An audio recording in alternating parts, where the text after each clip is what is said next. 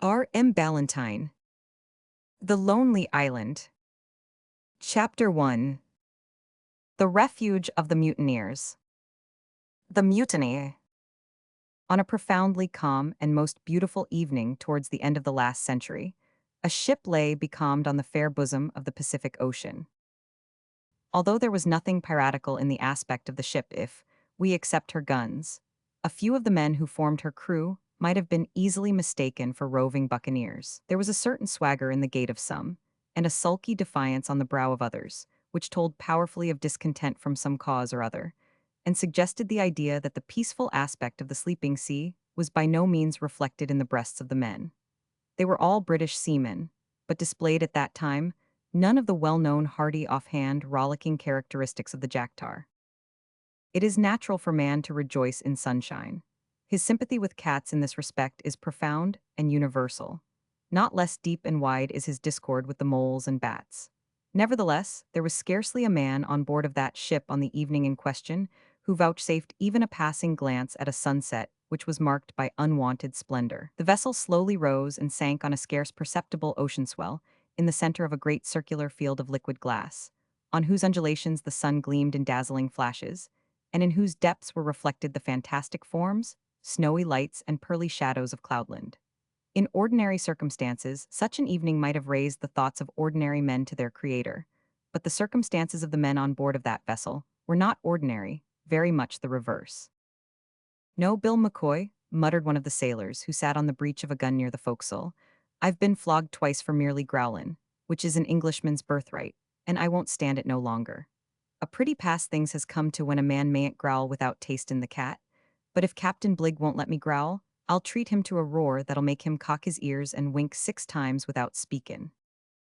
The sailor who said this, Matthew Quintal by name, was a short, thick-set young man of 21 or thereabouts, with a forbidding aspect and a savage expression of face, which was intensified at the moment by thoughts of recent wrongs.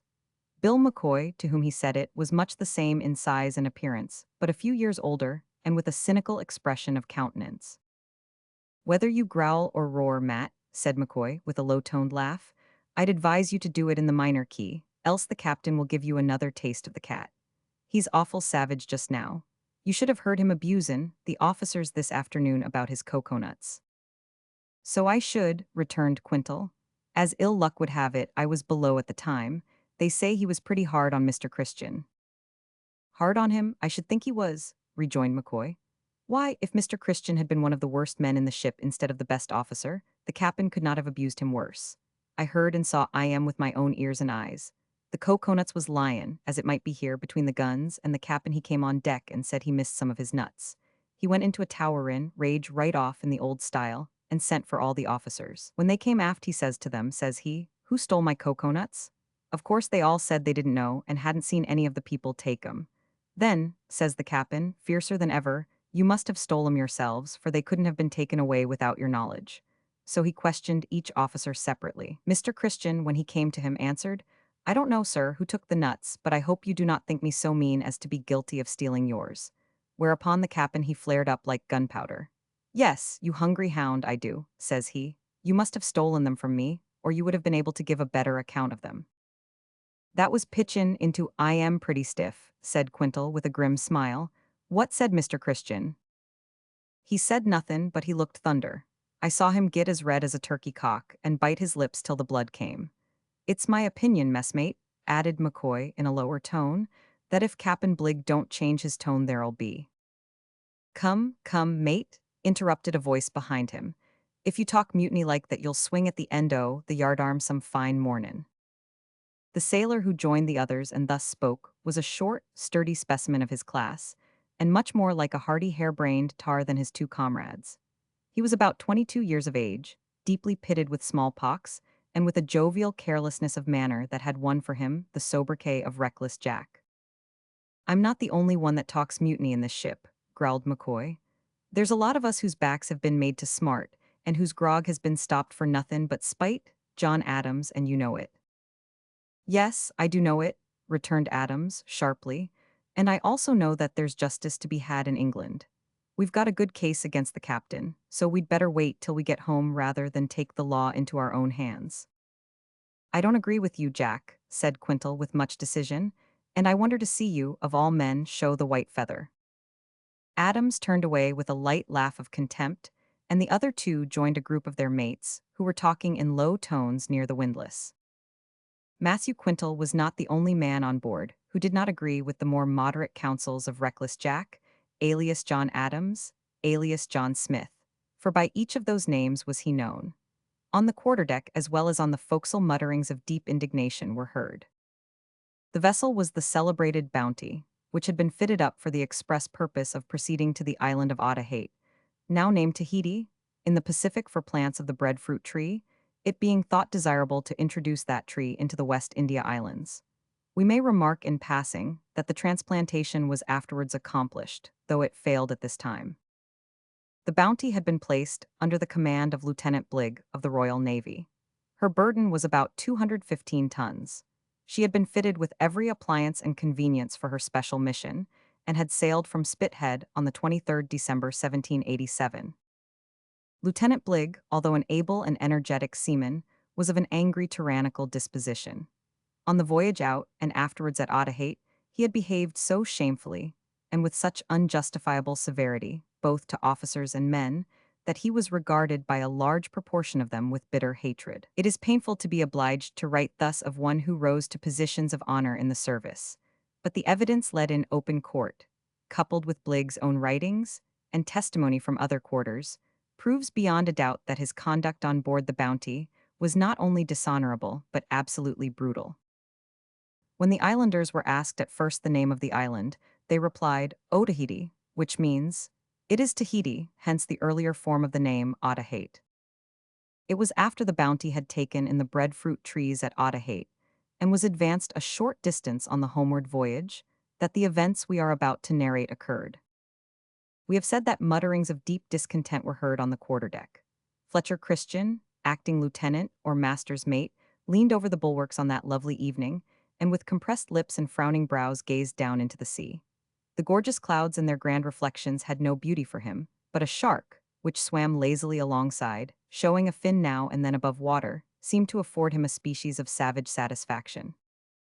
Yes, he muttered, if one of his legs were once within your ugly jaws, we'd have something like peace again after these months of torment.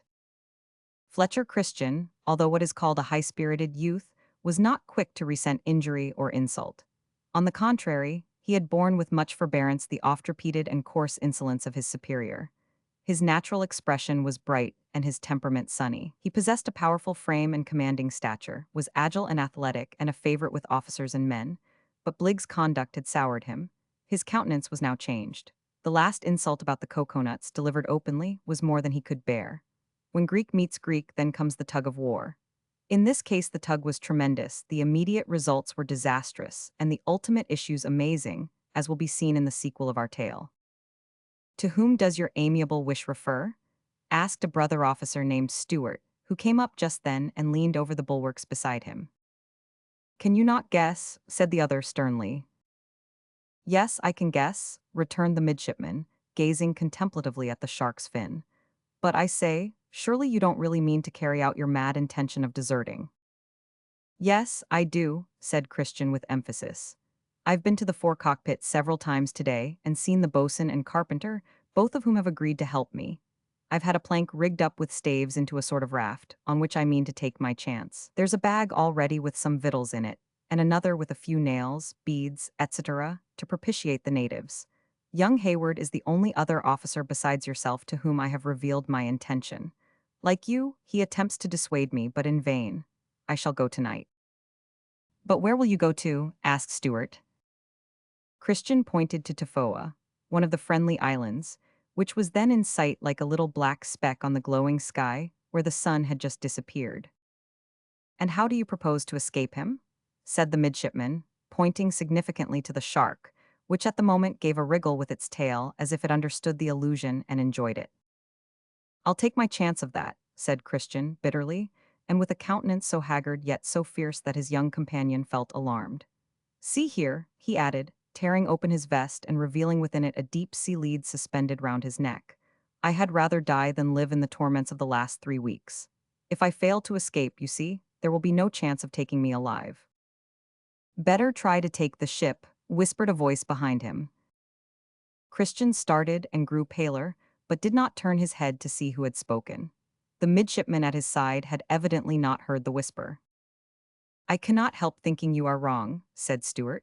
"We have only to bear it a little longer, and then we shall have justice done to us in England."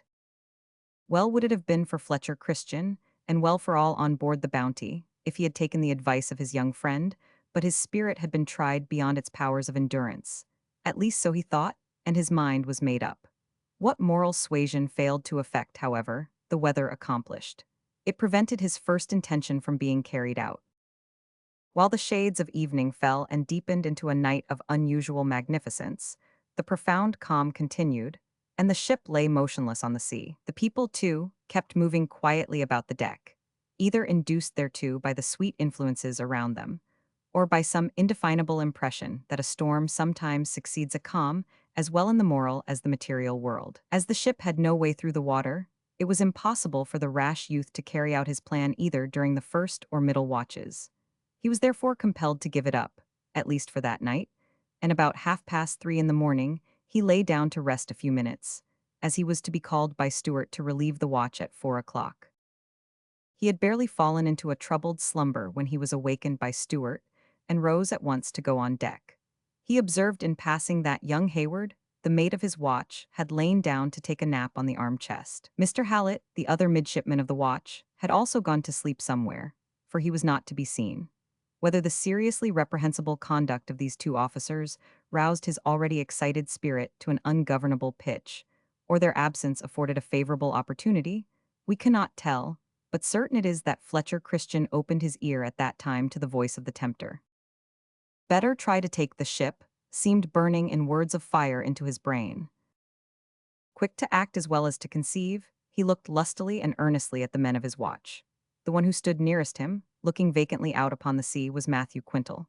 To him Christian revealed his hastily adopted plan of seizing the ship, and asked if he would join him. Quintal was what men call a deep villain. He was quite ripe for mutiny, but from some motive known only to himself he held back and expressed doubt as to the possibility of carrying out the plan. "I did not expect to find cowardice in you," said Christian, with a look of scornful indignation. "It is not cowardice, sir," retorted Quintal. "I will join if others do. Try someone else. Try Martin there, for instance." Isaac Martin was a raw-boned, sallow, 6-foot man of about 30, who had been undeservedly flogged by Bligg. Christian went to him at once and put the question, "Will you join me in taking the ship?" "The very thing, Mr. Christian, I'm with you," answered Martin promptly. The eager readiness of this man at once decided Quintal. Christian then went to every man in his watch, all of whom had received more or less harsh treatment from the captain, and most of whom were more than willing to join the conspirators.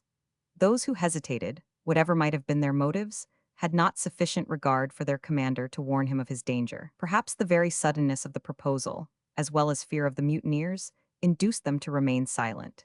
In passing along the deck, Christian encountered a man named William Brown. He was assistant botanist or gardener to the expedition, and having been very intimate with Christian, at once agreed to join him. Although a slenderly made young man, Brown was full of vigor and resolution.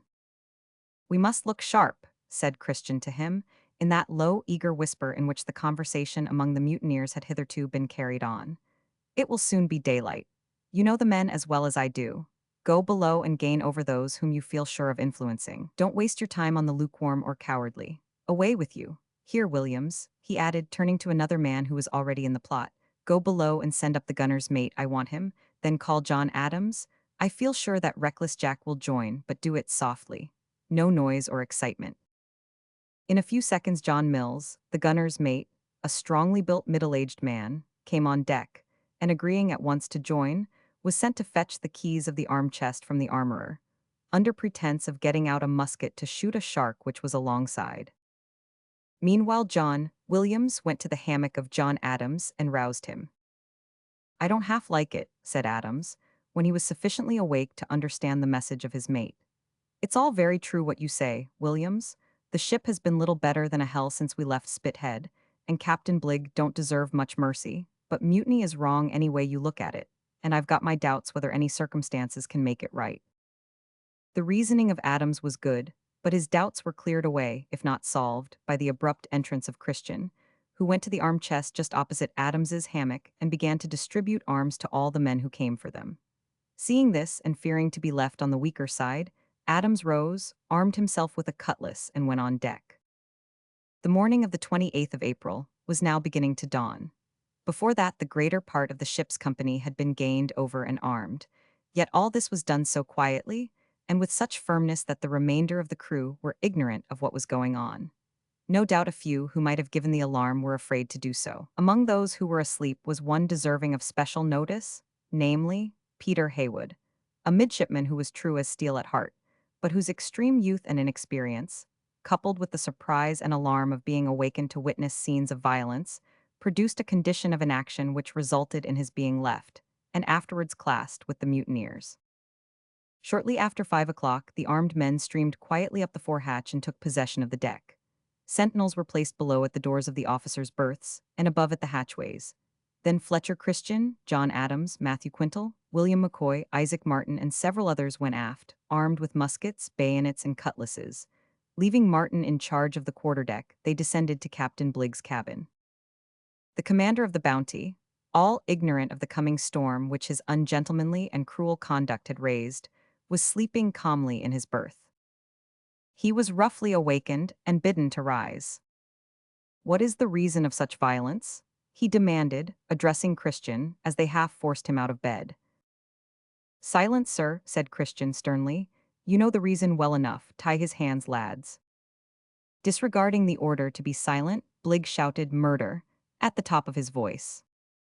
"Hold your tongue, sir, else you're a dead man," said Christian, seizing him by the tied hands with a powerful grasp and holding a bayonet to his breast. Of course no one responded to the captain's cry, the hatchways, etc., being guarded. They gave him no time to dress, but hurried him on deck, where, amid much confusion and many abusive cries, preparations were being made for getting out a boat, for it was resolved to set Bligg and his friends adrift. At first there was some disputing among the mutineers as to which boat should be given to them. Eventually the launch was decided on. "Hoist her out, bosun. Do it smartly and instantly, or look out for yourself." The order was given sternly, for the boatswain was known to be friendly to Bligg. He obeyed at once, with the assistance of willing men who were only too glad to get rid of their tyrannical commander. "Now, Mr. Hayward and Mr. Hallett, get into the boat," said Christian, who seemed to be torn with conflicting emotions. His tone and look were sufficient for those young midshipmen. They obeyed promptly. Mr. Samuel the clerk and several more of the crew were then ordered into the boat. At this point, Captain Bligg attempted to interfere. He demanded the intentions of the mutineers, but was told to hold his tongue, with threats of instant death if he did not obey. Particular persons were then called on to go into the boat, and some of these were allowed to collect twine, canvas, lines, sails, cordage, and other things to take with them. They were also allowed an 8-20-gallon cask of water, 50 pounds of bread, a small quantity of rum and wine, a quadrant, and a compass. When all the men obnoxious to the mutineers were in the boat, Captain Bligg was ordered into it. Isaac Martin had been placed as a guard over the captain, and appeared to favor him, as he enabled him to moisten his parched lips with a shaddock. For this he was removed, and Adams took his place. Bligg looked round, but no friendly eye met his. He had forfeited the regard of all on board, though there were undoubtedly men there, whose detestation of mutiny, and whose sense of honor would have inclined them to aid him, if they had not been overawed by the numbers and resolution of the mutineers. The master, indeed, had already made an attempt to rally some of the men round him, but had failed and been sent to his cabin. He, with the others, was now in the boat. Poor young Peter Heywood the middy looked on bewildered as if in a dream. He could not be said in any sense, either by look or act, to have taken part with the mutineers. At last he went below for some things, intending to go in the boat, but was ordered to remain below. So also, it is thought, was Edward Young, another midshipman, who did not make his appearance on deck at all during the progress of the mutiny. It was afterwards said that the leading seamen among the mutineers had purposely ordered these officers below, and detained them with a view to their working the ship in the event of anything happening to Christian. Bligg now made a last appeal. "I'll give you my honor, Mr. Christian," he said, "never to think of what has passed this day if you will desist. To cast us adrift here in an open boat is to consign us to destruction. Think of my wife and family." No, Captain Bligg, replied Christian sternly. If you had any honor, things had not come to this. And if you had any regard for your wife and family, you should have thought of them before and not behaved so much like a villain. It is too late. You have treated me like a dog all the voyage. Come, sir, your officers and men are now in the boat, and you must go with them. If you attempt resistance, you shall be put to death. Seeing that further appeal would be useless, Bligg allowed himself to be forced over the side. When in the boat, his hands were untied. You will at least allow us arms to defend ourselves from the savages, he said. Firearms were refused, but 4 cutlasses were ultimately allowed him. At this point, Isaac Martin quietly descended into the boat, but Quintal, pointing a musket at him, threatened to shoot him if he did not return to the ship. He obeyed the order with reluctance, and soon after the boat was cast adrift. The crew of the Bounty at the time consisted of 44 souls, all told. 18 of these went adrift with the captain. The remaining 25 steered back to the sunny isles of the Pacific. Chapter 2 records the duties and troubles of the mutineers. It is not our purpose to follow the fortunes of Captain Bligg. The mutineers in the Bounty claim our undivided attention. As regards Bligg, it is sufficient to say that he performed one of the most remarkable boat voyages on record. In an overloaded and open boat, on the shortest allowance of provision compatible with existence, through calm and tempest, heat and cold, exposed to the attacks of cannibals and to the reproaches of worn-out and mutinous men, he traversed miles of ocean in 41 days and brought himself and his followers to land, with the exception of one man who was killed by the natives. In this achievement, he displayed those qualities of indomitable resolution and unflagging courage, which ultimately raised him to high rank in the Navy. But we leave him now to trace those incidents which result from the display of his other qualities: ungovernable passion, overbearing impetuosity, and incomprehensible meanness. The first act of Fletcher Christian, after taking command of the ship, was to serve out a glass of grog all round. He then called a council of war, in which the mutineers discussed the question what they should do. You see, lads, said Christian, it is absolutely certain that we shan't be left among these islands in peace. Whether Bligg manages to get home or not, the British government is sure to send out to see what has become of us. My notion is that we should bear away to the southward, far out of the usual track of ships, find out some uninhabited and suitable island, and establish ourselves thereon. What, without wives, or sisters, or mothers, or grandmothers, to say nothin' o' mothers-in-law, to cook our victuals and look after our shirt buttons? Said Isaac Martin, who, having been detained against his will, had become lugubriously, or recklessly, facetious, and was stimulated to a sort of fierce hilarity by his glass of rum. You're right, Martin, said Brown, the assistant botanist. We couldn't get along without wives, so I vote that we go back to Otaheite, get married, every man of us, and ho, for the South Pole. The British cruisers would never find us there. There was a general laugh at this sally, but gravity returned almost instantly to every face, for they were in no humor just then for jesting. It is probable that each man began to realize the dreadful nature of his position as an outlaw whose life was forfeited to his country, and who could never more hope to tread the shores of Old England or look upon the faces of kindred or friends. In such circumstances, men sometimes try to hide their true feelings under a veil of recklessness or forced mirth, but seldom succeed in the attempt. No man in his senses would go back to Otaheite, at least not to stay there, said John Adams, gravely. It's the first place they will send to look for us. What's the odds? Growled one of the seamen. They won't look there for us for a long time to come, unless Captain Bligg borrows a pair of wings from an albatross and goes home as the crow flies. At this point John Mills, the gunner's mate, a man of about 40, cleared his throat and gave it as his opinion that they should not go back to Otaheite, but should leave the matter of their future destination in the hands of Mr. Christian, who was well able to guide them. This proposal was heartily backed by Edward Young, midshipman, a stout young fellow of 22, who was fond of Christian, but there were 1 or 2 dissentient voices, among which were the little middy Peter Heywood, his brother officer George Stewart, and James Morrison, the boatswain's mate. These wished to return to Otaheite, but the counsel of the majority prevailed, and Christian ultimately steered for the island of Tauboi, which lay some 500 miles to the south of Otaheite.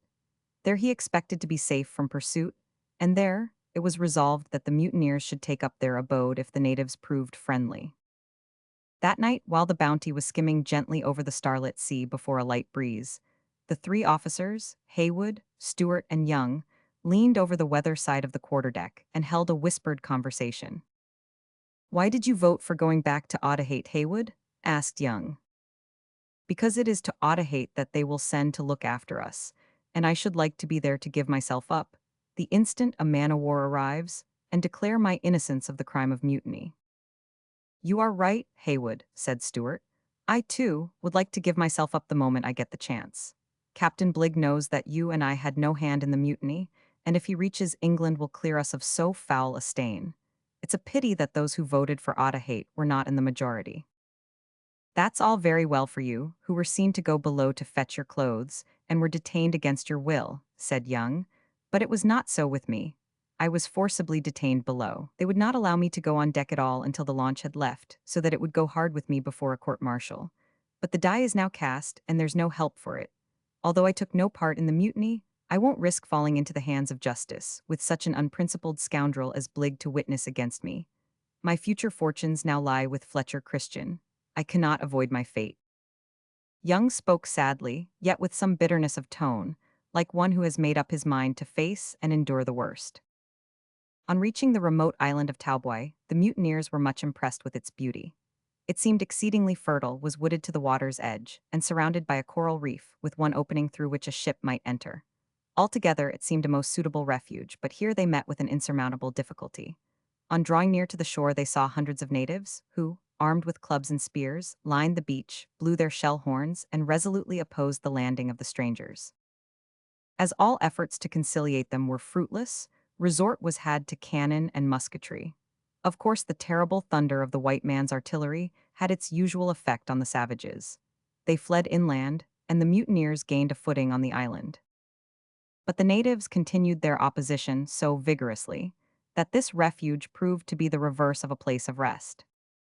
Christian therefore changed his plan, and, re-embarking in the Bounty, set sail for Otaheite. On the way thither, the mutineers disagreed among themselves. Some of those who had been forcibly detained even began to plot the retaking of the ship, but their intentions were discovered and prevented. On the 6th of June, they reached their former anchorage in Otaheite, where the natives received them with much joy and some surprise, but a story was trumped up to account for this sudden reappearance of the mutineers. Christian, however, had not yet given up his intention of settling on the island of Talboy. He foresaw the doom that awaited him if he should remain at Otaheite, and resolved to return to the former island with a quantity of livestock. He began to barter with the friendly Otaheitans, and soon had as many hogs, goats, fowls, cats, and dogs as he required, besides a bull and a cow which had been left there by Captain Cook. With these and several natives he sailed again for Talboy. Arriving there in 9 days, he found that a change had come over the spirit of the natives. They were decidedly and unaccountably amiable. They not only permitted the white men to land, but assisted them in warping the ship into a place of shelter, as well as in landing provisions and stores. Fletcher Christian, whatever his faults may have been, seems to have had peaceful tendencies. He had not only secured the friendship of the Otaheitans by his just and considerate treatment of them while engaged in barter, but he now managed to conciliate some of the chiefs of Talboy.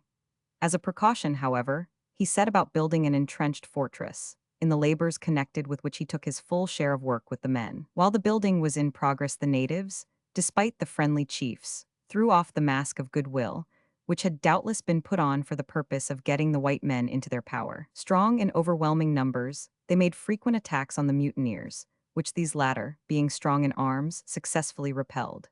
It soon became evident that warfare, not peace, was to be the lot of the residents on Talboy, and finally it was agreed that the Bounty should be got ready for sea, and the whole party should return to Otaheite. The resolution was soon carried into effect, and the mutineers ere long found themselves once again drawing near to the island. As they approached it under full sail, for the wind was light, the men stood looking at it, commenting on its beauty and the amiableness of its people, but Fletcher Christian stood apart by himself, with his back to the shore, gazing in the opposite direction. Edward Young went up to him. "If this breeze holds, sir, we shall soon be at anchor in our old quarters." The midshipman spoke in the respectful tone of one addressing his superior officer. Indeed, although Christian had, by his rash and desperate act of mutiny, forfeited his position, and lowered himself to a level with the worst of his associates, he never lost their respect. It is recorded that they styled him Mr. Christian to the end. "At anchor," said Christian, in a tone of deepest despondency. "Ah, Edward Young, there is no anchorage for us now in this world.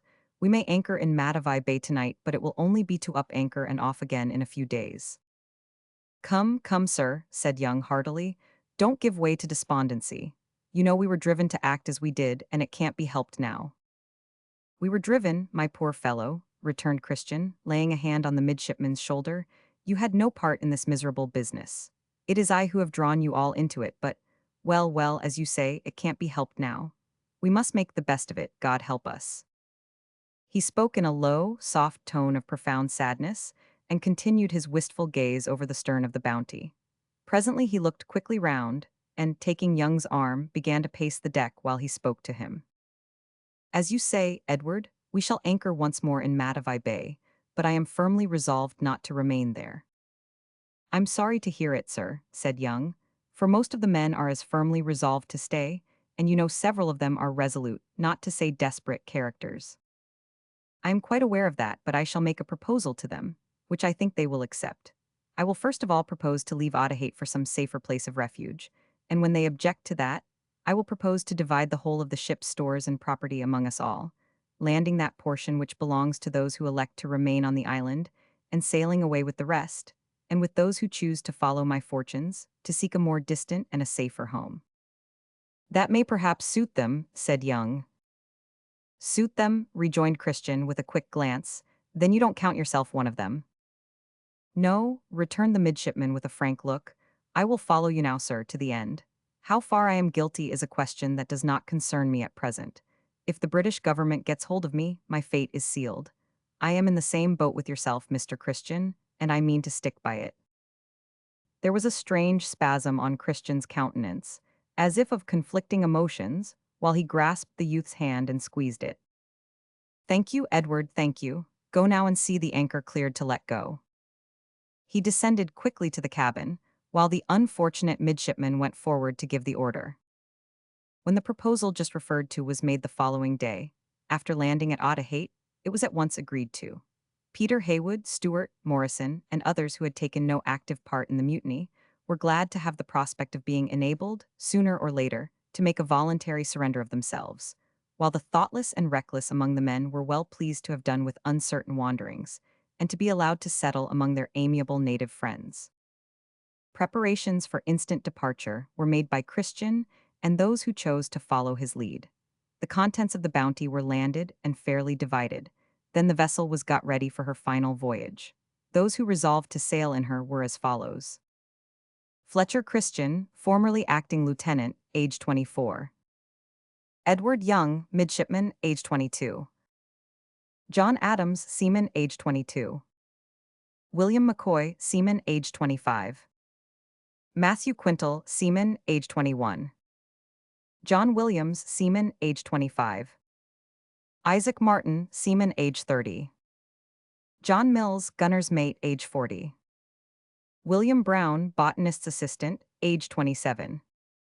All these had married native women of Otaheite, who agreed to forsake home and kindred and follow the fortunes of their white husbands.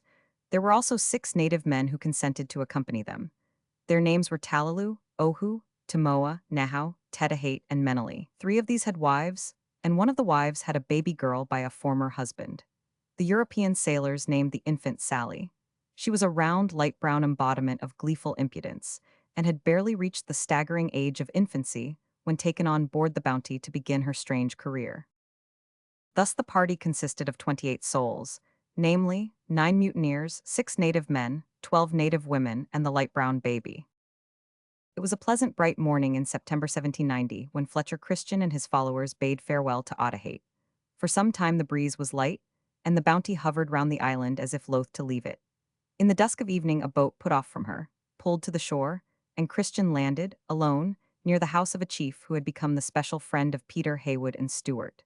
With the 2 midshipmen he spent some time in earnest conversation. "I could not leave you," he said in conclusion, "without relieving my mind of all that I have just said about the mutiny, because you are sure to be sent for and taken to England as soon as the intelligence of this sad affair reaches. I advise you to go off at once to the first ship that may appear, and give yourselves up to the commander." "Such is our intention," said Haywood. "Right," rejoined Christian. "You are both innocent. No harm can come to you, for you took no part in the mutiny. For me, my fate is fixed. I go to search for some remote and uninhabited island, where I hope to spend the remainder of my days without seeing the face of any Europeans except those who accompany me. It is a dreary thought, lads, to lose country and kindred and friends forever by the act of one dark hour. Now, remember, Haywood, what I have told you to tell my friends. God knows I do not plead guiltless. I am alone responsible for the mutiny, and I exonerate all, even my adherents, from so much as suggesting it to me. Nevertheless, there are some who love me in England, to whom I would beg of you to relate the circumstances that I have told you. These may extenuate, though they cannot justify the crime I have committed. I assure you, most solemnly, that almost up to the last I had no intention of doing more than making my own escape from the ship, which the injustice and brutality of Bligh had made a place of torment to me. When you called me steward to relieve the watch, my brain seemed on fire, and it was when I found the two officers both asleep, who should have been on duty, that I suddenly made up my mind to take the ship. Now," concluded Christian, grasping the hands of the youths, "I must say farewell. I have done you grievous wrong. God forgive me and bless you. Goodbye, Peter, goodbye, Stuart, goodbye." He turned abruptly, stepped into his boat, and was rowed out to sea. The young midshipmen, with moistened eyes, stood silently watching the boat until it reached the ship. Then they saw the Bounty steering away to the northward. Before daylight was quite gone, she had disappeared on the distant horizon.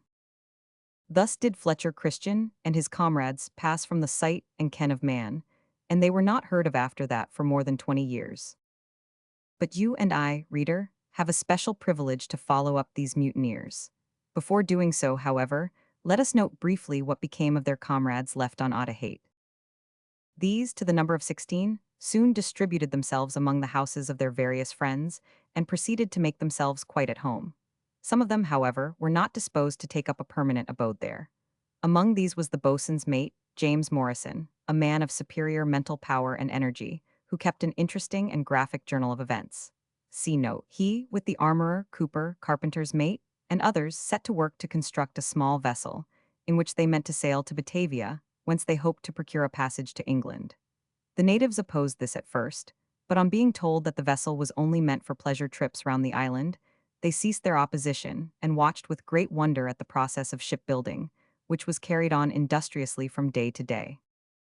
During the progress of the work, there was witnessed an interesting ceremony, which, according to custom, was annually performed by the chief of the district and a vast concourse of natives. It shows how deeply the celebrated Captain Cook had gained the reverence and love of the people of Otaheite. A picture of the circumnavigator, which had been presented to the islanders by the captain of a merchant vessel, was brought out with great ceremony and held up before the people, who, including their queen, Edea, paid homage to it.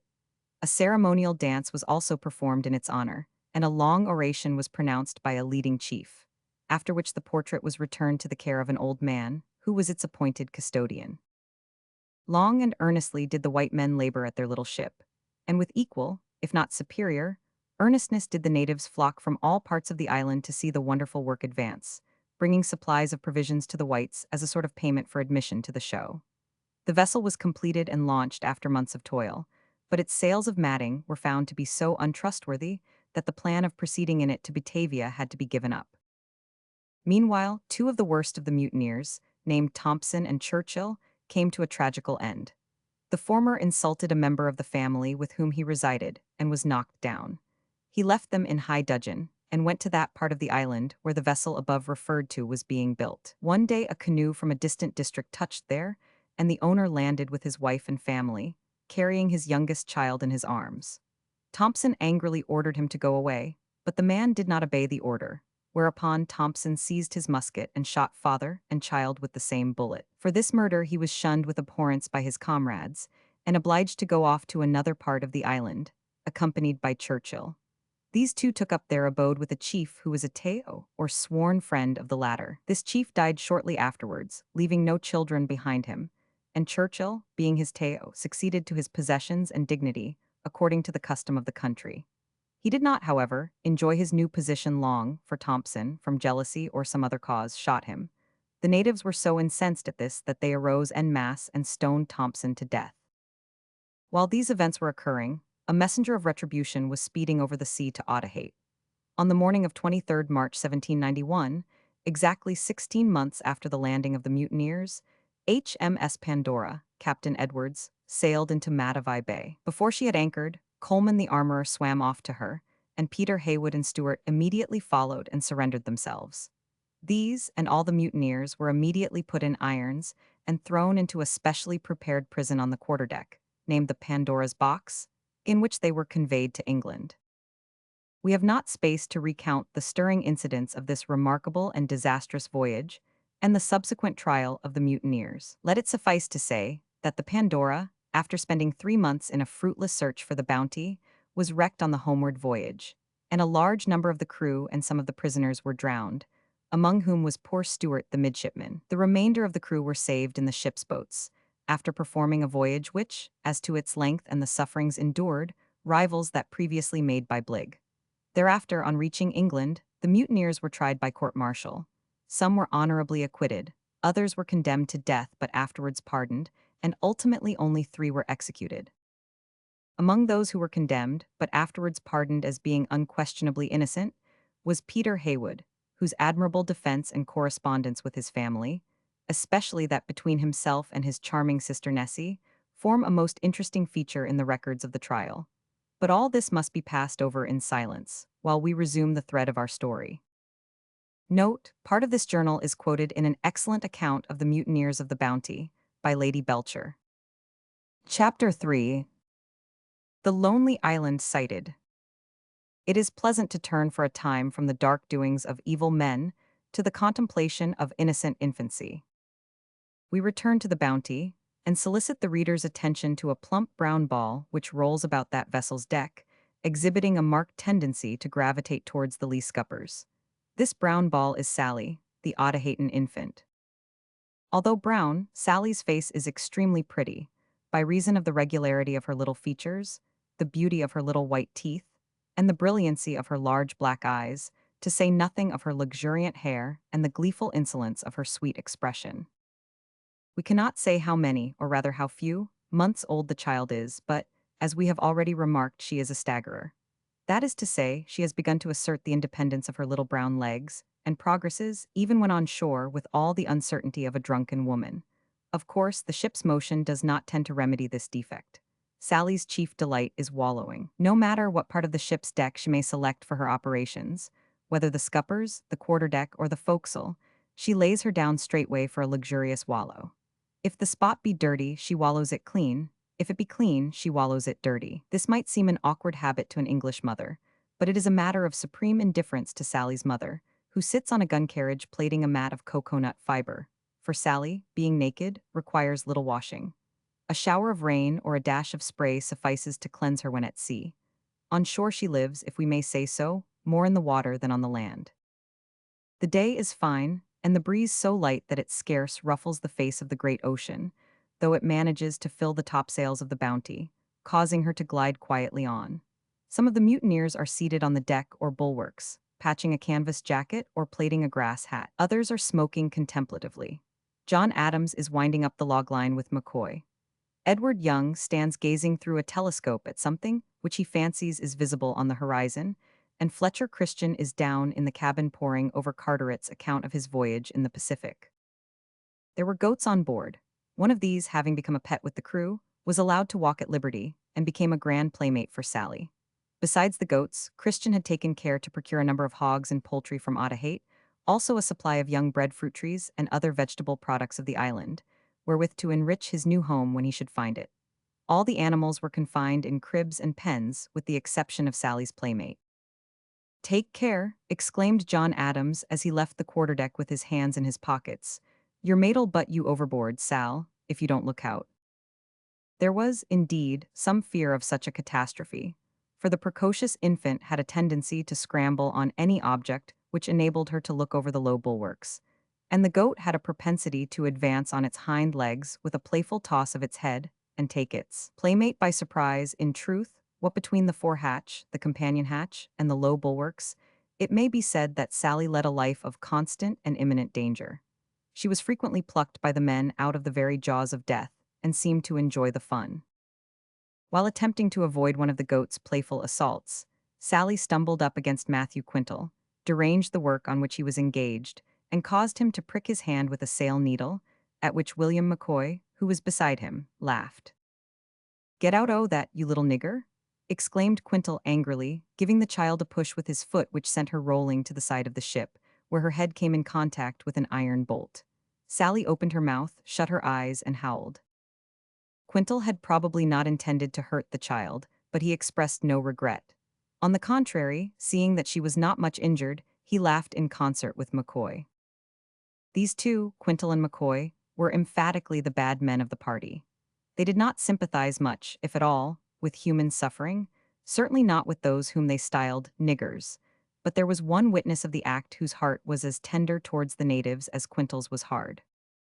"If you ever dare to touch her so again," said Young, striding up to Quintal, "I'll kick you into the pigsty." The midshipman seemed to be the last man on board whose natural disposition would lead him to utter such a threat, and Quintal was quite taken aback.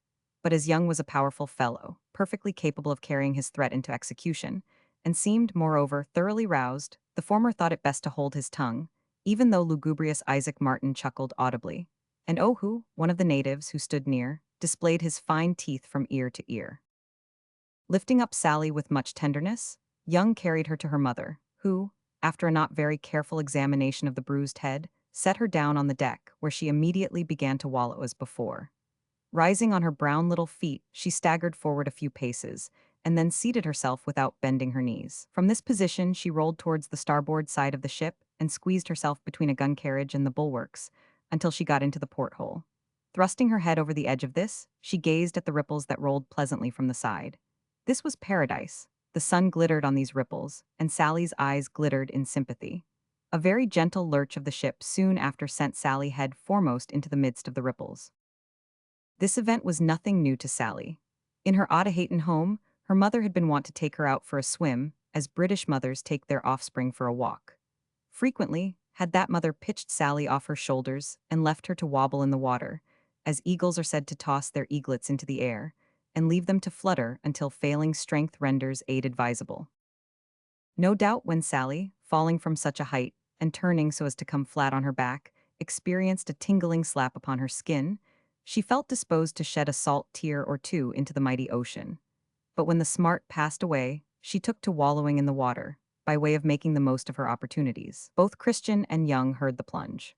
The former leaped up the companion ladder, the latter ran to the stern of the ship, but before either could gain the side, one of the Otaheite men, who had witnessed the accident, plunged into the sea and was soon close to Sally. The playful creature, after giving him a kick in the face, consented to be placed on his shoulders. The ship, of course, was brought up to the wind, and her topsails backed as quickly as possible, but the swimmers were left a considerable distance astern before this was accomplished.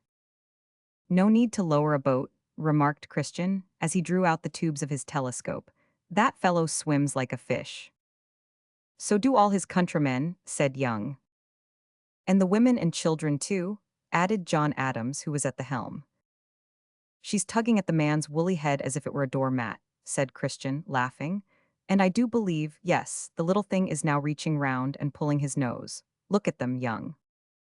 Handing the glass to the midshipman, he turned to inquire for the child's mother, and to his astonishment found that brown lady sitting on the deck busy with her mat-making, as unconcerned as if nothing unusual were going on.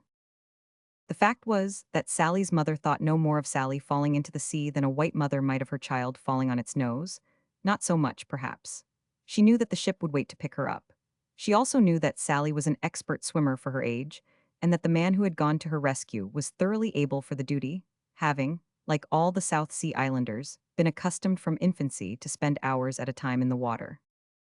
In a few minutes he came alongside, with Sally sitting astride his neck, holding on to both sides of his head, and lifting her large eyes with a gaze of ecstasy to those who looked over the vessel's side.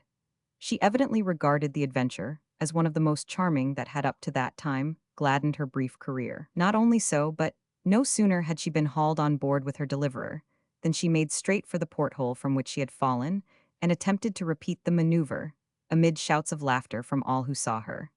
After that, the various portholes had to be closed up, and the precocious baby to be more carefully watched. I have come to the conclusion, said Christian to Young, as they paced the deck by moonlight that same night, that it is better to settle on Pitcairn's Island than on any of the Marquesas group. It is farther out of the track of ships than any known island of the Pacific, and if Carteret's account of it be correct, its precipitous sides will induce passers-by to continue their voyage without stopping. If we find it, and it should turn out to be suitable, what then? Asked Young. We shall land, form a settlement, and live and die there, answered Christian. A sad end to all our bright hopes and ambitions, said Young, as if speaking to himself, while he gazed far away on the rippling pathway made by the sun upon the sea. Christian made no rejoinder. The subject was not a pleasant one to contemplate. He thought it best to confront the inevitable in silence. Captain Carteret, the navigator who discovered the island and named it Pitcairn, after the young officer of his ship who was the first to see and report it, had placed it on his chart no less than 3 degrees out of its true longitude. Hence Christian cruised about unsuccessfully in search of it for several weeks. At last, when he was on the point of giving up the search in despair, a solitary rock was descried in the far distance rising out of the ocean. There it is at last, said Christian, with a sigh that seemed to indicate the removal of a great weight from his spirit. Immediately every man in the ship hurried to the bow of the vessel, and gazed with strangely mingled feelings on what was to be his future home. Even the natives, men and women, were roused to a feeling of interest by the evident excitement of the Europeans, and hastened to parts of the ship whence they could obtain a clear view. By degrees tongues began to loosen. It's like a fortress with its high perpendicular cliffs, remarked John Adams. All the better for us, said Quintal. We'll need some place that's difficult to get at and easy to defend, if the king's ships should find us out. So we will, laughed McCoy in gruff tones, and it's my notion that there's a natural barrier round that island which will go further to defend us agin the king's ships than anything that we could do. Isn't that white line at the foot the cliffs like a heavy surf, boys? It looks like it, answered John Mills, the gunner's mate. And, wherever you find cliffs rising like high walls out o' the sea, you may be pretty sure the water's too deep for good anchorage. That's in our favor too, returned Quintal. Nothin' like a heavy surf and bad anchorage to induce ships to give us a wide berth. I hope, said William Brown the botanist, that there's some vegetation on it. I don't see much as yet. Ain't it a strange thing, remarked long-legged Isaac Martin, in a more than usually sepulchral tone, that landlubbers invariably shows a fund of ignorance when at sea, even in regard to things they might be supposed to know something about. How have I shown ignorance just now? Asked Brown, with a smile, for he was a good-humored man, and could stand a great deal of chaffing. Why, how can you, being a gardener, returned Martin, expect to see vegetation on the face of a perpendicular cliff? You're right, Martin, but then, there is generally an interior as well as a face to a cliffy island, and one might expect to find vegetation there, don't you see? That's true to find it, retorted Martin, but not to see it through tons of solid rock and from 5 or 6 miles out at sea. But what if there's niggers on it? Suggested Adams, who joined the party at this point. Fight 'em, of course, said John Williams. And drive 'em into the sea, added Quintal. Aye, the place ain't big enough for more than one lot, said McCoy. It don't seem more than 4 miles long or thereabouts. An order to shorten sail stopped the conversation at this point. It is too late to attempt a landing tonight, said Christian to Young. We'll dodge off and on till morning. The Bounty was accordingly put about, and her crew spent the remainder of the night in chatting or dreaming about their future home. Chapter 4. The Island Explored. A bright and pleasant morning forms a powerful antidote to the evils of a cheerless night. Few of the mutineers slept soundly on the night of their arrival off Pitcairn, and their dreams of that island were more or less unpleasantly mingled with manacles and barred windows, and men dangling from yardarms. The blessed sunshine dissipated all this, rousing, in the hearts of some, feelings of hope and forgiveness, in the breasts of others, only those sensations of animal enjoyment which man shares in common with the brutes. Lower away the boat there, said Fletcher Christian, coming on deck with a more cheerful air than he had worn since the day of the mutiny. We shall row round the island and search for a landing place. You will take charge, Mr. Young, during my absence. Put muskets and ammunition into the boat, John Adams. The place may be inhabited, there's no saying, and South Sea savages are not a hospitable race as a rule. Now then, look sharp, lads. In a few minutes, Adams, Martin, McCoy, Brown, and Quintal were in the boat, with two of the Otaheitan men. "Won't you take cutlasses?" asked Young, looking over the side. "Well, yes, hand down half a dozen. And don't go far from this end of the island, Mr. Young. Just keep dodging off and on." "Aye, aye, sir," said the middy, touching his cap from the mere force of habit. "Shove off," said Christian, seating himself at the helm. In a few minutes the boat was skimming over the calm water towards the shore, while the Bounty, wearing round, went slowly out to sea. As the boat neared the shore, it soon became evident that it would be extremely difficult to effect a landing. Nothing could be seen but high precipitous cliffs without any sign of a harbor or creek sufficiently large or safe to afford anchorage for the ship. Worst of all, the only spot that seemed to offer any prospect of a landing place, even for a boat, was guarded by tremendous breakers that seemed to bid defiance to man's feeble powers. These great waves, or rollers, were not the result of storm or wind, but of the mere ocean swell of the great Pacific, which undulates over her broad breast even when becalmed. No signs of the coming waves were visible more than a few hundred yards from the shore. There, each roller gradually and silently arose when the undulating motion of the sea caught the bottom.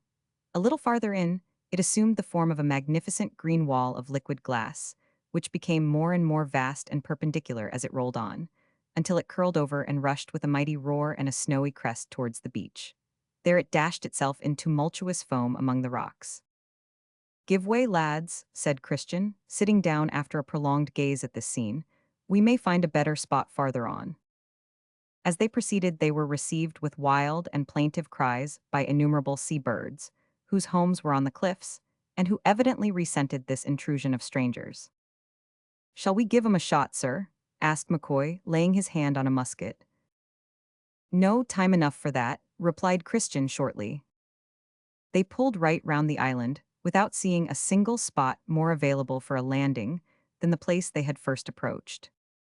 It was a very little bay, with a small clump of 6 cocoanut trees near the water's edge on the right, and a single cocoanut tree on the left, about 200 yards from the others. Above these, on a hill a little to the westward, there was a grove of the same species. "We'll have to try it, sir," said John Adams, looking at his leader inquiringly. "We're sure to capsize," observed McCoy. "No matter," said Christian. "We have at last reached home, and I'm bound not to be baffled at the door. Come, Ohu, you know something about beaching canoes in a surf. There can't be much difference with a boat. Get up in the bow and direct me how to steer." He spoke to one of the native in the imperfect jumble of Otaheitan and English, with which the white men had learned to communicate with the natives. Ohu understood, and at once went to the bow of the boat, the head of which was now directed towards a place in the cliffs, where there seemed to be a small bay or creek. The native gave directions with his arms right or left, and did not require to speak. Christian steered with one of the oars instead of the rudder, to give him more power over the boat. Soon they began to feel the influence of the ingoing wave.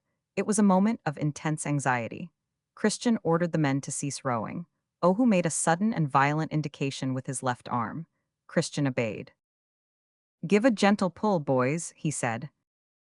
They rose as he spoke on the top of a wave so high that they could look down for a moment on the seething foam that raged between them and the beach, and Christian was about to order the men to pull hard, when the native looked back and shook his head excitedly. They had not got sufficiently into the grasp of that wave. They must wait for the next. "Back all," shouted the steersman. The boat slid back into the trough of the sea, while the wave went roaring inward. The succeeding wave was soon close astern. It seemed to curl over them, threatening destruction, but it lifted them, instead, on its high shoulders. There was a slight appearance of boiling on the surface of the moving billow as it caught them. It was about to break, and the boat was fairly in its grasp. "Give way," shouted Christian in a sharp, loud voice. A moment more, and they were rushing grandly in on a mountain of snow, with black rocks rising on either side. It was nervous work. A little to the right or a little to the left, and their frail bark would have been dashed to pieces. As it was, they were launched upon a strip of sand and gravel that lay at the foot of the towering cliffs. "Hurrah!" cried Martin and Brown in wild excitement as they leaped over the bow after the natives, while Christian, Adams, Quintal, and McCoy went over the stern to prevent the boat being dragged back by the recoiling foam, and pushed it high and dry on the beach. "Well done, here we are at last in Bounty Bay," exclaimed Christian with a look of satisfaction, giving to the spot, for the first time, that name which it ever afterwards retained. "Make fast the painter there, get your arms now, boys, and follow me." At the head of the bay there was a hill, almost a cliff, up which there wound something that had the appearance of a path, or the almost dry bed of a watercourse. It was exceedingly steep, but seemed the only route by which the interior of the island could be reached. Up the tangled pass for about 300 yards the explorers advanced in single file, all except Quintal, who was left in charge of the boat.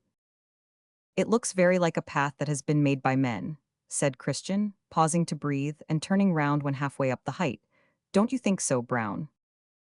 Thus appealed to, the botanist, whose eyes had been enchained by the luxuriant and lovely herbage of the place, stooped to inspect the path. "It does look a little like it, sir," he replied with some caution, "but it also looks not unlike a watercourse. You see it is a little wet just hereabouts. Isn't it? What think you, Isaac Martin?" "I don't think nothin' about it," returned Martin solemnly, turning over the quid of tobacco that bulged his cheek. "But if I might venture for to give an opinion, I should say it don't much matter what it is, one way or another." "That's true, Isaac," said Christian with a short laugh, as he resumed his march up the cliff. On the way they were shaded and kept pleasantly cool by the neighboring precipices, but on gaining the top they came into a blaze of sunshine, and then became suddenly aware that they had discovered a perfect paradise. They stood on a tableland which was thickly covered with cocoanut trees. A quarter of a mile farther on lay a beautiful valley, the slopes and mounds of which were clothed with trees and beautiful flowering herbage of various kinds, in clumps and groves of picturesque form, with open glades and little meadows between, the whole being backed by a grand mountain range which traversed the island, and rose to a height of more than 1,000 feet. "It is heaven upon earth," exclaimed Brown as they began to push into the heart of the lovely scene. "Humph, it's not all gold that glitters," growled McCoy with a sarcastic smile. "It's pretty real, nevertheless," observed Isaac Martin. "I only hope there ain't none o' the rascally niggers livin' here." Christian said nothing, but wandered on, looking about him like one in a dream. Besides cocoanut palms and other trees and shrubs, there were banyan trees, the branches of which dropped downwards to the earth and there took root, and other large timber trees, and plantains, bananas, yams, taro roots, mulberry, tea plant, and other fruit-bearing plants in great profusion. Over this richly varied scene the eyes of William Brown wandered in rapture. "Magnificent," he exclaimed, "a perfect garden." "Rich enough soil, eh?" said Martin, turning some of it up with the point of his shoe. "Rich enough, couldn't be finer," said Brown. "I should think, from its deep red color, that it is chiefly decomposed lava. The island is evidently volcanic in its origin. I hope we shall find fresh water. We've not seen much yet, but it's sure to be found somewhere, for such magnificent vegetation could not exist without it." "What have we here?" said Christian, stooping to pick up something. "A stone implement of some kind, like a spearhead, I think. It seems to me that the island must have been inhabited once, although it does not appear to be so now." After they had wandered about for some time, examining the land, and passing many a commentary, both grave and humorous, they turned to retrace their steps, when Brown, who had gone on in advance, was heard to cheer as he waved his hat above his head. He had discovered a spring. They all hastened towards the spot. It lay like a clear gem in the hollow of a rock a considerable distance up the mountain. It was unanimously named Brown's Pool, but it did not contain much water at the time. "Can we do better than dine here?" said Isaac Martin. "There's lots o' food around us." This was true, for of the various fruits which grew wild in the island, the coconut, plantain, and banana were to be had all the year round. Brown had brought a small hatchet with him, which enabled them to break open several coconuts, whose hard outer husks would not have yielded easily to a clasp knife. While they sat thus enjoying themselves beside Brown's pool, a small lizard was observed to run over a rock near to them. It stopped for a moment to raise its little head and look at the visitors, apparently with great surprise. A rat was also seen, and chased without success, by Isaac Martin. A small species of flycatcher, of a whitey-brown color, was likewise observed, and those creatures, it was afterwards ascertained, were the only living things to be found on the island, with the exception of a variety of insects and the innumerable gulls already mentioned. "Here then," said Christian, raising a piece of the coconut shell filled with water to his lips, "I drink to our health and happiness in our island home." There was a strange mingling of pathos with heartiness in his tone, which did not fail to impress his companions, who cheerfully responded to the toast. "I only wish we had something stronger than water to drink it in," said McCoy. "Better without strong drink," remarked John Adams, who was naturally a temperate man. "Worse without it, I think," growled McCoy, who was naturally contentious and quarrelsome.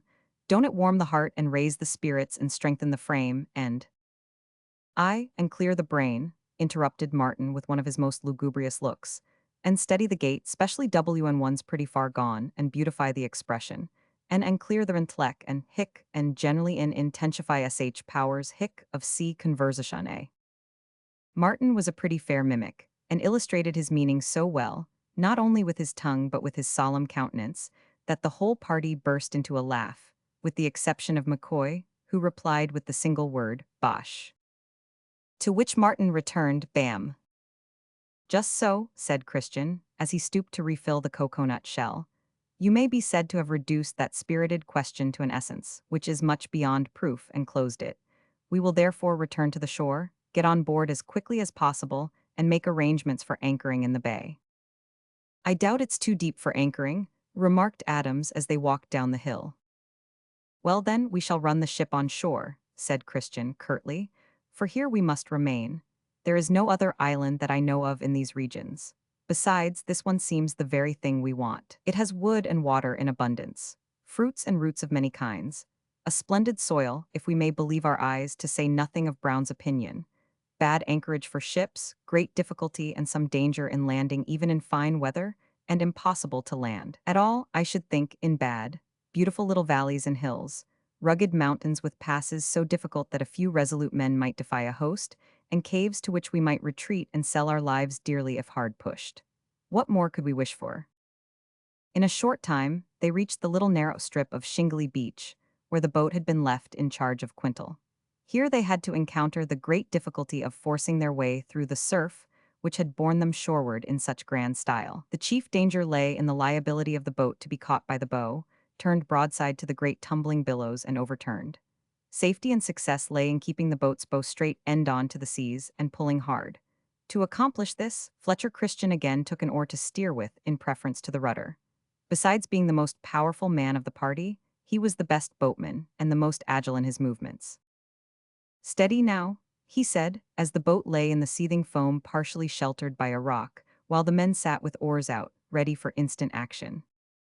A bigger wave than usual had just hurled itself with a thunderous roar on the reverberating cliffs, and the great sheet of foaming water had just reached that momentary pause which indicated the turning point previous to the backward rush, when Christian shouted, "Give way!" The boat leaped out, was kept end-on by a powerful stroke of the steersman, rushed on the backdraft as if down a cataract, and met the succeeding billow fairly. The bow was thrown up so high that it seemed as if the boat were standing on end, and must inevitably be thrown right over. But the impetus given by the willing men forced her half through and half over the crest of the watery mountain. "With a will, boys, with a will!" cried Christian. Another moment, and they slid down the billows back into the trough between the seas. A few more energetic strokes carried them over the next wave. After that, the danger was past, and in less than half an hour, they were once more on board the Bounty. Chapter 5. The landing of the livestock in Bounty Bay. Preparations were now made for landing. The bay, which they had discovered, and was the only one on the island, lay on its northern side. Into it they succeeded in running the Bounty and cast anchor. Soon the women, with little Sally, were landed and sent up to the tableland above to make some sort of encampment, under the charge of Midshipman Young. The ship was warped close up to the cliffs, so close that she ran the end of her bowsprit against them and broke it off. Here there was a narrow ledge that seemed suitable for a landing place. Night put a stop to their labors on board. While some lighted fires and encamped on the shore, others remained in the ship to guard her and to be ready for the debarkation that was to take place in the morning. And a strange debarkation it was. It had been found that there was a rise of 8 feet in the tide. This enabled Christian to lay the ship in such a position that it was possible to extend several long planks from the bow to the beach. Fortunately, the weather was fine, otherwise the landing would have been difficult if not disastrous. When all was complete, the goats were collected and driven over the bow to the shore. The procession was headed by an old billy goat, who looked supremely philosophical as he went slowly along the rough gangway. "It minds one o' pirates Mackin, the crew of a merchantman walk the plank," remarked John Williams as he assisted to urge the unwilling flock along. "Quite like a menagerie," suggested Mills. "More like old Noah Common out o' the ark," said Williams. "On the top o' Mount, what was its name, I forget." "Mount Sinai," suggested Quintal. "Not at all, it was Mount Arrowroot," said Isaac Martin with the air of an oracle. "Clear the way, lads, for the poultry," shouted Midshipman Young. A tremendous cackling in rear rendered further orders inaudible as well as unnecessary, while the men stood aside from the opening to the gangway of planks. A considerable number of fowls had been taken on board at Otaheite, and these, besides being bewildered and uncertain as to the point to which they were being driven, and the precise duty that was required of them, were infected with the general obstinacy of the rest of the animal kingdom. At last, however, a splendid cock was persuaded to enter the gangway, down which he ran, and flew shrieking to the shore, followed by the rest of his kindred. "Now for the hogs," said Quintal, to whose domineering spirit the work was congenial. But the hogs were not to be managed as easily as the goats and fowls had been. With native obstinacy and amazing energy, they refused to do what they were bid, and shrieked defiance when force was attempted. The noise was further increased by the butting of a few goats and the cackling of some poultry, which had got mixed up with them. First of all, they declined to leave the enclosures, out of which they had tried pertinaciously to escape all the voyage. By way of overcoming this difficulty, Christian ordered the enclosures to be torn down, and the planks with which they had been formed were used as persuaders to urge the refractory creatures on. As each poke or slap produced a series of horrible yells, it may be understood that the operation was accompanied with noise. At last some of the men, losing patience, rushed at the hogs, seized them by ears and tails, and forcibly dragged them to the gangway. McCoy and Quintal distinguished themselves in this service, hurling their animals on the planks with such violence that several of them fell over into the sea, and swam towards the shore in the surf, from which they were rescued by the Otaheitan men, who danced about in the water, highly enjoying this part of their labor.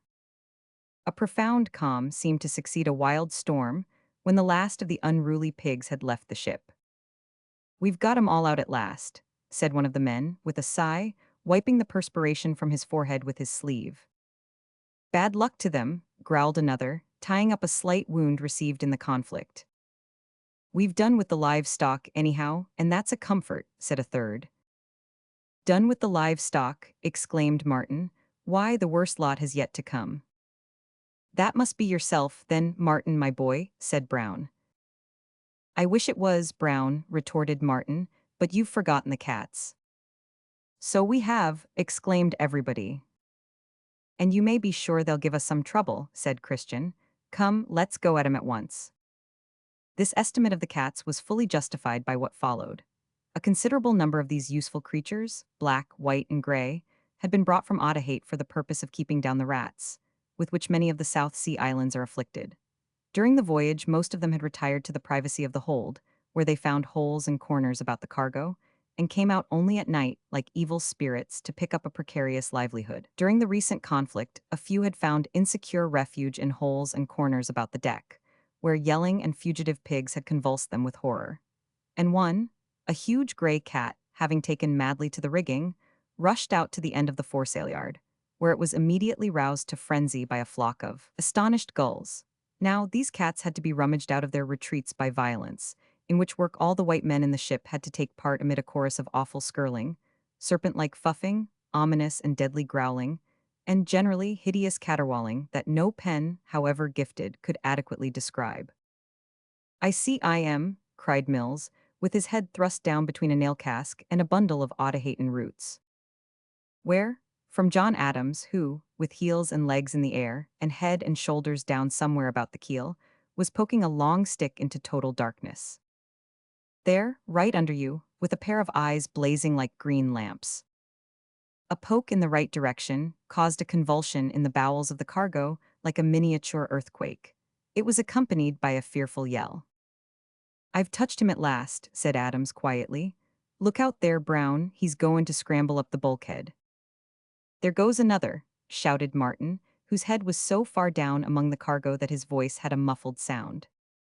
There was no occasion to ask where this time, for, with a wild shriek, a large black fellow left its retreat, sprang up the hatchway, and sought refuge in the rigging. At the same moment there came a sepulchral moan from a cat whose place of refuge was invaded by Quintal. The moan was followed by a cry, loud and deep, that would have done credit to a mad baby. "Isn't it appalling to see creatures so furious?"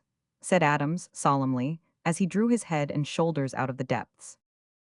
"They're fiendishly inclined, no doubt," said Christian, who stood hard by with a stick, ready to expedite the process of ejection when a cat ventured to show itself. At last, with infinite trouble, the whole body of the enemy were rooted from the hold, and the hatches fastened down to prevent a return. But the end was not yet gained, for the creatures had found various refuges on deck, and some had taken to the rigging. "Come out o' that," cried Martin, making a poke at the big gray cat like a small tiger which had fled to the foretop. With a ferocious caterwaul and fuff, the creature sprang down the shrouds on the opposite side, as if it had been born and bred a sailor. Unfortunately, it made a wild leap at a pendant rope in passing, missed it, and came down on the deck with a prodigious flop. Only one of its 9 lives, apparently, was damaged. With the other 8 it rushed to the opening in the bow, and soon gained the shore, where it immediately sprang to the leafy head of a cocoanut palm. At the same moment, a black and white cat was sent flying in the same direction by young Quintal, indulging his savage nature, caught one of the cats by the neck and tried to strangle it into subjection, but received such punishment with teeth and claws that he was fain to fling it into the sea. It swam ashore, emerged a melancholy, drookit spectacle, and dashed into the nearest underwood. Thus, one by one, the cats were hunted out of the Bounty and introduced to their future home. The last to give in was, appropriately, an enormous black tom, which with deadly yellow eyes, erect hair, bristling tail, curved back, extended claws, and flattened ears, rushed fuffing and squealing from one refuge to another, until at last, giving way to the concentrated attack of the assembled crew, it burst through the opening, scurried down the gangway, and went like a shot into the bushes, a confirmed maniac, if not worse. Chapter 6. Settling Down and Exploration. The first few days were devoted by the mutineers to conveying ashore every article that was likely to prove useful. Not only were chests, boxes, tools, bedding, culinary implements, etc., removed from the vessel, but the planks that formed the bulkheads, much of the cordage, and all the loose spars and removable ironwork were carried ashore. In short, the vessel was completely gutted.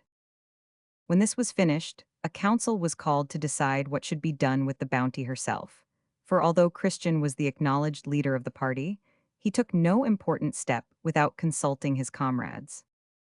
"You see it is useless," he said, "to think of venturing again to sea in the Bounty. We are too short-handed for that. Besides, we could not find a more suitable island than this. I therefore propose that we should burn the ship to prevent her being seen by any chance vessel that may pass this way. If she were observed, men might be tempted to land, and of course they would tell that we were here, and His Majesty would soon have a cruiser out in search of us. What say you?" "I say wait a bit and consider," replied Young. "Ditto," said Adams. Some of the others thought with Christian. Quintal, in particular, who seemed to live in a chronic state of objection to being hanged, was strong for destroying the vessel. Eventually, after a good deal of delay and much discussion, the good ship Bounty finished her career by being burned to the water's edge in Bounty Bay. This occurred on the 23rd January 1790. The lower part of the vessel, which would not burn, was towed out into deep water and sunk, so that not a vestige of her remained. And now all was bustling activity. A spot some few hundred yards farther inland than that selected as their camping ground on the day of arrival was fixed on as suitable for their permanent location. It was beautifully situated, and pleasantly sheltered by trees, through between the stems of which the sea was visible. To this spot everything was conveyed, and several of the most powerful of the men began to clear the ground and fell the trees with axes.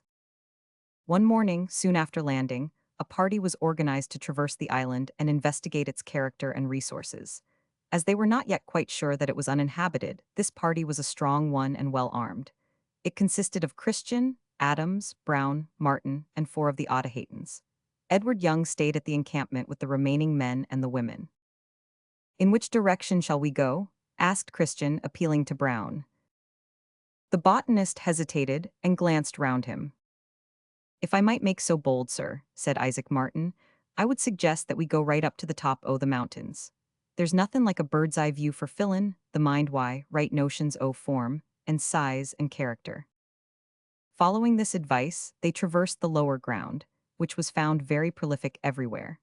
Then they ascended the undulating slopes of the mountainsides until they reached the rugged and bare rocks of the higher ground. On the way, they found further and indisputable evidence of the island having been inhabited at some previous and probably long past era. Among these evidences were spearheads and axes of stone and several warlike weapons. "Hallo, here's a circumstance," exclaimed Martin, stopping in front of an object which lay on the ground. On closer examination, the circumstance turned out to be an image made of a hard and coarse red stone. "It is evidently an idol," said Christian, "and here are some smooth round stones, resembling those used by the Otaheians in war." Not far from the spot, and in other places as they advanced, the exploring party found heaps of stone chips, as well as more images and tools. "Been thinking," said Brown, turning for a moment to look down at the sea, which now lay spread out far below them like a blue plain. "I've been thinking that the proof of people having been here long ago lies not only in these stones, axes, spears, and images, but also in the fact that we find the coconut trees, bananas, plantains, breadfruit trees, as well as yams and sweet potatoes, grow chiefly in the sunny and sheltered parts of the island, and gathered together as if they had been planted there." "Here's the best proof of all," exclaimed Martin, who had a tendency to poke about, with his long nose advanced, as if scenting out things. They looked at the spot to which Martin pointed, and there saw a human skeleton in the last stage of decay, with a large pearl shell under the skull. Not far off, more human bones were discovered. "That's proof positive," said Brown. "Now, I wonder why these natives came here and why they went away." "Perhaps they didn't come but was born here," suggested Martin, "and mayhap they didn't go away at all but died here." "True, Martin," said Adams, "and that shell reminds me of what Captain Bligg once told me, that the natives o' the Gambier Islands, which must lie to wind'ard o' this, have a custom of puttin' a shell under the heads of the dead in this fashion. Moreover, he told me that these same Gambier chaps, long ago, used to put the people they vanquished in war on rafts, and turn 'em adrift to sink or swim, or fetch what land they might. No doubt some of these people got drifted here." As he spoke, the party emerged from a somewhat rugged pass, close to the highest peak of the mountain ranges. A few minutes' scramble brought them to the summit, whence they obtained a magnificent view of the entire circuit of the island. We have said that the peak is just over 1,000 feet high. From this commanding position, the Pacific was seen, with a boundless horizon all round. Not a speck of land visible save the rocky isle on which they stood, not a sail to mark the vast expanse of water, which from that height seemed perfectly flat and smooth, though a steady breeze was blowing, and the islet was fringed with a pure white ring of foam. Not a cloud even to break the monotony of the clear sky, and no sound to disturb the stillness of nature save the plaintive cries, mellowed by distance, of the myriads of seafowl which sailed round the cliffs or dipped into the water far below. "Solitude profound," said Christian, in a low voice, breaking the silence which had fallen on the party as they gazed slowly round them. Just then a loud and hideous yell issued from, apparently, the bowels of the earth and rudely put to flight the feeling of profound solitude. The cry, although very loud, had a strangely muffled sound and was repeated as if by an echo. The explorers looked in each other's faces inquiringly, and not without an expression of awe. "Strange," said Adams, and it sounded very like someone in distress. It was observed suddenly that Isaac Martin was absent. "But the voice was not like his," said Brown. The mysterious cry was repeated at the moment, and Christian ran quickly in the direction whence it seemed to come. As they neared a rugged mass of rocks which lay close to the peak on which they had been standing, the cry lost much of its mystery, and finally assumed the tones of Martin's voice. "Hallo, hi, murder, help, oh my leg, Mr. Christian Adams Brown this way, help, ho, hi." What between the muffled sound and the echo, Martin created a noise that would have set his friends into fits of laughter if they had not been greatly alarmed. In a few seconds the party reached what seemed to be a dark hole, out of which the poor man's left leg was seen protruding. Christian and Adams grasped it. Brown and one of the Otaheians lent a hand, and Martin was quickly dragged out of danger and set on his legs. "I say, Martin," said Brown anxiously, "sit down or you'll bust. Every drop o' blood in your body has gone to your head." "No wonder," gasped Isaac. "If you'd been hangin' by 1 foot half as long, your blood would have blowed your head off altogether." "There now, sit down a minute and you'll be all right," said Christian. "How did it happen?" To this Martin replied that it was simple enough. He had fallen a few yards behind and, taking a wrong turn, had come on a hole, into which he looked. Seeing something like a light at the bottom of it, he stooped down to look further, slipped on the rocks and went in head foremost, but was arrested by his foot catching between two rocks and getting jammed. In this position, he would soon have perished had not his comrades come to the rescue. With some curiosity, they now proceeded to examine the hole.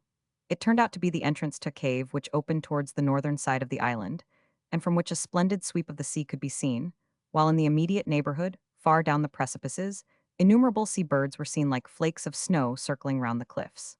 A few of the inquisitive among these mounted to the giddy height of the cave's seaward mouth, and seemed to gaze in surprise at the unwonted sight of man. "A most suitable cavern for a hermit or a monk," said Brown. "More fit for a monkey," said Martin. "Not a bad place of refuge, in case our retreat should be discovered," observed Christian. The mutineers' retreat," muttered John Adams in a slightly bitter tone. "A few resolute men," continued Christian, taking no notice of the last remark, "could hold out here against 100, at least while their ammunition lasted." He returned as he spoke to the cave's landward entrance, and clambered out with some difficulty, followed by his companions. Proceeding with their investigations, they found that, while a large part of the island was covered with rich soil, bearing fruit trees and shrubs in abundance, the remainder of it was mountainous, rugged, and barren. They also ascertained that, although the place had been inhabited in times long past, there seemed to be no inhabitants at that time to dispute their taking possession. Satisfied with the result of their investigations, they descended to their encampment on the tableland close to the heights above Bounty Bay. On drawing near to the clearing, they heard the sound of voices raised as if in anger. "It's Quintal and McCoy," said Adams. "I know the sound o' their ill-natured voices." Presently the two men could be seen through the trees. Quintal was sitting on a felled tree, looking fiercely at McCoy, who stood beside him. "I tell you the baccy is mine," said Quintal. "It's nothin' o' the sort, it's mine," answered McCoy, snatching the coveted weed out of the other's hand. Quintal jumped up, hit McCoy on the forehead, and knocked him down. McCoy instantly rose, hit Quintal on the nose, and tumbled him over the log on which he had been sitting. Not much the worse, Quintal sprang to his feet, and a furious set-to would have immediately followed if the arrival of Christian and his party had not prevented it. It was no easy matter to calm the ruffled spirits of the men who had treated each other so unceremoniously, and there is no doubt the bad feeling would have been kept up about the tobacco in dispute if Christian had not intervened. McCoy reiterated stoutly that the tobacco was his. "You are wrong," said Christian quietly. "It belongs to Quintal. I gave it to him this morning." As there was no getting over this, McCoy returned the tobacco with a bad grace, and Christian was about to give the assembled party some good advice about not quarreling, when the mother of little Sally appeared suddenly, wringing her hands and exclaiming in her native tongue, "My child is lost! My child is lost!" As every one of the party, even the roughest, was fond of Sally, there was an eager and anxious chorus of questioning. "Where away did 'e lose her?" asked McCoy, but the poor mother could only wring her hands and cry, "Lost, lost." "Has she gone over the cliffs?" asked Edward Young, who came up at the moment, but the woman would say nothing but "lost, lost," amid floods of tears. Fortunately, some of the other women, who had been away collecting cocoa-nuts, arrived just then, and somewhat relieved the men by prevailing on the mother to explain that, although she could not say positively her child had fallen over the cliffs, or come by any other mishap, Sally had nevertheless disappeared early in the forenoon, and that she had been searching for her ever since without success. The process of interrogation was conducted chiefly by Isabella, alias Mainmast, the wife of Fletcher Christian, and Susanna, the wife of Edward Young, and it was interesting to note how anxious were the native men, Talalu, Tamoa, Ohu, Nahau, Tetahate, and Menali. They were evidently as concerned about the safety of the child as were the white men. "Now, lads," said Christian, after it was ascertained that the poor woman could give no information whatever, "we must search at once, but we must go about it according to a fixed plan. I remember once reading of a general having got lost in a great swamp one evening with his staff. It was near the sea, I think, and the tide was making. He collected his officers and bade them radiate out from him in all directions, each one in a straight line, so as to make sure of at least one of them finding the right road out of the danger. We will do likewise. Following out this plan, the entire party scattered themselves into the bush, each keeping in a straight line, searching as he went, and widening the field of search as his distance from the center increased. There was no time to lose, for the shades of night had already begun to fall. Anxiously did the poor mother and one or two of the other women sit in the clearing, listening for the expected shout which should indicate success. For a long time, no shout of any kind was heard, though there was considerable noise when the searching party came upon the lairs of members of the livestock that had taken up their quarters in the bush. We will follow only the line of search which ended in success. It was pursued by Christian himself. At first, he came on spots where domestic fowls had taken up their abode. Then, while tramping through a mass of luxuriant ferns, he trod on the toes of a slumbering hog, which immediately set up a shriek comparable only to the brake of an ill-used locomotive. This uncalled-for disturbance roused and rooted a considerable number of the same family which had taken refuge in the same locality. After that, he came on a bevy of cats, seated at respectful distances from each other, in glaring and armed neutrality. His sudden and evidently unexpected appearance scattered these to the 4 points of the compass. Presently he came upon a pretty open spot of small size, which was surrounded by shrubs and trees, through the leafy branches of which the setting sun streamed in 1,000 rays. One of these rays dazzled the eyes, and another kissed the lips of a nanny goat. It was Sally's pet, lying down and dozing. Beside it lay Sally herself, sound asleep, with her pretty little face resting on its side, and one of her little fat hands holding on to a lock of its white hair. With a loud shout, Christian proclaimed his success to the Pitcairn world, and, picking up the still slumbering child, carried her home in triumph to her mother. Chapter 7. Roasting, Foraging, and Fabricating. One morning John Adams awoke from a pleasant dream and lay for some time on his back, in that lazy, half-conscious fashion in which some men love to lie on first awaking. The canopy above him was a leafy structure through which he could see the deep azure of the sky with its few clouds of fleecy white. Around him were the rude huts of leaves and boughs, which his comrades had constructed for themselves more or less tastefully, and the lairs under bush and tree with which the Otaheitean natives were content. Just in front of his own hut was that of Fletcher Christian. It was more thoroughly built than the others, being partly formed of planks and other woodwork saved from the bounty, and was well thatched with the broad leaves of tropical plants. In front of the hut Christian's wife, Isabella, was busily engaged digging a hole in the ground. She was the only member of the party astir that morning.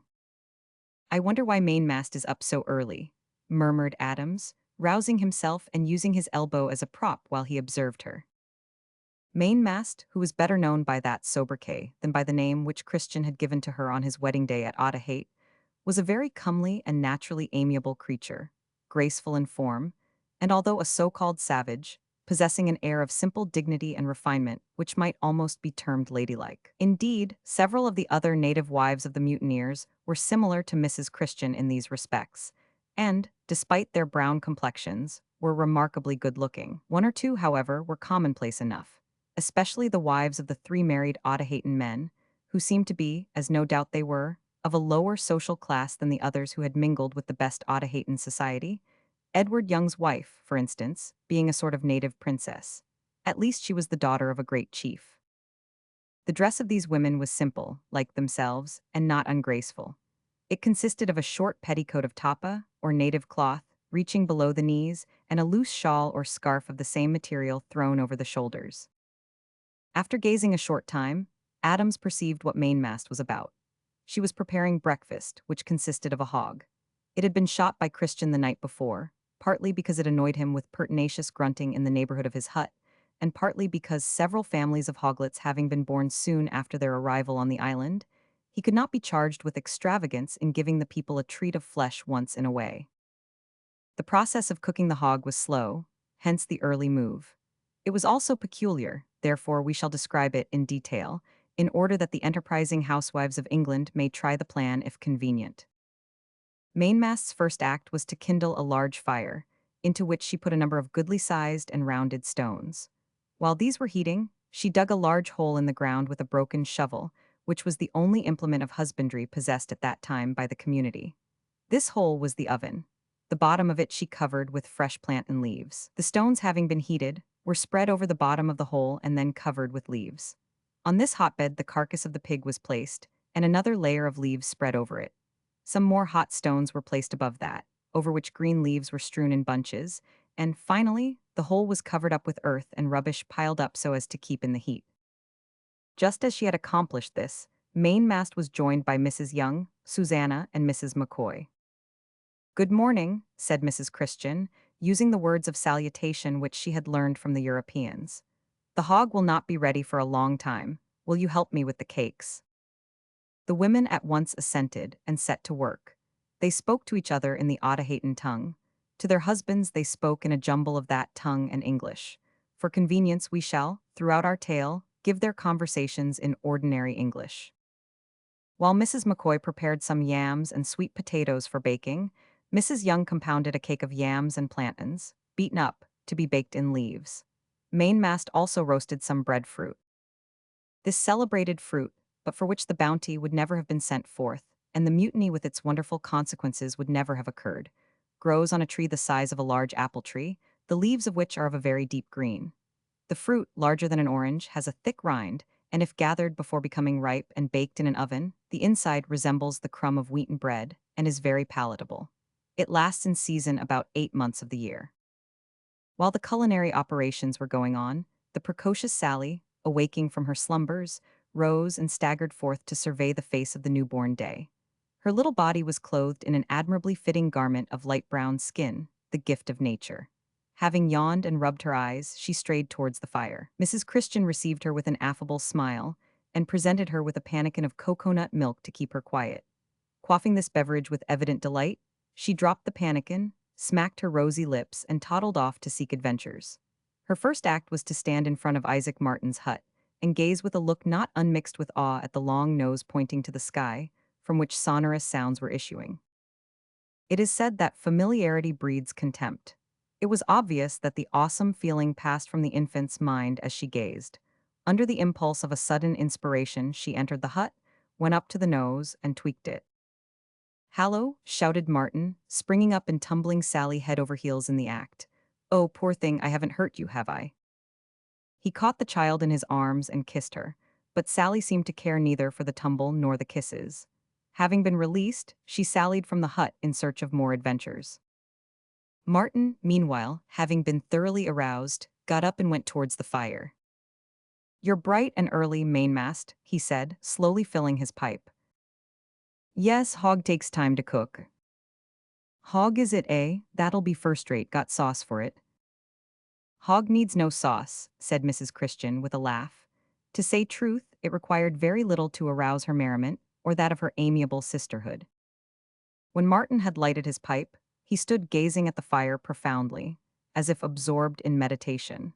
Presently he seized a frying pan which lay on the ground, and descended therewith by way of the steep cliffs to the sea. While he was gone, one and another of the party came to the fire and began to chat or smoke, or both, according to fancy. Ere long Martin was seen slowly ascending the cliffs, holding the frying pan with great care. "What have you got there?" asked one. "Oysters, eh?" said another, scrutinizing the pan. "More like jellyfish," said Young. "What in all the world is it?" asked Adams, as the pan was put on the fire. "You'll see when it boils," said Martin. "There's nothin' in it at all but water," said Quintal, somewhat contemptuously. "Well, I've heerd of many a thing, but never fried water," remarked McCoy. "I should think it indigestible," said Christian, coming up at the moment. Whether the natives understood the jest or not we cannot say, but certain it is that all of them, men and women, burst into a fit of laughter at this, in which they were joined by Otaheitan Sally from mere sympathy. "Well, what is to be the order of the day?" asked Christian, turning to Young. "Shall we proceed with our dwellings or divide the island into locations?" "I think," answered the midshipman, "that some of us at least should set up the forge. I know that Williams's fingers are tingling to grasp the sledgehammer, and the sooner he goes at it, too, the better, for we're badly off for tools." "If you don't require my services," said Brown, I'll go plant some breadfruits and other things at that sheltered spot we fell upon yesterday. I intend to finish the thatching of my hut, said Quintal, in that offhand tone of independence and disregard of the wishes of others which was one of his characteristics. Well, there are plenty of us to do all the work, said Christian. Let every man do what pleases himself. I would only ask for 1 or 2 volunteers to cut the water tanks I spoke of yesterday. The water we have discovered, although a plentiful supply for present needs, may run short or cease altogether if drought comes. So we must provide against a dry instead of a rainy day, by cutting a tank or 2 in the solid rock to hold a reserve. Adams and Mills at once volunteered for this duty. Other arrangements were soon made, and they sat down to breakfast, some using plates saved from the bounty, others flat stones as substitutes, while empty coconut shells served for drinking cups. Your water pancake should be done brown by this time, said Young, as he sat down on the turf tailorwise. Not quite, but nearly, returned Martin, as he stirred the furiously boiling contents of the frying pan. In a few minutes more the sea water had boiled quite away, leaving a white residuum, which Martin scraped carefully off into a coconut cup. You see, boys, he said, setting down the salt thus procured, I never could abide fresh meat without a pico salt to give it a relish. It may be weakness perhaps, but being the weakness of an old salt, interrupted Christian, it's excusable. Now, boys, fall to with a will. We've got plenty of work before us and can't afford to waste time. This exhortation was needless. The savory smell of the roast pig, when it had been carefully disentombed, might have given appetite to a seasick man. They ate heartily, and for some time in silence. The women, however, did not join in the feast at that time. It was the custom among the Otahaytans that the men should eat first, the women afterwards, and the mutineers, having become habituated to the custom, did not see fit to change it. When the men had finished and discussed the day's proceedings, the remainder of the pig, fruits, and vegetables were consumed by the females, among whom, we are bound to state, Sally was the greatest gourmand. When pipes were finished, and the digestion of healthy young men had been thus impaired as far as was possible in the circumstances, the party went off in several groups about their various avocations. Among other things removed from the bounty were a smith's anvil and bellows, with various hammers, files, etc., and a large quantity of ironwork and copper. One party, therefore, under Young and Williams the armorer, busied themselves in setting up a forge near their settlement and preparing charcoal for the forge fire.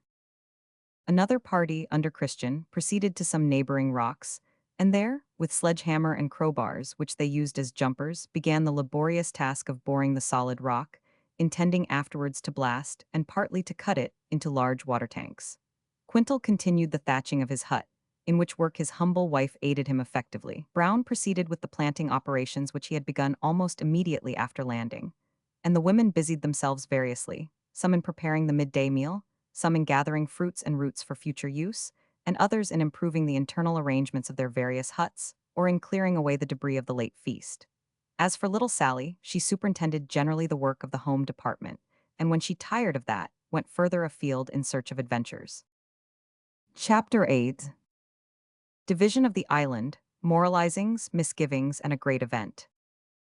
There was no difficulty in apportioning the new possessions to which the mutineers had served themselves heirs. In that free and easy mode in which men in power sometimes arrange matters for their own special behoof, they divided the island into 9 equal parts, of which each appropriated 1 part.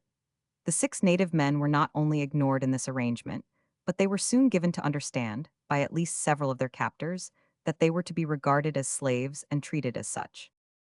It is, however, but just to Edward Young to say that he invariably treated the natives well and was much liked by them, from which it is to be supposed that he did not quite fall in with the views of his associates, although he made no objection to the unjust distribution of the land. John Adams, being an amiable and kindly man, also treated the natives well, and so did Fletcher Christian.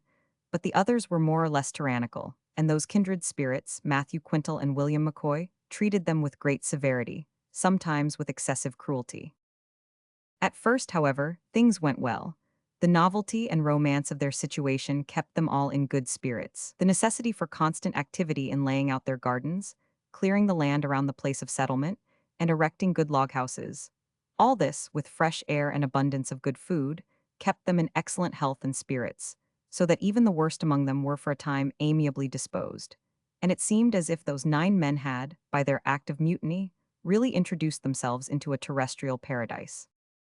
And so they had, as far as nature was concerned, but the seeds of evil in themselves began ere long to grow and bear fruit.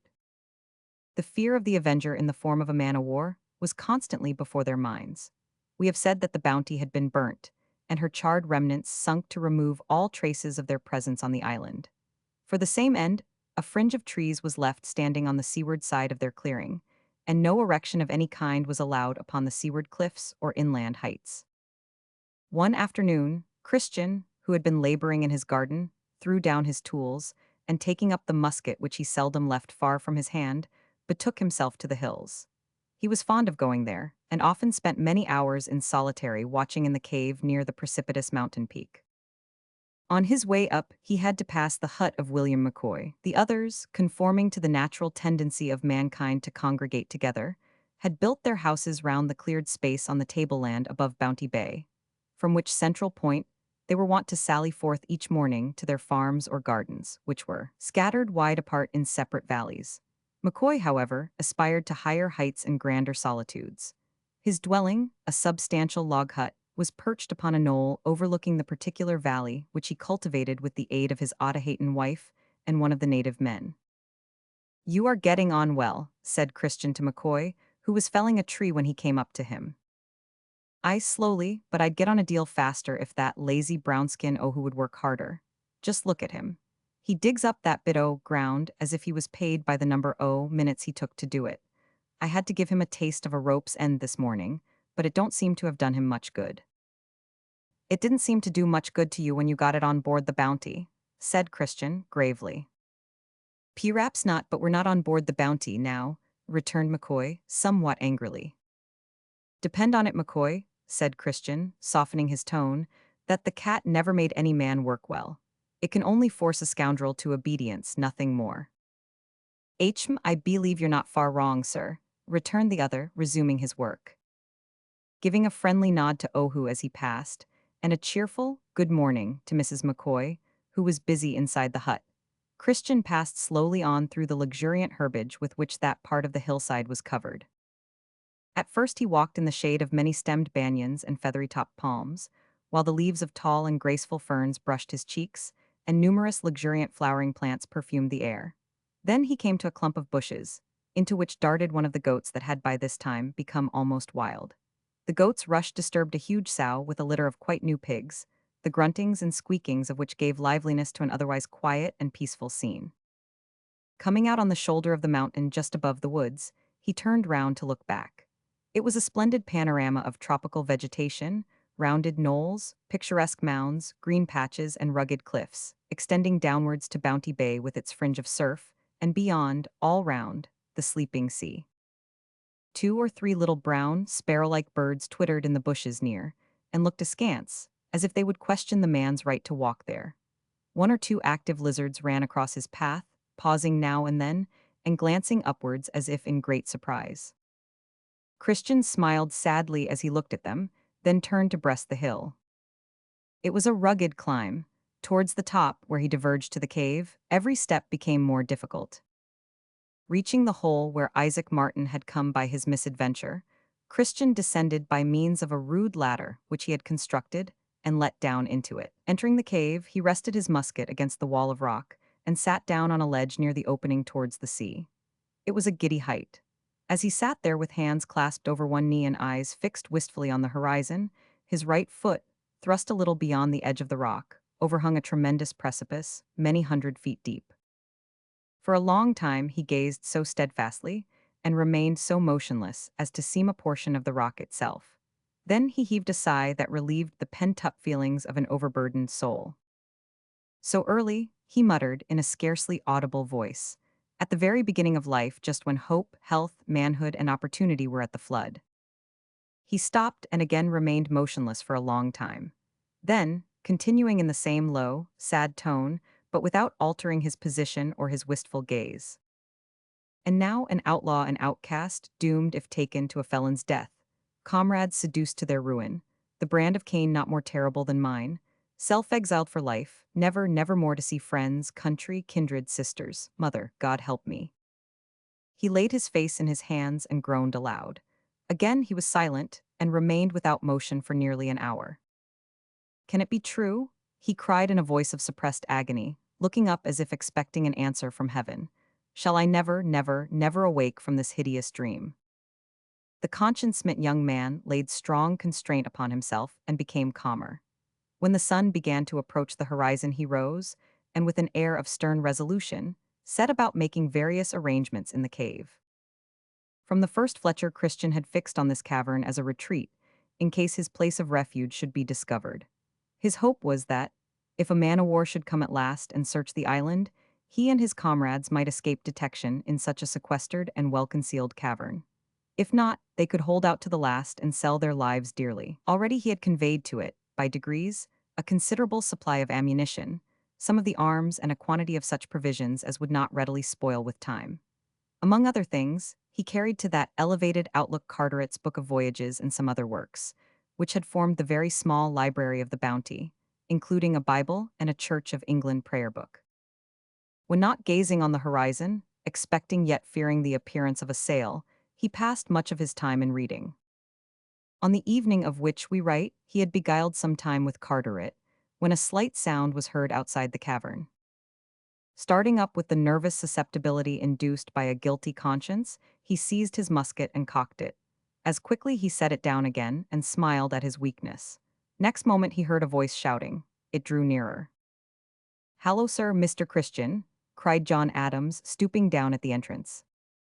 "Come down, Adams, come down. There's no occasion to keep shouting up there." "True, sir, but do you come up? You're wanted immediately." There was something in the man's voice which alarmed Christian. Grasping his musket, he sprang up the ladder and stood beside his comrade. "Well, it's all right, sir," said Adams, panting with his exertions in climbing the hill. It's a boy." Without a word of reply, Christian shouldered his weapon and hurried down the mountainside in the direction of home. Chapter 9. Sally's chief joys. Dark clouds overspread the Pitcairn sky, and darker deeds are done. Just before John Adams left the settlement for the purpose of calling Christian, whose retreat at the mountaintop was by that time well known to everyone, little Sally had gone, as was her wont, to enjoy herself in her favorite playground. This was a spot close to the house of Edward Young, where the debris of material saved from the Bounty had been deposited. It formed a bristling pile of masts, spars, planks, crosstrees, oars, anchors, nails, copper bolts, sails, and cordage. No material compound could have been more dangerous to childhood, and nothing conceivable more attractive to Sally.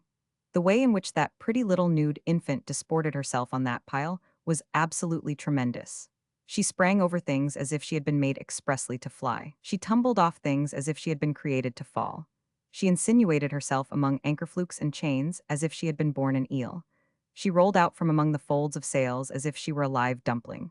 She seemed to dance upon upturned nails and to spike herself on bristling bolts, but she never hurt herself. At least if she did, she never cried, except in exuberant glee. Now, it was while thus engaged one day that Sally became suddenly conscious of a new sound. Young as she was fully alive to the influence of a new sensation. She paused in an attitude of eager attention. The strange sound came from Christian's hut. Sally waddled thither and looked in. The first thing that met her gaze was her own mother with a live creature in her hands, which she was carefully wrapping up in a piece of cloth. It was a pitifully thin whitey-brown creature, with a puckered face, resembling that of a monkey, but Sally had never seen a monkey, and probably did not think of the comparison. Presently the creature opened its mouth, shut its eyes, and uttered a painfully weak squall. Cause and effect are not infrequently involved in mystery. We cannot tell why Sally, who never cried, either when hurt or scolded, should, on beholding this sight, set up a tremendous howl. But she did, and she kept up the howl with such vigor that John Adams was attracted to the spot in some alarm. Stopping only long enough to look at the infant and see that the mother was all right, Adams ran off at full speed to the mountaintop, as we have seen, to be the first to announce the joyful news to the father. Thus came into the world the first descendant of the mutineers of the Bounty. It was with unwonted animation that the men sat down to supper that evening, each having congratulated Christian and inquired at the hut for the baby and mother, as he came in from work. "What will you call him?" inquired Young, after pledging the new arrival in a cup of coconut milk. What day is it? Asked Christian. Thursday, answered Martin. Then I'll call him Thursday, said Christian. It will commemorate the day. You'd better add October and commemorate the month, said Adams. So I will, said Christian. And stick on 1790 to commemorate the year, suggested Mills. No, there are limits to everything, returned Christian. 3 names are enough. Come, fill up your cups, lads, and drink to Thursday, October Christian.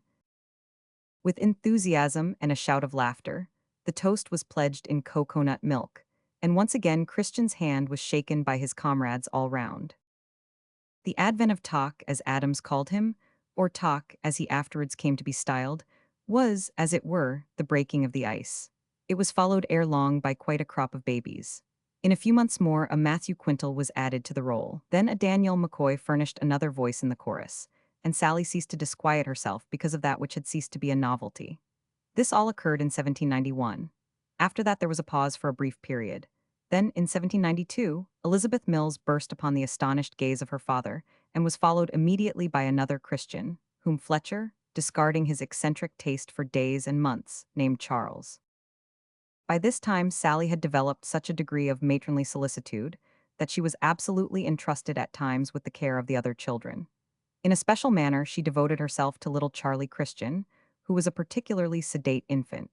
Indeed, solemnity was stamped upon that child's visage from his birth. This seemed to harmonize intensely with Sally's sense of fun. She was wont to take Charlie away from his mother, and set him up on a log or the rusty shank of the Bounty's best bower, prop him up with sticks or bushes, any rubbish that came to hand, and sit down in front of him to gaze. Charlie, after the first few months of precarious infancy, became extremely fat. He used to open his solemn eyes as wide as was possible in the circumstances, and return the gaze with interest. Unable to restrain herself, Sally would then open her pretty mouth, shut her gorgeous eyes, and give vent to the richest peals of laughter. "Oh, you so good, Charlie." She had learned by that time to speak broken English in an infantine fashion, and her assertion was absolutely true, for Charlie Christian was preternaturally good. The same cannot be said of all the members of this little community. Ere long, a period approached when the harmony which had hitherto prevailed was about to be broken. Increasing life had marked their course hitherto. Death now stepped in to claim his share. The wife of John Williams went out one day to gather gulls' eggs among the cliffs. The women were all in the habit of doing this at times, and they had become expert climbers, as were also the men, both white and brown. When day began to close, they wondered why Mrs. Williams was so late of returning. Soon her husband became uneasy. Then, taking alarm, he went off to search for her, accompanied by all the men. The unfortunate woman was found dead at the base of the cliffs. She had missed her footing and fallen while searching for eggs. This accident had at first a deeply solemnizing effect on the whole community. Accustomed though these men were to the sight of death in some of its worst forms in war, they were awed by this sudden and unexpected assault of the great enemy. The poor mangled body lying so quietly among the rocks at the foot of the awful precipice, the sight of the husband's grief, the sad and silent procession with the ghastly burden in the deepening gloom of evening, the wailing of the women, and the awestruck gaze of such of the children as were old enough to know that something terrible had occurred, though unable to understand it, all conspired to deepen the impression, even on those among the men who were least easily impressed. And it was with softened feelings of pity that Quintal and McCoy, volunteering their services on the occasion, dug the first grave at Pitcairn. Time, however, soon wore away these feelings. Williams not only got over his bereavement easily, but soon began to wish for another wife. It was, of course, impossible to obtain one righteously in the circumstances. He therefore resolved to take the wife of Tallaloo the Otaheitan.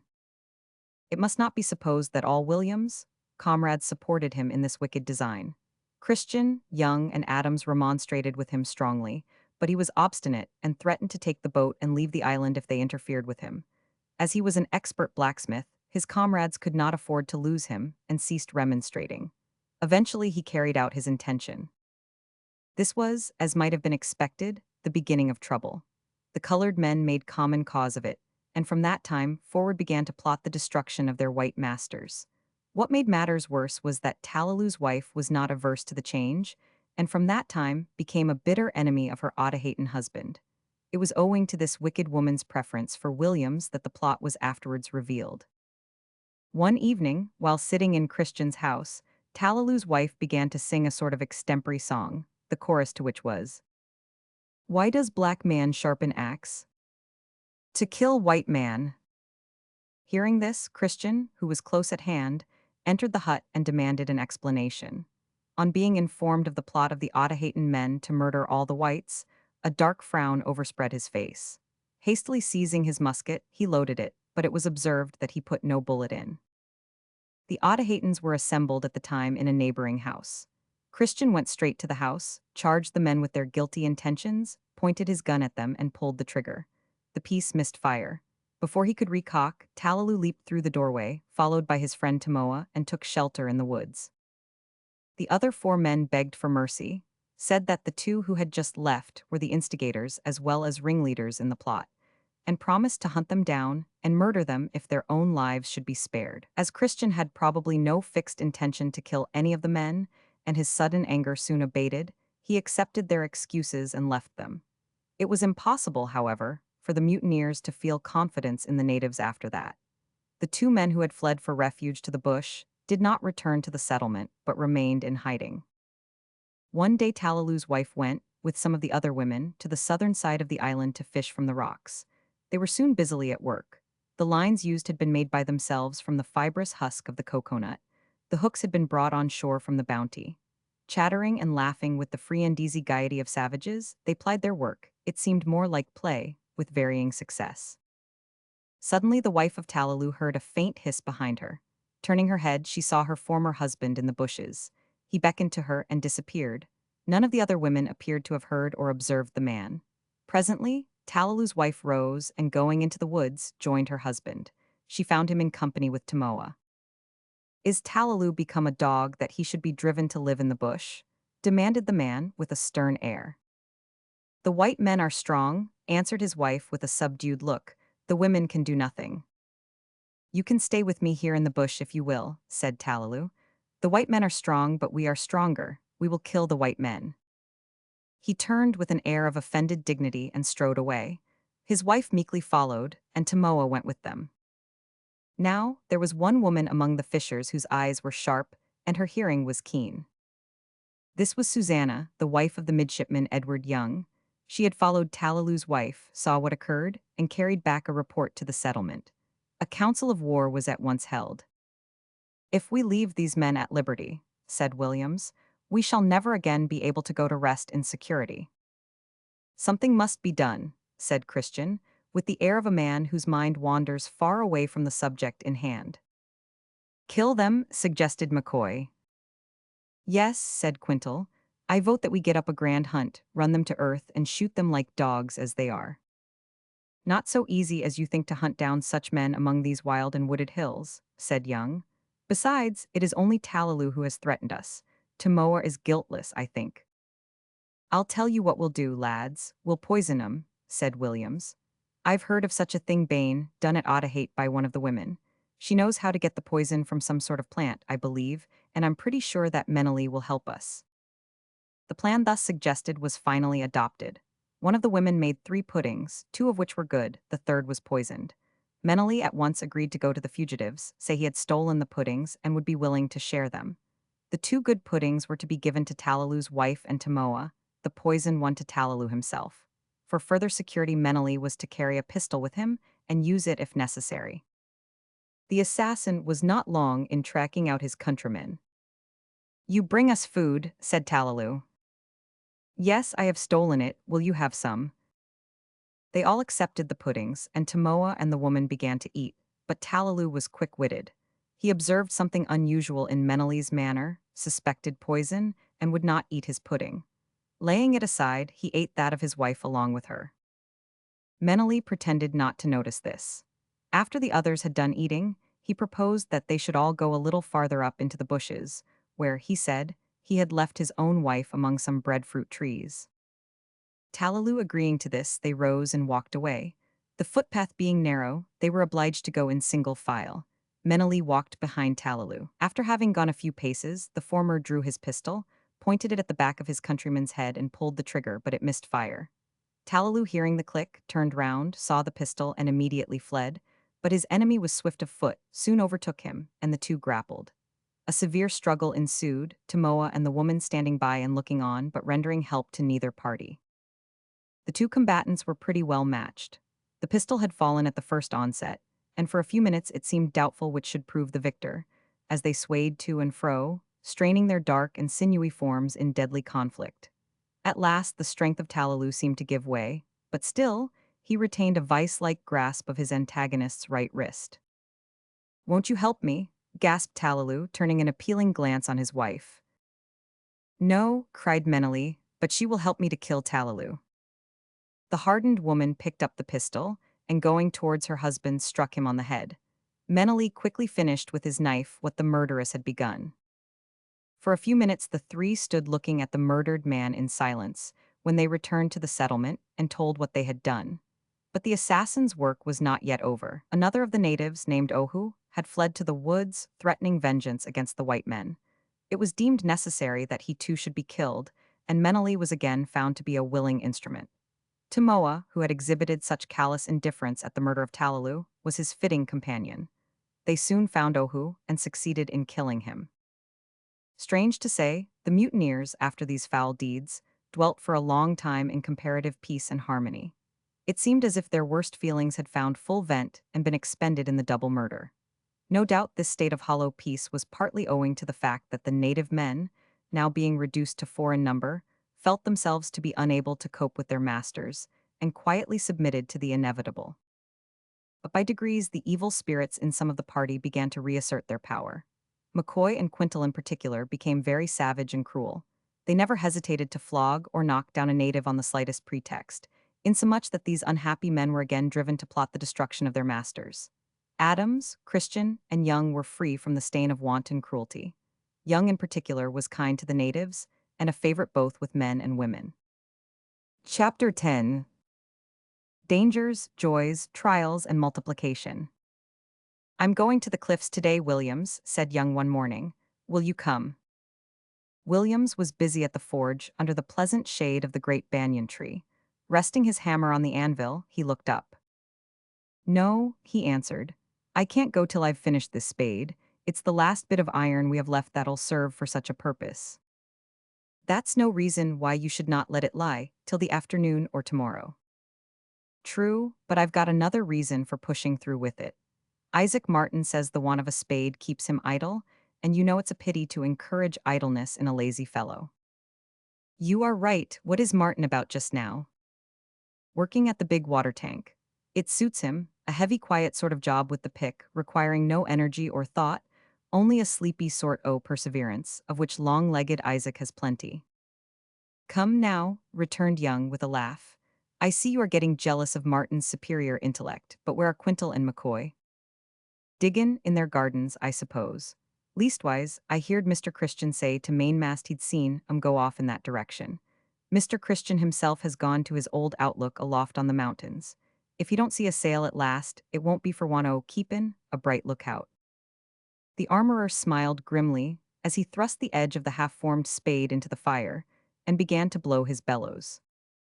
"You've got them to work again," said Young, referring to the bellows which had belonged to the Bounty. "I patched 'em up after a fashion, though there's a good deal o' windage somewheres. If them rats get hold of 'em again, the blacksmith's occupation'll be gone. Here comes Bill Brown. P'raps he won't object to go bird nestin' with E." The armorer drew the glowing metal from the fire as he spoke, and sent the bright sparks flying up into the leaves of the banyan tree, while the botanist approached. "I'll go with all my heart," said Brown, on being invited by Young to accompany him. "We'd better take Neha with us. He is the best cliffman among the natives." "That's just what I thought of doing," said Young, "and, here comes someone else who will be glad to go." The midshipman's tone and manner changed suddenly as he held out both hands by way of invitation to Sally, who came skipping forward and ran gleefully towards him. Sally was no longer the nude cherub which had landed on the island. She had not only attained to maturer years, but was precocious both in body and mind, had, as we have shown, become matronly in her ideas and actions, and was clothed in a short petticoat of native cloth, and a little scarf of the same, her pretty little head being decorated with a wreath of flowers culled and constructed by herself. "No, I can't go," answered Sally to Young's invitation, with a solemn shake of her head. "Why not?" "'Cause I's got to look arter Babby." Up to this period, Sally had shown a decided preference for the ungrammatical language of the seamen, though she associated freely with Young and Christian. Perhaps her particular fondness for John Adams may have had something to do with this. "Which baby, Saul? You know your family is a pretty large one." "Yes, there's a stunnin' lot of 'em, a'most too many for me, but I said the babby." "Oh, I suppose you mean Charlie Christian." "In course I means Chally," replied the child, with a smile that displayed a dazzling set of teeth, the sparkle of which was only equaled by that of her eyes. "Well, but you can bring Charlie along with you," said Young, "and I'll engage to carry him and you too if you get tired. There, run away, find him, and fetch him quick." Little Saul went off like the wind, and soon returned with the redoubtable Charles in her arms. It was all she could do to stagger under the load, but Charlie Christian had not yet attained to facility in walking. He was still in the nude stage of childhood, and his faithful nurse, being afraid lest he should get badly scratched if dragged at a rapid pace through the bushes, had carried him. Submitting, according to custom, in solemn and resigned surprise, Charlie was soon seated on the shoulders of our midshipman, who led the way to the cliffs. William Brown followed, leading Sally by the hand, for she refused to be carried, and now brought up the rear. The cliffs to which their steps were directed were not more than an hour's walk from the settlement at Bounty Bay, though, for Sally's sake, the time occupied in going was about half an hour longer. It was a wild spot which had been selected. The towering walls of rock were rugged with ledges, spurs, and indentations, where sea-birds in myriads gave life to the scene, and awakened millions of echoes to their plaintive cries. There was a pleasant appearance of sociability about the birds which was powerfully attractive. Even Nahau, accustomed as he was to such scenes, appeared to be impressed. The middy and the botanist were excited. As for Sally, she was in ecstasies, and the baby seemed lost in the profoundest fit of wonder he had experienced since the day of his birth. "Oh, Chally," exclaimed his nurse in a burst of laughter, "what a face you's got, just like de Figredo the Bounty." Saul quoted here, "Ain't they bootiful birds?"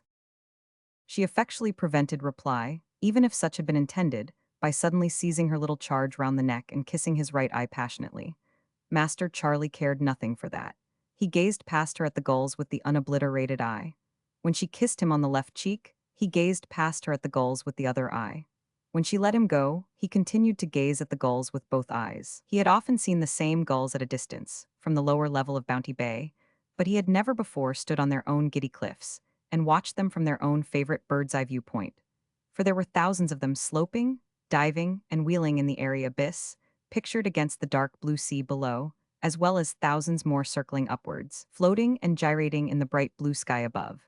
It seemed as if giant snowflakes were trembling in the air in all directions. Some of the gulls came so near to those who watched them that their black inquiring eyes became distinctly visible.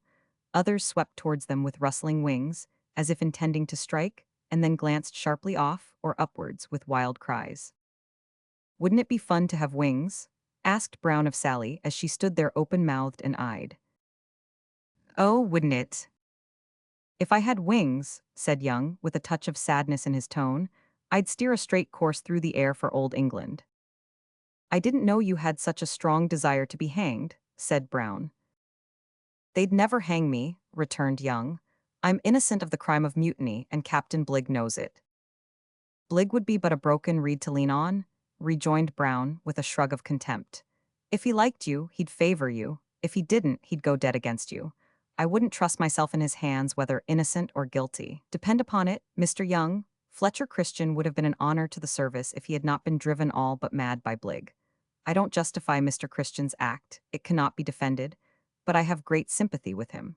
The only man who deserves to be hanged for the mutiny of the Bounty, in my opinion, is Mr. Bligg himself, but men seldom get their due in this world, either one way or another." "That's a powerfully radical sentiment," said Young, laughing. "It's to be hoped that men will at all events get their due in the next world, and it is well for you that Pitcairn is a free republic.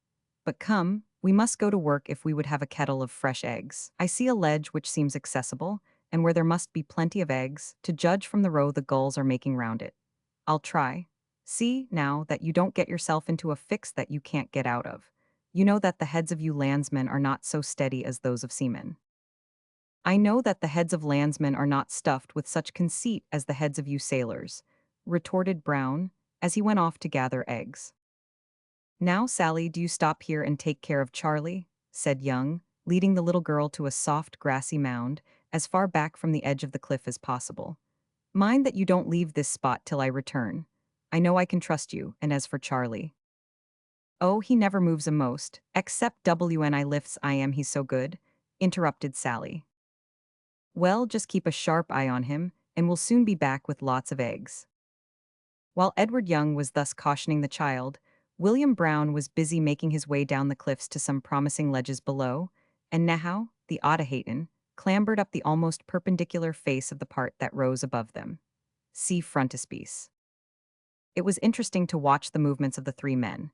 Each was, in his own way, venturesome, fearless, and more or less practiced in cliff climbing. The midshipman ascended the perpendicular face with something of a nautical swagger, but inasmuch as the ledges, crevices, and projections were neither so well adapted to the hands nor so sure as ratlins and ropes, there was a wholesome degree of caution mingled with his confidence. When the wished-for ledge was gained, he gave relief to his feelings in a hearty British cheer that reverberated from cliff to cliff, causing the startled seagulls to drive the very echoes mad with their clangor.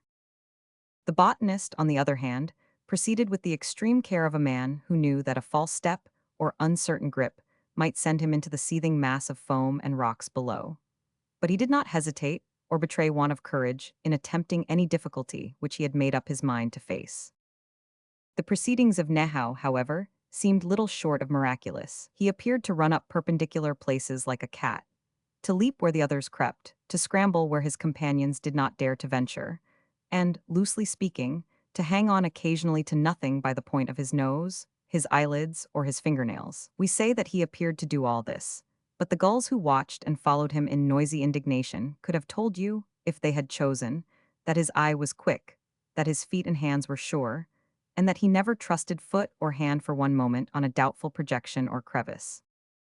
For some time all went well. The three men soon returned, each with a few eggs which they laid on the grass in three little heaps, to be watched and guarded by Sally, and to be stared at in grave surprise by Charlie. They carried their eggs in three round baskets without lids, and with handles which folded over on one side, so that the baskets could be fitted into each other when not in use, or slung round the necks of the egg collectors while they were climbing. The last to return to the children was William Brown. He brought his basket nearly half full of fine eggs and set it down beside the two heaps already brought in. "Ain't they lovely, Saul?" asked Brown, wiping the perspiration from his brow with the sleeve of his coat. That same coat, by the way, was very disreputable, threadbare and worn, being 4 years old on the lowest calculation, and having seen much rough service, for Brown had an objection to the top of cloth, and said he would stick to the old coat as long as it would stick to him. The truth is he felt it, with his worn canvas trousers and Guernsey shirt, to be in some sense a last link to home, and he was loath to part with them. "Lovely," exclaimed Sally, "they's juice bootiful." Nothing could exceed bootiful in Sally's mind. She had paid the eggs the highest possible compliment. Charlie did them, at the same moment, the greatest possible damage, by sitting down in the basket, unintentionally, with an awful crash. From the gaze of horror that he cast upwards, it was evident that he was impressed with a strong belief that he had done something wrong, though the result did not seem to him unpleasant. The gaze of horror quickly changed into one of alarm when he observed the shocked countenance of Sally, and he burst into uncontrollable tears. "Poor thing," said Brown, lifting him out of the mess and setting him on his legs. "Never mind, old man, I'll fetch you a better basketful soon. You clean him up, Saul, and I'll be back in a jiffy." So saying, Brown took up his basket, emptied out the mess, wiped it with a bunch of grass, and descended the short slope to the cliff edge, laughing as he went. Poor Sally's shocked expression had not yet passed off when Charlie came to a sudden stop, shut his mouth tightly, and opened his eyes, as though to say, "Well, how do you take it now?" "Oh, Charlie, but you is bad today." This was enough. The shades of darkest night settled down on Charlie's miserable soul. Reshutting his eyes and reopening his mouth, he poured forth the woe of his inconsolable heart in prolonged and passionate howling. "No, no, oh don't," cried the repentant Sally, her arms round his neck and fondling him. "I didn't mean it, I'm so sorry, it's me that's bad, badder than you ever was." But Charlie refused to be comforted. He flung himself on the grass in agony of spirit, to the alarm and grief of his poor nurse. "Misdeeds," he cried, pausing suddenly, with a blaze of inquiry in his wet visage. "Yes, yes, good as gold, gooder, far gooder." Sally did not possess an enlightened conscience at that time. She would have said anything to quiet him, but he would not be quieted. "Misdeeds, oh dude, aoi." The noise was bad enough, but the way he flung himself about was worse. There was no occasion for Sally to clean him up. Rolling thus on the green turf made him as pure, if not bright, as a new pin, but it had another effect, which gave Sally a fright such as she had never up to that time conceived of, and never afterwards forgot. In his rollings, Charlie came to the edge of the knoll, where a thick but soft bush concealed a ledge, or drop, of about 2 feet. Through this bush he passed in a moment. Sally leaped up and sprang to the spot, just in time to see her charge rolling helplessly down the slope to what appeared to be certain death. There was but a short slope between the bush and the cliff. Rotund little Charlie fetched way as he advanced, despite one or two feeble clutches at the rocks. If Sally had been a few years older, she would have bounded after him like a goat, but she had only reached that period of life which rendered petrifaction possible. She stood ridged for a few moments with heart, head, and eyes apparently about to burst. At last her voice found vent in a shriek so awful that it made the heart of young, high on the cliffs above, stand still. It had quite the contrary effect on the legs of Brown. That cautious man chanced to be climbing the cliff slowly with a fresh basketful of eggs. Hearing the shriek, and knowing full well that it meant imminent danger, he leaped up the last few steps of the precipice with a degree of heedless agility that equaled that of Nahau himself. He was just in time to see Charlie coming straight at him like a cannon shot. It was really an awful situation. To have received the shock while his footing was still precarious would have ensured his own destruction as well as that of the child. Feeling this, he made a kangaroo-like bound over the edge of the cliff and succeeded in planting both feet and knees firmly on a grassy foundation, just in time. Letting go his burden, he spread out both arms. Charlie came into his bosom with extreme violence, but he remained firm, while the basket of eggs went wildly downward to destruction. Meanwhile, Sally stood there with clasped hands and glazed eyes, sending up shriek after shriek, which sent successive stabs to the heart of Edward Young, as he scurried and tumbled, rather than ran, down from the upper cliffs towards her. In a few minutes he came in pale and panting. A minute later and Nahau ran round a neighboring point like a greyhound. "All right," gasped Young. "All right," replied Brown. "We yo ho," exclaimed Nahau, expanding his cavernous mouth with a grin of satisfaction. It is worthy of record that little Sally did not revisit these particular cliffs for several years after that exciting and eventful day, and that she returned to the settlement with a beating and grateful heart. It must not be supposed that Charlie Christian remained for any great length of time, the babby of that infant colony. By no means. In a short time after the event which we have just described, there came to Pitcairn a little sister to Charlie. She was named Mary, despite the earnest suggestion of Isaac Martin that as she was born of a Wednesday, she ought to be called by that name. Of course, Otaheite Sally at once devoted herself to the newcomer, but she did not on that account forsake her first love. No, her little brown heart remained true to Charlie, though she necessarily gave him less of her society than before. Then Mrs. Quintal gave her husband the additional burden, as he styled it, of a daughter, whom he named Sarah, for no other reason that anyone could make out than the fact that his wife did not like it, and his friend McCoy had advised him on no account to adopt it. Thus was little Matthew Quintal also provided with a sister. Shortly after that, John Adams became a moderately happy father, and called the child Dinah, because he had never had a female relation of that name. Indeed, he had never possessed a relation of any kind whatever that he knew of, having been a London street boy, a mere waif, when he first became aware, so to speak, of his own existence. About the same time that little Dinah was born, John Mills rushed one day into the yam field of Edward Young, where the midshipman was at work, seized his hand, and exclaimed, "I wish you joy, sir, it's a girl." Not to be outdone in civility, Young carefully watched his opportunity, and only 4 days later rushed into the yam garden of John Mills where he was smoking, seized his hand and exclaimed, "I congratulate you, Mills, it's a boy." So, Young called his daughter Folly because he had an old aunt of that name who had been kind to him, and Mills called his son John after himself, who, he said, was the kindest friend he ever had.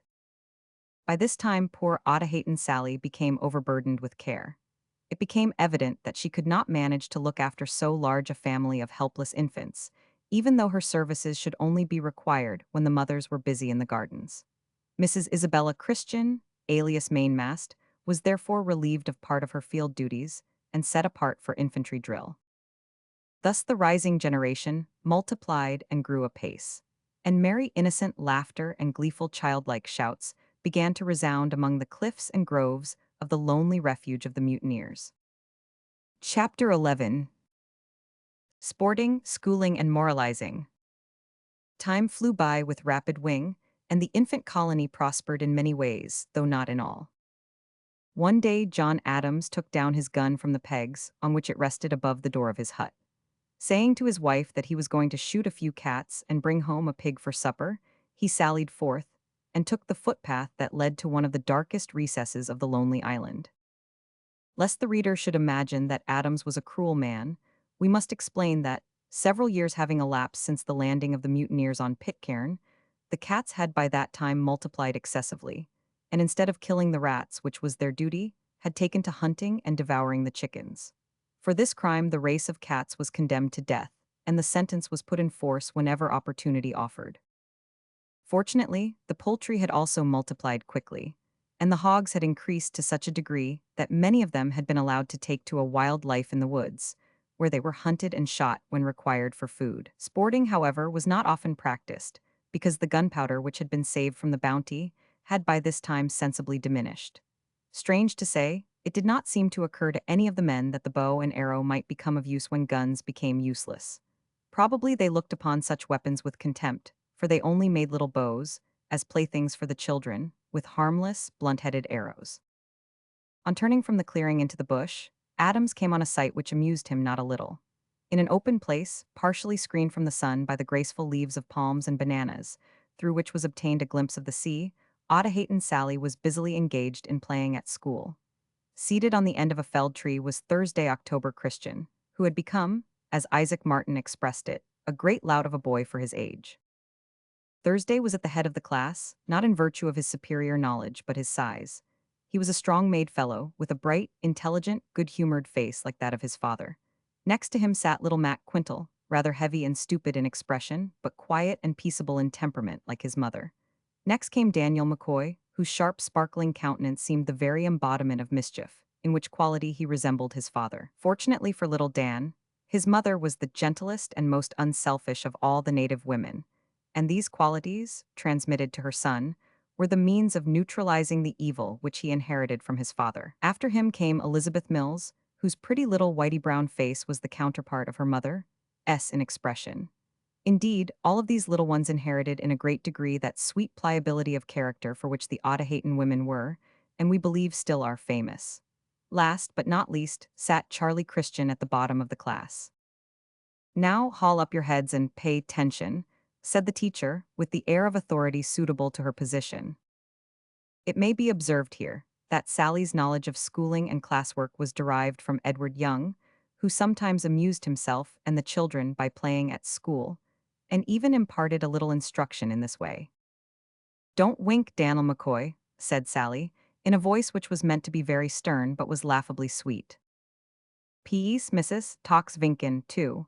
Thus had Dan learned to express Thursday's name by his initials. There was a touch of McCoy Sr. in this barefaced attempt to divert attention from himself by criminating another. "I know that talk is winking," replied Sally, holding up a finger of reproof, "but he winks with both eyes, and you does it with only one, which is naughty. And when you speaks to me, sir, don't say vink, say wink." "Yis, mum," replied little Dan, casting down his eyes with a look of humility so intense that there was a sudden eruption of dazzling teeth along the whole class. "Now talk, how much does 2 and 3 make?" "6," replied Thursday, without a moment's hesitation. "Oh, you booby," said Sally. "Peace, mum, he ain't booby, him's ducks," said Dan. "But he's a booby for all that, sir.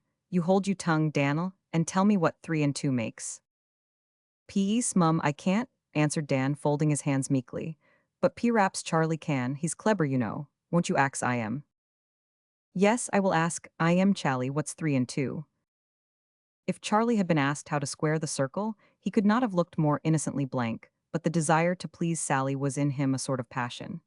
Gazing at her intently with reddening face, he made a desperate guess, and by the merest chance said, 5.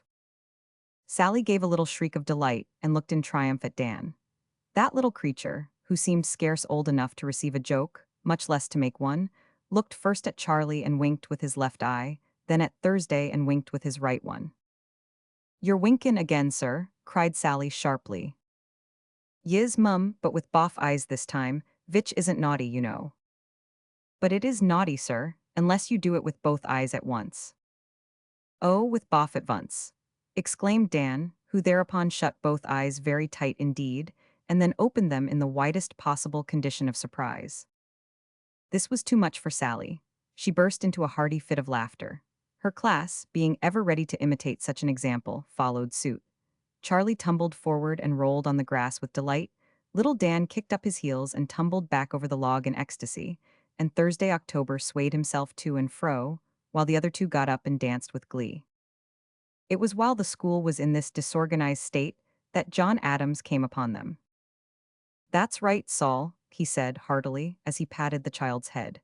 "You keep 'em at it. Nothin' like havin' their noses held to the grindstone when they're young. You didn't see anybody pass this way, did you?"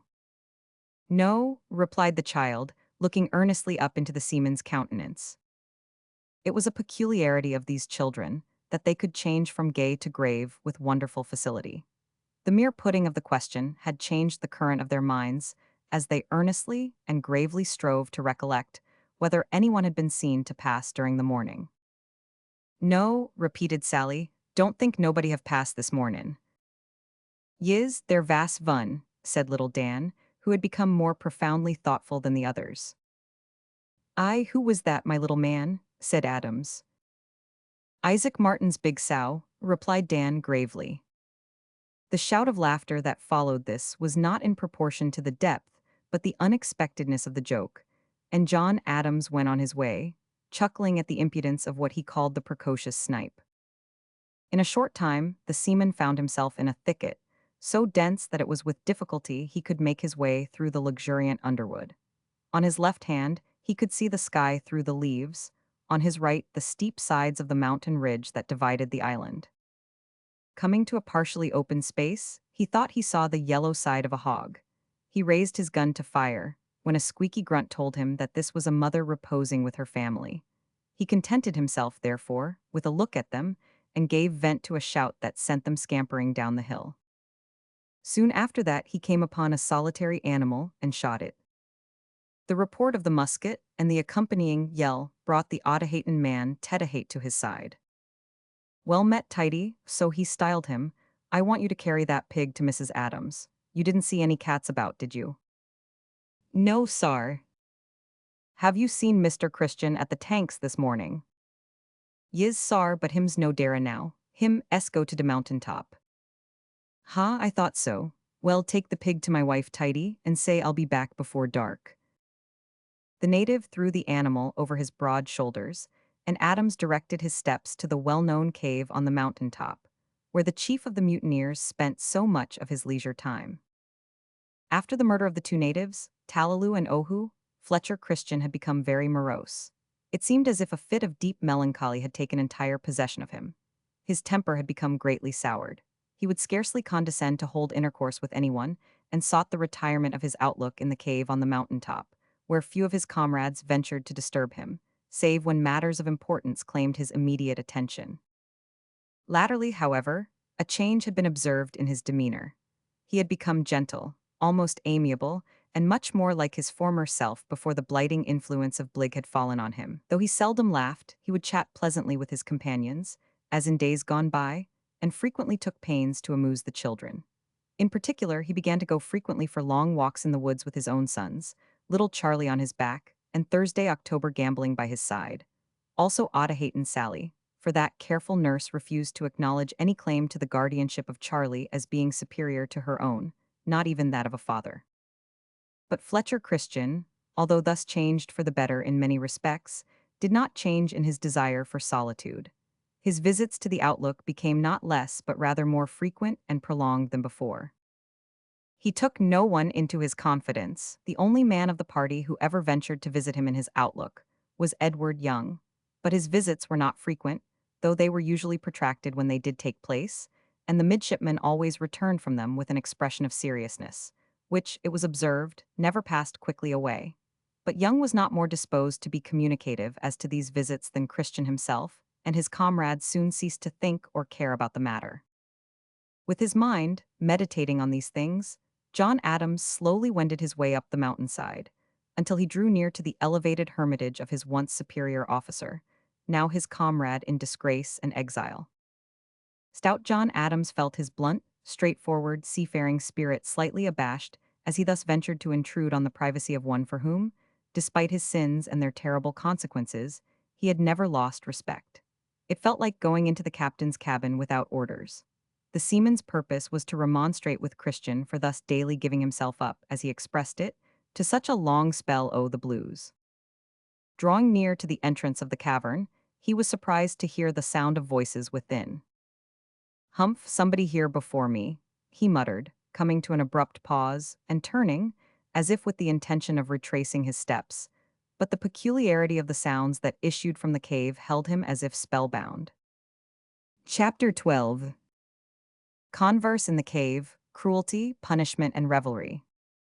It was Fletcher Christian's voice, there could be no doubt about that, but it was raised in very unfamiliar tones, and it went on steadily, with inflections, as if in pathos and entreaty. "Can he be praying?" thought Adams in surprise, for the tones, though audible, were not articulate. Suddenly they waxed louder, and "God be merciful to me, a sinner," broke on the listener's ear. "Oh, bless and deliver the men whom I have led astray, poor Edward Young, John Adams, Isaac Martin." The tones here sank and again became inarticulate, but Adams could not doubt that Christian was praying, by name, for the rest of his companions. Presently the name of Jesus was heard distinctly, and then the voice ceased. Ashamed to have been thus unintentionally led into eavesdropping, Adams coughed and made as much noise as possible while stooping to pass under the low entrance to the cave. There was no door of any kind, but a turn in the short passage concealed the cave itself from view. Before entering, Adams stopped. "May I come in, sir?" he called out. "Is that you, Adams? By all means come in." Christian was seated, partly in the shadow, partly in the light that streamed in from the seaward opening. A quiet smile was on his lips, and his hand rested on an open book. It was the old Bible of the Bounty. "Beg pardon, sir," said Adams, touching his hat. "Hope I don't intrude. I heard you was praying," said Christian. "Yes, Adams, I have been praying." "Well, sir," said Adams, feeling rather awkward but assuming an air of encouragement, "you've got no reason to be ashamed of that." "Quite true, Adams, and I'm not ashamed of it. I've not only got no reason to be ashamed of praying, but I have strong reason to be thankful that I'm inclined to pray.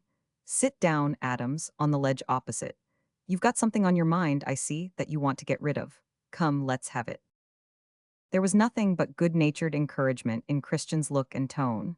Nevertheless, John Adams felt it extremely difficult to speak, and wished with all his heart that he had not come to the cave. But he was too bold and outspoken a man to be long oppressed with such feelings. Clearing his voice, he said, "Well, Mr. Christian, here's what I've got to say. I've been thinkin' for a long time past that it's of no manner of use your common, up here day after day and moppin' away about what can't be mended, and goin' into the blues. You'll excuse me, sir, for bayin' so free, but you shouldn't do it, sir. You can't alter what's been done by cryin' over spilt milk, and it comes heavy on the rest of us, like. Indeed it do. So I've made so bold as to come in, say you'd better drop it and come along with me for a day's shootin' of the cats and pigs, and then we'll go home and have a royal supper and a song or two, or maybe a game at blind man's buff with the child. That's what'll do you good, sir, and make you forget what's past, take my word for it, Mr. Christian." While Adams was speaking, Christian's expression varied, passing from the kindly smile with which he had received his friend to a look of profound gravity. "You are both right and wrong, Adams, like the rest of us," he said, grasping the sailor's extended hand. "Thank you all the same for your advice and good feeling. You are wrong in supposing that anything short of death can make me forget the past, or lessen my feeling of self-condemnation, but you are right in urging me to cease moping here in solitude. I have been told that already much more strongly than you have put it. Have you, sir? Said Adams with a look of surprise. Yes, said Christian, touching the open Bible. God's book has told me. It has told me more than that. It has told me there is forgiveness for the chief of sinners. You say the truth, sir, returned Adams with an approving nod. Repenting as you do, sir, and as I may say we all do, of what is past and can't be helped, a merciful God will no doubt forgive us all. That's not it, said Christian quickly. Repentance is not enough. Why, man, do you think if I went to England just now and said ever so earnestly or so truly, I repent, that I'd escape swinging at the yardarm? Well, I can't say you would, replied the sailor, somewhat puzzled. But then man's ways ain't the same as God's ways, are they, sir? That's true, Adams, but justice is always the same, whether with God or man. Besides, if repentance alone would do, where is the need of a savior? Adams's puzzled look increased and finally settled on the horizon. The matter had evidently never occurred to him before in that light. After a short silence, he turned again to Christian. Well, sir, to be frank with you, I must say that I don't rightly understand it. But I do, said Christian, again laying his hand on the Bible. At least I think I do. God has forgiven me for Jesus Christ's sake, and his Spirit has made me repent and accept the forgiveness, and now I feel that there is work, serious work, for me to do. I have just been praying that God would help me to do it. I'll explain more about this hereafter. Meanwhile, I will go with you to the settlement and try at least some parts of your plan. Come. There was a quiet yet cheerful air of alacrity about Fletcher Christian that day, so strongly in contrast with his previous sad and even moody deportment, that John Adams could only note it in silent surprise. Have you been readin' much o' that book up here, sir? He asked as they began to descend the hill. Do you mean God's book? Yes. Well, yes, I've been reading it, off and on, for a considerable time past, but I didn't quite see the way of salvation until recently. Huh, that's it, that's what must have turned your head. What? Exclaimed Christian, with a smiling glance at his perplexed comrade. Do you mean turned in the right or the wrong direction? Well, whether right or wrong, it's not for me to say but for you to prove, Mr. Christian. This reply seemed to set the mind of the other wandering, for he continued to lead his companion down the hill in silence after that.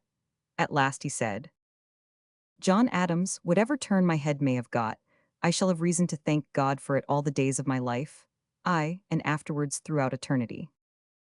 The silence which ensued after this remark was broken soon after by a series of yells, which came from the direction of Matthew Quintle's house, and caused both Christian and Adams to frown as they hastened forward. There's one man that needs forgiveness, said Adams sternly. Whether he'll get it or not is a question. Christian made no reply. He knew full well that both McCoy and Quintal were in the habit of flogging their slaves, Nahau and Tamoa, and otherwise treating them with great cruelty. Indeed, there had reached him a report of treatment so shocking that he could scarcely credit it, and thought it best at the time to take no notice of the rumor. But afterwards he was told of a repetition of the cruelty, and now he seemed about to witness it with his own eyes. Burning indignation at first fired his soul, and he resolved to punish Quintal. Then came the thought, who was it that tempted Quintal to mutiny, and placed him in his present circumstances? The continued cries of agony, however, drove all connected thought from his brain as he ran with Adams towards the house. They found poor Nahau tied to a cocoanut tree, and Quintal beside him. He had just finished giving him a cruel flogging, and was now engaged in rubbing salt into the wounds on his lacerated back. With a furious shout, Christian rushed forward. Quintal faced round quickly. He was livid with passion, and raised a heavy stick to strike the intruders, but Christian guarded the blow with his left arm, and with his right fist knocked the monster down. At the same time, Adams cut the lashings that fastened Nahau, who instantly fled to the bush. Quintal, although partially stunned, rose at once and faced his adversary, but although possessed of bulldog courage, he could not withstand the towering wrath of Christian. He shrank backward a step, with a growl like a cowed but not conquered tiger. The slave is mine, he hissed between his teeth. He is not, he belongs to God, said Christian. And hark, Matthew Quintal, if ever again you do such a dastardly, cowardly, brutal act, I'll take on myself the office of your executioner and will beat out your brains. You know me, Quintal, I never threaten twice. Christian's tone was calm, though firm, but there was something so deadly in the glare of his clear blue eyes that Quintal retreated another step. In doing so, he tripped over a root and fell prone upon the ground. "Ha!" exclaimed Adams with a bitter laugh. "You'd better lie still. It's your suitable position, you blackguard." Without another word, he and Christian turned on their heels and walked away. "This is a bad beginning to my new resolves," said Christian, with a sigh, as they descended the hill.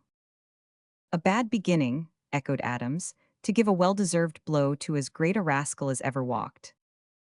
"No, not exactly that, but, well, no matter, we'll dismiss the subject and go have a lark with the children." Christian said this with something like a return to his previous good humor. A few minutes later, they passed under the banyan tree at the side of Adams's house and entered the square of the village, where children, kittens, fowls, and pigs were disporting themselves in joyous revelry. Chapter 13. Tyrants and Plotters. Leaving Christian and Adams to carry out their philanthropic intentions, we returned to Matthew Quintal, whom we left sprawling on the ground in his garden. This garden was situated in one of the little valleys not far from Bounty Bay. Higher up in the same valley stood the hut of McCoy. Towards this hut Quintal, after gathering himself up, wended his way in a state of unenviable sulkiness. His friend McCoy was engaged at the time in smoking his evening pipe, but that pipe did not now seem to render him much comfort, for he growled and puffed in a way that showed he was not soothed by it, the reason being that there was no tobacco in the pipe. That weed, which many people deem so needful and so precious that one sometimes wonders how the world managed to exist before Sir Walter Raleigh put it to its unnatural use, had at last been exhausted on Pitcairn Island, and the mutineers had to learn to do without it. Some of them said they didn't care, and submitted with a good grace to the inevitable. Others growled and swore and fretted, saying that they knew they couldn't live without it. To their astonishment, and no doubt to their disgust, they did manage to live quite as healthily as before, and with obvious advantage to health and teeth. Two there were, however, namely, Quintal and McCoy, who would not give in, but vowed with their usual violence of language that they would smoke seaweed rather than want their pipes. Like most men of powerful tongue and weak will, they did not fulfill their vows. Seaweed was left to the gulls, but they tried almost every leaf and flower on the island without success. Then they scraped and dried various kinds of bark and smoked that. Then they tried the fibrous husk of the cocoanut, and then the dried and pounded kernel, but all in vain. Smoke, indeed, they produced in huge volumes, but of satisfaction they had none. It was a sad case. If we could only taste the flavor, oh, baccy ever so mild, they were wont to say to their comrades, the craving would be satisfied. To which Isaac Martin, who had no mercy on them, would reply, if he hadn't created the Craven boys, ye wouldn't have been growlin' and hankerin' after satisfaction. As we have said, McCoy was smoking, perhaps we should say agonizing, over his evening pipe. His man, or slave, Tamoa, was seated on the opposite side of the hut, playing an accompaniment on the flute to McCoy's wife and two other native women who were singing. The flute was one of those rough and ready yellow things, like the leg of a chair, which might serve equally well as a policeman's baton or a musical instrument. It had been given by one of the sailors to Tamoa, who developed a wonderful capacity for drawing unmusical sounds out of it. The singing was now low and plaintive, anon loud and harsh, always wild, like the song of the savages. The two combined assisted the pipe in soothing William McCoy, at least so we may assume, because he had commanded the music, and lay in his bunk in the attitude of one enjoying it. He sometimes even added to the harmony by uttering a bass growl at the pipe. During a brief pause in the accompaniment, Tamoa became aware of a low hiss outside, as if of a serpent. With glistening eyes and head turned to one side, he listened intently. The hiss was repeated, and Tamoa became aware that one of his kinsmen wished to speak with him in secret. He did not dare, however, to move. McCoy was so much taken up with his pipe that he failed to notice the hiss, but he observed the stoppage of the flute's wail. "Why don't you go on, you brute?" he cried angrily, at the same time throwing one of his shoes at the musician, which hit him on the shin and caused him a moment's sharp pain. Tamoa would not suffer his countenance to betray his feelings. He merely raised the flute to his lips, exchanged a glance with the women, and continued his dismal strain. His mind, however, was so engrossed with his comrade outside that the harmony became worse than ever. Even McCoy, who professed himself to be no judge of music, could not stand it, and he was contemplating the application of the other's shoe when a step was heard outside. Next moment, his friend Quintal strode in and sat down on a stool beside the door. "Oh, I say, Matt," cried McCoy, "who put that coconut on the bridge of your nose?" "Who?" Led Quintal with an oath. "Who on the island would dare to do it but that domineerin', upstart Christian?" "Humph," answered McCoy with a slight sneer. He followed this up with a curse on domineers in general and on Fletcher Christian in particular. It is right to observe here that though we have spoken of these two men as friends, it must not be understood that they were friendly. They had no personal regard for each other, and no tastes in common, save the taste for tobacco and drink. But finding that they disliked each other less than they disliked their comrades, they were thus drawn into a hollow friendship, as it were, under protest. "How did it happen?" asked McCoy. "Give us a whiff and I'll tell E. What sort o' stuff are you tryin' now?" "Coconut chips ground small. The best o' baccy mat for lunatics, which we was when we cast anchor on this island. Here, fill your pipe and fire away. You won't notice the difference if you don't think about it. My, what a cropper you must have come down when you got that dab on your proboscis." "Stop your howlin'," shouted Quintal to the musicians, in order to vent some of the spleen which his friend's remark had stirred up. Timoa, not feeling sure whether the command was meant for the women or himself, or, perhaps, regarding McCoy as the proper authority from whom such an order should come, continued his dismal blowing. Quintal could not stand this in his roused condition. Leaping up, he sprang towards Timoa, snatched the flute from his hand, broke it over his head, and kicked him out of the hut. Accepting the blow and the kick, this was just what the Otaheitan wanted. He ran straight into the bush, which was by that time growing dark under the shades of evening, and found Nehau leaning against a tree and groaning heavily, though in a suppressed tone. "Quick, come with me to the spring and wash my back," he cried, starting up. They did not converse in broken English now, of course, but in their native tongue. "What has happened?" asked Timoa anxiously. While Nehau explained the nature of the cruel treatment he had just received, they ran together to the nearest watercourse. It chanced to be pretty full at the time, heavy rain having fallen the day before. "There, oh, not so hard," groaned the unfortunate man as his friend laved the water on his lacerated back. In a few minutes the salt was washed out of the wounds, and Nehau began to feel easier. "Where is Meneley?" he asked, abruptly, as he sat down under the deep shadow of a banyan tree. "In his master's hut, I suppose," answered Timoa. "Go find him and Tedahate, fetch them both here," he said, with an expression of ferocity on his dark face. Timoa looked at him with an intelligent grin. "The white men must die," he said. "Yes," Nehau replied, "the white men shall die." Timoa pointed to the lump which had been raised on his shin, grinned again, and turning quickly round, glided into the underwood like an evil spirit of the night. At that time, Meneley was engaged in some menial work in the hut of John Mills. Managing to attract his attention, Timoa sent him into the woods to join Nehau. When Timoa crept forward, Tedahate was standing near to a large bush, watching with intense interest the ongoings of Christian, Adams, and Young. These three, in pursuance of the philanthropic principle which had begun to operate, were playing an uproarious game with the children round a huge bonfire. But there was no method in their madness. The children, excepting Thursday, October, Christian, and Sally, were still too young for concerted play. They were still staggerers, and the game was simply one of romps. Tedahate's good-humored visage was glistening in the firelight, the mouth expanded from ear to ear, and the eyes almost closed. Suddenly he became aware of a low hissing sound. The mouth closed, and the eyes opened so abruptly that there seemed some necessary connection between the two acts. Moving quietly round the bush until he got into its shadow, his dark form melted from the scene without anyone observing his disappearance. Soon the four conspirators were seated in a dark group under shade of the trees. "The time has come when the black man must be revenged," said Nehau. "Look my back, salt was rubbed into these wounds. It is not the first time. It shall be the last. Some of you have suffered in the same way." It scarcely needed this remark to call forth looks of deadly hate on the Otaheitan faces around him. "The white men must die," he continued. "They have no mercy, we will show none." Even in the darkness of that secluded spot, The glistening of the eyes of these ill-treated men might have been seen as they gave ready assent to this proposal, in low guttural tones. "How is it to be done?" asked Meneley after a short pause.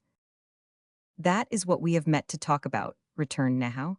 "I would hear what my brothers have to say. When they have spoken, I will open my mouth." The group now drew closer together, and speaking in still lower tones, as if they feared that the very bushes might overhear and betray them, they secretly plotted the murder of the mutineers. Chapter 14. The influence of infancy, also of villainy. While the dark plots referred to in the last chapter were being hatched, another life was introduced into the little community in the form of a third child to Fletcher Christian, a little girl. Much though this man loved his two boys, a tenderer, though not, perhaps, a deeper region of his heart was touched by his daughter.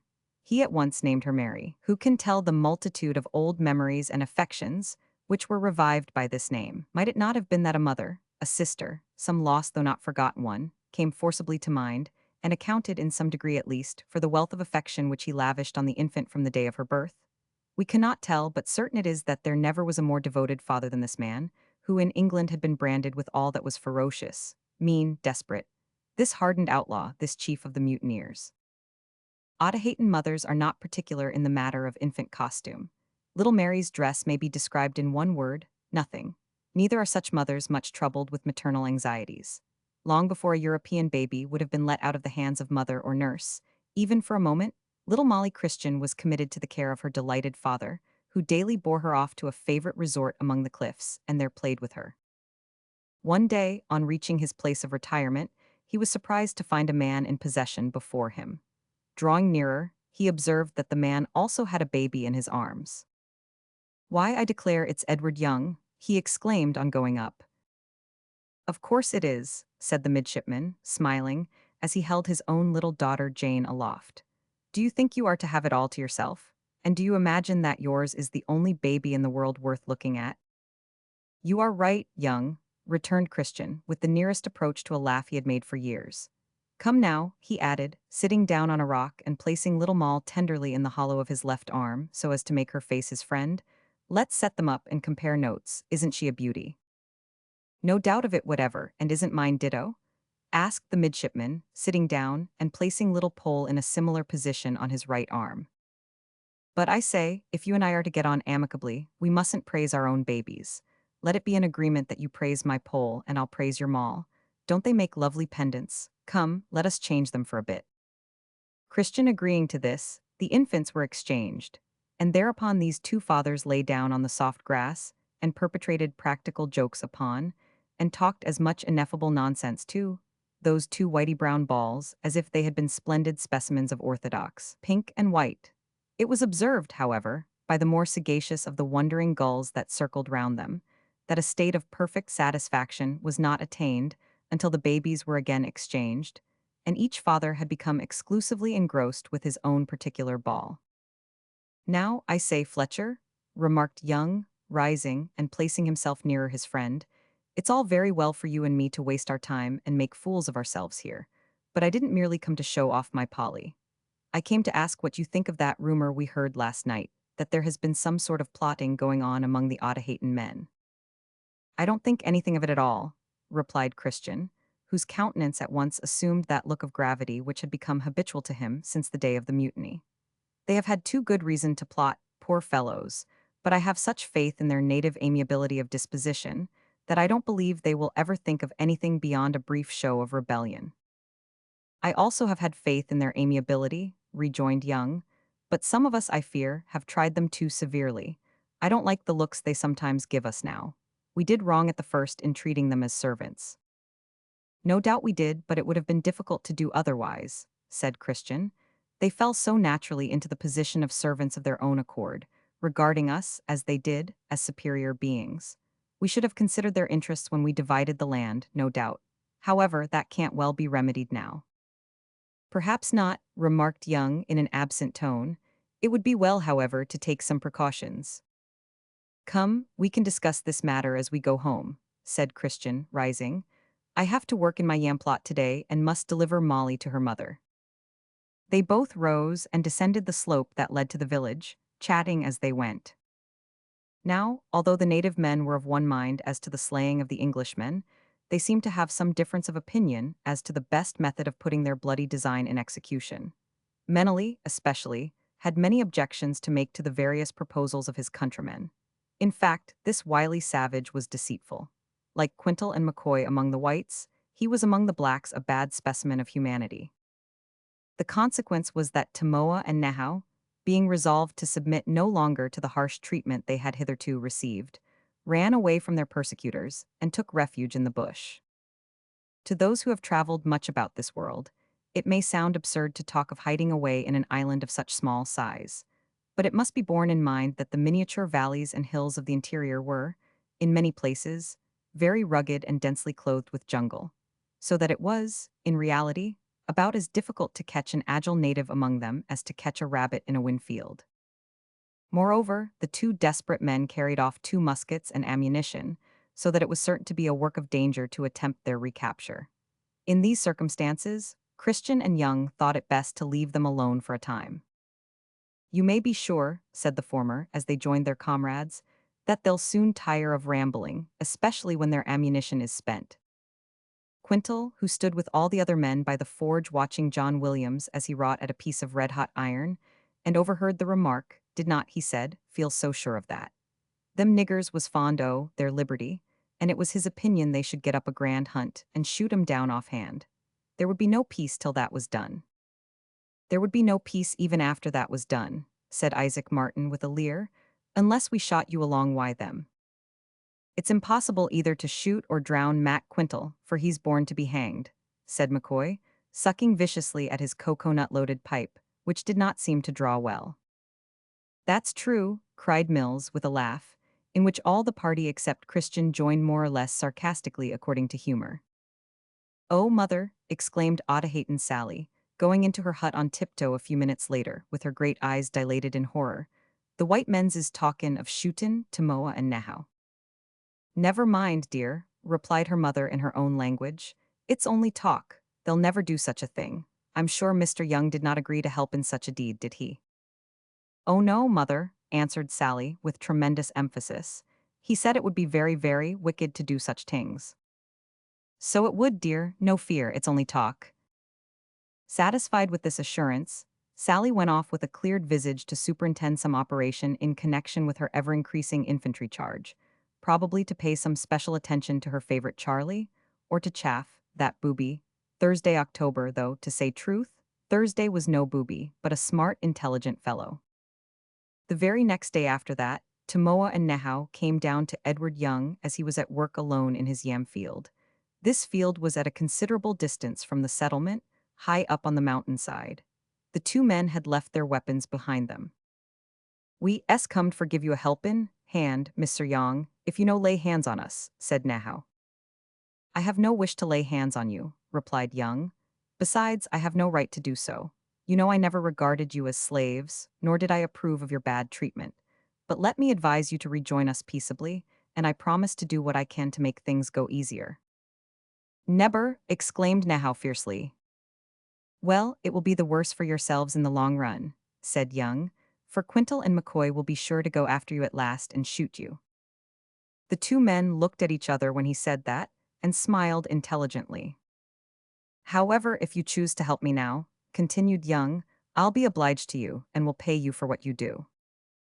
The men set to work with a will, for they were fond of the kindly midshipman, but they kept a bright lookout all the time, lest any of the other Englishmen should come up and find them there. For 2 or 3 evenings in succession, Tamoa and Nehau came to Young's field and acted in this way. Young made no secret of the fact, and Quintal, on hearing of it, at once suggested that he and McCoy should go up and lie in ambush for them. "If you do," said Young, with indignation, "I'll shoot you both, I don't jest. You may depend on it, if I find either of you fellows skulking near my field when these men are at work there, your lives won't be worth a sixpence." At this Quintal and McCoy both laughed, and said they were jesting. Nevertheless, while walking home together after that conversation, they planned the carrying out of their murderous intention. Thus, with plot and counterplot, did the mutineers and Otaheitans render their lives wretched. What with the bitter enmity existing between the whites and blacks, and the mutual jealousies among themselves, Both parties were kept in a state of perpetual anxiety, and the beautiful isle, which was fitted by its maker to become a paradise, was turned into a place of torment. Sometimes the other native men, Tedahate and Meneley, joined Nehau and Tamoa in working in Young's garden, and afterwards went with them into the bush, where they planned the attack which was afterwards made. At last the lowering cloud was fully charged, and the thunderbolt fell. Chapter 15. Murder. The planting time came round at Pitcairn, and all was busy activity in the little settlement at Bounty Bay. The women, engaged in household work and in the preparation of food, scarcely troubled themselves to cast an anxious eye on the numerous children who, according to age and capacity, rolled, tumbled, staggered, and jumped about in noisy play. The sun, streaming through the leaves of the woods, studded shady places with balls of quivering light, and blazed in fierce heat in the open where the men were at work, each in his respective garden. We have said that those gardens lay apart, at some distance from each other, and were partially concealed by shrubs or undulating knolls. The garden of John Williams was farthest off from the settlement. He wrought in it alone on the day of which we write. Next to it was that of Fletcher Christian. He also worked alone that day.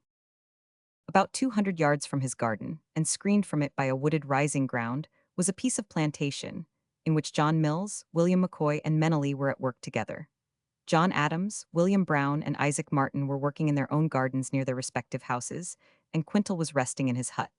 So was Edward Young, who, having been at work since early morning, had lain down and fallen into a deep slumber. The three native men, Tamoa, Nehau, and Tedahate, were still away in the woods. If the unfortunate Englishmen had known what these men were about, they would not have twalled so quietly on that peaceful morning. The Otahaytans met in a coconut grove at some distance to the eastward of the settlement. Each had a musket, which he loaded with ball. They did not speak much, and what they did say was uttered in a suppressed tone of voice. "Come," said Tamoa, leading the way through the woods.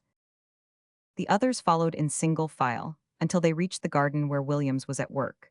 Here their movements were more cautious. As they advanced, they crept along on their knees with the motion of cats and with as little noise. They could hear the sound of the armorer's spade as he turned up the soil. Presently they came to an opening in the bushes, through which they could see him, not 30 yards off. Tamoa drew himself together, and in a crouching attitude leveled his musket. During their absence in the woods, these men had practiced shooting at a mark, doubtless in preparation for the occasion which had now arrived. The woods and cliffs rang to the loud report, and Williams fell forward without a cry or groan, shot through the heart. The murderers rose and looked at each other, but uttered not a word, while Tamoa recharged his gun.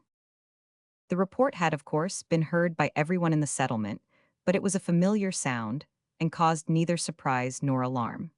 McCoy merely raised himself for a moment, remarked to Mills that someone must have taken a fancy for a bit of pork to supper, and then resumed his work. Christian also heard the shot, but seemed to pay no regard to it. Ceasing his labor in a few minutes, he raised himself, wiped his forehead, and resting both hands on his spade, looked upwards at the bright blue sky. Fleecy clouds passed across it now and then, intensifying its depth and apparently riveting Christian's gaze, for he continued motionless for several minutes, with his clear eye fixed on the blue vault, and a sad, wistful expression on his handsome face, as if memory, busy with the past and future, had forgotten the present. It was his last look. A bullet from the bushes struck him at that moment on the breast. Uttering one short, sharp cry, he threw both hands high above his head and fell backwards. The spasm of pain was but momentary.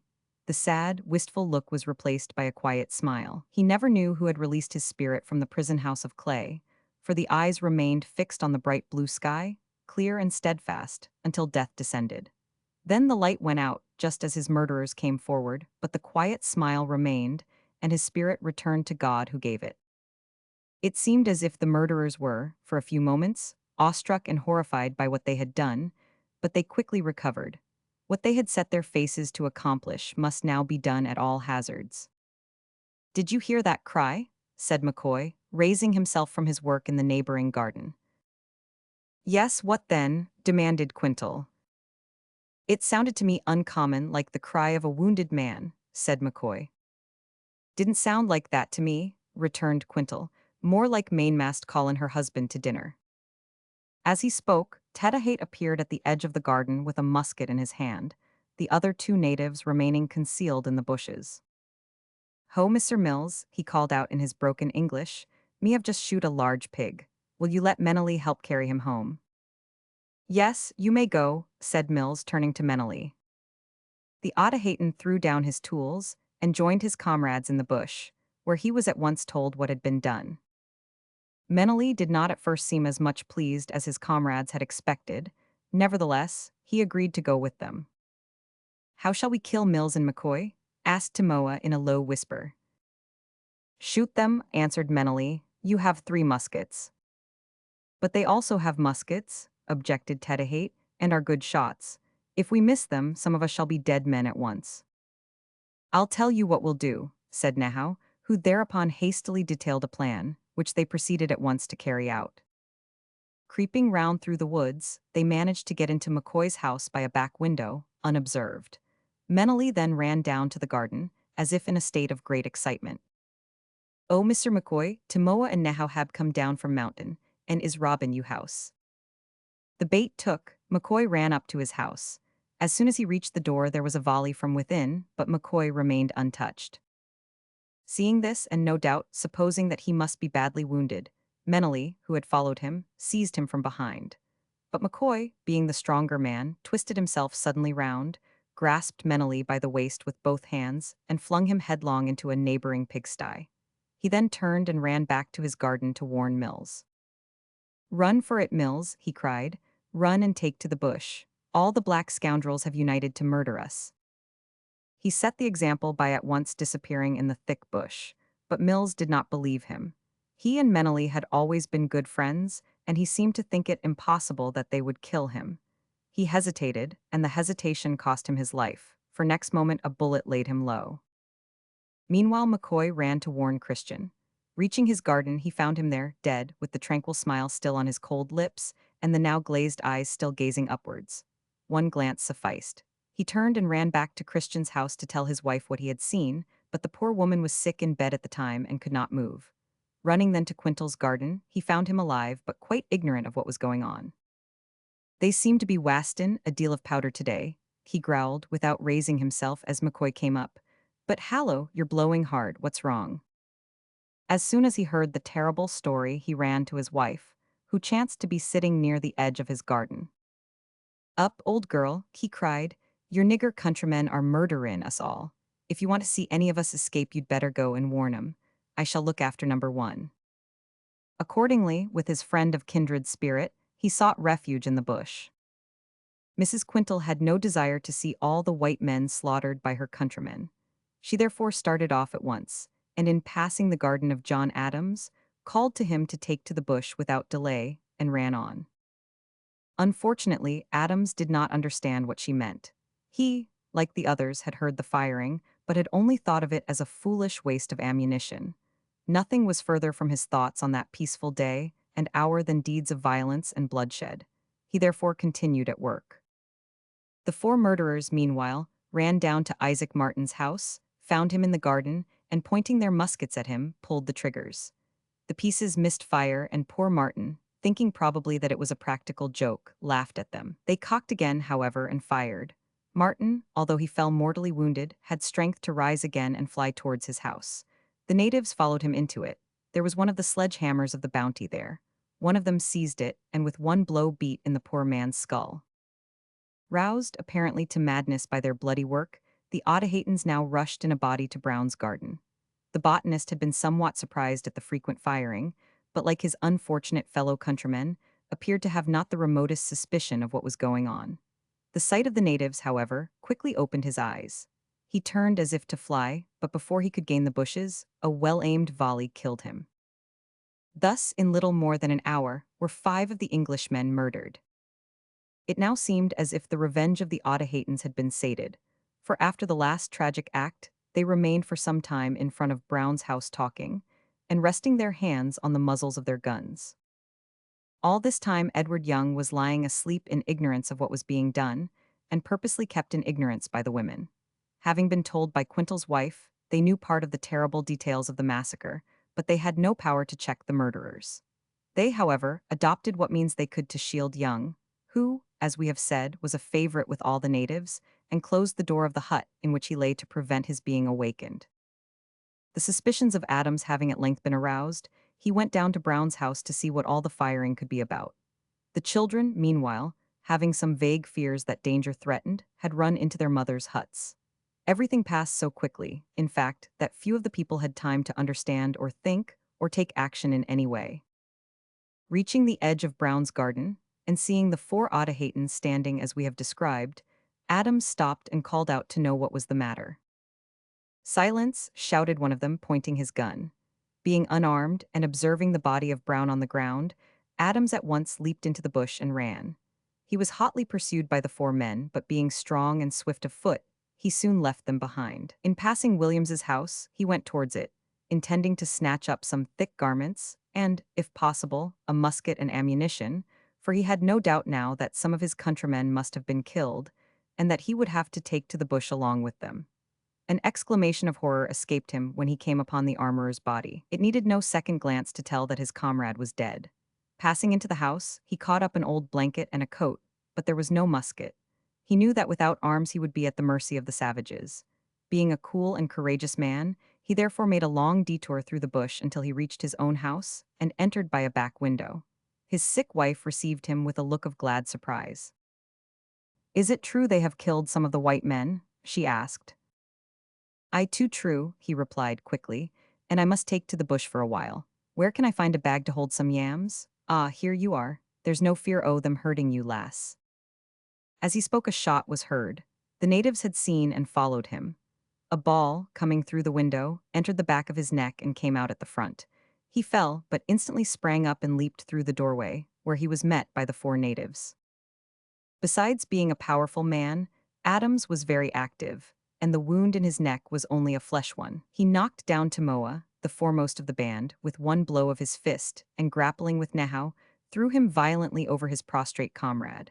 But Meneley, coming up at the moment, clubbed his musket and made a furious blow at Adams's head. He guarded it with one hand, and in so doing had one of his fingers broken. Tedahate and Meneley then both sprang upon him, but he nearly throttled the one, tripped up the other, and, succeeding by a violent wrench in breaking loose, once more took to his heels. In running, the Otahaytans were no match for him. He gradually left them behind. Then Tamoa called out to him to stop. "No, you scoundrels," he shouted back in reply. "You want to kill me, but you'll find it a harder job than you think." "No, no," cried Nahau vehemently. "We don't want to kill you. Stop and we won't hurt you." Adams felt that loss of blood from his wound was quickly reducing his strength. His case was desperate. He formed a quick resolve and acted promptly.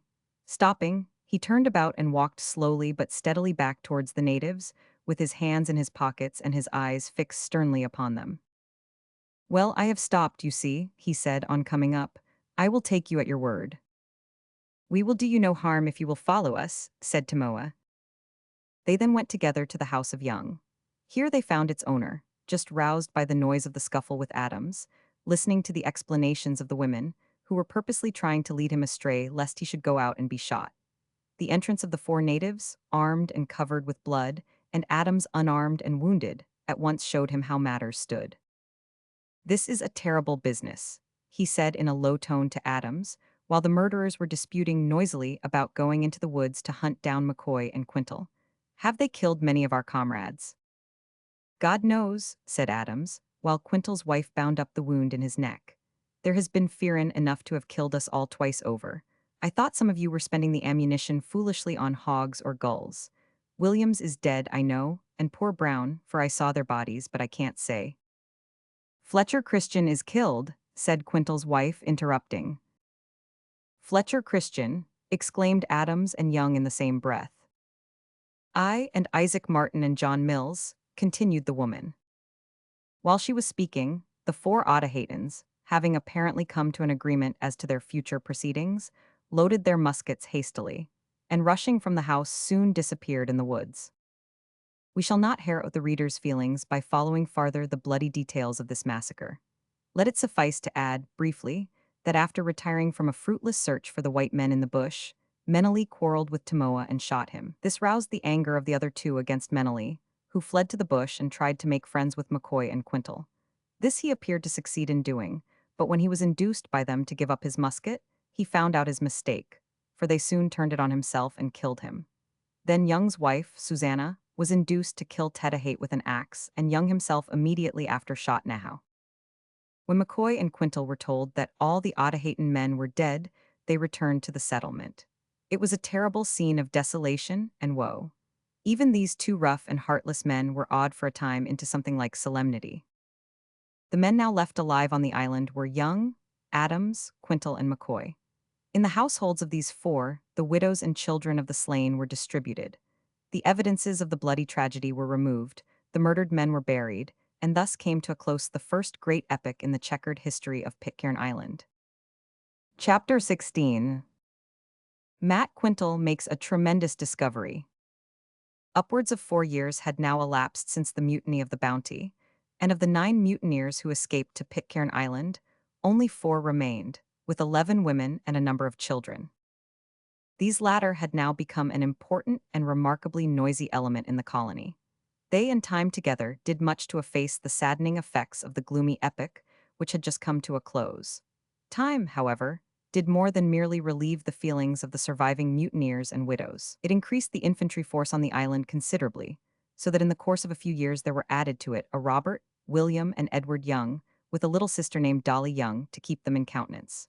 There also came a Jane Quintal and an Arthur Quintal, who were closely followed by a Rebecca Adams and a James Young, so that the self-imposed cares and burdens of that pretty, active, and self-denying little creature, Otaheite Sally, increased with her years and stature. Before the most of these made their appearance, however, the poor Otaheite wives and widows became downcast and discontented. One cannot wonder at this. Accustomed though they no doubt had been to war and bloodshed on their native island, they must have been shocked beyond measure by the scenes of brutality and murder through which they had passed, the most of them being now without husbands, and the men who remained being not on very amicable terms among themselves. These poor creatures seemed to have been driven to a state of desperation, for they began to pine for their old home, and actually made up their minds to quit the island in one of the Bounty's old boats, and leave the white men and even the children behind them. See Note 1. The old boat turned out to be so leaky, however, that they were compelled to return. But they did not cease to repine and to desire deliverance. Gentle-spirited and tractable though they undoubtedly were, they had evidently been tried beyond their powers of endurance. They were roused, and when meek people are roused, they not unfrequently give their friends and acquaintances, to say nothing of those nearer, a considerable surprise. Matthew Quintal, who had a good deal of sly humor about him, eventually hit on a plan to quiet them, at least for a time. "What makes you so grumpy, old girl?" he said one day to his wife while eating his dinner under the shade of a palm tree. "We wish to go home," she replied in a plaintive tone. "Well, well, you shall go home, so don't let your spirits go down. If you've got tired of me, lass, you're not worth keeping. We'll set to work and build you a new boat out o' the old un. We'll begin this very day, and when it's finished, you may up anchor and away to Otaheite or Timbuktu for all that I care." The poor woman seemed pleased to hear this, and true to his word, Quintal set to work that very day with McCoy, whom he persuaded to assist him. His friend thought that Quintal was only jesting about the women, and that in reality he meant to build a serviceable boat for fishing purposes. Young and Adams took little notice of what the other two were about, but one day when the former came down to the beach on Bounty Bay, he could not help remarking on the strange shape of the boat. "It'll never float," he remarked with a look of surprise. "It's not wanted to float," replied Quintal, "at least not just yet. We can make it float well enough with a few improvements afterwards." Young looked still more surprised, but when Quintal whispered something in his ear, he laughed and went away. The boat was soon ready, for it was to some extent merely a modification of the old boat. Then all the women were desired to get into it and push off, to see how it did. "Get in carefully now, old girls," said Quintal with a leer. "Lay hold of the oars and we'll shove you through the first o' the surf. Lend a hand, McCoy. Now then, give way all high." With a vigorous shove the two men sent the boat shooting through the surf, which was unusually low that day. Young and Adams, with some of the children, stood on the rocks and looked on.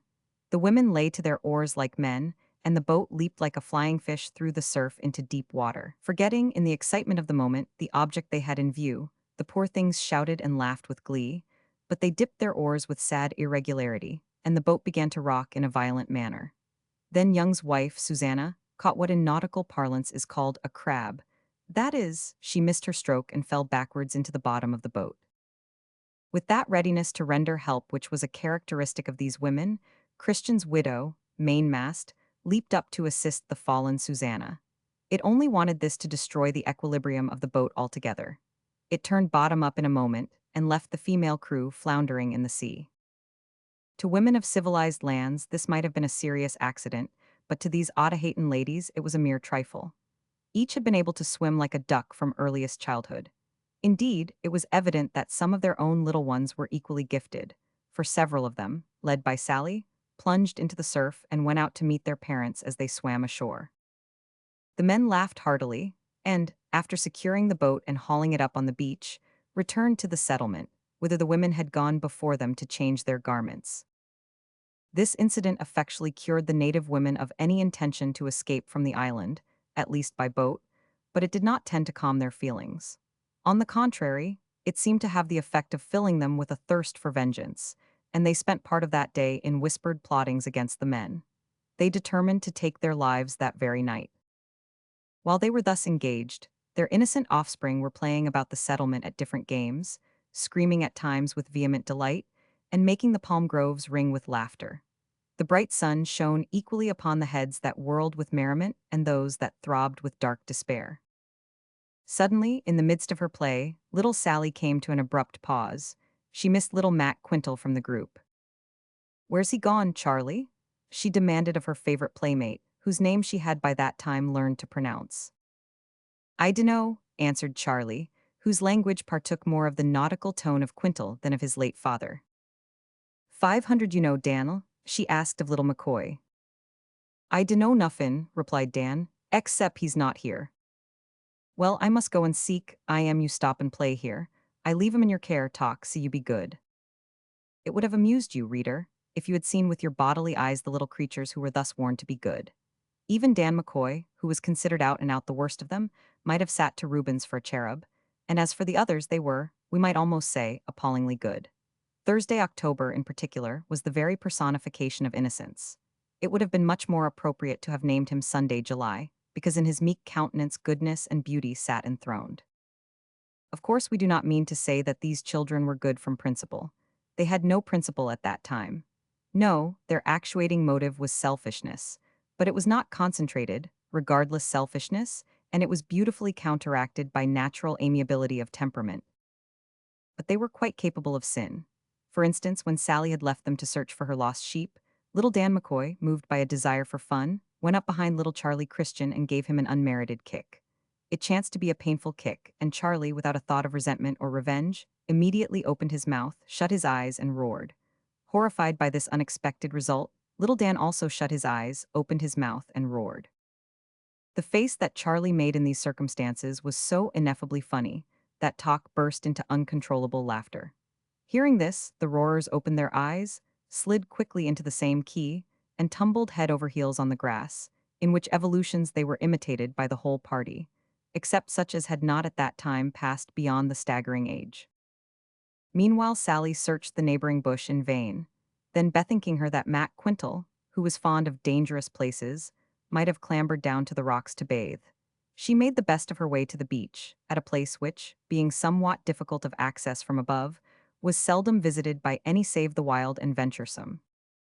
She had only descended a few yards when she met the lost one clambering up in frantic haste, panting violently, his fat cheeks on fire, and his large eyes blazing. "Oh, Matt, what is it?" she exclaimed, awestruck at the sight of him. "Sip, sip," he cried with laboring breath as he pointed with one hand eagerly to the sea and with the other to the shore. "Bin men down dare. Look, got suffin. Oh." A prolonged groan of despair escaped the child as he fumbled in a trousers pocket and pushed 3 fingers through a hole in the bottom of it. "It's hoed through." "What's hoed through?" asked Sally, with quick sympathy, trying to console the urchin for some loss he had sustained. "De knife!" exclaimed little Dan with a face of blank woe. "The knife? What knife?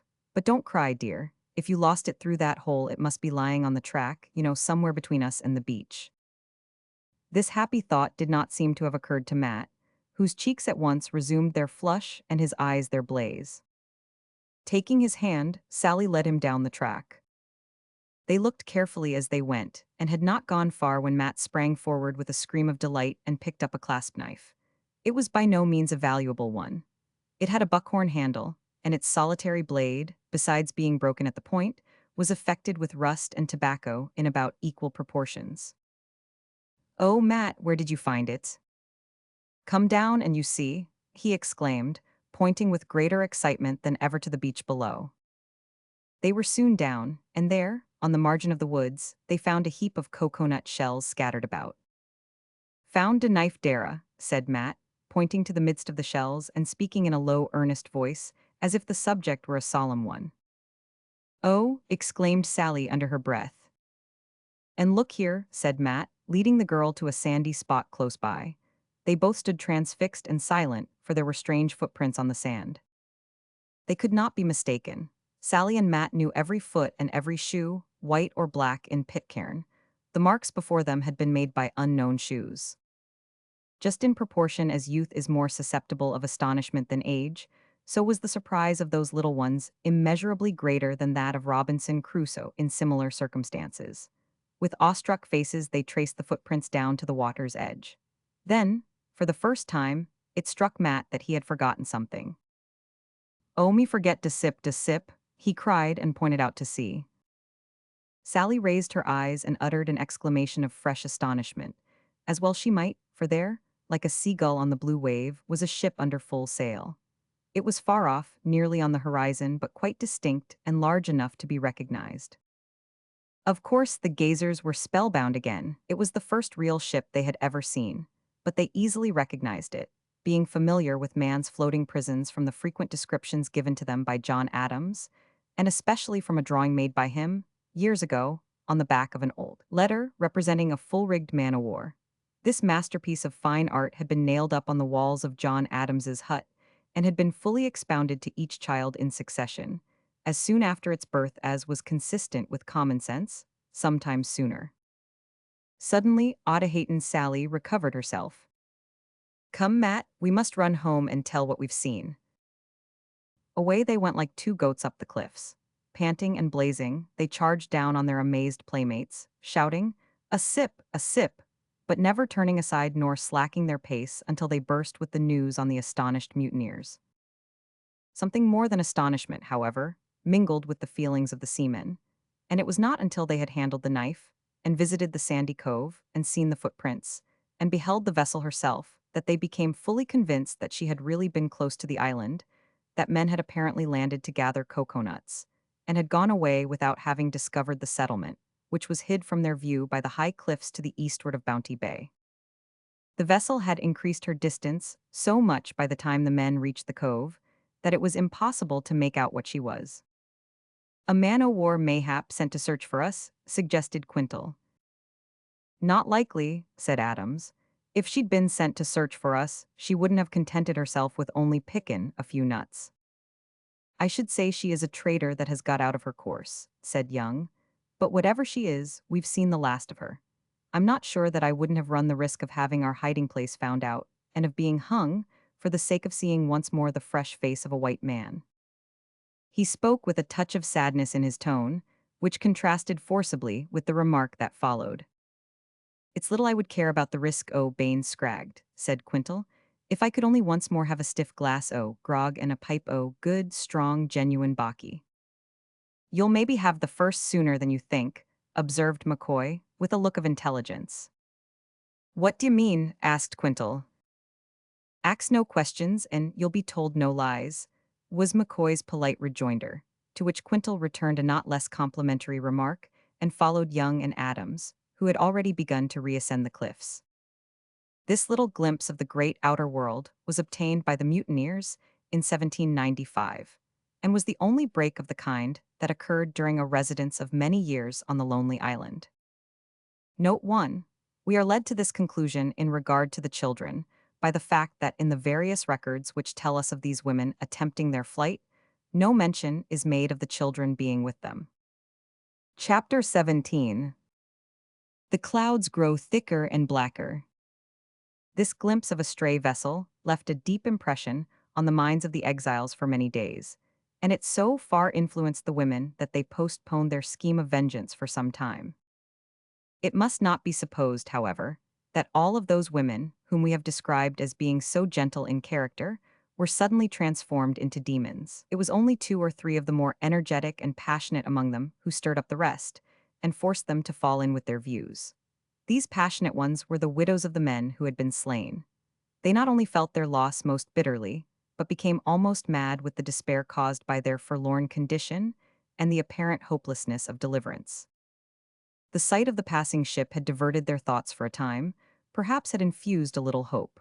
But when the excitement died down, they renewed their plots against the men, and at last made a desperate attempt to carry them out. It was on a dark and stormy night. Thunder was rolling in the sky, lightning flashed among the mountain peaks. Rain, the first that had descended for many days, fell in fitful showers. It must have seemed to the women either that the elements sympathized with them, or that the extreme darkness was favorable to the execution of their plan, for about midnight one of them rose from her bed and crept noiselessly to the corner of her hut, where she had seen Quintal deposit a loaded musket the previous day. Possessing herself of the weapon, she went straight to the widow of Fletcher Christian and wakened her. She rose, somewhat reluctantly, and followed the woman, whose face was concealed in a kerchief of native cloth. The two then went cautiously to another hut, where 2 of the wives of the murdered Otahaytans awaited them, the one with a long knife, the other with an axe in her hand. They whispered together for a few seconds. As they did so, there came a tremendous crash of thunder, followed by a flash which revealed the dark heads and glistening eyeballs drawn together in a group. "We had better not try tonight," said one voice timidly. "Faint heart, you may stay behind," replied another voice firmly. "Come, let us not delay. They were cruel, we will be cruel too."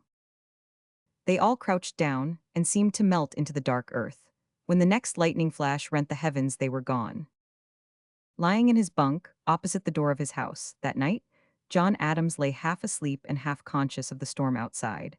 As he lay with closed eyes, there came a glaring flash of light.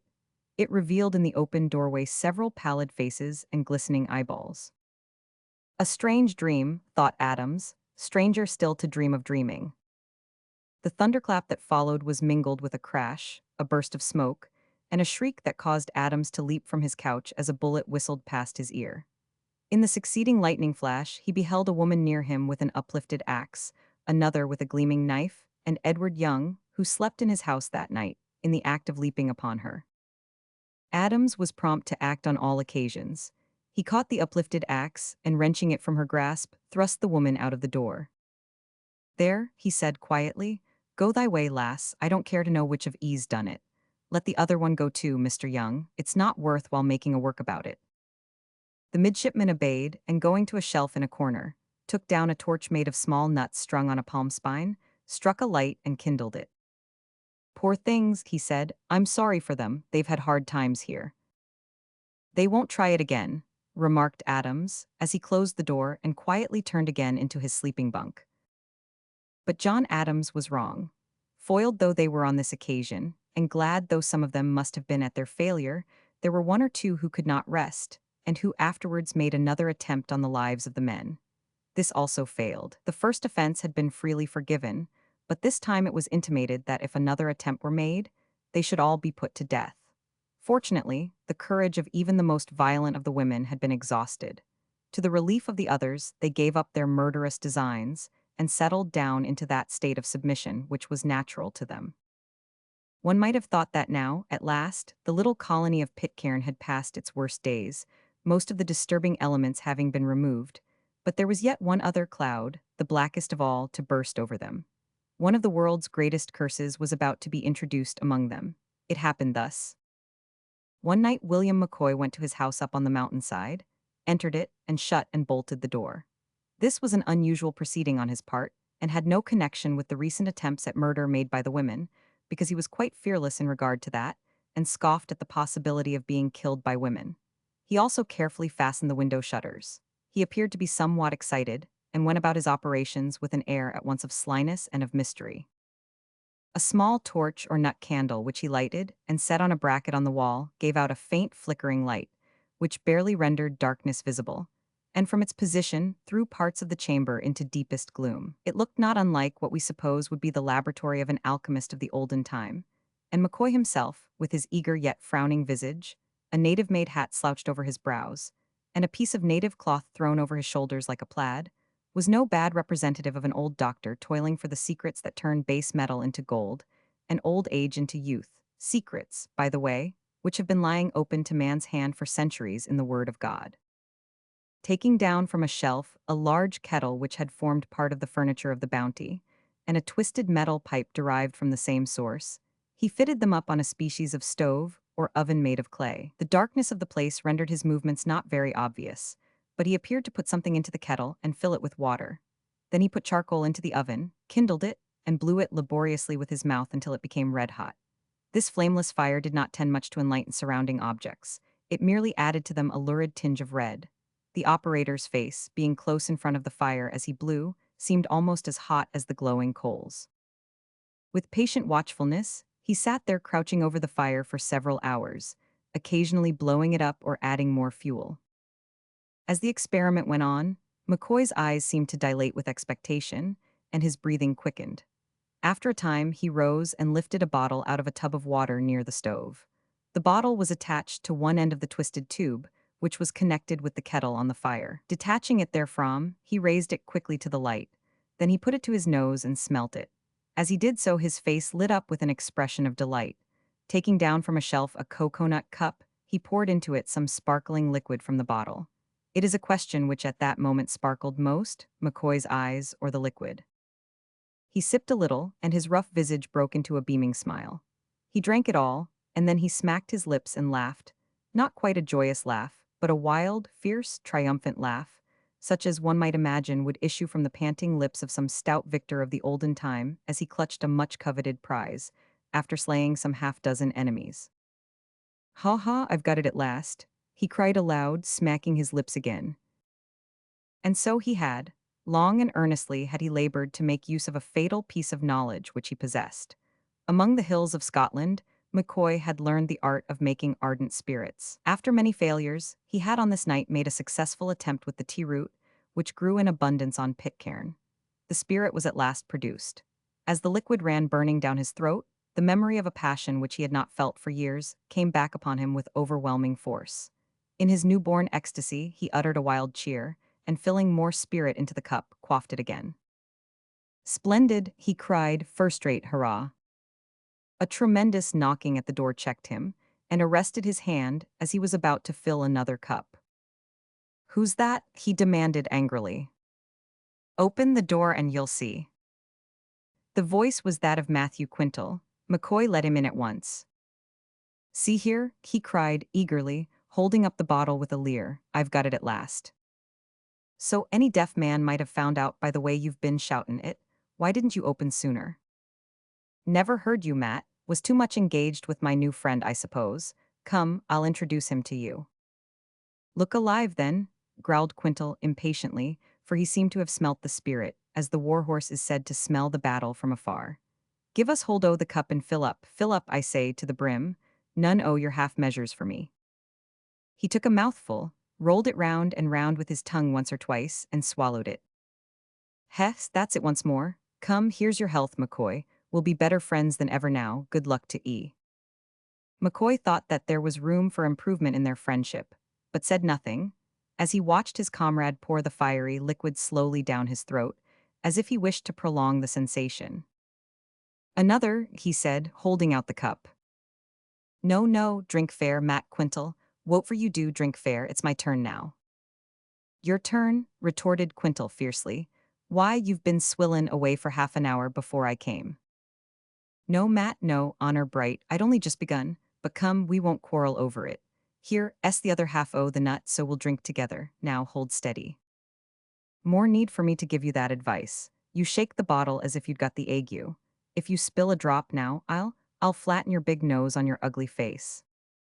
Not in the least hurt by such uncomplimentary threats, McCoy smiled as he filled the cup held by his comrade. The spirit was beginning to tell on him, and the smile was of that imbecile character which denotes perfect self-satisfaction and goodwill. Having poured the remainder into his own cup, he refixed the bottle to the tube of the still, and while more of the liquid was being extracted, the cronies sat down on low stools before the stove, to spend a pleasant evening in poisoning themselves. It may be interesting and instructive, though somewhat sad, to trace the steps by which those two men, formed originally in God's image, reduced themselves of their own free will to a level much lower than that of the brutes. Doesn't the taste of it bring back old times? Said McCoy, holding his cup to the light as he might have held up a transparent glass.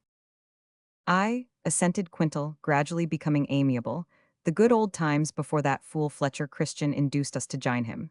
Here S to E, lad, once more. Why, when I think the jolly times I've had at the Blue Boar of Plymouth, said McCoy, or at the Swan, why the Two Throttles, I forget where, I feel like, here's your health again, Matt Quintal. Give us your flipper, man. You're not a bad feller if you wasn't given to grumpin' so much. Quintal's amiability, even when roused to excess by drink, was easily dissipated. The free remarks of his comrade did not tend to increase it, but he said nothing, and refreshed himself with another sip. I really do think, continued McCoy, looking at his companion with an intensity of feeling which is not describable, I really do think that, when I think that Blue Boar, I could almost become poetical. If you did, growled Quintal, you would not be the first that had become a big fool on a worse subject. I shay, Matt Quintal, returned the other, who was beginning to talk rather thickly, so powerful was the effect of the liquor on his unaccustomed nerves. I shay, ol' feller, you used to sing well once. Come gee, give us a stave now. Bah, was Quintal's reply, with a look of undisguised contempt.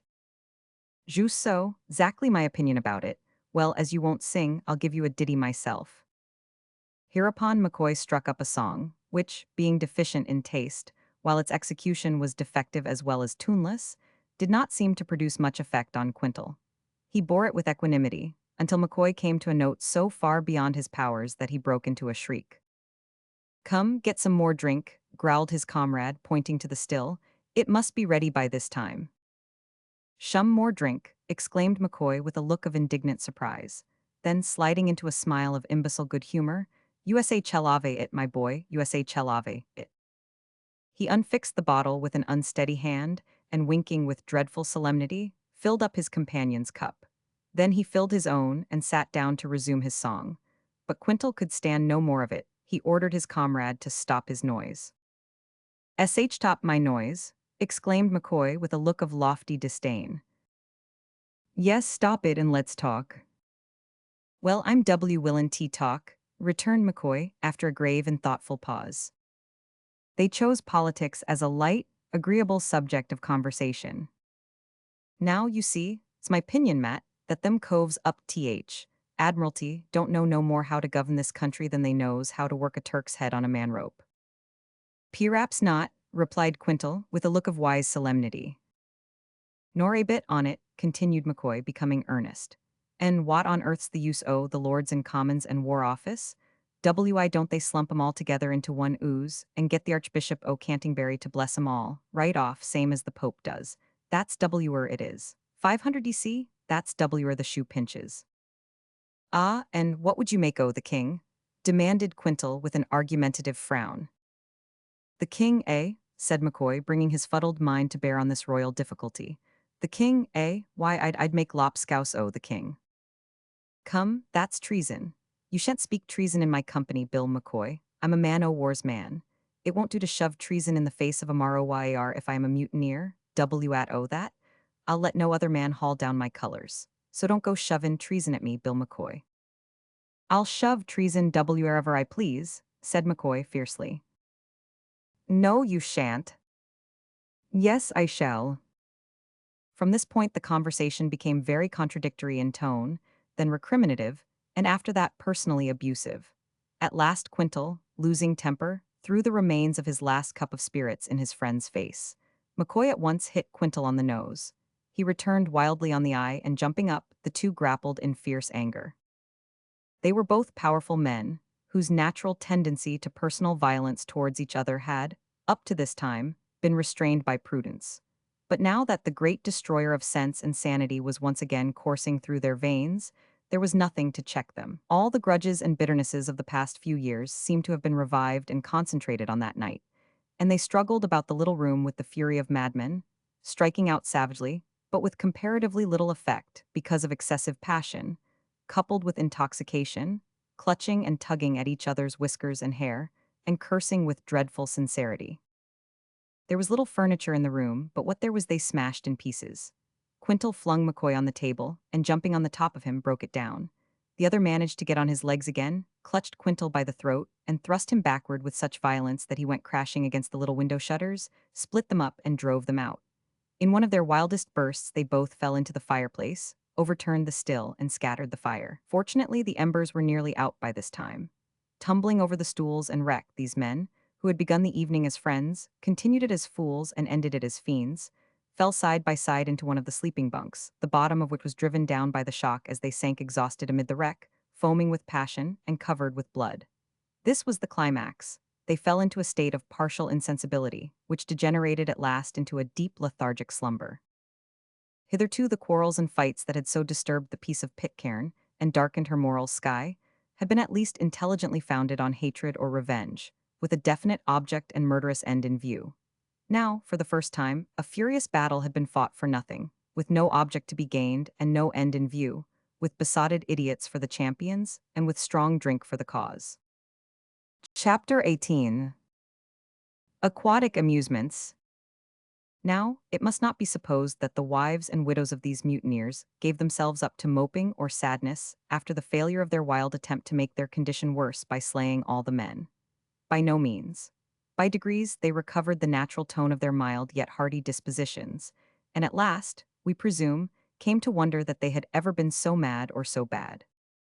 Neither must it be imagined that these women were condemned to be the laborious drudges, who are fitly described as hewers of wood and drawers of water. They did indeed draw a good deal of water in the course of each day, but they spent much time also in making the tapa cloth with which they repaired the worn-out clothes of their husbands, or fabricated petticoats for themselves, and such of the children as had grown old enough to require such garments. But besides these occupations, they spent a portion of their time in prattling gossip, which, whatever the subject might be, was always accompanied with a great deal of merriment and hearty laughter.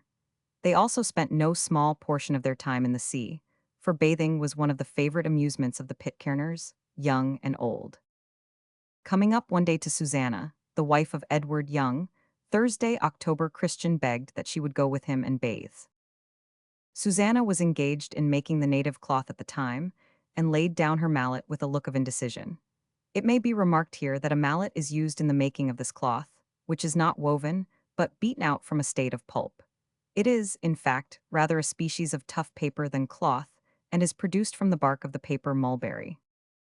"I's got to finish dis bit of cloth today, talk," said Susanna in broken English, for she knew that Master Thursday October preferred that tongue to Audahaten, though he could speak both, "and it's gettin' late." "Oh, what a pity," said Talk with a look of mild disappointment.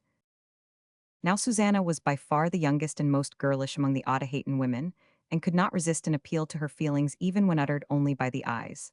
Besides, little Talk was a great favorite with her. She therefore burst into a merry laugh, gently pulled Thursday's nose, and said, "Well, come along, but we'll get some o' the others for go too, and have some fun. You go collect de jumpers, me get de womans." Susanna referred to the older children by the term jumpers. Highly pleased, the urchin started off at once.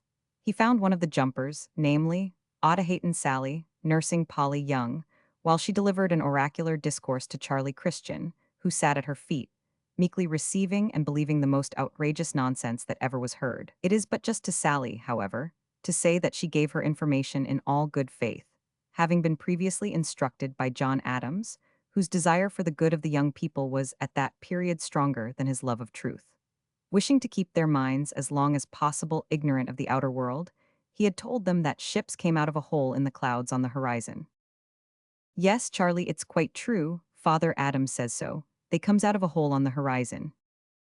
Charlie's huge eyes gazed in perplexity from his instructor's face to the horizon, as if he expected to behold a ship emerging from a hole then and there. Then, turning to Sally again with a simple look, he asked, "But why does ships come out of holes on der horizon?" Sally was silenced. She was not the first knowing one who had been silenced by a child. Little Daniel McCoy came up at the moment.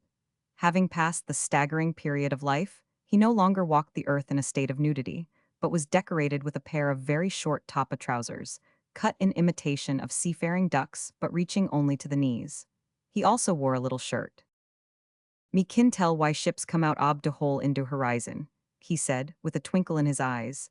"Just for notin', else Dan to turn about and go back into de hole again." "Nonsense, Dan'l," cried Sally with a laugh. "Nonsense," repeated Dan with an injured look. "Didn't you saw it happen juice t'other day?" "Well, I did saw the ship go fairer and fairer away, and vanish," admitted Saul, "but he didn't go into a hole that time." "Pooh," ejaculated little Dan, "dat es 'cause de hole was too far away to be seen." Further discussion of the subject was prevented by the arrival of Thursday. "Well, talk, you's in a hurry today," said little Dan with a look of innocent insolence. "We're all to go and bathe, child'n," cried Thursday with a look of delight. "Susanna's goin', and all the oomans, and she send me for you." "Hurrah!" shouted Dan and Sally. "Goin' to bathe," cried Charlie Christian to Lizzie Mills, who was attracted by the cheering, which also brought up Matt Quintal, who led his little sister Sarah by the hand. Sarah was yet a staggerer, and so was Dinah Adams, also Mary Christian. Polly Young and John Mills had not yet attained even to the staggering period. They were only what little Dan McCoy called sprawlers. Before many minutes had elapsed, the whole colony of women, jumpers, staggerers, and sprawlers were assembled on the beach at Bounty Bay. It could scarcely be said that the women undressed. They merely threw off the light scarf or bodice that covered their shoulders, but kept on the short skirts, which were no impediment to their graceful movements in the water. The jumpers, of course, were only too glad of the excuse to get out of their very meager allowance of clothing, and the rest were, so to speak, naturally ready for the plunge. It was a splendid forenoon. There was not a zephyr to ruffle the calm breast of the Pacific. Nevertheless, the gentle undulation of that mighty bosom sent wave after wave like green liquid walls into the bay in ceaseless regularity. These, toppling over and breaking, and coming in with a succession of magnificent roars, finally hissed in harmless foam on the shingly beach. "Now, Thursday," said Mrs. Adams, "you stop here and take care o' de sprawlers." Adams's helpmate was the oldest of the women, and defective in vision. Her commands were law. Thursday October would as soon have thought of disobeying Adams himself as his wife. It was not in his nature, despite its goodness, to help feeling disappointed at being left in charge of the little ones. However, he made up his mind at once to the sacrifice. "Never mind, talk," said Young's wife with a bright smile. "I'll stay and keep you company." This was ample compensation to Thursday. He immediately flung himself into the shallow surf, and turning his face to the land, held out his arms and dared the little ones to come to him. Two of them instantly accepted the challenge, crept down to the water, and were beaten back by the next rush of foam. But they were caught up and held aloft with a shout of glee by Susanna. Meanwhile, the women advanced into the deep surf with the small children on their shoulders, while the others, being able to look after themselves, followed, panting with excitement, for although able to swim like corks, they found it extremely difficult to do battle with the rushing water. Deeper and deeper the foremost women went, until they neared the unbroken glassy billows. "I'll go at de nixt," muttered Mrs. Adams to Mary Christian, who was on her back, clutching tight round her neck. The nixt was a liquid wall that came rolling grandly in with ever-increasing force and volume, until it hovered to its fall almost over the heads of the daring women. Mrs. Adams, mainmast, and Mills's widow, who were the foremost of the group, bent their heads forward, and with a graceful but vigorous plunge, sprang straight into the wall of water and went right through it. The others, though a moment later, were quite in time. The children also, uttering wild screams in varied keys, faced the billow gallantly, and pierced it like needles. Another moment, and they were all safe in deep water on the seaward side, while the wave went thundering to the shore in a tumultuous wilderness of foam, and spent its weakened force among the babies. The moment the women were safe beyond the rolling influence of these great waves, in the calm sea beyond, they threw the staggerers from their shoulders and let them try their own unaided powers, while the jumpers swam and floated around to watch the result. These wonderful infants disported themselves variously in the sea. Mary Christian wobbled about easily, as if too fat to sink, and Bessie Mills supported herself bravely, being much encouraged by the presence and the cheering remarks of that humorous imp Dan McCoy. But Charlie Christian showed symptoms of alarm, and losing heart after a few moments, threw up his fat little arms and sank. Like the swooping eagle, his mother plunged forward, placed a hand under him, and lifted him on her shoulders, where he recovered equanimity in a few minutes, and soon wanted to be again sent afloat. When this had gone on for a little time, the women reshouldered their babies and swam boldly out to sea, followed at various distances by the youngsters. Of these latter, Saul of Otaheite was by far the best. She easily outstripped the other children and could almost keep pace with the women. Meanwhile, Thursday, October, Christian and Susanna Young performed amazing feats with the infants in the shallow water on the beach. Sarah Quintal and Johnny Mills gave them some trouble, having a strong disposition to explore places beyond their depth. But Dinah Adams and Polly Young were as good as gold, spluttering towards their guardians when called, and showing no tendency to do anything of their own immediate free will, except sit on the sand and let the foam rush round and over them like soapsuds. Now, it is well known that every now and then there are waves of the sea which seem to have been born on a gigantic scale, and which, emerging somewhere from the great deep, come to shore with a grander roar and a higher rush than ordinary waves. One such roller came in while no one was on the lookout for it. Its deep-toned roar first apprised Susanna of its approach, but before she could run to the rescue, its white crest was careering up the beach in magnificent style. It caught the infants, each sitting with a look of innocent surprise on the sand. It turned them head over heels and swept them up the shingly shore. It tumbled Susanna herself over in its might, and swept Thursday October fairly off his legs. Having terminated its career thus playfully, the big wave retired, carrying 4 babies in its embrace. But Susanna and Thursday had regained their footing and their presence of mind. With a brave and, for him, a rapid spring, Thursday caught little Sarah and Dinah as they were rolling helpless down the strand, the one by an arm, the other by a leg, and held on. At the same instant, Susanna sprang forward and grasped Jack Mills by the hair of the head, but poor Polly Young was beyond her reach. Little Polly was the smallest, the neatest, and the dearest of the sprawling band. She was rolling to her doom. The case was desperate. In this emergency, Susanna suddenly hurled Jack Mills at Thursday. The poor boy had to drop the other two in order to catch the flying Jack, but the other two, sliding down his body, held each to a Thursday October leg like limpets. The result was that the 4 remained firm and safe, while Susanna leaped into the surf and rescued little Pole. It all happened so quickly that the actors had scarcely time to think. Having reached the dry land, they looked seaward, and there saw their more practiced companions about to come in on the top of a wave. For a few seconds their heads were seen bobbing now on the top, now between the hollows of the waves. Then they were seen on a towering snowy crest which was just about to fall. On the summit of the roaring wave, as if on a snowy mountain, they came rushing on with railway speed. To an unpracticed eye, destruction among the rocks was their doom. But they had taken good aim, and came careering to the sandy patch where the little ones sprawled. In another moment they stood safe and sound upon the land. This was but an everyday feat of the Pitcairners, who went up to their village chatting merrily, and thinking nothing more about the adventure than that it was capital fun. Chapter 19. The Darkest Hour. A long time after the events narrated in the last chapter, John Adams and Edward Young sat together one evening in the cave at the top of the mountain, where poor Fletcher Christian had been wont to hold his lonely vigils. "I've been thinkin' of late," said Young, "that it is very foolish of us to content ourselves with merely fishing from the rocks, when there are better fish to be had in deep water, and plenty of material at hand for making canoes." "You're right, sir, we ought to try our hands at a canoe. Pity we didn't do so before the native men was all killed. They knew what sort o' trees to use, and how to split 'em up into planks, and all that sort o' thing." "But McCoy used to study that subject and talk much about it when we were in Otaheite," returned Young. "I've no doubt that with his aid we could build a good enough canoe, and the women would be as able as the men, no doubt, to direct us what to do if we were in a difficulty.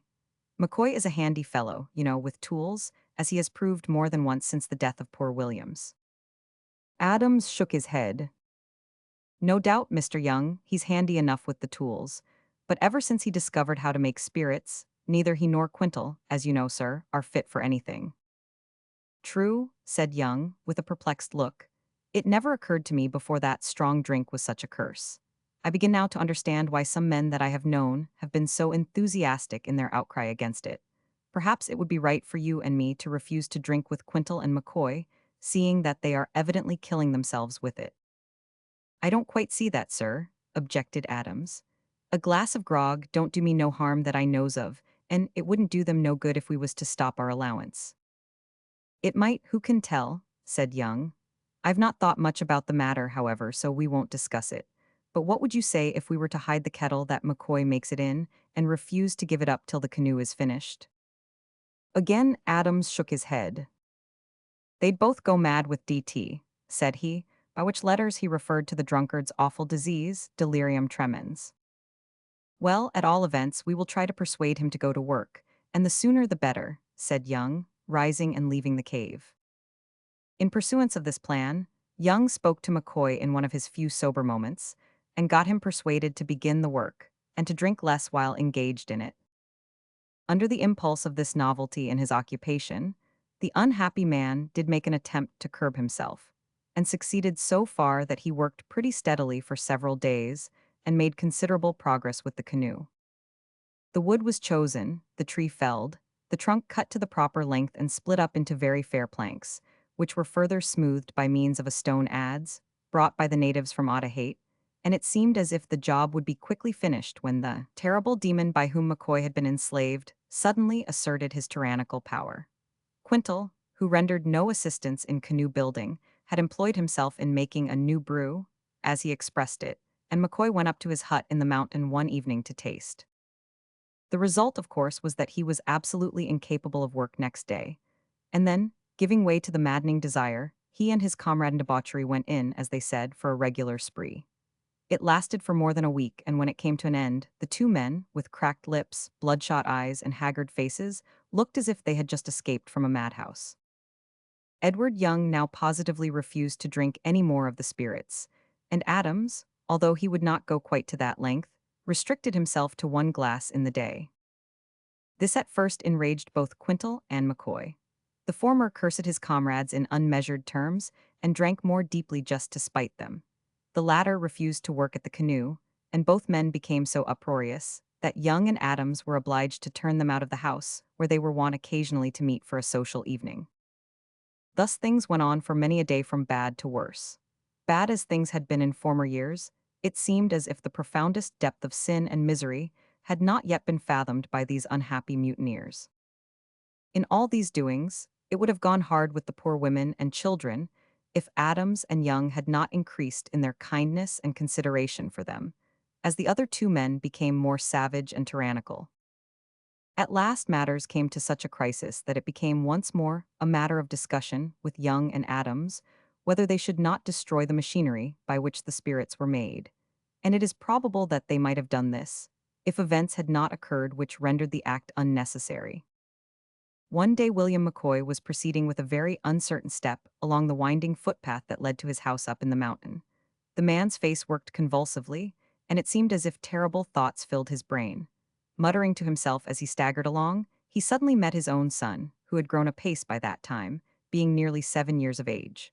Both father and son stopped abruptly and looked intently at each other. "What brings you here?" demanded the father, with a look of as much dignity as it was in his power to assume. The poor boy hesitated and looked frightened. His natural spirit of fun and frolic seemed of late to have forsaken him. "What are 'e afraid of?" roared McCoy, who had not quite recovered from his last fit of delirium tremens. "Why do 'e speak?"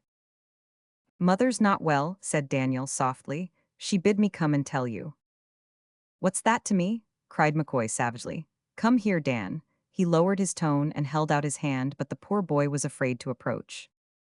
Uttering a low growl, the father made a rush at him, stumbled over a tree root, and fell heavily to the earth. Little Dan darted into the bush and fled home. Rising slowly, McCoy looked half-stunned at first, but speedily recovering himself, staggered on till he reached the hut, when he wildly seized the bottle from its shelf and put it to his lips, which were bleeding from the fall and covered with dust. "Ha ha," he shouted, while the light of delirium rekindled in his eyes, "this is the grand cure for everything. My own son's afraid o' me now, but who cares? What's that to Bill McCoy? And his mother's ill too, ha." He checked himself in the middle of a fierce laugh, and stared before him as if horror-stricken. "No, no," he gasped. I didn't, oh, God be merciful to me." Again he stopped, raised both hands high above his head, uttered a wild laugh which terminated in a prolonged yell, as he dashed the bottle on the floor, and darted from the hut. All the strength and vigor which the wretched man had squandered seemed to come back to him in that hour. The swiftness of youth returned to his limbs. He ran down the path by which he had just come and passed Quintal on the way. "Hallo, Bill, you're pretty bad tonight," said his comrade, looking after him.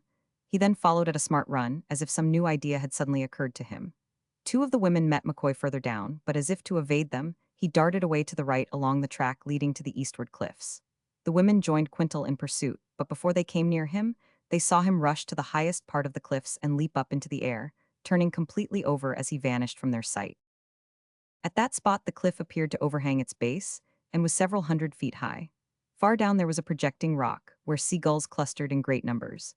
McCoy, like the lightning flash, came in contact with the rock and was dashed violently out into space, while the affrighted seabirds fled shrieking from the spot. Next moment, the man's mangled body cleft the dark water like an arrow, leaving only a little spot of foam behind to mark for a few seconds his watery grave. It might have been thought that this terrible event would have had a sobering effect upon Matthew Quintal, but instead of that it made him worse. The death of his wife, too, by a fall from the cliffs about the same time, seemed only to have the effect of rendering him more savage, insomuch that he became a terror to the whole community and frequently threatened to take the lives of his remaining comrades. In short, the man seemed to have gone mad, and Young and Adams resolved, in self-defense, to put him to death. We spare the reader the sickening details. They accomplished the terrible deed with an axe, and thus the number of the male refugees on Pitcairn was reduced to 2. The darkest hour of the lonely island had been reached, the hour before the dawn. Chapter 20. The dawn of a better day.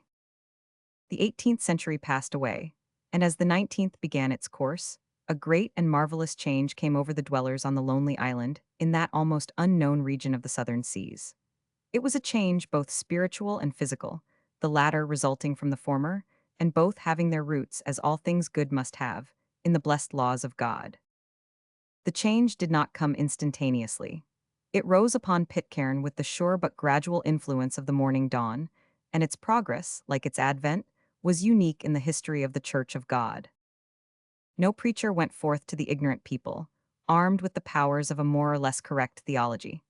No prejudices had to be overcome, or pre-existing forms of idolatry uprooted, and the people who had to be changed were what might have been deemed most unlikely soil: mutineers, murderers, and their descendants. The one hopeful characteristic among them was the natural amiability of the women. For Young and Adams did not display more than the average good humor of men, yet these amiable women, as we have seen, twice plotted and attempted the destruction of the men, and 2 of them murdered in cold blood 2 of their own kinsmen. It may perhaps have already been seen that Young and Adams were of a grave and earnest turn of mind. The terrible scenes which they had passed through naturally deepened this characteristic, especially when they thought of the dreadful necessity which had been forced on them, the deliberate slaying of Matthew Quintal, an act which caused them to feel like murderers, however justifiable it may have seemed to them. Like most men who are under deep and serious impressions, they kept their thoughts to themselves. Indeed, John Adams, with his grave matter-of-fact tendencies and undemonstrative disposition, would probably never have opened his lips on spiritual things to his companion if Young had not broken the ice. And even when the latter did venture to do so, Adams resisted at first with the dogged resolution of an unbelieving man. "We've been awful sinners, John Adams," said Young one afternoon as they were sauntering home from their plantations to dinner. "Well, sir, no doubt there's some truth in what you say," replied Adams slowly. "But then, d'ye see, we've been placed in what you may call awful circumstances." That's true," returned Young with a perplexed look, "and I've said the same thing, or something like it, to myself many a time. But man, the Bible doesn't seem to harmonize with that idea somehow. It seems to make no difference between big and little sinners, so to speak, at least as far as the matter of salvation is concerned. And yet I can't help feeling somehow that men who have sinned much ought to repent much." "Just so, sir," said John Adams, with a self-satisfied air. "You're right, sir. We have been awful sinners, as you say, and now we've got to repent as hard as we can and lead better lives, though of course we can't make much difference in our style o' livin', seein' that our circumstances don't allow o' much change, and neither of us has been much given to drink or swearin'." "Strange," rejoined Young. "You almost echo what I've been saying to myself over and over again, yet I can't feel quite easy, for if we have only got to repent and try to lead better lives, what's the use of our talking about our Savior? And what does the Bible mean in such words as these? 'Believe on the Lord Jesus Christ and thou shalt be saved.' Only believe. By grace are ye saved, through faith, and that not of yourselves, it is the gift of God. By the works of the law shall no flesh living be justified. Do you mean to say, sir, that them words are all out of the Bible? Asked Adams. Yes, I know they are, for I read them all this morning. I had a long hunt after the Bible before I found it, for poor Christian never told me where he kept it. I turned it up at last under a bit of tarpaulin in the cave, and I've been reading it a good deal since, and I confess that I've been much puzzled. Hold on a bit here, he added, stopping and seating himself on a flowering bank beside the path. That old complaint of mine has been troubling me a good deal of late. Let's rest a bit. Young referred here to an asthmatic affection to which he was subject, and which had begun to give him more annoyance since the catching of a severe cold while out shooting among the hills a year before. From what you say, sir, said Adams, thoughtfully, after they had sat down, it seems to me that if we can do nothing in the matter o' workin' out our salvation, and have nothin' to do but sit still and receive it, we can't be to blame if we don't get it. But we may be to blame for refusing it when it's offered, returned Young. Besides, the Bible says, ask and ye shall receive, so that knocks away the ground from under your notion of sitting still. P'raps you're right, sir, continued Adams after a few minutes' thought, during which he shook his head slowly as if not convinced. But I can't help thinkin' that if a man only does his best to do his duty, it'll be all right with him. That's all that's required in His Majesty's service, of any man. True, but if a man doesn't do his best, what then? Or if he is so careless about learning his duty that he scarce knows what it is, and in consequence falls into sundry gross mistakes, what then? Moreover, suppose that you and I, having both done our duty perfectly up to the time of the mutiny, were now to go back to England and say, like the bad boys, we will never do it again, what would come of it, think you?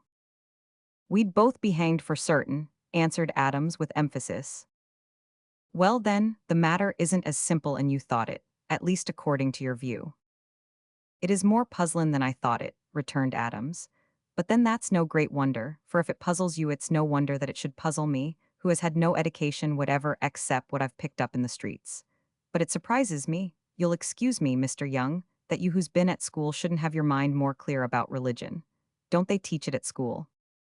They used to read a few verses of the Bible where I was at school, said Young, and the master, who didn't seem to have any religion in himself, read over a formal prayer. But I fear that that didn't do us much good, for we never listened to it. Anyhow, it could not be called religious teaching. But were you never at school, Adams? No, sir, not I, answered the seaman with a quiet laugh. Leastwise not at a reglar true blue school. I was brought up chiefly in the streets of London, though that's a pretty good school too of its kind. It teaches lads to be uncommon smart, I tell you, and up to a thing or two, but it don't do much for us in the book larnin' way. I can scarcely read even now, and what I have of it was got through spellin' out the playbills in the public house windows. But what d'ye say, sir, now that we both seem inclined to turn over a new leaf, if you was to turn schoolmaster and teach me to read and write a bit better than I can do at present, I'd promise to be a willin' scholar and a good boy.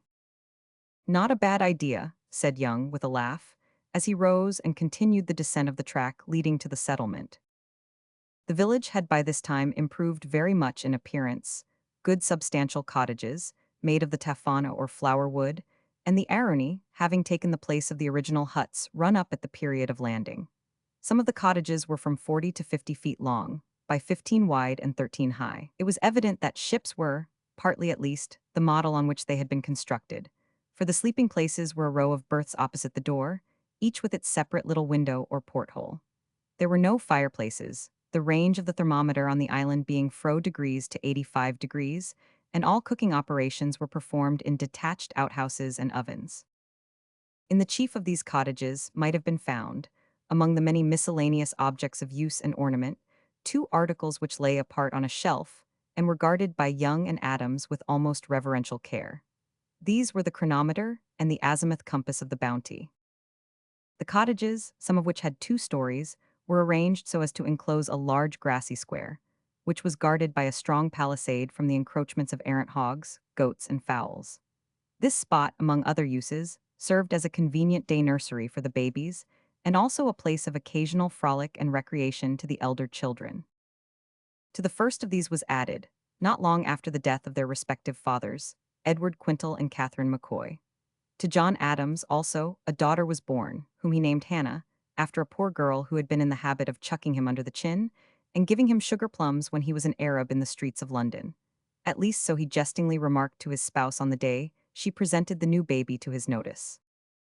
On the day of which we write, Young and Adams found the square above mentioned in possession of the infantry, under command of their self-elected captain, Audahayton Sally, who was now, according to John Adams, no longer a chicken. Being in her 11th year, and like her countrywomen generally at that age, far advanced towards big girlhood, she presented a tall, slight, graceful, and beautifully molded figure, with a sweet, sprightly face, and a smile that was ever disclosing her fine white teeth. Her profusion of black hair was gathered into a knot which hung low on the back of her pretty round head.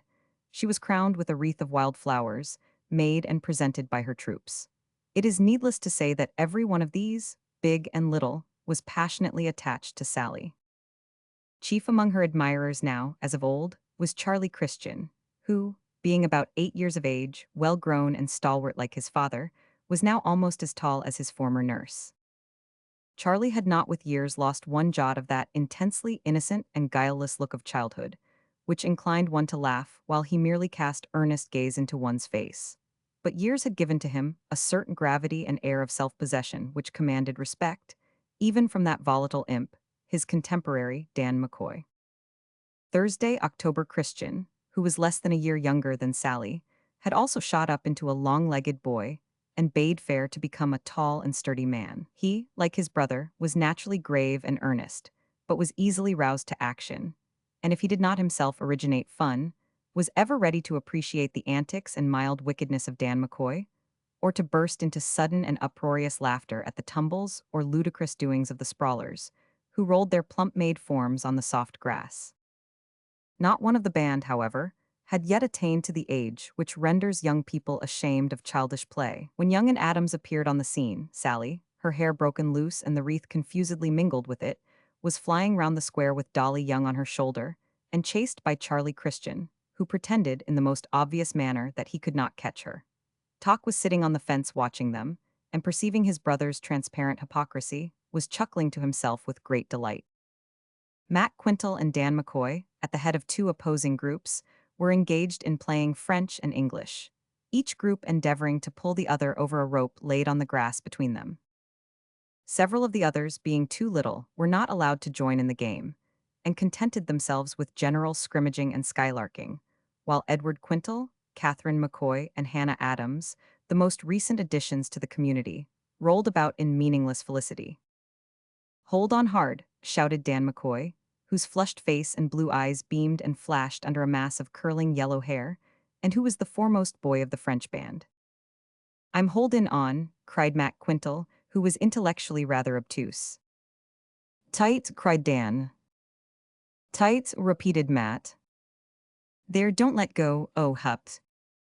The grasp of Dan suddenly relaxed when Matt and his Englishmen were straining their utmost. Of course they went back on the top of each other in a wild jumble, while Dan, having put a foot well back, was prepared and stood comparatively firm. "You did that a purpose?" cried Matt, springing up and glaring. "I know you did it a purpose," retorted Dan. But I said that you did it a purpose," stammered Matt. "Well, and didn't I say that you said that I said you did it a purpose?" A yell of delight followed this reply, in which, however, Matt did not join. Like his father, Matt Quintal was short in the temper, at least short for a Pitcairn boy. He suddenly gave Dan McCoy a dab on the nose with his fist. Now, as everyone must know, a dab on the nose is painful. Moreover, it sometimes produces blood. Dan McCoy, who also inherited a shortish temper from his father, feeling the pain and seeing the blood, suddenly flushed to the temples and administered to Matt a sounding slap on the side of the head, which sent him tumbling on the grass. But Matt was not conquered, though overturned. Jumping up, he made a rush at Dan, who stood on the defensive. The other children, being more gentle in their natures, stood by and anticipated with feelings of awe the threatened encounter. But Thursday, October Christian, who had listened with eager ears, ever since his intelligence dawned, to the conversations of the mutineers, here stepped between the combatants. "Come, come," said he, authoritatively, in virtue of his greater age and superior size, "let's have fair play. If you must fight, do it shipshape and, accordin' to the articles of war. We must form a ring first, and get a bottle and a sponge and—" An appalling yell at this point nearly froze the marrow in everybody's bones. It was caused by a huge pig, which, observing that the gate had been left open, had entered the square, and gone up to snuff at one of the nude babies, who, seated like a whitey brown petrifaction, gazed with a look of horror in the pig's placid face.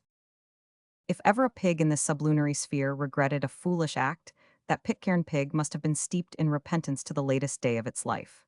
With one howl in unison, the entire field, minus the infants, ran at that pig like a human tornado.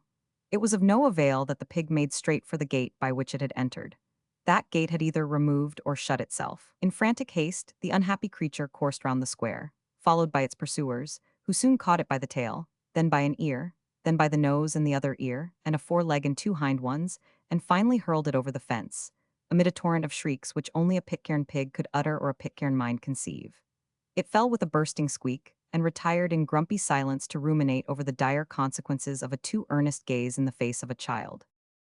"Well done, child'n," cried John Adams. "Sarves him right, come now to grub all of you." Even though the Pitcairn children had been disobedient by nature, they would have obeyed that order with alacrity.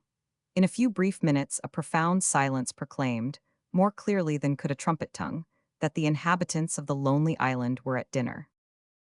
Chapter 21. The Last Man. One morning John Adams, instead of going to work in his garden, as was his wont, took down his musket from its accustomed pegs above the door, and sallied forth into the woods behind the village. He had not gone far when he heard a rustling of the leaves, and looking back, beheld the graceful form of Sally bounding towards him.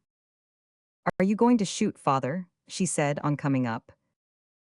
The young people of the village had by this time got into the habit of calling Adams father, and regarded him as the head of the community, not because of his age, for at this time he was only between 30 and 40 years, but because of his sedate, quiet character and a certain air of elderly wisdom which distinguished him. Even Edward Young, who was about the same age, but more juvenile both in feeling and appearance, felt the influence of his solid, unpretending temperament, and laughingly acknowledged him king of Pitcairn. "No, dear, I'm not going to shoot," said Adams in reply. "I'm only going up to Christian's Outlook to try if I can find something there, and I always like to have the old blunderbuss with me. It feels sort of company, and minds me of old times, but you'll not understand what I mean, Saul." "No, because I've no old times to mind about," said Sally with a peculiar smile. "May I go with you, father?" "Of course you may come along, lass." Adams held out his strong hand. Sally put her peculiarly small one into it, and the two went slowly up the mountain track together. On reaching the top of a little knoll or plateau, they stopped and turned to look back. They could see over the tops of the palm groves from that place. The track by which they had ascended was visible here and there, winding among the flowering shrubs and trees. The village lay far below, like a gem in a setting of bright green, which contrasted pleasantly with the warm clouds and the blue sea beyond. The sun was bright and the air was calm, so calm that the voices of the children at play came up to them distinctly in silvery ripples.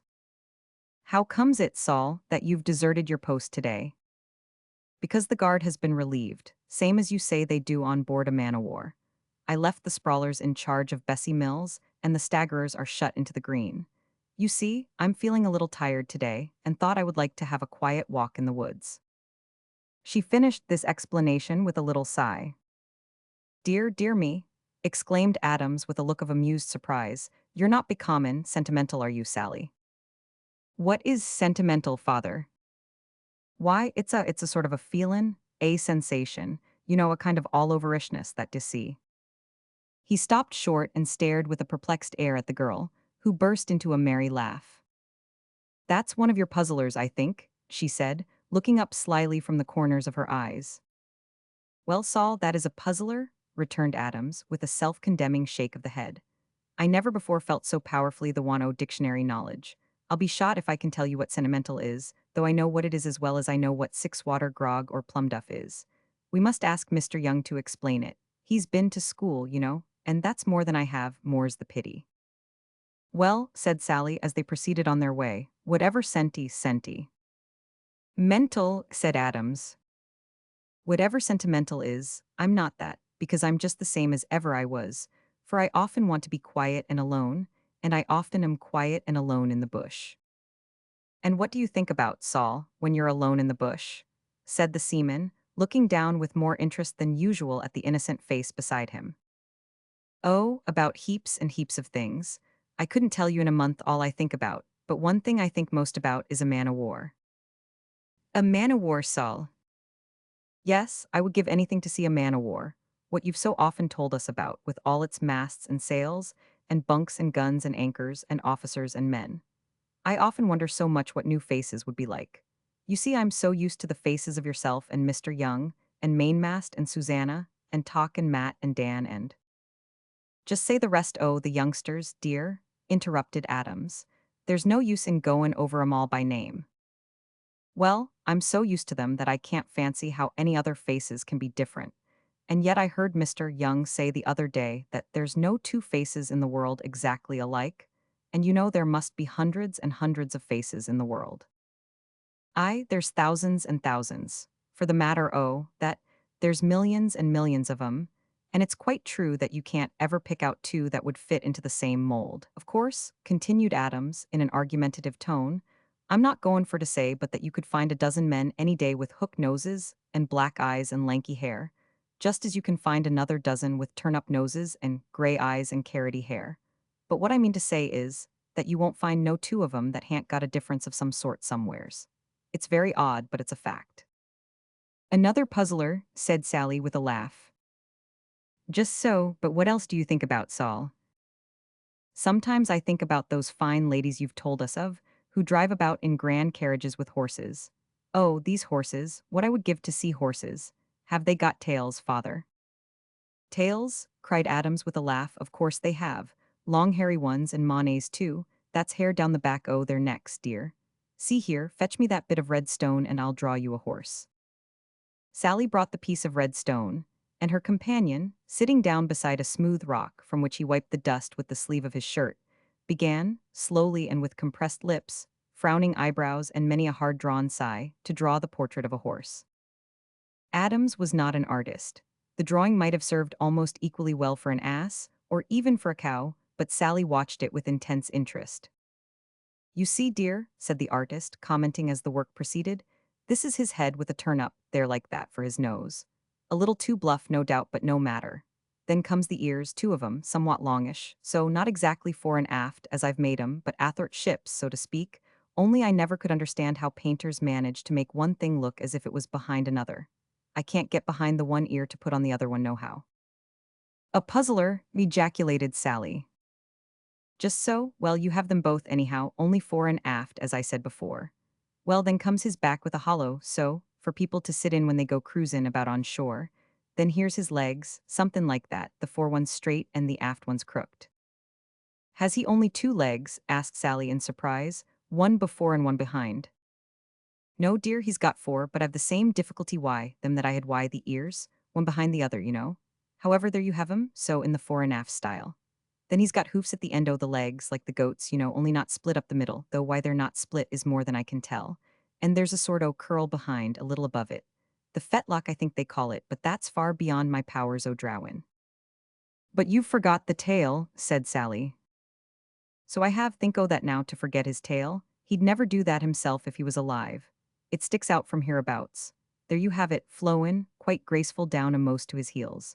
Now, Sally, that's a horse, and not much to boast of after all in the way of a likeness, though I say it that shouldn't. How I should like to see a real one, said the girl, gazing intently at the wild caricature, while her instructor looked on with a benignant smile. Then I often think of the poor people Mr. Young is so fond of telling us stories about, continued Sally, as they resumed their upward path, though I'm much puzzled about them. Why are they poor? Why are they not rich like other people? There's a many reasons why, dear, continued Adams, whose knowledge of political economy was limited. Some of 'em don't work, and some of 'em won't work, and some of 'em can't work, and what between one thing and another, there's a powerful lot of 'em everywhere. Sally, whose thirst for knowledge was great, continued to ply poor John Adams with questions regarding the poor, until he became so involved in puzzlers that he was fain to change the subject, and for a time they talked pleasantly on many themes. Then they came to the steep parts of the mountains and relapsed into silence. On reaching another plateau or flat knoll, where they turned to survey the magnificent panorama spread out before them, Sally said slowly, sometimes when I'm alone in the bush I think of God. Mr. Young has been talking to me about him lately, and I am wondering and wanting to know more about him. Do you know anything about him, father? John Adams had looked at his simple interrogator with surprise and not a little perplexity. Well, to tell you the honest truth, said he, I can't say that I do know much about him, more shame to me, and some talks I've had lately with Mr. Young have made me see that I know even less than I thought I did. But we'll ask Mr. Young to explain these matters to us when we return home. As it happens, I've come up here to search for the very book that tells us about God, his own book, the Bible. Mr. Christian used to read it and kept it in his cave. Soon afterwards, the man and child reached the cave referred to. On entering, they were surprised to find Young himself there before them. He was reading the Bible, and Adams could not help recalling his previous visit when he had found poor Fletcher Christian similarly occupied. I didn't know you was here, Mr. Young, else I wouldn't have disturbed you, said Adams. I just came up to see if I could find the book, for it seems to me that if you agree to carry out your notion of turn-in schoolmaster, it would be as well to have the school book down beside us. My notion of turning schoolmaster, said Young, with a faint smile. It was your notion, Adams. However, I've no objection to fall in with it, and I quite agree about carrying the Bible home with us, for, to say truth, I don't feel the climbing of the mountain as easy as I used to. Again, the faint smile played on the midshipman's lips for a moment or two. I'm sorry to hear you say that, sir, said Adams with a look of concern. And it can't be age, you know, continued Young in a tone of pleasantry, for I'm not much above 30. I suspect it's that asthmatic affection that has troubled me of late. However, he added in a heartier tone, it won't do to get downhearted about that. Come, what say you to begin school at once? We'll put you at the bottom of the class, being so stupid, and we'll put Sally at the top. Will you join Saul? We need scarcely say that Sally, who was always ready for anything, whether agreeable to her or otherwise, assented heartily to the proposition, and then and there began to learn to read out of the Bible, with John Adams for a class fellow. Of course, it was uphill work at first. It was found that Adams could blunder on pretty well with the small words, but made sad havoc among the long ones. Still, his condition was pronounced hopeful. As to Sally, she seemed to take up the letters at the first sitting, and even began to form some correct notion of the power of syllables. After a short trial, Young said that that was quite enough for the first day, and then went on to read a passage or two from the Bible himself. And now, for the first time, Otaheite and Sally heard the old story of the love of God to man in the gift of Jesus Christ. The name of Jesus was, indeed, not quite unfamiliar to her, but it was chiefly as an oath that her associations presented it to her. Now she learned that it was the name of Emmanuel, God with us, the just one, who died that sinful man might be justified and saved from the power of sin. She did not, indeed, learn all this at that time, but she had her receptive mind open to the first lessons of the glorious truth on the summer evening on the mountain top. From this date forward, Edward Young became a real schoolmaster, for he not only taught Adams to read better than he had ever yet read, but he daily assembled all the children, except the very little ones, and gave them instruction in reading out of the Word of God. In all this John Adams gave him hearty assistance, and, when not acting as a pupil, did good service in teaching the smaller children their letters. But Young went a step further. John Adams, said he, one morning, it has been much on my mind of late that God has spared you and me in order that we may teach these women and children the way of salvation through Jesus Christ. It may be as you say, sir, returned Adams, but I can't exactly feel that I'm fit to say much to him about that. I can only give the little uns their AB 100 and P-raps a little figure in. But I'll go in with you, Mr. Young, and do my best. Thank you, Adams, thank you. I feel sure that you will do well and that God will bless our efforts. Do you know, John, I think my difficulties about the way are somewhat cleared up. It's simpler than I thought. The whole work of our salvation is already accomplished by our blessed Lord Jesus. All we have got to do is not to refuse it. You see, whatever I know about it is got from the Bible, and you can judge of that as well as I. Besides the passages that I have already shown you about believing, I find this: Come unto me, all ye that labor and are heavy laden, and I will give you rest. And this, whosoever will, let him come. And this, turn ye, for why will ye die? So you see, there's no doubt the offer is made to everyone who will, and then it is written that the Holy Spirit is able to make us willing. If God entreats us to come, and provides the way, what is it that hinders but unwillingness? Indeed, the word says as much, for I find it written, Ye will not come to me that ye might have life. What you say seems very true, sir, replied Adams, knitting his brows and shaking his head dubiously. But then, sir, do you mean to say a man's good behavior has nothing to do with his salvation at all? Nothing whatever, John, as far as I can make out from the Bible, at least, not in the matter of procuring his salvation. As a consequence of salvation, yes. Why is it not said by the Lord, "If ye love me, keep my commandments"? What could be plainer or stronger than that? If I won't behave myself because of love to my Lord, I'll not do it on any lower ground. Still, John Adams shook his head. He admitted that the arguments of his friend did seem unanswerable, but, in short, he became an illustration of the truth of the proverb, "A man convinced against his will is of the same opinion still." He had promised, however, to render all the aid in his power, and he was not the man to draw back from his word. When, therefore, Edward Young proposed to read daily prayers out of the Church of England prayer book, which had been taken from the Bounty with the Bible and Carteret's Voyages, he made no objection, and he was similarly agreeable, as he expressed it, when Young further proposed to have service forenoon and afternoon on Sundays. For some months these various occupations and duties were carried on with great vigor, much to the interest of all concerned, the native women being quite as tractable scholars as the children. We cannot tell now whether it was the extra labor thus undertaken by Young, or some other cause that threw him into bad health. But certain it is that a very few months later he began to feel his strength give way, and a severe attack of his old complaint, asthma, at last obliged him to give up the work for a time. It is equally certain that at this important period in the history of the lonely island, the good seed was sown in good ground, for Young had labored in the name of the Lord Jesus, and the promise regarding such work is sure. Your labor is not in vain in the Lord. I must knock under for a time, John, he said, with a wearied look, on the occasion of his ceasing to work. He had of late taken to calling Adams by his Christian name, and the latter had been made unaccountably uneasy thereby. Never mind, sir, said the bluff seaman, in an encouraging tone. You just rest yourself for a bit, and I'll carry on the school business, Sunday services and all. I ain't much of a parson, no doubt, but I'll do my best, and a man can't do no more. All right, John, I hand it over to you.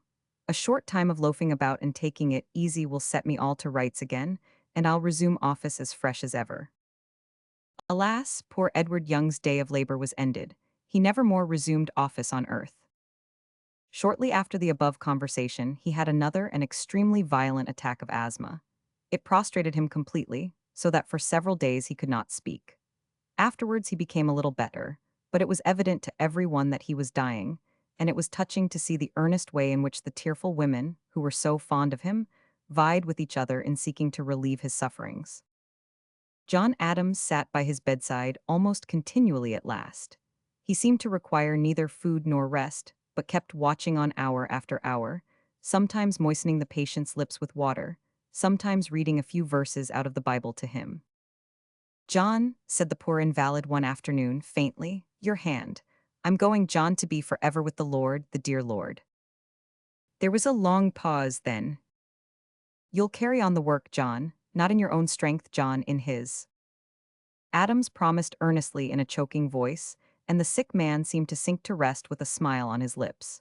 He never spoke again.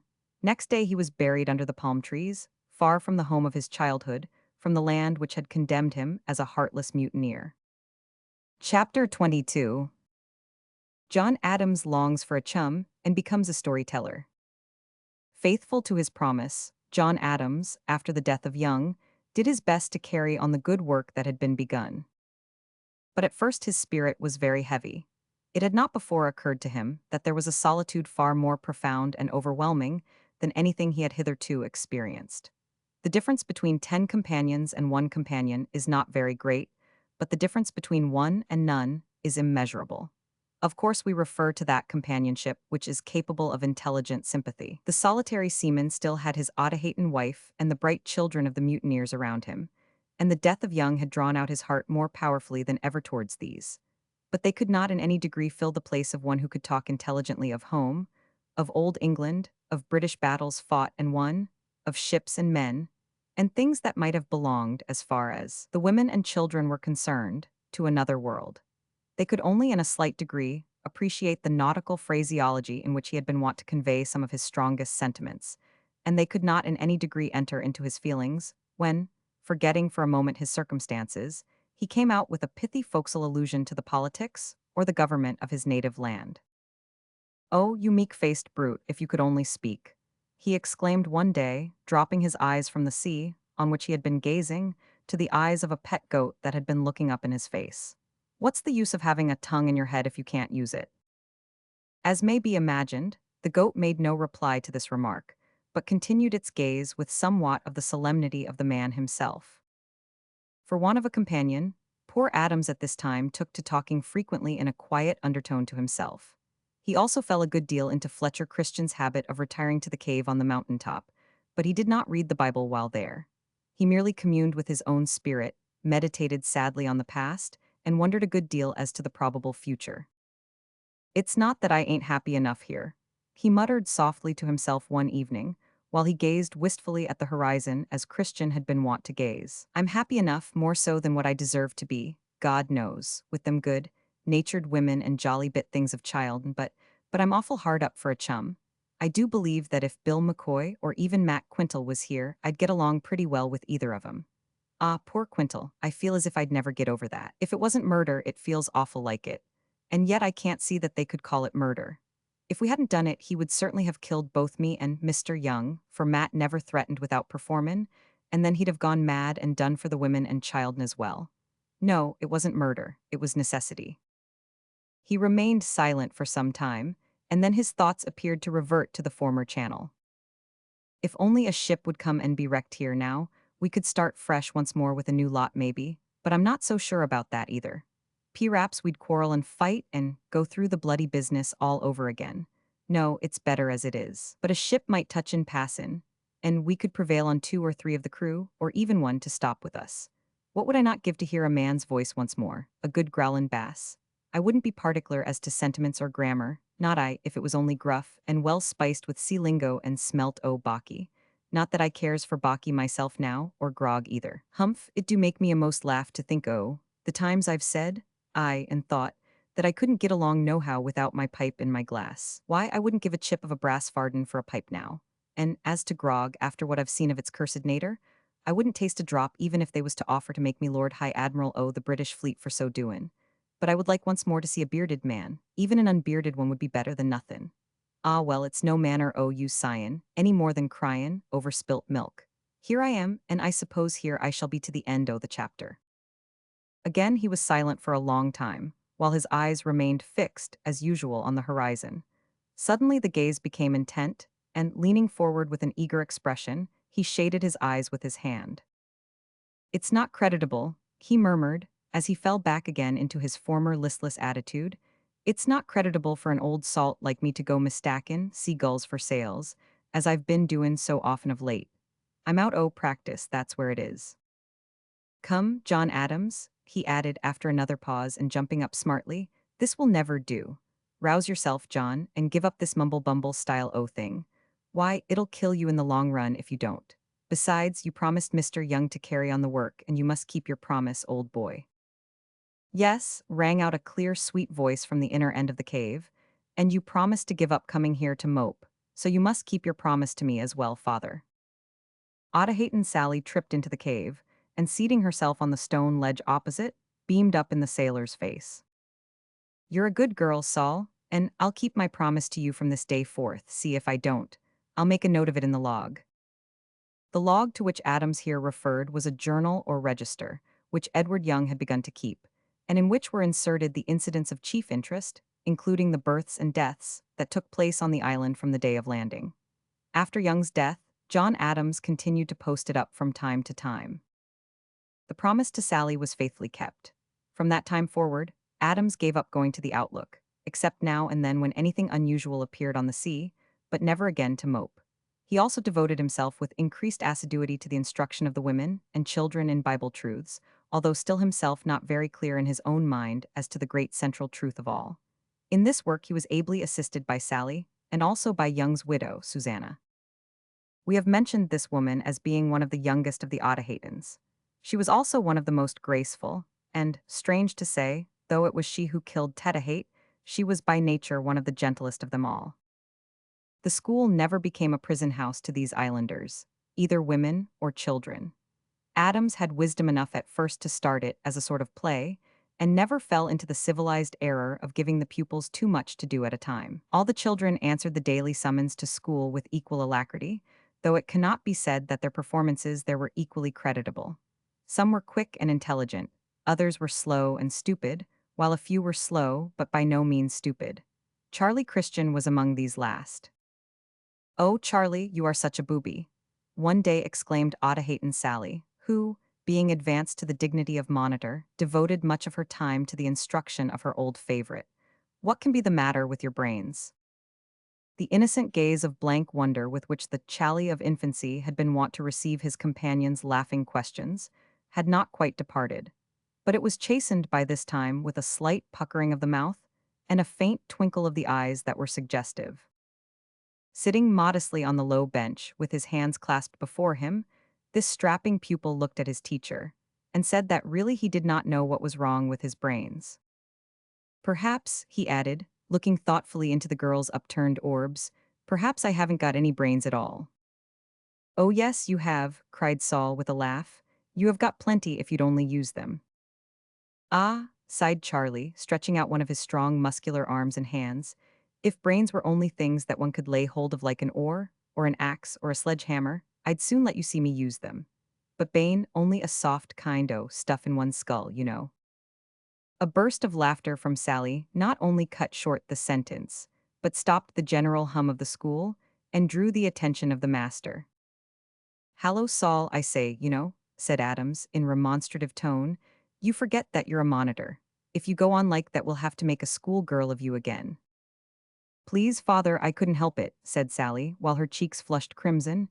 "Charlie is such a—" She stopped short, covered her face with both hands, and bending forward till she hid her confusion on her knees, went into an uncontrollable giggle, the only evidences of which, however, were the convulsive movements of her shoulders and an occasional squeak in the region of her little nose.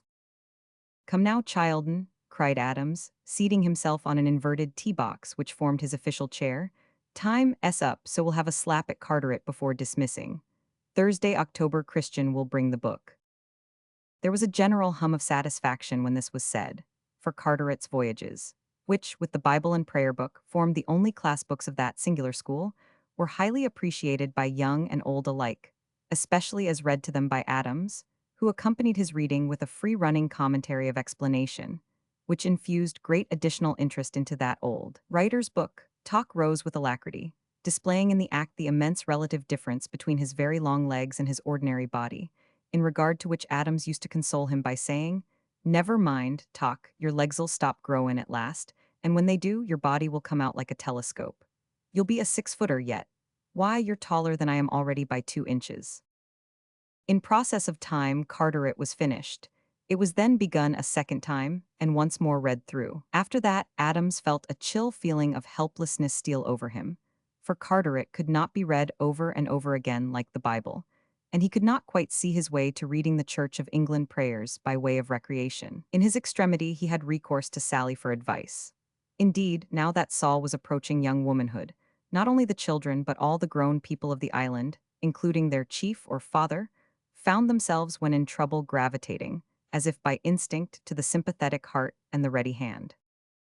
"I'll tell you what to do," said Sally, when appealed to, as she took the seaman's rough hand and fondled it. "Just try to invent stories, and tell them to us as if you was readin' a book. You might even turn Carteret upside down and pretend that you was readin'." Adams shook his head. "I never could invent anything, Saul, except when I was tellin' lies, and that's a long while ago now, a long, long while. No, I doubt that I couldn't invent, but I'll tell what. I'll try to remember some old yarns and spin them off as well as I can." The new idea broke on Adams's mind so suddenly that his eyes sparkled, and he bestowed a nautical slap on his thigh. "The very thing," cried Sally, whose eyes sparkled fully more than those of the sailor while she clapped her hands. "Nothing could be better. What will you begin with?" "Let me see," said Adams, seating himself on a tree stump and knitting his brows with a severe strain of memory. "There's Cinderella, and there's Ali Babby or the 50 Thieves, if it wasn't 40, I'm not rightly sure which, but it don't much matter. And there's Jack the Giant Killer and Jack and the Peastalk. No, let me see. It was a beanstalk, I think. Anyhow, it was the stalk of a vegetable o' some sort. Why, I wonder it never struck me before to tell you all about them tales. Reader, if you had seen the joy depicted on Sally's face, and the rich flush of her cheek, and her half-open mouth with its double row of pearls, while Adams ran over this familiar list, you would have thought it well worth that seaman's while to tax his memory even more severely than he did. And then, he continued, knitting his brows still more severely, there's Gulliver and the Lillicups or Putts and the Pilgrim's Progress, though of course I don't mean for to say I knows 'em all right off by heart, but that's no odds. And there's Robinson Crusoe, that's the story for you, Saul, that's the tale that'll make your hair stand on end and a'most split your sides open and cause the very marrow in your spine to wriggle. Yes, we'll begin with Robinson Crusoe. Having settled this point to their mutual and entire satisfaction, the two went off for a short walk before supper. On the way, they met Elizabeth Mills and Mary Christian, both of whom were now no longer staggerers, but far advanced as jumpers. They led between them Adams's little daughter Dinah, who, being still very small, could not take long walks without assistance and an occasional carry. "Di, my pet," cried her father, seizing the willing child and hoisting her on his shoulder. "Come, you shall go along with us. And you too, lasses, if you have no other business in hand." "Yes, we'll go with you," cried Bessie Mills. May was just saying it was too soon to go home to supper. "Come along then," cried Adams, tossing his child in the air as he went. "My beauty, you'll beat your mammy in looks yet, eh? And when you're old enough we'll tell you all about Rob." He checked himself abruptly, cleared his voice and looked at Sally. "Well, father," said May Christian quickly, "about Rob who?" Well, yes, about Rob, but we won't talk about him just now, dear. Sally and I were having some private conversation just now about Rob, though that isn't the whole of his name neither, but we won't make it public at present. You'll hear about him time enough, Saul?" The girls were so little accustomed to anything approaching to mystery or secrecy in John Adams that they looked at him in silent wonder. Then they glanced at Sally, whose suppressed smile and downcast eyes told eloquently that there was, as Adams would have said, something in the wind, and they tried to get her to reveal the secret, but Saul was immovable. She would not add a single syllable to the information given inadvertently by Adams, but she and he laughed a good deal in a quiet way, and made frequent references to Rob in the course of the walk. Of course, when the mysterious word was pronounced in the village in the evening, and what had been said and hinted about it was repeated, curiosity was kindled into a violent flame. And when the entire colony was invited to a feast that night, the excitement was intense. From the oldest to the youngest, excluding the more recently arrived sprawlers, every eye was fixed on John Adams during the whole course of supper, except at the commencement, when the customary blessing was asked, at which point every eye was tightly closed. Adams, conscious of increased importance, spoke little during the meal, and maintained an air of profounder gravity than usual until the dishes were cleared away. Then he looked round the assembled circle and said, "Women and children, I'm going to tell a story." Chapter 23. The Pitcairners Have a Night of It. Although John Adams had often, in the course of his residence on Pitcairn, jested and chatted and taken his share in relating many an anecdote, he had never up till that time resolved to go in, as he said, for a regular story, like a book. "Women and children," he began, "it may be that I'm going to attempt more than I'm fit to carry out in this business, for my memories none o' the best. However, that won't matter much, for I tell fair and above board at the beginnin', that when I come to gaps that I can't fill up from memory, I'll just bridge 'em over from imagination to see." "What's imagination?" demanded Dan McCoy, whose tendency to pert interruption and reply nothing yet discovered could restrain. "It's a puzzler," said Otaheite Sally, in a low tone, which called forth a laugh from the others. It did not take much to make these people laugh, as the observant reader will have perceived. "Well, it is a puzzler," said Adams, with a quiet smile and a perplexed look. "I may say, Dan McCoy, in an offhand rough-and-ready sort o' way, that imagination is that power o' the mind which enables a man to tell lies." There was a general opening of juvenile eyes at this, as if recent biblical instruction had led them to believe that the use of such a power must be naughty. "You see," explained Adams, "when a man, usin' his imagination, tells what's not true just to deceive people and mislead 'em, we call it lyin'. But when his imagination invents what's not true merely for the fun o' the thing, and tells it as a joke, never pretendin' that it's true, he ain't lyin', he's only tellin' a story or a anecdote or a parable." Now, Dan, put that in your pipe and smoke it.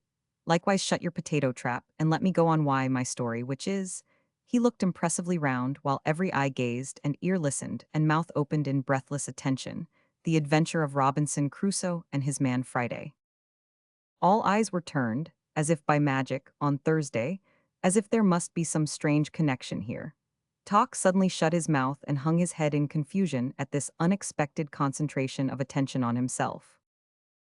"You've no need to be ashamed, Thursday," said Adams with a laugh. "You've got the advantage of Friday, anyhow, Bain a day in advance of him. Well, as I was about to say, boys and girls, this Robinson Crusoe was a seafaring man just like myself, and he went to sea and was shipwrecked on a desolate island just like this, but there was nobody whatever on that island, not even a woman or a babby. Poor Robinson was all alone, and it wasn't till a considerable time after he had gone ashore that he discovered Friday, who was a black savage, through seeing his footprint in the sand. Adams, having burst thus suddenly into the very marrow of his story, had no reason thereafter to complain either of interruption or inattention. Neither had he reason to find fault with the wealth of his prolific imagination. It would have done the soul of a painter good to have watched the faces of that rapt, eager, breathless audience, and it would have afforded much material for reflection to a student of mind. Had he, knowing the original story of Robinson Crusoe, been permitted to trace the ingenious sinuosities and astounding creations by which Adams wove his meager amount of original matter into a magnificent tale, which not only thrilled his audience, but amazed himself. In short, he quite justified the assurance formerly given to Sally, that the story of Robinson Crusoe would make the hair of his hearers stand on end, their sides almost split open, and the very marrow in their spines wriggle. Indeed, his version of the tale might have caused similar results in Robinson Crusoe himself, had he been there to hear it, besides causing his eyebrows to rise and vanish evermore among the hair of his head with astonishment. It was the same with the Pilgrim's Progress, which he often told to them afterwards. Simple justice to Adams, however, requires us to state that he was particularly careful to impress on his hearers that the Pilgrim's Progress was a religious tale. "It's a allegory, you must know," he said, on first introducing it, "which means a story intended to teach some good lesson, a story which says one thing and means another." He looked pointedly at Dan McCoy here, as if to say, "That's an exhaustive explanation, which takes the wind out o' your sails, young man." But Dan was not to be so easily silenced. "What's the use, father," he asked, with an air of affected simplicity, "of a story sayin' one thing and meanin' another? Wouldn't it be more honest-like if it said what it meant at once, straight off?" "P'raps it would," returned Adams, who secretly enjoyed Dan's irrepressible impudence. "But then, if it did, Dan, it would take away your chance of askin' questions, d'ye see? Anyhow, this story don't say what it means straight off, and that gives me a chance to expound it." Now, it was in the expounding of the Pilgrim's Progress that John Adams's peculiar talents shone out brilliantly. For not only did he misremember, jumble, and confuse the whole allegory, but he so misapprehended its meaning in many points, that the lessons taught and the morals drawn were very wide of the mark indeed. In regard to some particular points, too, he felt himself at liberty to let his genius have free, untrammeled scope, as, for instance, in the celebrated battle between Christian and Apollyon. Arguing with himself that it was not possible for any man to overdo a fight with the devil, Adams made up his mind to go well in for that incident, and spent a whole evening over it, keeping his audience glaring and on the rack of expectation the whole time, taking perhaps an unfair advantage of his minute knowledge as a man-o'-war's man of cutlass drill and of fighting in general, from pugilistic encounters to great gun exercise, including all the intermediate performances with rapiers, swords, muskets, pistols, blunderbusses, and other weapons for general scrimmaging. He so wrought upon the nerves of his hearers that they quivered with emotion, and when at last he drove Apollyon discomfited from the field, like chaff before the wind, there burst forth a united cheer of triumph and relief, Dan McCoy, in particular, jumping up with tumbled yellow locks and glittering eyes in a perfect yell of exultation. But to return from this digression to the story of Robinson Crusoe, it must not be supposed that Adams exhausted that tale in one night. No, soon discovering that he had struck an intellectual vein, so to speak, he resolved to work it out economically, and with that end in view, devoted the first evening to a minute dissection of Crusoe's character as a man and a seaman, to the supposed fitting out and provisioning of his ship, to the imaginary cause of the disaster to the ship, which, with Bligg, no doubt in memory, He referred to the incompetence and wickedness of the skipper, and to the terrible incidents of the wreck, winding up with the landing of his hero, half dead and alone, on the uninhabited island. Now, child'n, he concluded, that'll do for one night, and as it's of no manner of use sending you all to bed to dream of bane, shipwrecked and drowned, we'll finish off with a game of blind man's buff. Need we say that the disappointment at the cutting short of the story was fully compensated by the game? Leaping up with another cheer, taught them by the best authorities, and given with true British fervor, they scattered about the room. Audahayton Sally was, as a matter of course, the first to be blindfolded. And really, reader, it was wonderful how like that game, as played at Pitcairn, was to the same as performed in England. To justify this remark, let us describe it, and see whether there were any points of material difference. The apartment, let it be understood, was a pretty large one, lighted by 2 nut candles in brackets on the walls. There was little furniture in it, only a few stools and 2 small tables, which were quickly thrust into a corner. Then Sally was taken to the center of the room by Adams, and there blindfolded with a snuff-colored silken bandana handkerchief, which had seen much service on board of the Bounty. "Now, Saul, can you see?" asks Adams. "No, not one bit." "Oh, yes you can," from Charlie Christian, who hovers round her like the moth round the candle. "No, really I can't." "Yes you can," from Dan McCoy, who is on the alert. "I see your Pearson, black eyes common, right through the handkerchief." "Get along then," cries Adams, twirling Sally round and skipping out of the way. It is not the first time the women have played at that game, and their short garments, reaching little below the knees, seem admirably adapted to it, while they glide about with motions little less easy and agile than those of the children, and cause the roof to ring with laughter at the various misadventures that occur. Mrs. Adams, however, does not join. Besides being considerably older than her husband, that good woman has become prematurely short-sighted and deaf. This being so, she sits in a corner, not inappropriately, to act the part of grandmother to the players, and to serve as an occasional buffer to such of the children as are hurled against her. Now, Audahayton Sally, having gone rather cautiously about without catching anyone except Charlie, whom she pretends not to know, examines from head to foot, and then guesses wrong on purpose, becomes suddenly wild, makes a desperate lunge, as she thinks, at Dan McCoy, and tumbles into Mrs. Adams's lap amid shouts of delight. Of course, Dan brought about this incident by wise forethought. His next success is unpremeditated. Making a pull at Sally's skirt, he glides quickly out of her way as she wheels round, and hits Mainmast an unintentional backhander on the nose. This is received by Mainmast with a little scream, and by the children with an oh of consternation, while Sally, pulling down the handkerchief, hastens to give needless assurance that she is so vexed, etc. Susanna joins her in condoling, and so does Widow Martin, but Mainmast, with tears in her eyes, drawn by the blow, and a smile on her lips, declares that she don't care a butt. Sally is therefore blindfolded again. She catches Charlie Christian immediately, and feeling that there is no other way of escaping from him, names him.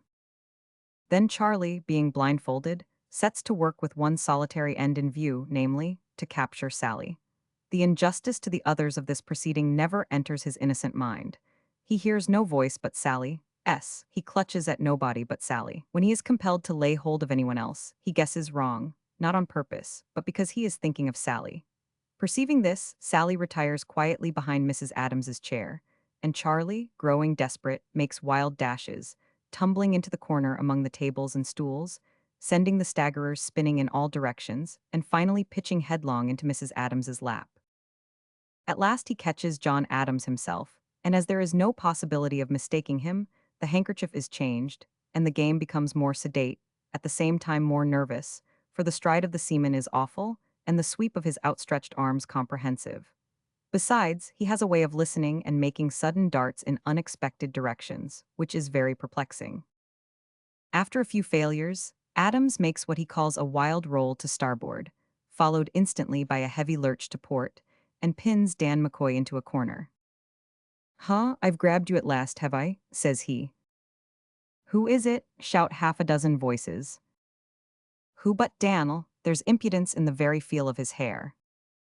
So Dan is blindfolded, and now comes the tug of war. If it was fast and furious before, it is maniacal madness now. The noise is indescribable, yet it fails to waken 2 infants, who, with expressions of perfect peace on their innocent faces, repose in two bunks at one side of the room. At last Thursday, October tumbles into one of these bunks, and all but immolates an infant. Mrs. Adams is fairly overturned. One table comes by a damaged leg, the other is split lengthwise, and one of the candles is blown out. These symptoms are as good as a weather glass to Adams. Now then, one and all, it's time for bed, he says. Instantly, the rioting comes to a close, and still panting from their exertions, the elder children carry out the tables and rectify their damages as well as may be, while the younger range the stools round the wall and sit down on them or on the floor. Fetch the Bible and prayer book, Mac Quintal, says Adams. They are about to close the evening with worship. It has become habitual now, and there is no difficulty in calming the spirits of the children to the proper tone, for they have been trained by a man who is unaffected and sincere. They slide easily, because naturally, from gay to grave, and they would as soon think of going to work without breakfast, as of going to rest without worship. A chapter is read with comparative ease by John Adams, for he has applied himself heartily to his task, and overcome most of his old difficulties. Then he reads a short prayer, selected from the prayer book. The Lord's Prayer follows, in which they all join, and the evening comes to a close. Trooping from Adams's house, they disperse to their respective homes. The lights are extinguished. Only the quiet stars remain to shed a soft radiance over the pleasant scene, and in a few minutes more the people of Pitcairn are wrapped in deep, healthy, sound repose. Chapter 24 refers to things spiritual and physical. It was not until some years had elapsed after the death of Edward Young that John Adams became seriously impressed with the great responsibility of his position. In the year 1804, a son was born to him, whom he named George. Whether after the King of England or a relative of his own, we are not prepared to state. After the king, very likely, for Adams, although a mutineer, was a loyal subject at heart, and never ceased to condemn and deplore the act of mutiny into which, after all, he had been surprised rather than willingly led. This infant, George, was the last of this first generation, and his father was extremely proud and fond of him. Having already 3 daughters, he seemed to have peculiar satisfaction in the advent of a son, and having latterly acquired the habit of mingling a dash of scriptural language with his usual phraseology, he went about the first day or two after the child's birth, murmuring, "I've got a man-child from the Lord. A man-child, let's be thankful. And a regular ship-shape, trim little craft he is too."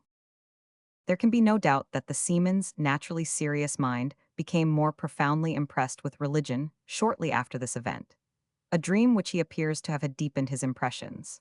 Like most dreams, it was not in itself very definite or noteworthy, but we have no doubt it was used as a means towards perfecting the good work which had been already begun. At all events, it is certain that, about this time, Adams began to understand the way of life more clearly, and to teach it more zealously to the little community which was fast growing up around him. The duties which he had undertaken to fulfill were now no longer carried on merely because of his promise to Edward Young and a sense of honor.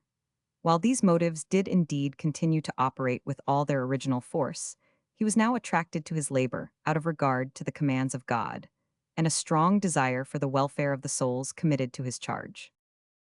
Naturally, he fell into one or two errors of judgment. Among other things, he at first imagined that it was his duty to attempt the keeping of all the Jewish festivals and to institute a fast twice in the week. These errors were, however, corrected by increased knowledge in the course of time. But it must not be supposed that this earnest searcher after truth became ascetic or morose. Despite his mistakes and the somewhat severe discipline which he was thereby led to impose on himself and the community, the effect on him and his large family of the Scriptures, pure, unadulterated, and without note or comment, was to create love to God, to intensify their love for each other, to render them anxious to imitate the example and walk in the footsteps of Jesus, and to cause them to rejoice at all times. It was quite evident, ere long, that the whole community had drunk deeply into the spirit of such passages in the Word as these: "Delight thyself in the Lord, by love serve one another, rejoice in the Lord alway. And again I say, rejoice, whatsoever thy hand findeth to do, do it with thy might as unto the Lord and not unto men. Ask, and ye shall receive, seek, and ye shall find, knock, and it shall be opened unto you. Let each esteem other better than himself. Whatsoever ye would that men should do unto you, do even so to them. Love is the fulfilling of the law. Let not the sun go down upon your wrath." The last text was a favorite one with Adams, who occasionally found that even among the tractable and kindly troop he had to deal with, sin was by no means extinct.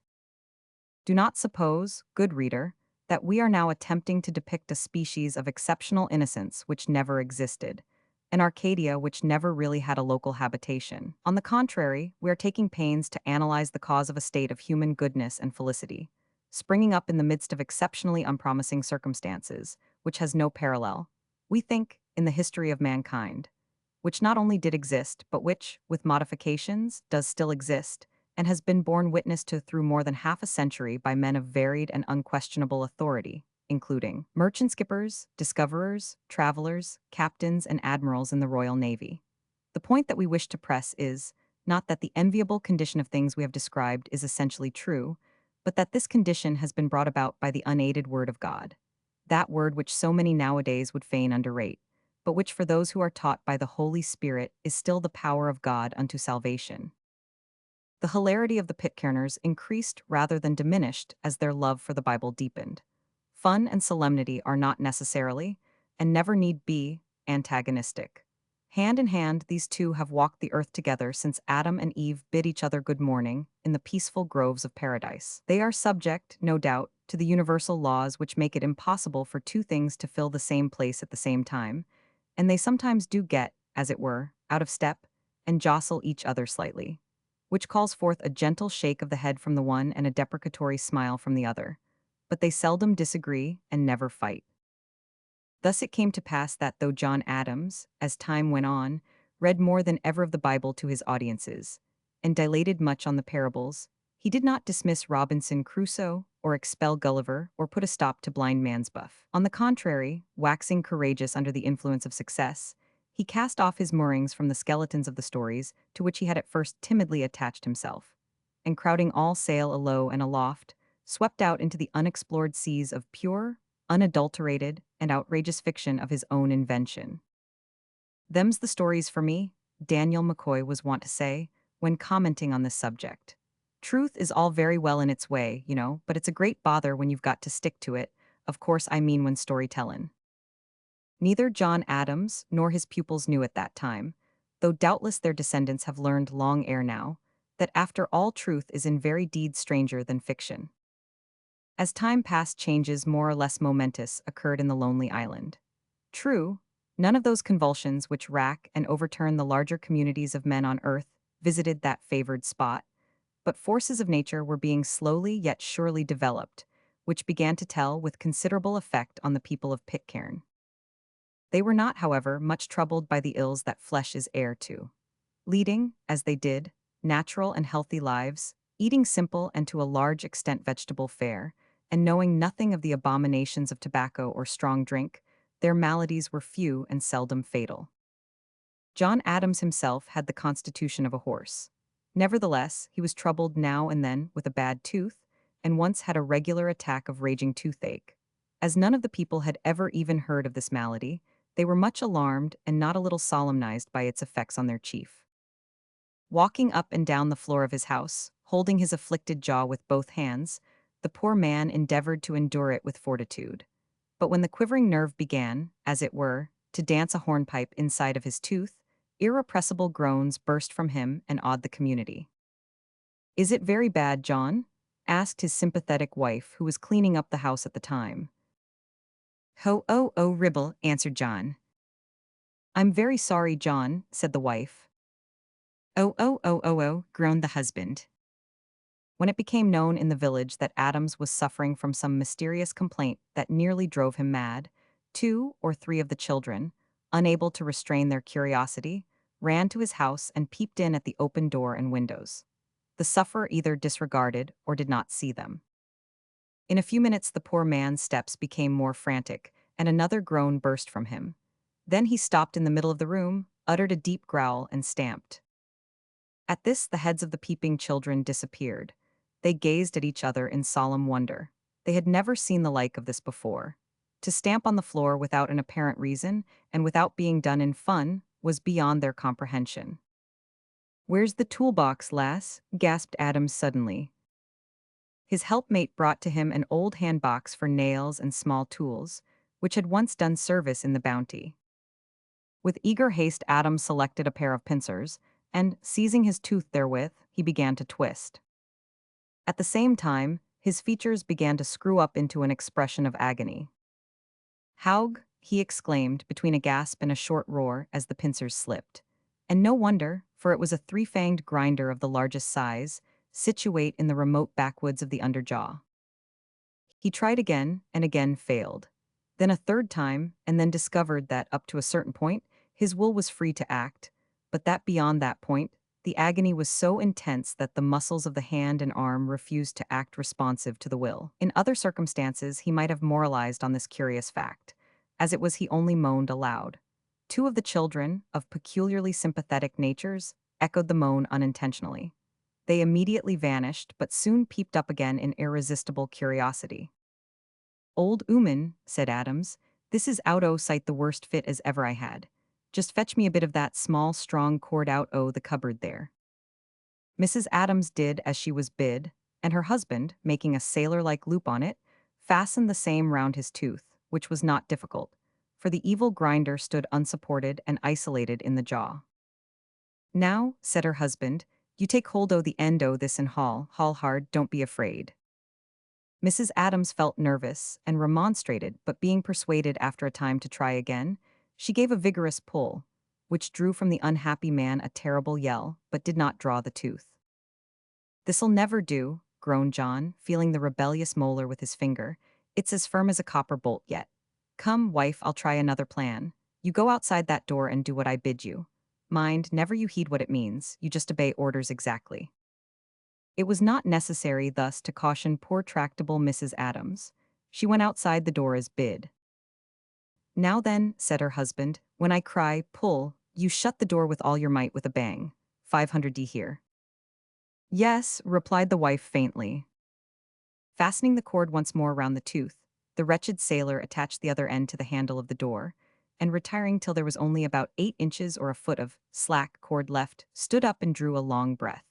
The glaring children also drew long breaths.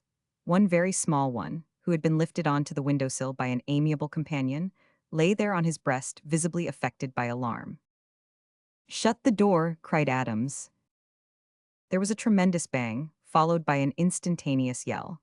The children jumped nearly out of their own skins, and the little one on the windowsill fell flat on the ground in speechless horror, but the tooth was not yet out. The cord had slipped again. "This is becomin' terrible," said Adams with a solemn look.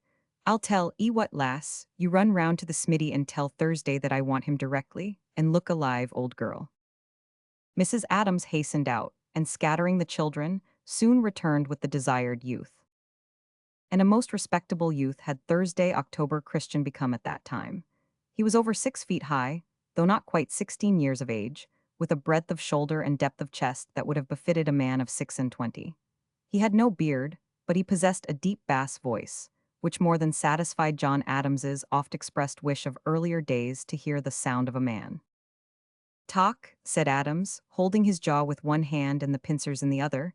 "I've got a most astoundin' fit o' the toothache, and must get rid o' this grinder. But it's an awful one to hold on. I've tried it 3 times myself why them pincers, and my old ooman has tried it why this here cable, once with her fist and once why the door is a sort o' capstan, but it's still hard and fast like the sheet anchor of a 74.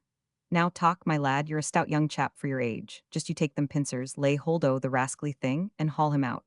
Don't be afeard, he must come if you only heave with a will." "What, father, do you mean that I'm to lay hold o' that tooth why them pincers and wrench it bodily out of your head?"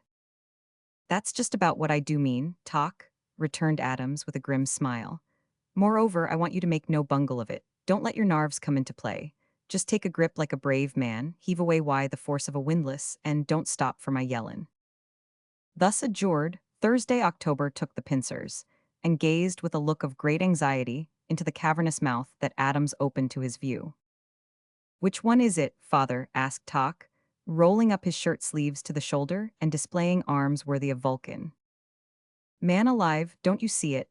The one furthest aft, with a black hole in it big enough a'most to stuff my George into." Thursday applied the pincers gently. Adams, unable to use clear speech in the circumstances, said chokingly, "At's e un, ool away. which, interpreted, is, "That's the one, pull away." Talk pulled, Adams roared, the children quaked, and the pincers slipped. "Oh, talk, talk," cried Adams with a remonstrative look, such as martyrs are said to give when their heads are not properly cut off. "Is that all you can do with your big strong arms? Fie, man, fie." This disparaging reference to his strength put poor Thursday on his mettle. "I'll try again, father," he said. "Well, do, and see you make a better job of it this time."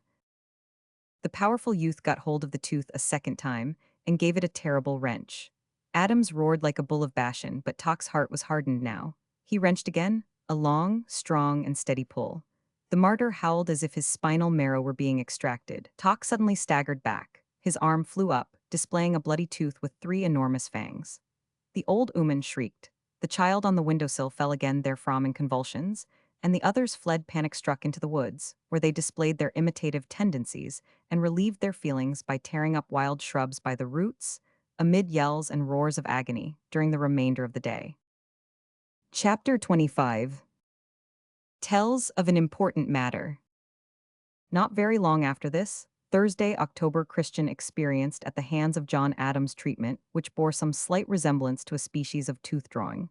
In fact, Adams may be said to have had his revenge. It happened thus.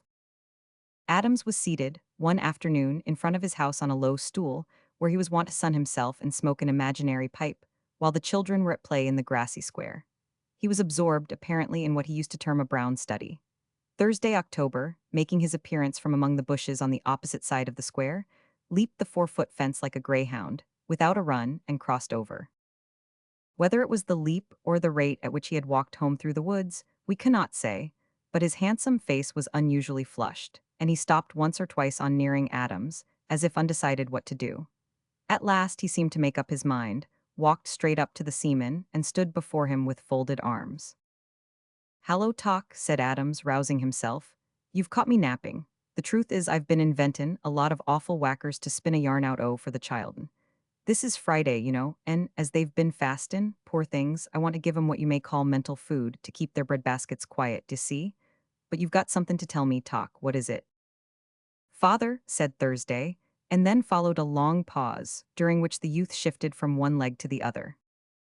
"Well now, Talk," said Adams, eyeing the lad with a twinkling expression, "do you know I have heard it said or writ somewhere that brevity is the soul of wit.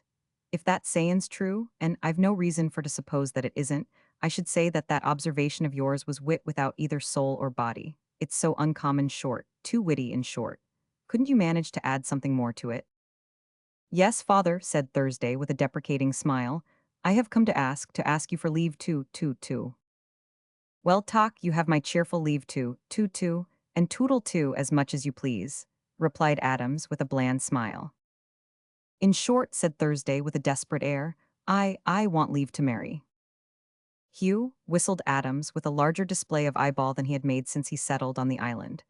"You've come to the point now, and no mistake. You want leave to marry Thursday, October Christian, eh?" "Yes, father, if you've no objection." No objection, Mary, eh?" said Adams, while his eyebrows began to return slowly to their wonted position. "Ha, well now let's hear, who do you want to marry?" Having fairly broken the ice, the bashful youth said quickly, "Susanna." Again John Adams uttered a prolonged whistle, while his eyebrows sprang once more to the roots of his hair. "What's the witty?"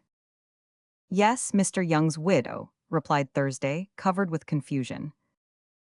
"Well, I never, but this does beat cockfightin'." He gave his thigh a sounding slap and seemed about to give way to irrepressible laughter, when he suddenly checked himself and became grave. "I say, Talk," said he earnestly, "hand me down the prayer book." Somewhat surprised, the lad took the book from its shelf and placed it on the sailor's knees. "Look here, Talk, there's something here that touches on your case if I don't misremember where. Let me see. Ah, here it is. A man may not marry his grandmother, much less a boy," he added, looking up. "But, father, Susanna ain't my grandmother," said Talk, stoutly feeling that he had got an advantage here. "True, lad, but she might be your mother. She's to the full 16 years older than yourself. But seriously, boy, do you mean it, and is she willin'?" "Yes, father, I do mean it, and she is quite willin'. Susanna has been kinder to me than anyone else I ever knew, and I love her better than everybody else put together. She did laugh a bit at first when I spoke to her about it, and told me not to talk so foolishly, and said, just as you did, that she might be my mother. But that made no odds to me, for she's not one bit like my mother, you know. No, she's not, said Adams, with an assenting nod. She's not like Mainmast by any means, Bane a deal younger and better lookin'. Well now, Talk, you've given me matter to put in my pipe, if I had one, and smoke it for some time to come, food for reflection, so to speak. Just you go to work, my lad, as if there was nothin' in the wind, and when I've turned it over, looked at it on all sides, gone right round the compass with it, worked at it, so to speak, like a cooper round a cask, I'll send for you and let you know how the land lies. When Adams had anything perplexing on his mind, he generally retired to the Outlook Cave at the mountain top. Thither he went upon this occasion. The result was that on the following day he sent for Thursday and made him the following oration. Thursday, my lad, it's not for the likes o' me to fly in the face o' Providence. If you still remain in earnest about this little matter, and Susanna's mind ain't changed, I'll throw no difficulty in your way. I've been searchin' the book in reference to it, and I see nothin' particular there regardin' age one way or another. It's usual in old England talk for the man to be a deal older than the wife, but there's no law against its bane the other way as I knows on. All I can find on the subject is that a man must leave his father and mother and cleave to his wife. You han't got no father to leave, my boy, more's the pity, and as for mainmast, you can leave her when you like, though in the circumstances you can't go very far away from her, your tether bane somewhat limited. As to the ceremony, I can't find nothin' about that in the Bible, but there's full directions in the prayer book, so I'll marry you off all shipshape, fair and above board when the time comes. But there's one point, Talk, that I feel bound to settle, and it's this, that you can't be married till you've got a good bit of ground under cultivation, so that you may be able to keep your wife comfortably without callin' on her to work too hard. You've been a busy enough fellow, I admit, since ever you was able to do a hand's turn, but you haven't got a garden of your own yet.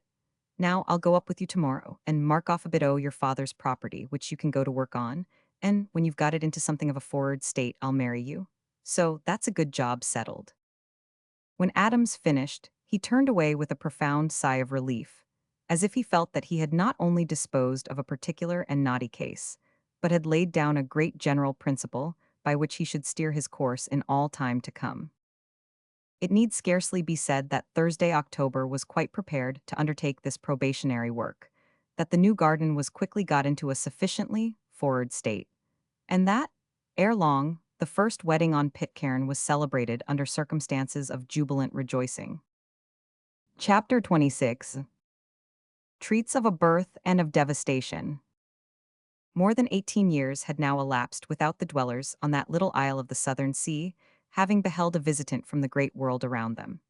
That world, meanwhile, had been convulsed with useless wars. The great Napoleon had run through a considerable portion of his withering career, drenching the earth with blood, and heaping heavy burdens of debt on the unfortunate nations of Europe. Nelson had shattered his fleets, and Wellington was on the eve of commencing that victorious career which was destined, ere long, to scatter his armies. But no echo of the turmoil in which all this was being accomplished had reached the peaceful dwellers on Pitcairn, who went on the even tenor of their way, proving, in the most convincing and interesting manner, that after all, love is the fulfilling of the law. But the year 1808 had now arrived, a year fraught with novelty, interest, and importance to the Pitcairners. The first great event of that year was the birth of a son to Thursday, October Christian, and if ever there was a juvenile papa who opened his eyes to the uttermost, stared in skeptical wonder, pinched himself to see if he were awake, and went away into the bush to laugh and rejoice in secret, that man was Talk. Boys and girls, said Thursday, about a month after the birth, we'll celebrate this event with a picnic to Martin's Cove, if you would like it. There was an assumption of fine paternal dignity about Talk when he said this, which was quite beautiful to behold. His making the proposal, too, without any reference to John Adams, was noted as being unusual. Don't you think we'd better ask father first? Suggested Aughton Sally. Of course I do, said Talk, on whose ear the word father fell pleasantly. You don't suppose, do you, that I'd propose to do anything of importance without his consent? It may strike the supercilious reader here that a picnic, even on Pitcairn, was not a matter of profound importance, but he must remember that that particular picnic was to be held in honor of Thursday's baby. It may be that this remark is thrown away on those who are not in the position of Thursday. If so, let it pass. We will invite Father Adams to go with us. Continued talk, ingeniously referring to Adams in a manner suggestive of the idea that there were other fathers on the island as well as he. When Father Adams was invited, he accepted the invitation heartily, and, slapping Talk on his huge broad back, wished him joy of the new babby, and hoped he might live to see it grow up to have a babby of its own similar to itself, d'ye see? At which remark Talk laughed with evident delight. Well, the whole thing was arranged, and they proceeded to carry the picnic into effect. It was settled that some were to go by land, though the descent from the cliffs to the cove was not an easy or safe one. Others were to go by water, and the water party was subdivided into two bands. One band, which included Susanna and the amazing baby, was to go in canoes, the other was to swim. The distance by water might be about 8 miles, but that was a mere trifle to the Pitcairners, some of whom could swim right round their island. It turned out, however, that that charming island was not altogether exempt from those vicissitudes of weather which play such a prominent part in the picnicry of other and less favored lands. For while they were yet discussing the arrangements of the day, a typhoon stepped in unexpectedly to arrest them. It may be that there are some persons in Britain who do not know precisely what a typhoon is. If they saw or felt one, they would not be apt to forget it. Roughly speaking, a typhoon is a terrific storm. Cyclopedias, which are supposed to tell us about everything, say that the Chinese name such a storm taifun, or hot wind. No fun would seem to be a more appropriate term if one were to name it from results. One writer says of typhoons, they are storms which rage with such intensity and fury that those who have never seen them can form no conception of them. You would say that heaven and earth wish to return to their original chaos. Obviously, if this writer be correct, there would be no use in our attempting to enlighten those who can form no conception of the thing. Nevertheless, in the hope that the writer referred to may be as ignorant on this point as he is in regard to the wishes of heaven and earth, we will attempt a brief description of the event which put such a sudden stop to what may be called the Talk Baby picnic. For several days previously, the weather had been rather cloudy, and there had been a few showers, but this would not have checked the proceedings if the wind had not risen so as to render it dangerous to launch the canoes into the surf on the beach of Bounty Bay.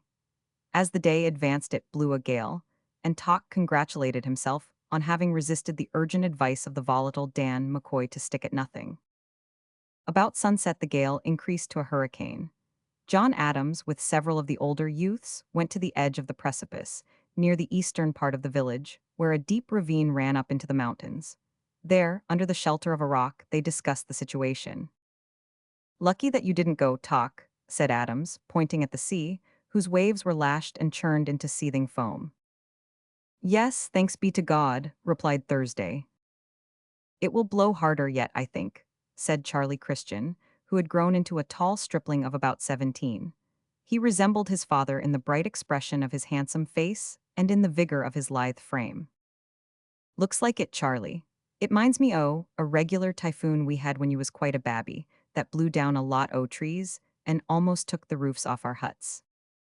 As he spoke, it seemed as if the wind grew savage at having been recognized, for it came round the corner of the rock with a tremendous roar, and nearly swept Adams's old seafaring hat into the rising sea. "I'd ha' been sorry to lose muttered John, as he thrust the glazed and battered covering well down on his brows. "I wore you in the Bounty, and I expect, with care, to make you last out my time, and leave you as a legacy to my son George." "Look out, father," shouted Matt Quintal and Jack Mills in the same breath. The whole party crouched close in beside the rock and looked anxiously upwards, where a loud rending sound was going on. Another moment, and a large cocoanut palm, growing in an exposed situation, was wrenched from its hold and hurled like a feather over the cliffs, carrying a mass of earth and stones along with it. "It's well the rock overhangs a bit, or we'd have got the benefit o' that shower," said Adams. "Come, boys, it's clear that we're goin' to have a dirty night of it, and I think we'd better look to our roofs and make all snug. If our ground tackle ain't better than that the tree which has just gone by the board, we shall have a poor lookout." There was much cause for the anxiety which the seamen expressed regarding the roofs of the houses. Already, before they got back to the village, part of the roof of one of the oldest huts had been stripped off, and the women were beginning to look anxiously upwards as they heard the clattering overhead. "Now, lads, all hands to work, not a moment too soon either. Out wide the old tacklin o' the Bounty, get the tarpaulins up, lash one over Talk's hut, Clap some big stones on quintals. Fetch the ladders, some o' you youngsters. Out o' the way, boys. Here, mainmast, you get the little uns off to their bunks. Fetch me the big sledgehammer, Charlie. Look alive, lads. While he shouted these directions, John Adams went to work as actively as the youngest among them. Everyone wrought with a will. In a few minutes, all movables were carried under shelter. Heavy stones were placed where they were required. Tarpaulins and stout ropes were lashed over roofs and pegged to the ground. Shutters and doors were made fast. And in short, the whole village was made snug for a dirty night with almost as much celerity as if it had been a fully manned and well-disciplined ship of the line. As John Adams had said, it was not begun a moment too soon. They had barely finished, indeed, when the heavens appeared to rend with a blinding flash of lightning. Then came a thunder crash, or, rather, a series of crashes and flashes that seemed to imply the final crack of doom. This was followed by rain in sheets so heavy that it seemed as if the ocean had been lifted and poured upon the island. To render the confusion worse confounded, the wind came in what may be called swirls, overturning trees as if they were straws, and mixing up rain, mud, stones, and branches in the great hurly-burly, until ancient chaos seemed to reign on land and sea. "It's an awful night," said John Adams, as he sat beside his wife and listened, while the children, unable to sleep, peeped in awe and wonder from their several bunks round the room. "God save them that's at sea this night." "Amen," said Mrs. Adams. By midnight the typhoon had reached its height. The timbers of the houses appeared to groan under the strain to which they were subjected.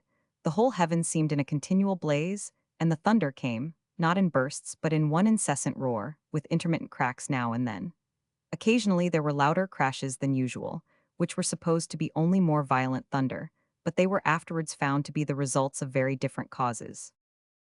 "Now, old Ooman, you turn in," said Adams, when the small hours of morning had advanced a little. "You'll only be unfit for work tomorrow if you sit up bobbing about on your stool like that."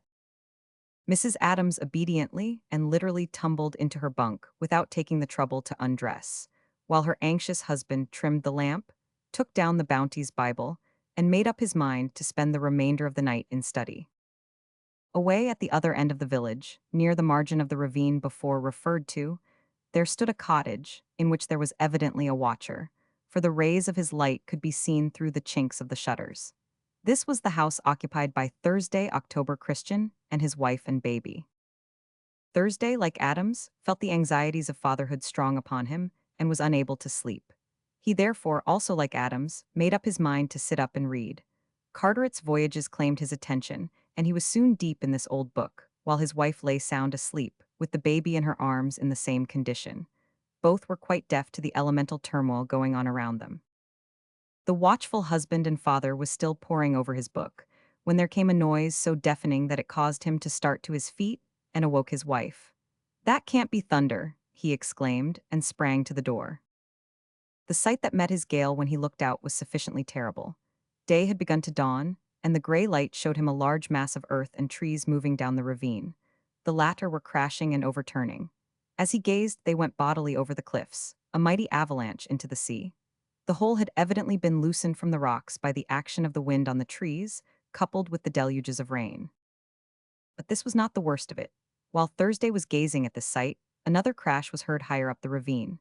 Turning quickly in that direction, he saw the land moving slowly towards him. Immense masses of rock were borne along with slow but irresistible violence. Many cocoanut trees were torn up by the roots and carried bodily along with the tough stream of mud and stones and general debris. Some of these trees advanced several yards in an upright position and then fell in dire confusion. Suddenly Tok observed to his horror that the mass was slowly bearing down straight towards his hut. Indeed, so much had his mind been impressed with the general wreck, that he had failed to observe a few tons of stones and rubbish, which even then appeared on the point of overwhelming him. Without uttering a word, he sprang into the hut. "What's wrong, Thursday?" asked his wife in some alarm. "Never mind, hold your tongue and hold tight to Dumplin." The baby had been named Charles, after Tok's young brother, and the inelegant name of Dumplin had been given him to prevent his being confounded with Charlie, Sr. Susanna did as she was bid, and the young giant, rolling her and the baby and the bedclothes into one bundle, lifted them in his wide-spreading arms and rushed out of the house.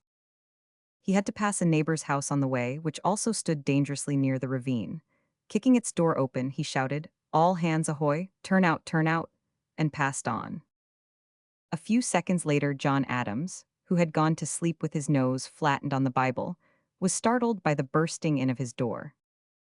"Hallo, Talk," he cried, starting up. "What's wrong, eh?" "All right, father, but the ravine is bearing down on us." Thrusting his living bundle into an empty bunk, the stout youth left it to look after itself and rushed out with Adams to the scene of devastation. The avalanche was still advancing when they reached the spot, but a fortunate obstruction had turned it away from the houses. It moved slowly but steadily downwards like genuine lava, and in the course of a few hours swept some hundreds of coconut trees, a yam ground containing nearly 1,000 yams, one of the canoes, and a great mass of heterogeneous material, over the cliffs into the sea. Then the stream ceased to flow, the consternation of the people began to abate, and they commenced to repair, as far as possible, the damage caused by that memorable typhoon. Chapter 27. A Picnic and a Surprise. But the cyclone, terrible though it was, did not altogether put an end to the Dumplin picnic, if we may be allowed the phrase. It only delayed it. As soon as the weather cleared up, that interesting event came off. "Who'll go by land and who'll go by water?" asked Thursday, when the heads of houses were assembled in consultation on the morning of the great day, for great it was in more ways than one in the annals of Pitcairn. "I'll go by water," said Charlie Christian, who was one of the heads, inasmuch as he had been appointed to take charge of the hut which had been nearly carried away. "Does anyone know how the girls are going?" asked Matt Quintal. "I'm not sure," said John Adams, with one of those significant glances for which he was noted. "I did hear say that Sally meant to go by land, but of course I can't tell. Girls will be girls, you know, and there's no knowing when you have them." "Well, perhaps the land road will be pleasanter," said Charlie. "Yes, now I think of it, I'll go by land." "I think also," continued Adams, without noticing Charlie's remark, "that someone said Bessie Mills was going by water." "You're all wrong, Charlie, about the land road," said Matt Quintal. "The water is far better. I shall go by water." "Dan'l, my lad," said Adams, addressing young McCoy, "which way did you say you'd go?" "I didn't say I'd go any way, father," answered Dan. "That may be so, lad, but you'll have to go one way or other." "Not of necessity, father. Mightn't I stay at home and take care of the pigs?" "You might," said Adams with a smile, "if you think they would be suitable company for you. Well now, the sooner we start the better. I mean to go by water myself, for I'm gettin' rather stiff in the legs for cliff work. Besides, I promised to give Sarah Quintal a lesson in deep-sea fishing, so she's goin' with me." "Perhaps," observed Dan McCoy after a pause, "I might as well go by water too, and if you've no objection to take me in your canoe, I would lend you a hand why the paddle. I would be suitable company for you, father, you know, and I'm very anxious to improve in deep-sea fishin'. It don't take much fishin' to find out how the wind blows, you blessed innocents," thought John Adams with a quiet chuckle which somewhat disconcerted Dan. But he only said aloud, "Well, yes, you may come, but only on condition that you swim alongside, for I mean to carry a cargo of staggerers and sprawlers." "There's only one staggerer and one sprawler now," said Dan with a laugh. "Your own George and Tox Dumplin." "Just so, but ain't these a host in themselves? You keep your tongue under hatches, Dan, or I'll have to lash it to your jaw with a bit o' rope yarn." "Oh, what a yarn I'd spin with it if you did," retorted the incorrigible Dan. "But how are the jumpers to go, and where are they?" "They may go as they please," returned Adams, as he led the way to the footpath down the cliffs. "They went to help the women why the victuals, and, I've no doubt, are at their favorite game of slidden on the waves." He was right in this conjecture. While the younger women and girls of the village were busy carrying the provisions to the beach, those active little members of the community who were styled jumpers, and of whom there were still half a dozen, were engaged in their favorite game. It was conducted amid shouts and screams of delight, which rose above the thunder of the mighty waves that rolled in grand procession into the bay. Ned Quintal, the stoutest and most daring, as well as the oldest of these jumpers, being over 8 years, was the best slider. He was on the point of dashing into the sea when Adams and the others arrived on the scene. Clothed only with a little piece of tapa cloth formed into breeches reaching to about the knees, his muscular little frame was shown to full advantage, as he stood with streaming curly hair, having a thin board under his arm, about 3 feet long, and shaped like a canoe. He watched a mighty wave which was coming majestically towards him. Just as it was on the point of falling, little Ned held up the board in front of him, and with one vigorous leap dived right through the wave and came out at the other side. Thus he escaped being carried by it to the shore, and swam over the rolling backs of the waves that followed it until he got out to sea. Then, turning his face landward, he laid his board on the water and pushing it under himself came slowly in, watching for a larger wave than usual. As he moved along, little Billy Young ranged alongside.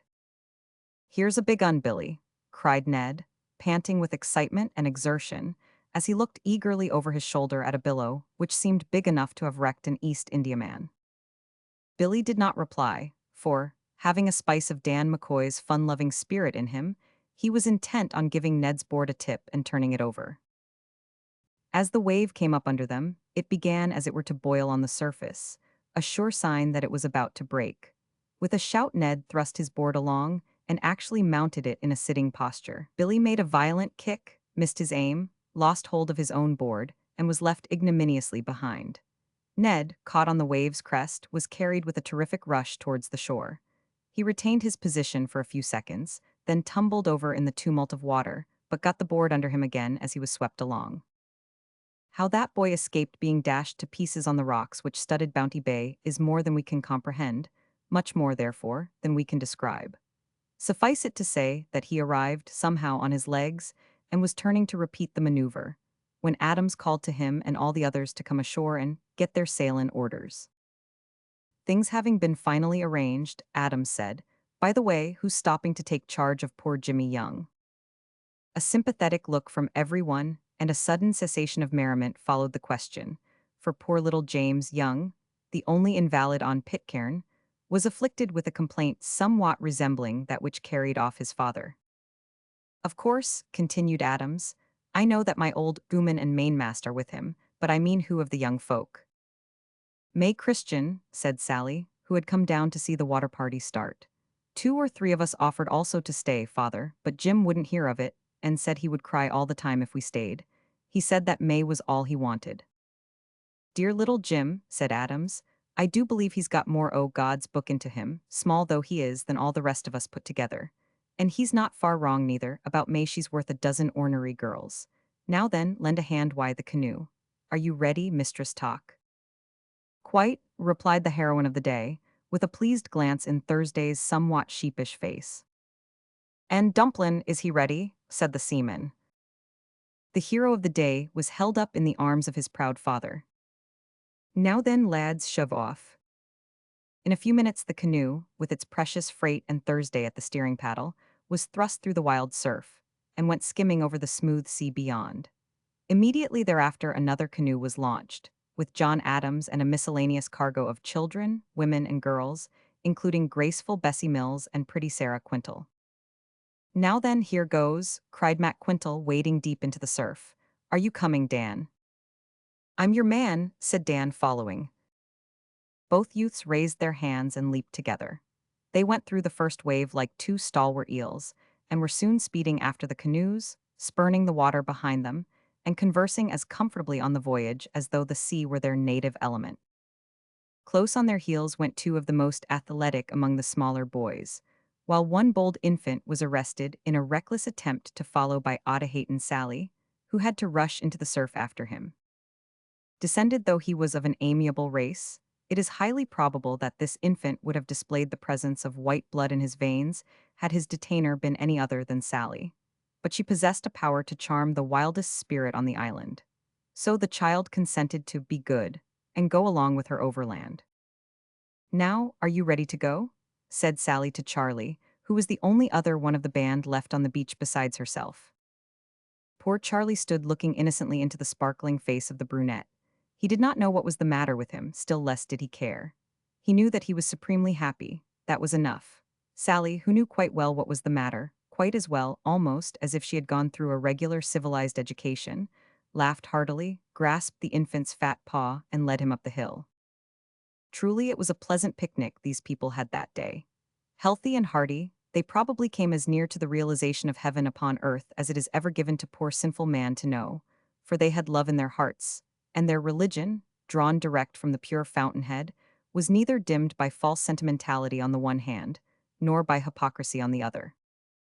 Perhaps John Adams was the only one of the band who wondered at the sight, and thanked God for undeserved and unexpected mercy, for he alone fully understood the polluted stock from which they had all sprung, and the terrible pit of heathenish wickedness from which they had been rescued.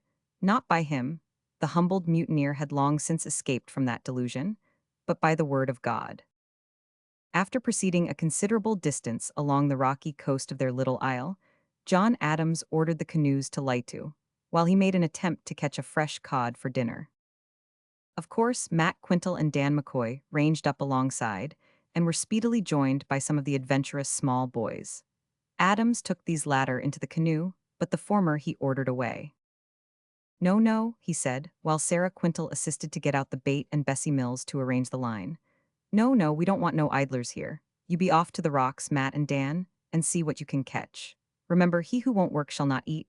There should be lots o' crawfish about, or you might try for a red snapper. Now be off, both of you." "Aye, aye, father," replied the youths, pushing off and swimming shoreward rather unwillingly. "I don't feel much inclined to go after crawfish or red snappers today, Matt, do you?"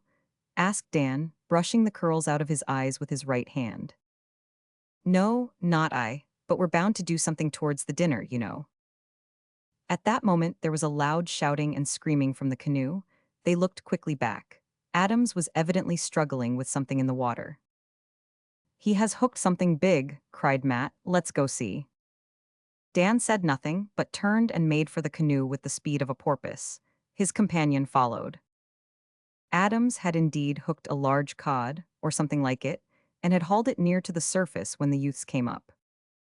"Have a care, he bolts about like a mad cracker," cried Adams. "There, I have him now, stand clear all." Gently did the seaman raise the big fish to the surface, and very tenderly did he play him, on observing that he was not well hooked. "Come along, my beauty, what a whopper. Won't he go down without sauce? Pity I've got no cleek to gaff him. Not quite so close, Dan, he'll get ha." The weight of the fish tore it from the hook at that moment, and it dropped. Dropped, aye, but not exactly into its native element. It dropped into Dan's bosom. With a convulsive grasp, Dan embraced it in his strong arms and sank. Matt Quintal dived, also caught hold of the fish with both hands, and worked his 2 thumbs deep into its gills. By the process called treading water, the two soon regained the surface. Sarah Quintal seized Dan McCoy by the hair, Bessie Mills made a grasp at Matt and caught him by the ear, while John Adams made a grab at the fish, got him by the nose, thrust a hand into his mouth, which was wide open with surprise or something else, as well it might be, and caught it by the tongue. Another moment, and a wild cheer from the boys announced that the fish was safe in the canoe. "We're entitled to dinner now, father," said Dan, laughing. "Not a bit of it, you lazy boys. That fish is only big enough for the girls.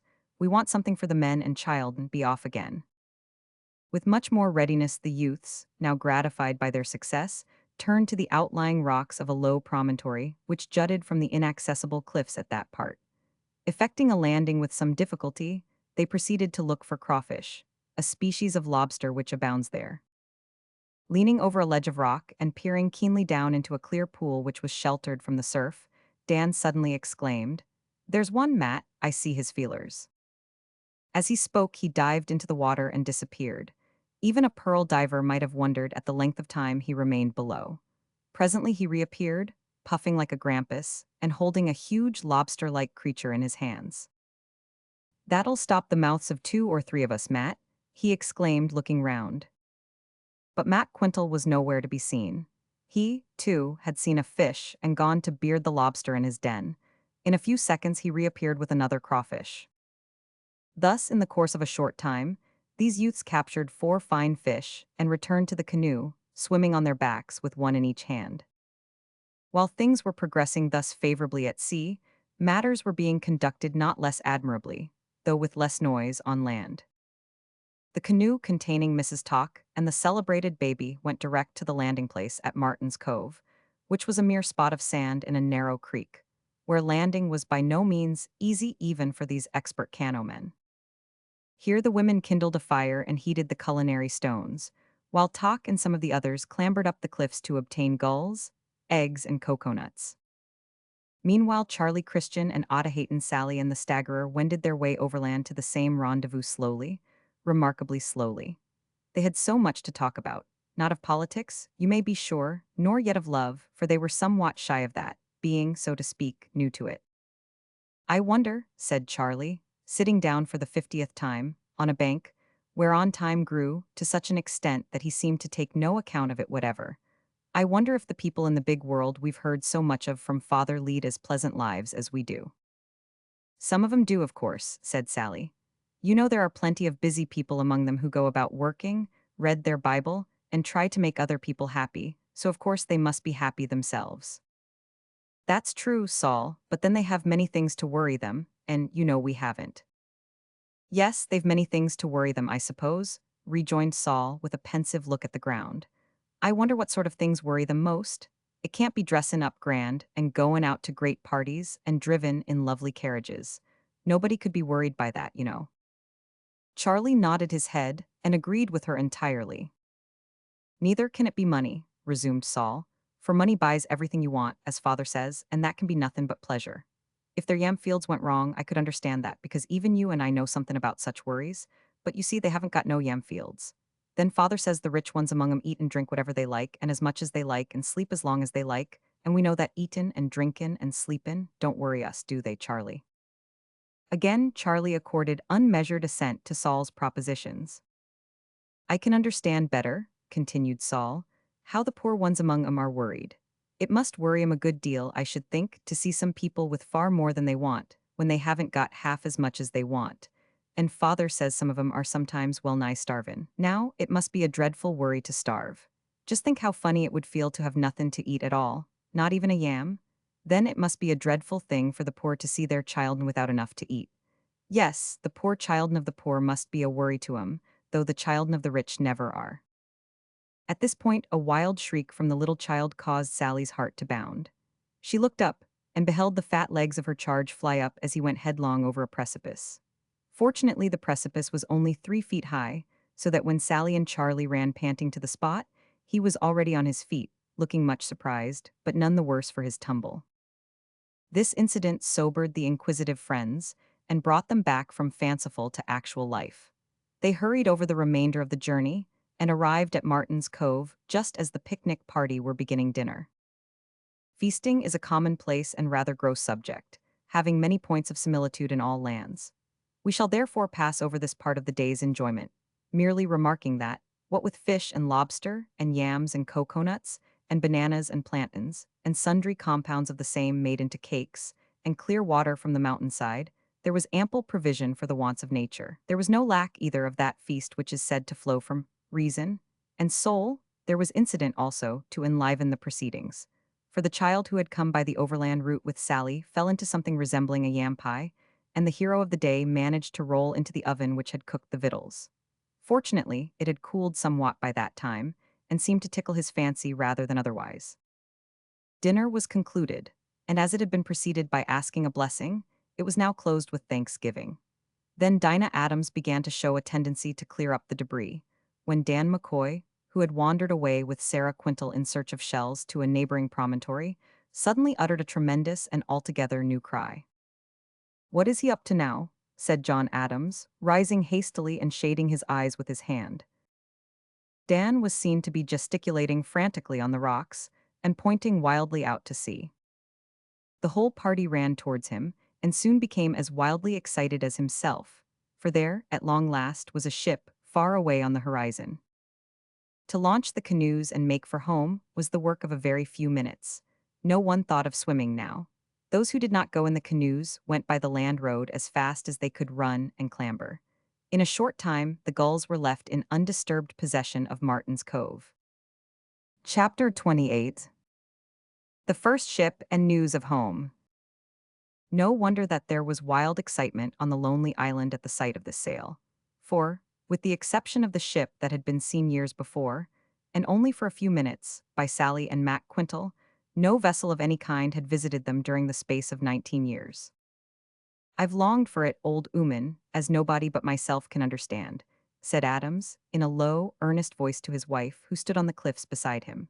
Although nearly blind, Mrs. Adams was straining her eyes in the direction of the strange sail. And now that it's come, continued her husband, I confess to you, lass, I'm somewhat afeard to face it.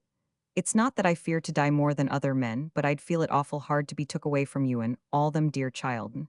But God's will be done. They'd never take you from us, father, exclaimed Dinah Adams, who overheard this speech.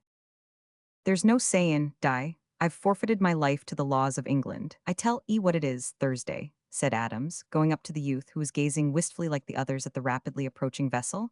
It may be a man-o'-war, and they may perhaps want to ship me off to England on rather short notice. If so, I must go, but I'd rather not. So I'll retire into the bushes, talk, while you go aboard in the canoe. I'll have time to think over matters before you come back with word who they are and where they hail from. While Thursday went down to the beach, accompanied by Charlie, to prepare a canoe for this mission, the ship drew rapidly near the island and soon after hove to, just outside of Bounty Bay. As she showed no colors and did not look like a man-o'-war, Adams began to feel easier in his mind, and again going out on the cliffs, watched the canoe as it dashed through the surf.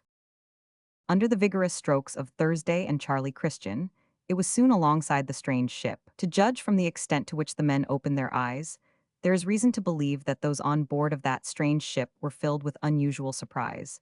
And well they might be, for the appearance of our two heroes was not that which voyagers in the South Pacific were accustomed to expect. The remarks of two of the surprised ones, as the canoe approached, will explain their state of mind better than any commentary. I say, Jack, it ain't a boat, I guess it's a canoe. Yes, Bill, it's a canoe. What do you make 'em out to be, Jack? Men, I think, leastwise they're not much like monkeys, though of course a feller can't be sure till they stand up and show their tails, or the want of 'em. Well now, remarked Bill as the canoe drew nearer, that's the most puzzlin' lot I've seen since I was raised. They ain't niggers, that's plain, they're too light-colored for that, and has none o' the nigger brick dust in their faces. One on 'em, moreover, seems to have fair curly hair, and they wears jackets and hats with something of a sailor cut about 'em. Why, I do believe they're shipwrecked sailors. No, returned Jack with a critical frown, they're not just the color o' white men. Mayhap they're a new style o' savage, this bane, rather an out-o'-the-way quarter. Stand by with a rope there, cried the captain of the vessel, cutting short the discussion, while the canoe ranged longside. Ship ahoy, shouted Thursday, in the true nautical style which he had learned from Adams. If the eyes of the men who looked over the side of the ship were wide open with surprise before, they seemed to blaze with amazement at the next remark by Thursday.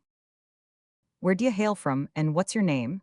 He asked, as Charlie made fast to the rope which was thrown to them. The Topaz from America, Captain Folger, answered the captain with a smile.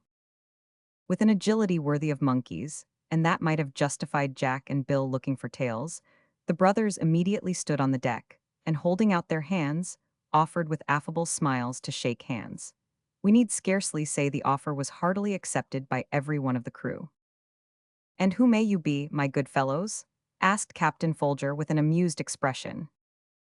I am Thursday October Christian, answered the youth, drawing himself up as if he were announcing himself the king of the Cannibal Islands.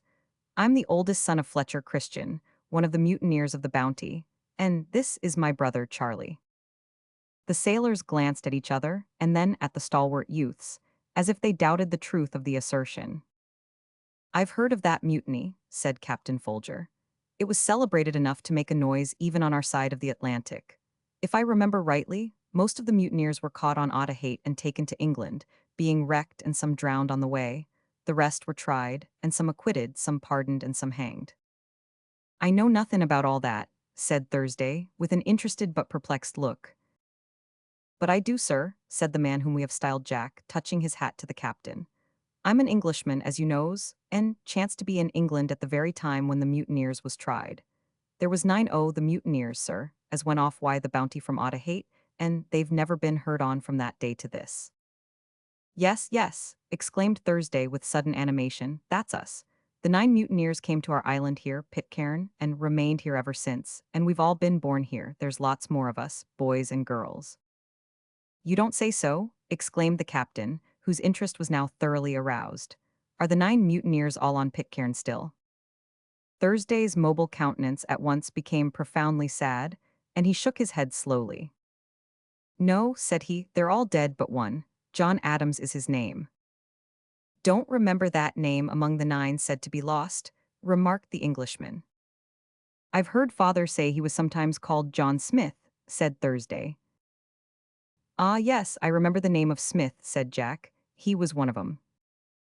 And is he the only man left on the island? Asked the captain.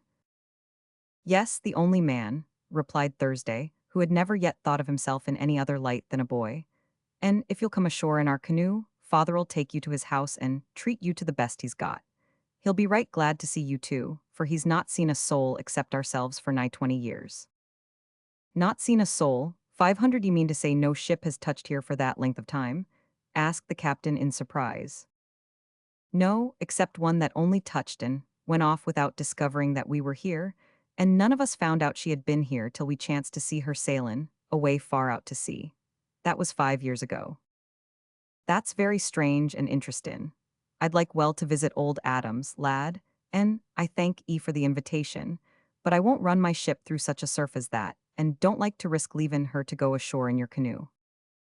If you please, sir, I'd be very glad to go, and bring off what news there is, said Jack, the English sailor whose surname was Brace. At first Captain Folger refused this offer, but on consideration, he allowed Jack to go, promising at the same time to keep as near to the shore as possible, so that if there was anything like treachery, he might have a chance of swimming off. So your father is dead? Asked the captain as he walked with Thursday to the side. Yes, long, long ago. But you called Adam's father just now, how is that? Oh, we all calls I am that, it's only a way we've got into. What made your father call you Thursday? 'Cause I was born on a Thursday. I suppose if you'd been born on a Tuesday or Saturday, he'd have called you by one or other of these days. S'pose so, said Thursday with much simplicity. Are you married, Thursday?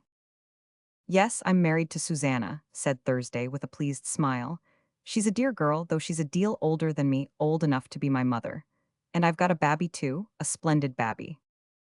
Thursday passed ever the side as he said this, and fortunately did not see the merriment which him remarks created. Jack Brace followed him into the canoe, and in less than half an hour he found himself among the wondering, admiring, almost awestruck islanders of Pitcairn. It's a man, whispered poor Mainmast to Susanna, with the memory of Fletcher Christian strong upon her. What a lovely beard he has, murmured Sally to Bessie Mills. Charlie Christian and Mac Quintal chancing, curiously enough to be near Sally and Bessie, overheard the whisper, and for the first time each received a painful stab from the green-eyed demon, jealousy.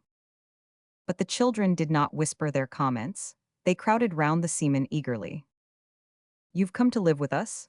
Asked Dolly Young, looking up in his face with an innocent smile and taking his rough hand. To tell us stories, said little Arthur Quintal with an equally innocent smile. Well, no, my dears, not exactly, answered the seaman, looking in a dazed manner at the pretty faces and graceful forms around him.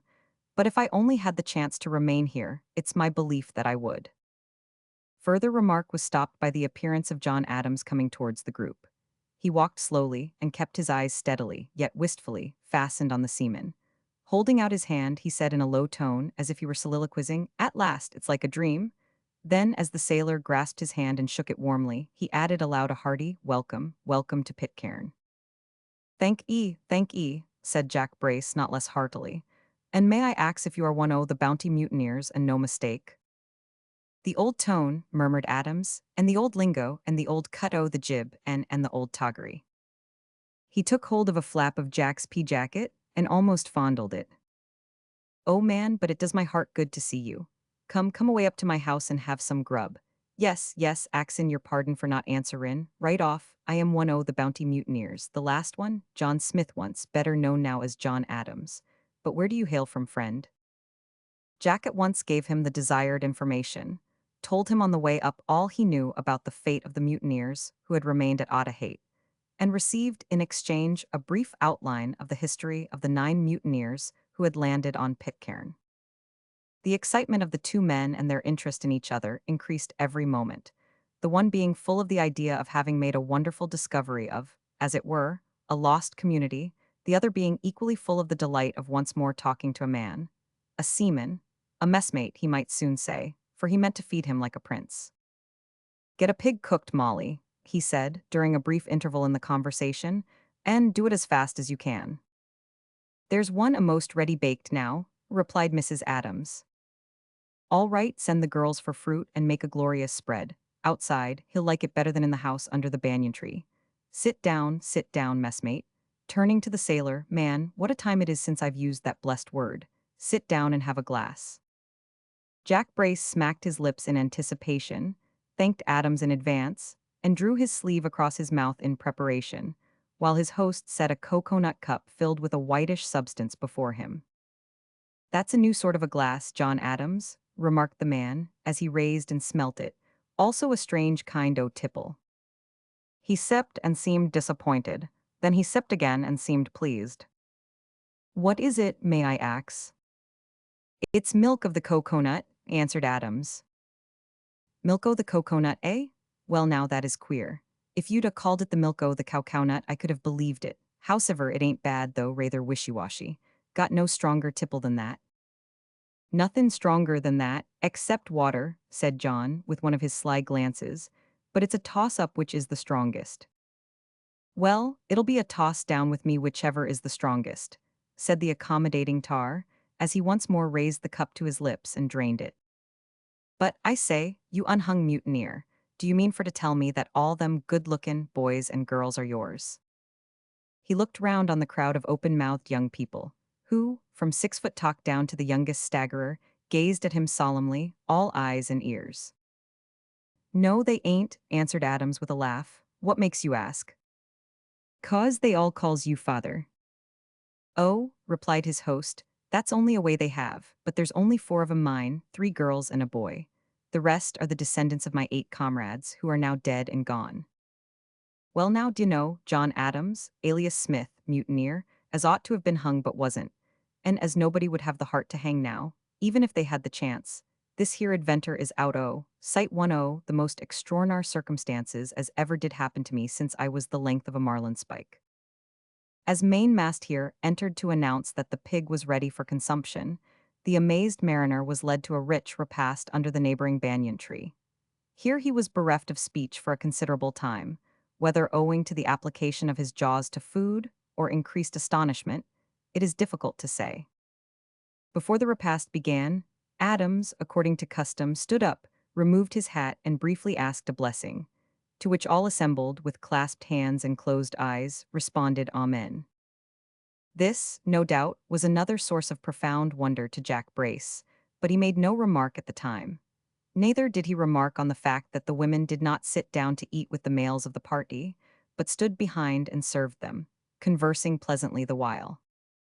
After dinner was concluded, and thanks had been returned, Jack Brace leaned his back against one of the descending branches of the banyan tree, and with a look of supreme satisfaction, drew forth a short black pipe. At sight of this the countenance of Adams flushed, and his eyes almost sparkled. There it is again, he murmured. The old pipe once more. Let me look at it, Jack Brace. It's not the first by a long way that I've handled. Jack handed over the pipe, a good deal amused at the manner of his host, who took the implement of fumigation and examined it carefully, handling it with tender care, as if it were a living and delicate creature. Then he smelt it, then put it in his mouth and gave it a gentle draw, while an expression of pathetic satisfaction passed over his somewhat careworn countenance. The old taste not a bit changed, he murmured, shutting his eyes, brings back the old ships and the old messmates and the old times and old England.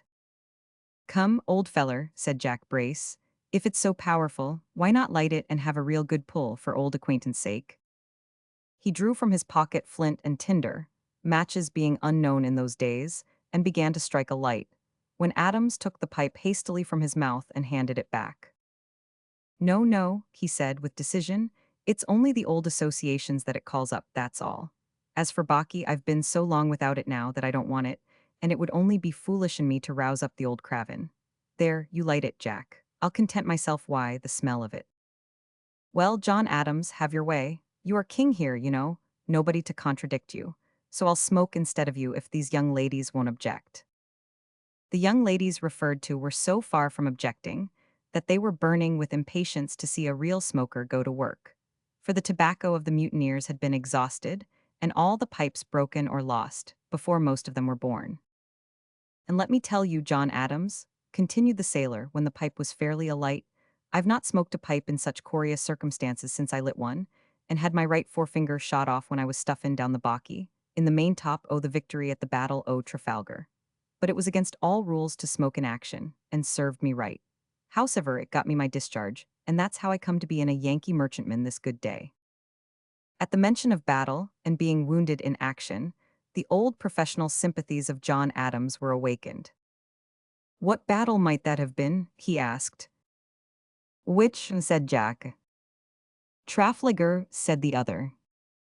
Jack Brace took the pipe out of his mouth and looked at Adams, as though he had asked where Adam and Eve had been born. For some time he could not make up his mind how to reply. You don't mean to tell me, he said at length, that you've never heard of the Battle of Trafalgar. Never, answered Adams with a faint smile. Nor of the great Lord Nelson. Never heard his name till today. You forget, Jack, that I've not seen a mortal man from old England, or any other part o' the civilized world, since the 28th day of April, and that's full 19 years ago. That's true, John, that's true, said the seaman, slowly, as if endeavoring to obtain some comprehension of what depths of ignorance the fact implied. So, I suppose you've never heard tell of hold on, let me rake up my brain pan a bit. He tilted his straw hat, and scratched his head for a few minutes, puffing the while immense clouds of smoke, to the inexpressible delight of the open-mouthed youngsters around him. You've never heard tell of Lord Howe, who licked the French off Ushant, somewheres about 16 years gone by. Never. Nor of the great victories gained in the 95 by Sir Edward Pellew, and Admiral Hotham, and Admiral Cornwallis, and Lord Bridgeport. No, of course he couldn't, nor yet of Admiral Duncan, who, in the 97, I think it was, beat the Dutch fleet near Camperdown all to sticks, nor yet of that tremendous fight off Cape St. Vincent in the same year, when Sir John Jervis, with nothing more than 15 sail o' the Mediterranean fleet, attacked the Spaniards why their 27 ships o' the line o' battle ships, you'll observe, John Adams, and took 4 of 'em, knocked half of the remainder into universal smash, and sunk all the rest. That was splendid, exclaimed Adams, his martial spirit rising, while the eyes of the young listeners around kept pace with their mouths in dilating. Splendid, pooh, said Jack Brace, delivering puffs between sentences that resembled the shots of miniature 74s. That was nothing to what followed. Nelson was in that fight, he was, and Nelson began to shove out his horns a bit soon after that, I tell you. Well, continued the British tar with a resigned look. To think of Meaton, a man out of Bedlam who hasn't heard of Nelson and the Nile, which of course he haven't. It's worthwhile common all this way to see you. Adams smiled and said, let's hear all about it. All about it, John? Why, it would take me all night to tell you all about it. There was an audible gasp of delight among the listeners. And I haven't time for that, but you must know that Lord Nelson, Bane Sir Horatio Nelson at that time, chased the French fleet under Admiral Brueys into Aboukir Bay. That's on the coast of Egypt, sailed in after 'em, anchored alongside of 'em, opened on 'em wide both broadsides at once, and blew them all to bits. You don't say that, Jack Brace. Yes, I do, John Adams, and 9 French lino battle ships was took, 2 was burnt, 2 escaped, and the biggest o' the lot, the great 3-decker, the Orient, was blowed up, and sent to the bottom. It was a thorough-goin' piece o' business that, I tell you, and Nelson meant it to be, for when he gave the signal to go into close action, he shouted, Victory or Westminster Abbey. What did he mean by that? Asked Adams. Why, don't you see, Westminster Abbey is the old church in London, where they bury the great nobs o' the nation in. There's none but great nobs there. You know, snobs not allowed on no account whatever. So he meant, of course, victory or death, d'ye see? After which he'd be put into Westminster Abbey. And death it was to many a good man that day. Why, if you take even the Orient alone, she was blowed up. Admiral Brueys himself and 1,000 men went up along with her, and never came down again, so far as we know. It must have been bloody work, said Adams. I believe you, my boy, continued the sailor, it was bloody work. There was some of our chaps that was always for reasonin' about things, and would never take anything on trust, except their own inventions, who used to argufy that it was an awful waste o' human life, to say nothin' o' treasure, as they called it, all for nothin'. I used to wonder sometimes why them reasoners jinned the sarvice at all, but to be sure most of 'em had been pressed. To my thinkin', war wouldn't be worth a brass farthin' if there wasn't a deal o' blood and thunder about it, and, of course, if we're goin' to have that sort o' thing we must pay for it. then we didn't do it for nothin'. Is it nothin' to have the honor and glory of lickin' the Mountseers and Bane able to sing Britannia rules the waves? John Adams, who was not fond of argument and did not agree with some of Jack's reasoning, said, "P-raps." And then, drawing closer to his new friend with deepening interest, said, "Well, Jack, what more has happened?" "What more? Why, I'll have to start a fresh pipe before I can answer that." Having started a fresh pipe, he proceeded, and the group settled down again to devour his words and watch and smell the smoke. "Well, then there was, but you know I ain't a dictionary or a cyclopedia or a gazetteer, let me see. After the battle o' the Nile there came the Irish Rebellion." "Did that do 'em much good, Jack?" "Oh yes, John, it united 'em immediately after to Old England, so that we're now Great Britain and Ireland. Then Sir Ralph Abercrombie, he gave the French an awful lickin' on land in Egypt at Aboukir, where Nelson had whopped 'em on the sea, and last of all came the glorious Battle of Trafalgar. But it wasn't all glory, for we lost Lord Nelson there. He was killed." "That was a bad business," said Adams with a look of sympathy. "And you was in that battle, was you?" "In it, I should just think so," replied Jack Brace, looking contemplatively at his mutilated finger. "Why, I was in Lord Nelson's own ship, the Victory. Come, I'll give you an outline of it. This is how it began." The ex-man-o'-war's man puffed vigorously for a few seconds, to get the pipe well alight. He remarked and collect his thoughts. Chapter 29. Jack Brace stirs up the war spirit of Adams. "You must know, John Adams," said Jack Brace, with a look and a clearing of the throat that raised great expectations in the breasts of the listeners. "You must know that for a long while before the battle Lord Nelson had been scourin' the seas, far and near, in search o' the French and Spanish fleets. But do what he would, he could never fall in with 'em. At last he got wind of 'em in Cadiz harbor, and made all sail to catch 'em. It was on the 19th of October 1805 that Villeneuve, that was the French admiral, put to sea with the combined fleets o' France and Spain. It wasn't till daybreak of the 21st that we got sight of 'em, right ahead, formed in close line, about 12 miles to leeward, stand-in to the Southard off Cape Trafalgar. Ha, John Adams, and boys and girls all, you should have seen that sight, it would have done you good. And you should have felt our bosoms, they was fit to bust, I tell you. You see, we'd been chassin' of 'em so long that we could scarce believe our eyes when we saw 'em at long last. They were bigger ships and more of 'em than ours, but what cared Nelson for that? Not the shank of a brass button. He rather liked that sort o' thing, for, you know, one Englishman is equal to 3 Frenchmen any day." "No, no, Jack Brace," said John Adams with a quiet smile and shake of the head. "'S not quite so many as that." "Not quite," repeated Brace vehemently. "Why, it's my opinion that I could lick any 6 the Mountseers myself. Thursday, November Christian there." "He ain't November yet," interrupted Adams quietly. "He's only October." "No matter, it's all the same. I tell John that he could wallop 20 of 'em easy. There ain't no go in 'em at all." "Didn't you tell me, Jack Brace, that Trafalgar was a glorious battle?"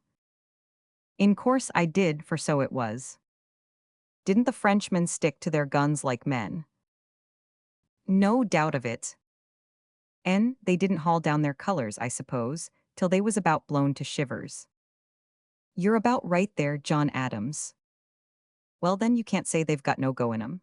Don't underrate your enemy, whatever you do, for it's not fair. Besides, in so doing you underrate your own deeds. Moreover, we don't allow boastin' aboard of this island, so go ahead, Jack Brace, and tell us what you did do, without referrin' to what you think you could do. Mind, I'm king here, and I'll have to clap you in irons if you let your tongue wag too freely." "All right, your majesty," replied Brace with a bow of graceful humility, which deeply impressed his juvenile audience. "I'll behave better in future if you'll forgive me this time. Well, as I was about to say, when you sent that round shot across my bows and brought me up, Nelson he would have fought 'em if they'd had 10 times the number o' ships that we had. As it was, the enemy had 33 sail of the line and 7 frigates. We had only 27 sail of the line and 4 frigates, so we was outnumbered by 9 vessels. Moreover, the enemy ha lobsters on board." "Lobsters bane land sojers, my dears," remarked Adams in explanation, "so called 'cause of their bane all red-coated, but the French sojers are only red-trousered, coats bane blue. Axon, your pardon, Brace, go on." The seaman, who had availed himself of the interruption to stir up and stuff down his pipe, resumed. "Likewise one of their lino-battle ships was a huge four-decker, called the Santissima Trinidad, and they had some of the best Tyrolese riflemen that could be got scattered throughout the fleet, as we afterwards came to find out to our cost. Soon after daylight, Nelson came on deck. I see him as plain as if he was before me at this moment, for Bain, stationed in the mizzen top the Victory, that was Nelson's ship, you know. I could see everything quite plain. He stood there for a minute or so, with his admiral's frock coat covered with orders on the left breast, and his empty right sleeve fastened up to it. For you must know he had lost his right arm in action before that, and also his right eye, but the arm and eye that were left were quite enough for him to work with. After a word or two with the officers, he signaled to bear down on the enemy in 2 lines. Then it seemed to have occurred to him that the smoke of battle might render the signals difficult or impossible to make out, for he immediately made one that would serve for everything. It was this: if signals can't be seen, no captain can do wrong if he places his ship alongside an enemy. Of course, we all knew that he meant to win that battle, but for the matter of that, every soul in the fleet, from the admiral to the smallest powder monkey, meant. Boasting not allowed, said Dan McCoy, displaying his fine teeth from ear to ear. The seaman looked at him with a heavy frown. You young slip of a pump handle, what d'ye mean? The king's orders, said Dan, pointing to Adams, while the rest of the Pitcairners seemed awestruck by his presumption. The frown slowly left the visage of Jack Brace. He shut his eyes, smiled benignly, and delivered a series of heavy puffs from the starboard side of his mouth. Then a little squeak that had been bottled up in the nose of Otaheitan Sally forced a vent, and the whole party burst into hilarious laughter. Just so, resumed Brace, when they had recovered, that is exactly what we did in the mizzen-top the Victory when we made out the signal, only we stuck a cheer on to the end the laugh. After that came another signal, just as we were about to go into action. England expects that every man will this day do his duty. The effect of that signal was just tremendous, I tell you. I noticed at this time that some of Nelson's officers were bothering him, trying to persuade him, so to speak, to do something he didn't want to. I afterwards found out that they were trying to persuade him not to wear his orders, but he wouldn't listen to them. Then they tried to convince him it would be wise for him to keep out of action as long as possible. He seemed to give in to this, for he immediately signaled the Temeraire and Leviathan, which were abreast of us, to pass ahead. But in my opinion, this was nothing more than a sly joke of the admiral, for he kept carrying on all sail on the Victory, so that it wasn't possible for these ships to obey the order. We made the attack in 2 lines. The Victory led the weather line of 14 ships, and Collingwood, in the Royal Sovereign, led the lee line of 13 ships. As we bore down, the enemy opened the ball. We held our breath for, as no doubt you know, messmate, just before the beginning of a fight, when a man is standing still and doing nothing, he's got time to think. And he does think, too, in a way mayhap, that he's not much used to think. That's true, Jack Brace, responded Adams with a grave nod. And, d'ye know, it strikes me that it would be better for all of us if we think oftener in that fashion when we've got time to do it. You're right, John Adams, you're right. Howsever, we hadn't much time to think that morning, for the shot soon began to tell. One round shot came, as it seemed, straight for my head, but it missed me by a shave, and only took off the hat of a man beside me that was about a foot shorter than myself. You see the advantage, says he. Oh, Bain, a little feller. That's so, says I, but I didn't say or think no more that I knows on after that, for we had got within musket range, and the small bullets went whistling about our heads, pickin' off or woundin' a man here and there. It was just then that I thought it time to put my pipe in my pocket, for, you see, I had been having a puff on the sly as we was bearin' down. And I put up my forefinger to shove the baccy down, when one o' them stingin' little things comes along, whips my best cutty out o' my mouth, and carries the finger along with it. Of course I warn't goin' below for such a small matter, so I pulls out my handkerchief, and says I to the little man that lost his hat, "Just take a round turn here, Jim," says I, "and I'll be ready for action again in 2 minutes." Jim, he tied it up, but before he quite done it, the round shot was pitchin' into us like hail, cuttin' up the sails and riggin' most awful. They told me afterwards that Nelson gave orders to steer straight for the bow of the great Santissima Trinidad, and remarked, "It's too warm work to last long." But he did not return a single shot, though about 50 of our men had been killed and wounded. You see, he never was fond of wastin' powder and shot. He generally reserved his fire till it could be delivered with stunnin' effect. Just then a round shot carried away our main topmast with all her stun-essels and booms. By good luck, however, we were close alongside the enemy's ship Redoubtable by that time. Our tiller ropes were shot away too, but it didn't matter much now. The word was given, and we opened with both broadsides at once. You should have felt the victory tremble, John Adams. We tackled the Redoubtable with the starboard guns, and the Bucentaur and Santissima Trinidad with the port guns. Of course, they gave it us hot and strong in reply. At the same time, Captain Hardy in the Temeraire fell on board the Redoubtable on her other side, and the Fougue, another the enemy, fell on board the Temeraire. So there we were 4 ships abreast, a compact tier, blazon into each other like mad, with the muzzles of the guns touchin', the sides when they were run out, and men stationed with buckets at the ports, to throw water into the shot holes to prevent their talkin' fire. It was awful work, I tell you, with the never-stopping roar of great guns and rattle of small arms, and the smoke, and the deck slippery with blood. The order was given to depress our guns and load with light charges of powder, to prevent the shot going right through the enemy into our own ship on the other side. The Redoubtable flew no colors, so we couldn't tell when she struck, and twice the admiral, wishing to spare life, gave orders to cease firing, thinking she had given in. But she had not done so, and soon after a ball from her mizzen top struck Nelson on the left shoulder and he fell. They took him below at once. Of course, we in the mizzen top knew nothing of this, for we couldn't see almost anything for the smoke, only here and there a bit of a mast, or a yardarm, or a bowsprit, while the very air trembled with the tremendous and continuous roar. We were most of us wounded by that time, more or less, but kept blazing away as long as we could stand. Then there came cheers of triumph mingling with the shouts and cries of battle. The ships of the enemy were beginning to strike. One after another the flags went down. Before long the cry was, 5 have struck, then 10, hurrah, then 15, then 20, hurrah. Hurrah, Old England forever, cried Adams, starting to his feet and waving his hat in a burst of irrepressible excitement, which roused the spirits of the youths around, who, leaping up with flushed faces and glittering eyes, sent up from the groves of Pitcairn a vigorous British cheer in honor of the great victory of Trafalgar. But, continued Jack Brace, when the excitement had abated, there was great sorrow mingled with our triumph that day, for Nelson, the hero of 100 fights, was dead. The ball had entered his spine. He lived just long enough to know that our victory was complete, and died thanking God that he had done his duty. That was truly a great battle, said Adams, while Brace, having concluded, was refilling his pipe. Right you are, John, said the other, about the greatest victory we ever gained. It has settled the fleets of France and Spain, I guess, for the next 50 years. But what was it all for? Asked Bessie Mills, looking up in the sailor's face with much simplicity. What was it for? Repeated Brace with a perplexed look.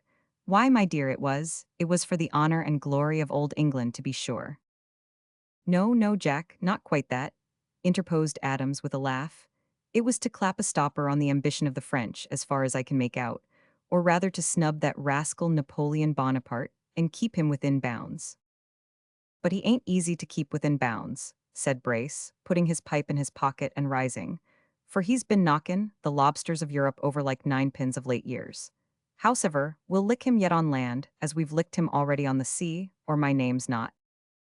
He stopped abruptly, having caught sight of Dan McCoy's twinkling eye. Now, John Adams, I must go, else the captain'll think I've deserted altogether. Oh, don't go yet, please don't, pleaded Dolly Young, as she grasped and fondled the seaman's huge hand. Dolly was at that time about 9 years of age, and full of enthusiasm. She was seconded in her entreaties by Dinah Adams, who seized the other hand, while several of the older girls sought to influence him by words and smiles, but Jack Brace was not to be overcome. I'll be ashore again tomorrow, P-raps with the captain, if he lands, said Brace, and spin you some more yarns about the wars. With this promise they were obliged to rest content. In a few minutes the visitor was carried over the surf by Tock and Charlie in their canoe, and soon put on board the Topaz, which stood inshore to receive him. Chapter 30. Adams and the Girls. Great was the interest aroused on board the Topaz when Jack Brace narrated his experiences among the islanders, and Captain Folger resolved to pay them a visit. He did so next day, accompanied by the Englishman and some of the other men, the sight of whom gladdened the eyes and hearts of Adams and his large family. Besides assuring himself of the truth of Brace's statements, the captain obtained additional proof of the truth of Adams's account of himself and his community in the form of the chronometer and azimuth compass of the Bounty. How many did you say your colony consists of? Asked Folger. 35 all told, sir, answered Adams, but I fear we shall be only 34 soon. How so?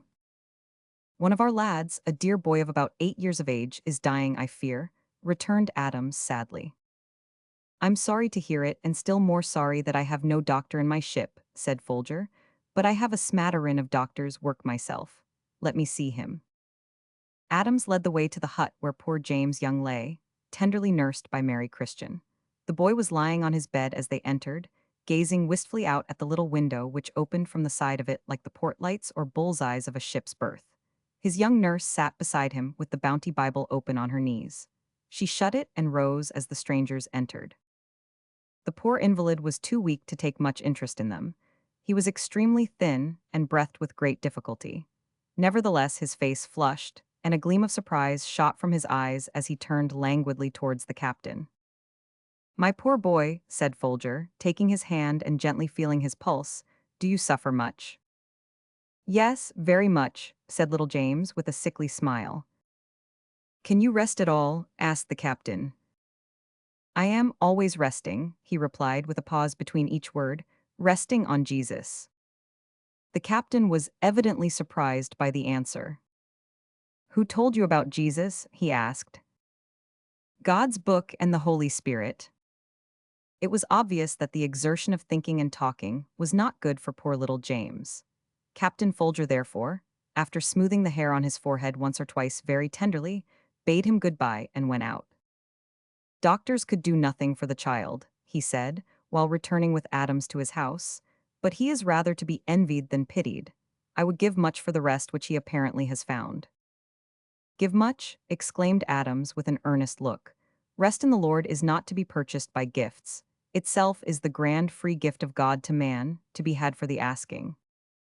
"I know it," was the captain's curt reply, as he entered Adams's house. "Where got you the chronometer and azimuth compass?"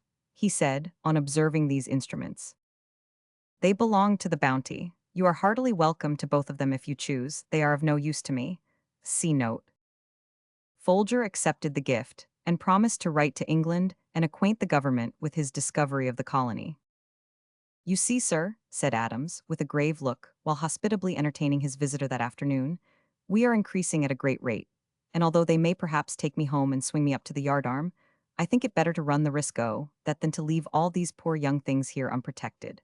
Why, just think what might happen if them traders which are little better than pirates were to come and find us here." He looked at the captain earnestly. "Now, if we were under the protection of the British flag, only just recognized, as it were, that would go a long way to help us and prevent mischief." At this point, the importunities of some of the young people to hear about the outside world prevailed, and Folger began, as Jack Brace had done the day before, to tell them some of the most stirring events in the history of his own land. But he soon found out that the mental capacity of the Pitcairners was like a bottomless pit.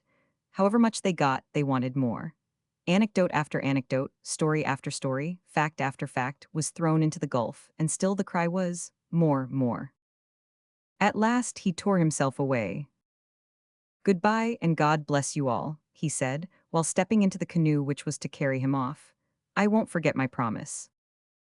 "And tell 'em to send us storybooks," shouted Daniel McCoy, as the canoe rose on the back of the breakers. The captain waved his hand. Most of the women and children wiped their eyes, and then they all ran to the heights to watch the Topaz as she sailed away. They watched her till she vanished over that mysterious horizon which seemed to the Pitcairners the utmost boundary of the world, and some of them continued to gaze until the stars came out, and the gulls retired to bed, and the soft black mantle of night descended like a blessing of tranquility on land and sea. Before bidding the Topaz farewell, we may remark that Captain Folger faithfully fulfilled his promise. He wrote a letter to England giving a full account of his discovery of the retreat of the mutineers, which aroused much interest all over the land. But at that time, the stirring events of warfare filled the minds of men in Europe so exclusively that the lonely island and its inhabitants were soon forgotten.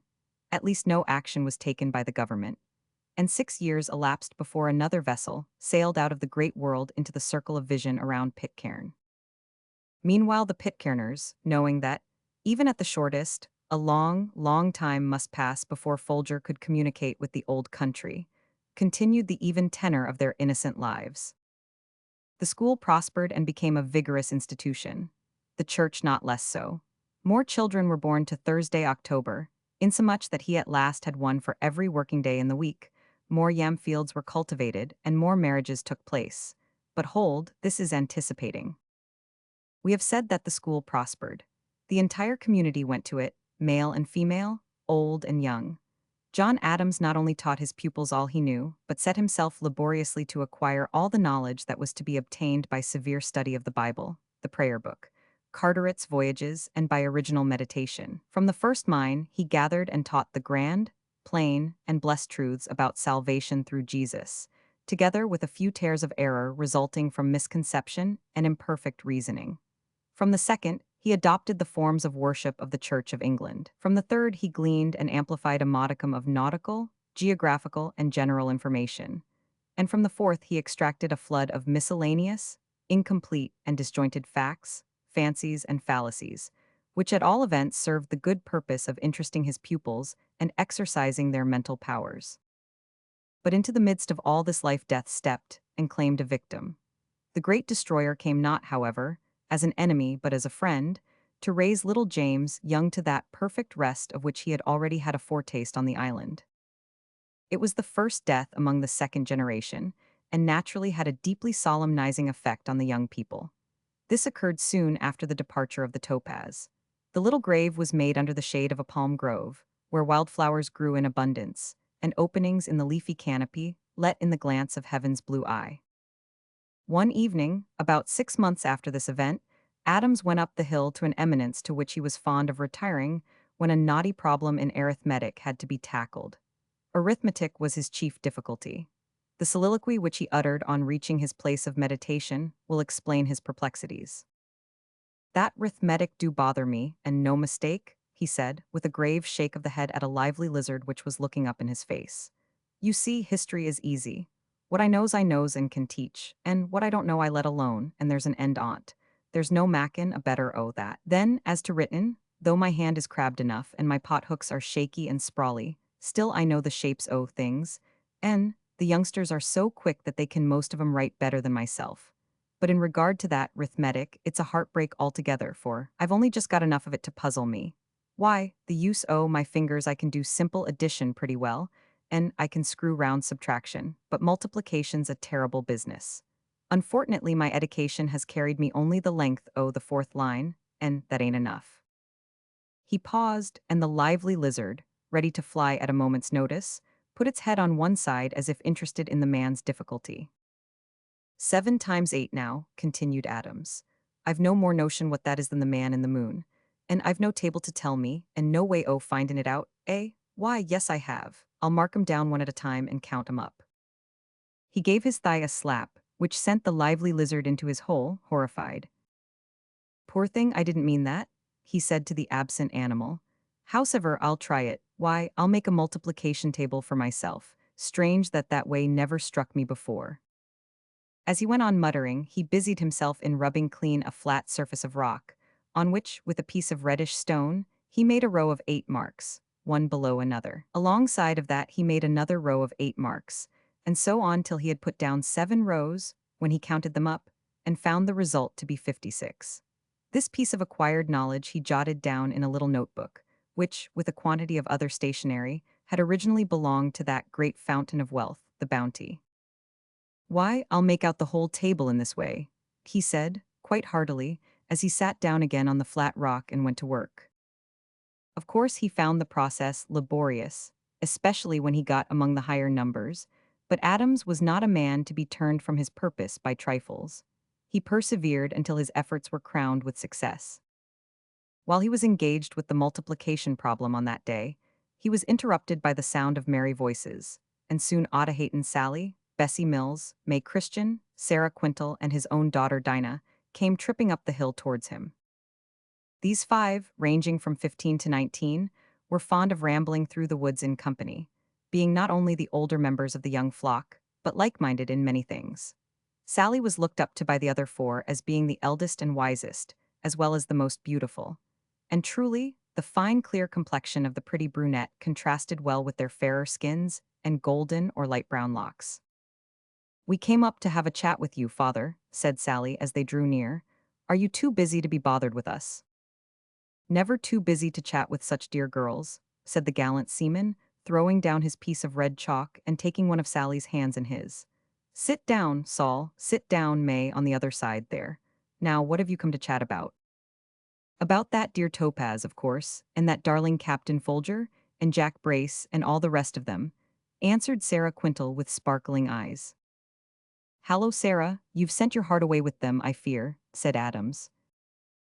Not quite, but nearly, returned Sarah. I would give anything if the whole crew would only have stayed with us altogether. Oh, how charming, delightful, so nice, exclaimed three of the others. Sally said nothing, but gave a little smile, which sent a sparkle from her pearly teeth that harmonized well with the gleam of her laughter-loving eyes. No doubt, said Adams with a peculiar laugh. But, I say, girls, you must not go on thinking forever about that ship. Why, it is 6 months or more since it left us, and you are all as full of it as if it had sailed but yesterday. How can we help it, father? Said Sally. It is about the most wonderful thing that has happened since we were born, and you can't expect us to get it out of our heads easily. And how can we help thinking and talking too, said Bessie Mills, about all the new and strange things that Jack Brace related to us. Besides, father, said Dinah, you are quite as bad as we are, for you talk about nothing else now, almost, except Lord Nelson and the battles of the Nile and Trafalgar. Come, come, Di, don't be hard on me, I don't say much about them battles now. Indeed you do, cried May Christian, and it is only last night that I heard you muttering something about Trafalgar in your sleep, and you suddenly broke out with a half-muttered shout like this. England specks every man'll do, duty.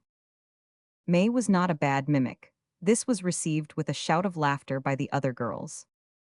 While they were conversing thus, two tall and slim, but broad-shouldered youths were seen climbing the hill towards them, engaged in very earnest conversation. And this reference to conversation reminds us of the curious fact that the language of the young Pitcairners had greatly improved of late. As they had no other living model to improve upon than John Adams, this must have been entirely the result of reading. Although the books they had were few, they proved to be sufficient not only to fill their minds with higher thoughts, but their mouths with purer English than that nautical type which had been peculiar to the mutineers. The tall striplings who now approached were Daniel McCoy and Charlie Christian. These two were great friends and confidants. We will not reveal the subject of their remarkably earnest conversation, but merely give the concluding sentences. Well, Charlie, said Dan, as they came in view of the knoll on which Adams and the girls were seated, we will pluck up courage and make a dash at it together. Yees, said Charlie with hesitation. And shall we break the ice by referring to Tock's condition, eh? Said Dan. Well, it seems to me the easiest plan, perhaps I should say the least difficult, returned Charlie with a faint smile. Come, don't lose heart, Charlie, said Dan, with an attempt to look humorous which signally failed. Hallo, lads, we're away, said Adams as they came up. Just been havin' a walk and a talk, father, answered Dan. We saw you up here and came to walk back with you.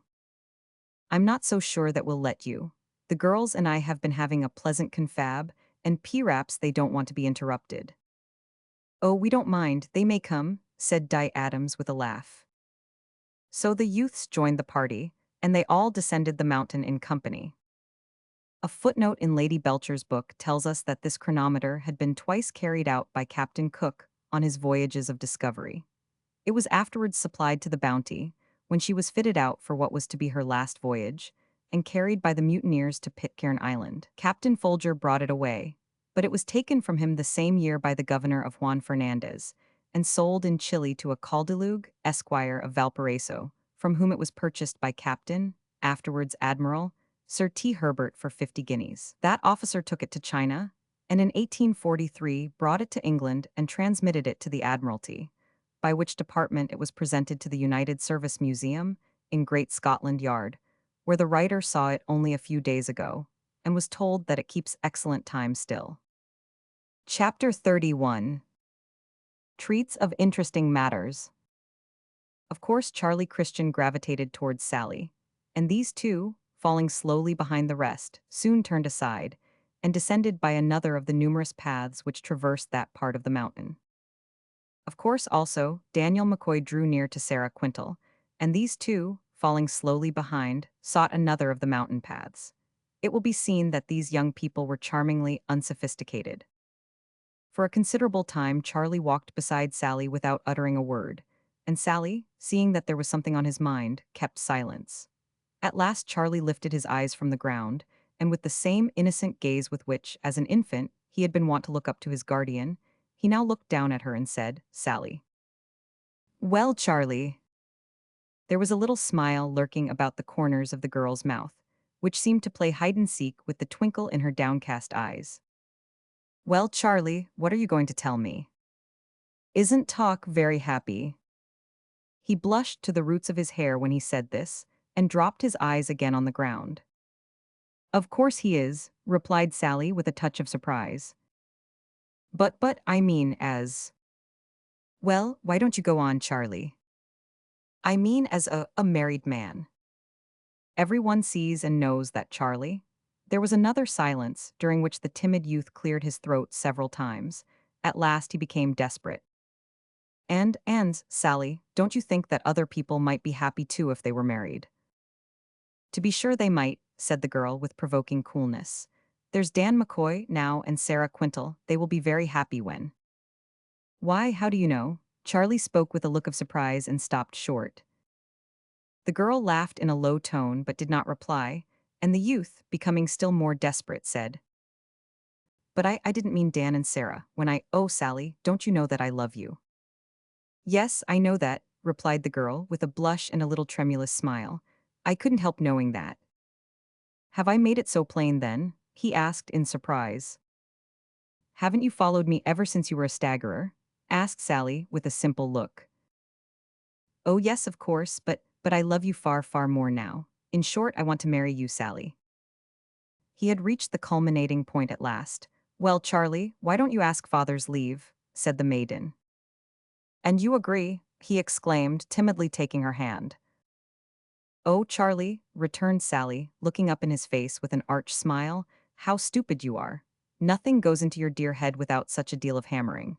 Will you never become wise and—" Charlie became wise at last, and stopped her impudent mouth effectively. But she broke from him and ran into the woods, while he went down to the village to tell Adams. Meanwhile, Daniel McCoy led Sarah Quintal by a roundabout path to the cliffs above Pitcairn. Pretty little Sarah was timid, and had a vague suspicion of something that caused her heart to flutter. "I say, Sarah," said the bold and stalwart Dan, "did you ever see such a jolly couple as Tock and his wife before?" "I never saw any couple before, you know," replied the girl simply, "except Father Adams and his wife." "Well, they are an oldish couple," returned Dan with a laugh, "but it's my opinion that before long you'll see a good many more couples, young ones too." "Indeed," said Sarah, becoming much interested, for this was the first time that any young man had ventured to refer to such a subject, though she and her female companions had often canvassed the possibilities that surrounded them. "Yes, indeed," returned Dan. "Let me see now, there's Charlie Christian and Ottahate Sally." "Why, how did you come to know that?"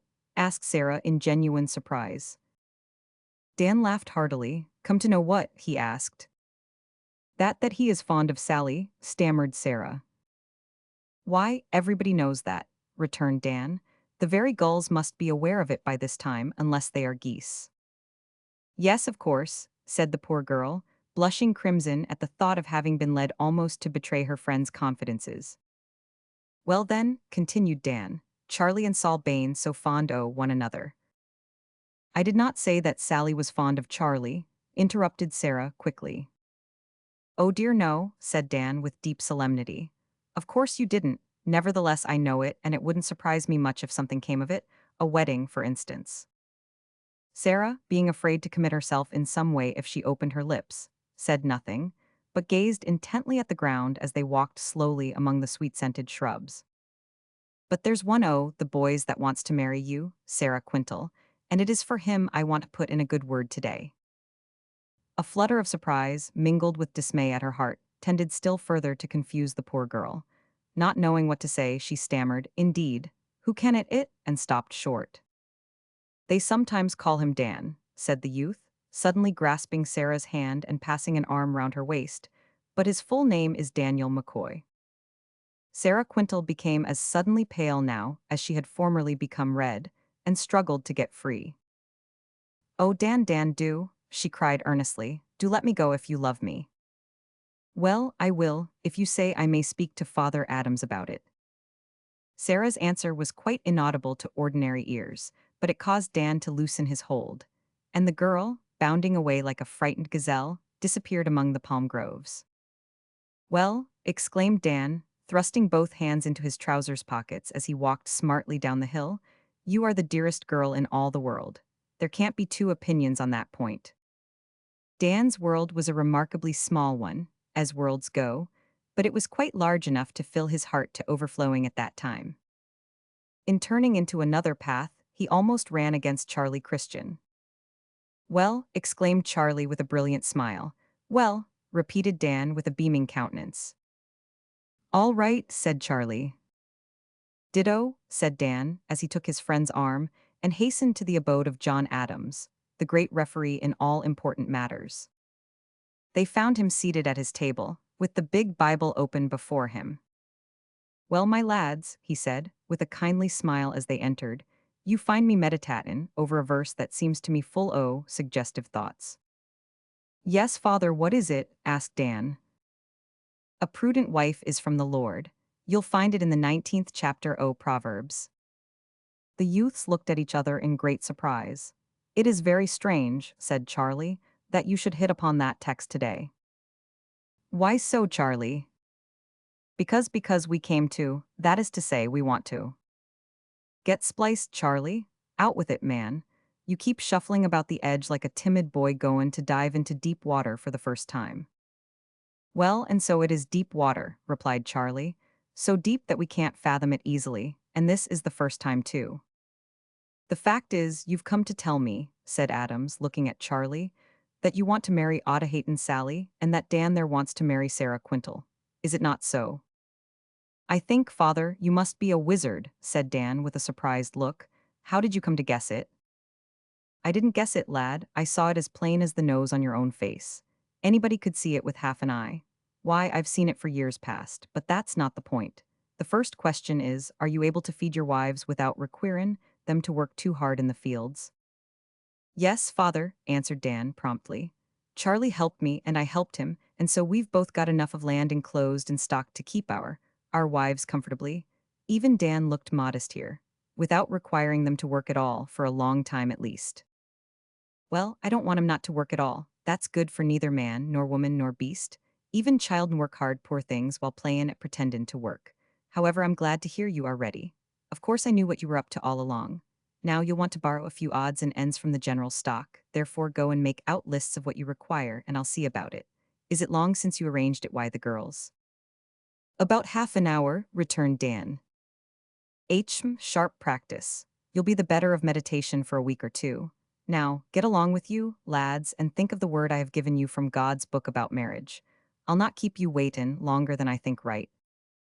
So Dan and Charlie left the presence chamber of their nautical ruler, quite content to wait for a couple of weeks, having plenty to keep them employed, body and mind, in laboring in their gardens, perfecting the arrangements of their respective cottages, and making out lists of the various things they required to borrow. In all of which operations they were lovingly assisted by their intended wives, with a matter-of-fact gravity that would have been quite touching if it had not been half ridiculous. The list of things to be borrowed was made out in accordance with a system of barter, exchange, and loan, which had begun in necessity, and was afterwards conducted on regular principles by Adams, who kept a systematic journal and record of accounts, in which he entered the nature and quantity of work performed by each family, what each had received, and what each was due on account. The exchanges also were made in a systematic manner. Thus, when one family had too many salt fish, and another had too much fruit or vegetables, a fair exchange restored the equilibrium to the satisfaction of both parties, and when the stores of one family were exhausted, a fresh supply was raised for it from the general possessions of all the rest, to be repaid, however, in exact measure when the suffering family should be again in affluence, through good harvests and hard work. All details were minutely noted down by Adams, so that injustice to individuals or to the community at large was avoided. It is interesting to trace, in this well-conducted colony, the great root principles on which the colossal system of the world's commerce and trade has been reared, and to recognize in John Adams the germs of those principles of equity and method which have raised England to her high commercial position. But still more interesting is it to recognize in him that good seed, the love of God and his truth, spiritual, intellectual, and material, which, originated by the Holy Spirit and founded in Jesus Christ, produces the righteousness that exalteth a nation. When the short period of probation was passed, Charlie Christian became the happy husband of the girl whom he had all but worshipped from the earliest rememberable days of infancy, and Dan McCoy was united to Sarah Quintal. As in the first case of marriage, Ada Hayton Saul was older than her husband, but in her case the difference was so slight as scarcely to be worth mentioning. As to appearance, tall, serious, strapping Charlie looked old enough to have been Sally's father. The wedding day was a day of great rejoicing, considerable solemnity, and not a little fun, for the religion of the Pitcairners, being drawn direct from the inspired word, was the reverse of dolorous. Indeed, the simplicity of their faith was extreme, for it consisted in merely asking the question, "What does God wish me to do?" and doing it. Of course, the simplicity of this rule was, in Pitcairn as elsewhere, unrecognized by ignorance or rendered hazy and involved by stupidity. Adams had his own difficulties in combating the effects of evil in the hearts of his children, for, as we have said before, they were by no means perfect, though unusually good. For instance, one day one of those boys who was passing into the hobbledehoy stage of life came with a perplexed air and said, "Didn't you tell us in school yesterday, Father, that if we were good Jesus would save us?" "No, Jack Mills, I told you just the reverse. I told you that if Jesus saved you, you would be good." "Then why does he save me and make me good?" asked Jack, anxious to cast the blame of his indecision about his salvation off his own shoulders. "Because you refuse to be saved," said Adams pointedly. Jack Mills felt and looked somewhat hurt at this. He was one of the steadiest boys at the school, always learned his tasks well, and was generally pretty well behaved, but there was in him an ugly, half-hidden root of selfishness, which he did not himself perceive. "Do you remember going to the shore yesterday?" asked Adams, replying to the look, for the boy did not speak. "Yes, father." "And you remember that two little boys had just got into a canoe, and were pushing off to enjoy themselves, when you ran down, turned them out, and took the canoe to yourself?" Jack did not reply, but his flushed face told that he had not forgotten the incident.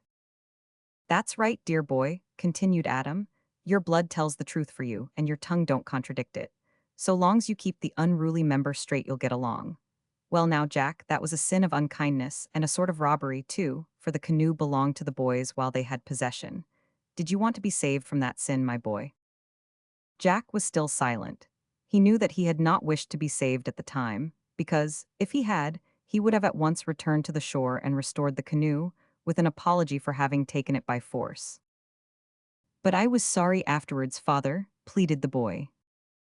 "I know you were, Jack, and your guilty conscience longed for forgiveness, but Jesus did not come to this world to forgive us. He came to save us, to save this people from their sins, his people, forgiven people, my boy, from their sins. If you had looked to Jesus, he would have sent his Spirit into you and brought his word to your mind. Be ye kind one to another, or, whatsoever you would that men should do to you, do even so to them. Or in some way or other he would have turned you back and saved you from sin, but you did not look to Jesus. In short, you refused to be saved just then, and thought to make up for it by being sorry afterwards. Isn't that the way of it, Jack?" "Yes, father," said Jack, with downcast but no longer hurt looks, for Adams's tone and manner were very kind. "Then you know now, Jack Mills, why you're not yet saved, and you can't be good till you are saved, any more than you can fly till you've got wings. But don't be cast down, my lad, he will save you yet. All you've got to do is to cease your opposition, and let him take you in hand." Thus, or in some such way, did this God-appointed pastor lead his little flock from day to day and year to year. But to return from this digression, we have said that the double wedding day was one of mingled rejoicing, solemnity, and fun. If you insist on further explanation, good reader, and want to know something more about the rejoicing, we can only direct you to yonder clump of blossoming plants in the shade of the palm grove. There you will find Charlie Christian looking timidly down into the gorgeous orbs of Ada Hayton Sally as they hold sweet converse of things past, present, and to come. They have been so trained in ways of righteousness, that the omission of the world to come from their lovemaking, not flirtation, observe, would be as ridiculous as the absence of reference to the wedding day. On the other side of the same knoll, Daniel McCoy sits by the side of modest Sarah Quintal, his only half-tamed spirit torn by the conflicting emotions aroused by a compound of jollity, love, joy, thankfulness, and fun, which render his words too incoherent to be worthy of record.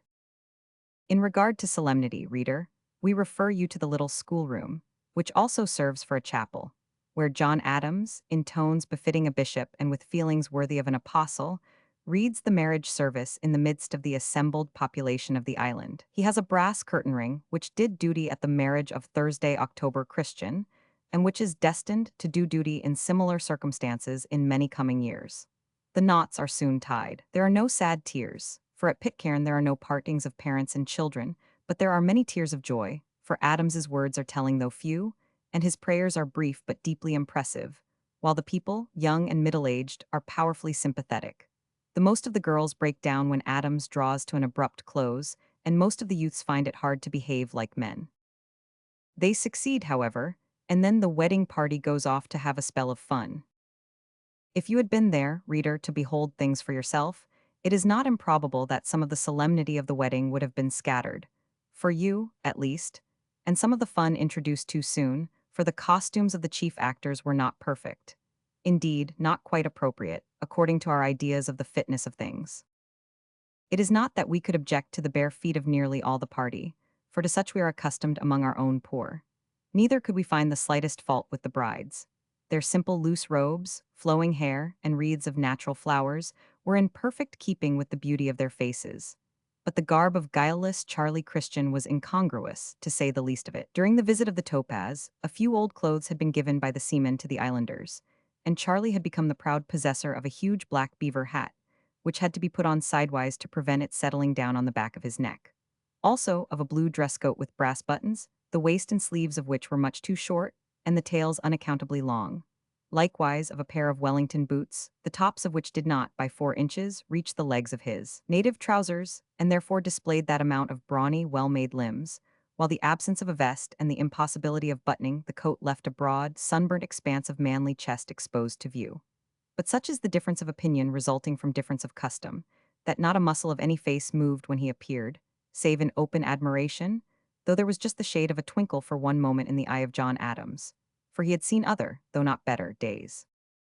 Even Dan's excitable sense of the ridiculous was not touched. Himself, indeed, was a greater guy than Charlie, for he wore a richly flowered vest, so tight that it would hardly button, and had been split up the back while being put on. As he wore a shell jacket, much too short for him, this accident to the vest and a portion of his powerful back were clearly revealed. But these things were trifles on that great day, and when the fun did begin, it was kept up with spirit. First, the greater part of the population went to the beach for a little surf sliding. It is not necessary to repeat our description of that exercise. The waves were in splendid order. It seemed as if the great Pacific itself were pulsating with unwonted joy. The billows were bigger, grander, almost slower and more sedate than usual. Outside it was dead calm. The fall of each liquid wall was more thunderous, its roar more deep-toned, and the confusion of the surf more riotous than ever. For average rejoicers this exercise might in itself have sufficed for one day, but they were used to it and wanted variety. So the youths took to racing on the sands, and the maidens to applauding, while the elderly looked on and criticized. The small children went, loosely speaking, mad. Some there were who went off on their own accounts, and cast a few of those shadows which are said to precede coming events. Others, less poetically inclined just then, remained in the village to prepare roast pig, yam pie, and those various delicacies compounded of fruits and vegetables, which they knew from experience would be in great demand ere long. As evening descended they all returned to the village, and at sunset hauled down their flag. This flag, by the way, was another souvenir of the Topaz. It was an old Union Jack, for which Adams had set up a flagstaff, having by that time ceased to dread the approach of a ship. By Jack Brace he had been reminded of the date of the king's birthday, and by a strange coincidence that happened to be the very day on which the two couples were united. Hence there was a double, perhaps we should say a treble, reason for rejoicing. As John Adams was now endeavoring to undo the evils of his former life, he naturally became an enthusiastic loyalist.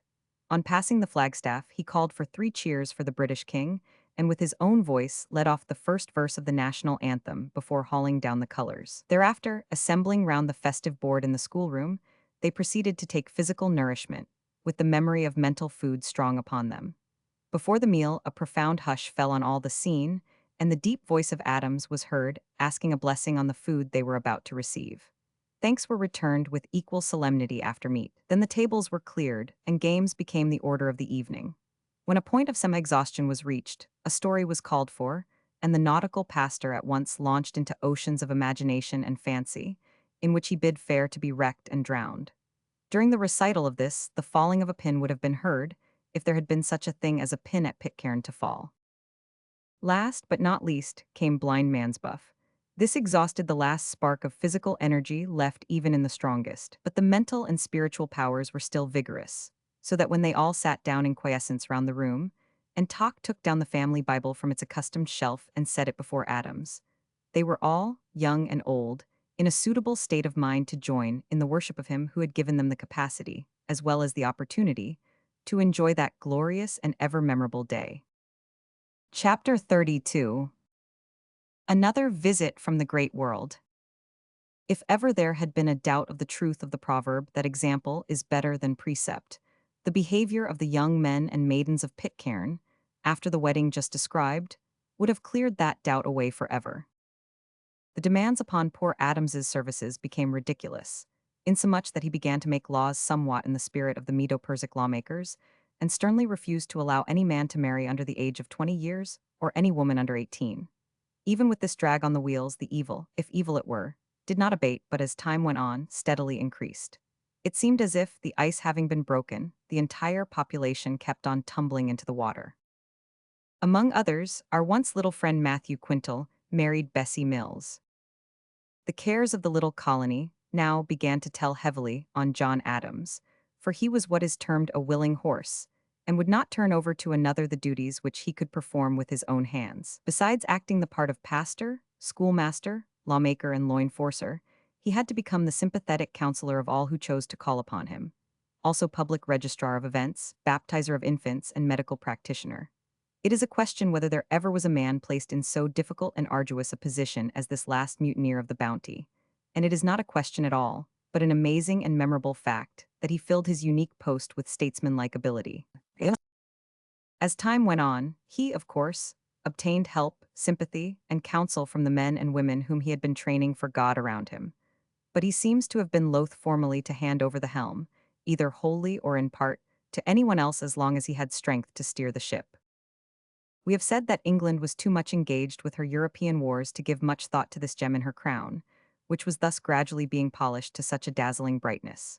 She knew it was but a little gem, if gem at all, and at such a distance did not see its brilliant sheen. Amid the smoke and turmoil of war she forgot it, yet the god of battles and the prince of peace were winning a grand, moral, bloodless victory in that lonely little island.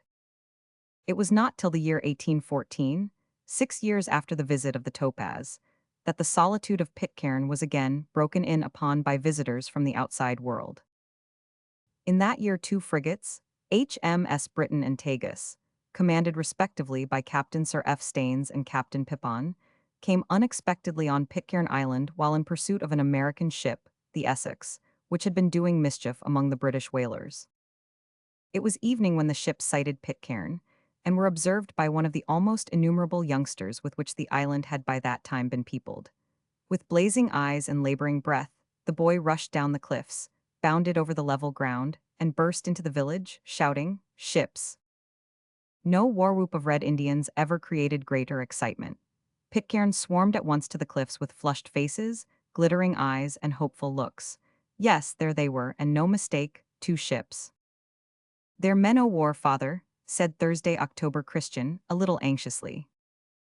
"So I see, lad, but I won't hide this time. I don't believe they'd think it worth while hanging me now. Anyhow, I'll risk it." Many of the people spent the whole of that night on the cliffs, for, as it was too late to attempt a landing, Captain Staines did not venture to approach till the following morning. Soon after daybreak the ships were seen to stand in shore, and a canoe was launched through the surf to meet them. As on the occasion of the visit of the topaz, Thursday was deputed to represent the islanders. He was accompanied by Edward Young, now a handsome youth of 18 years of age. As on the previous boarding of a ship, Tok amazed the sailors by shouting in English to throw him a rope. Being now possessed of a wardrobe, he had in his heart resolved to appear in a costume worthy of the great occasion. For this end he had put on a vest without sleeves, trousers that had done duty in the topaz, and were much too short, and a beaver hat which he had jauntily ornamented with cocktail feathers, and wore very much on the back of his head. Thursday met the eager inquiries of Sir F. Staines with his usual good-humored offhand urbanity, and gave his name in full. But a sudden change came over his face while he spoke, a look of amazement, mingled with alarm. Look there, Ned," he said, in a low tone, laying his hand on his comrade's shoulder and pointing towards a certain part of the ship. "What is that?" Ned looked with an expression of awe in the direction indicated. "What is it that puzzles you?" asked the captain, not a little amused by their looks. The beast," said Tok. "What do you mean, the cow?" "Is it a cow?" asked Tok in wonder. "Of course it is. Did you never see a cow before?" "No, never. I thought it was a big goat or a horned sow," returned the young man as he approached the quiet animal cautiously. "I say, Ned, it's a cow. It don't look much like the things that Father Adams used to draw, do it?" Ned agreed that Adams's representation fell far short of the original, and for some time they stood cautiously examining the strange creature and gently touching its sides. Just then, a little black terrier came bounding forward and frisked round the captain. "Huh?" exclaimed Edward Young with an intelligent look. "I know that beast, Tok. It's a dog?" "I'm sure it is, for I have read of such things in Carteret, and father has described 'em often, so have the women. They have dogs, on some islands." But the surprise and interest raised in them by two animals were nothing to what they felt on being conducted over the ship and shown all the details of stores and armament in a man-o'-war. The surprise changed sides, however, when, on being asked to partake of luncheon, these men stood up, clasped their hands, shut their eyes, and asked a blessing before commencing to eat in the familiar phrase, "For what we are about to receive," etc. Of course, Captains Staines and Pippon went on shore, where they were received by Adams, hat in hand, and by the rest of the population down to the minutest infant, for no one would consent to miss the sight, and there was no sick person to be looked after. Up at the village, the pigs and poultry had it all their own way, and made the most of their opportunity. It was curious to mark the air of respect with which Adams regarded the naval uniform which had once been so familiar. As he stood conversing with the officers, he occasionally, in sailor-like fashion, smoothed down his scanty locks, for although little more than 50 at that time, care, sorrow, and anxiety had given his countenance an aged and worn look, though his frame was still robust and healthy. In the course of the interview, Captain Pippon offered to give him a passage to England, with any of his family who chose to accompany him. To his surprise, Adams at once expressed a desire to go. We know not whether this was a piece of pleasantry on Adams's part, but when he sent for his old wife and daughters to tell them of it, the scene of distress that ensued baffles description. The old woman was in despair.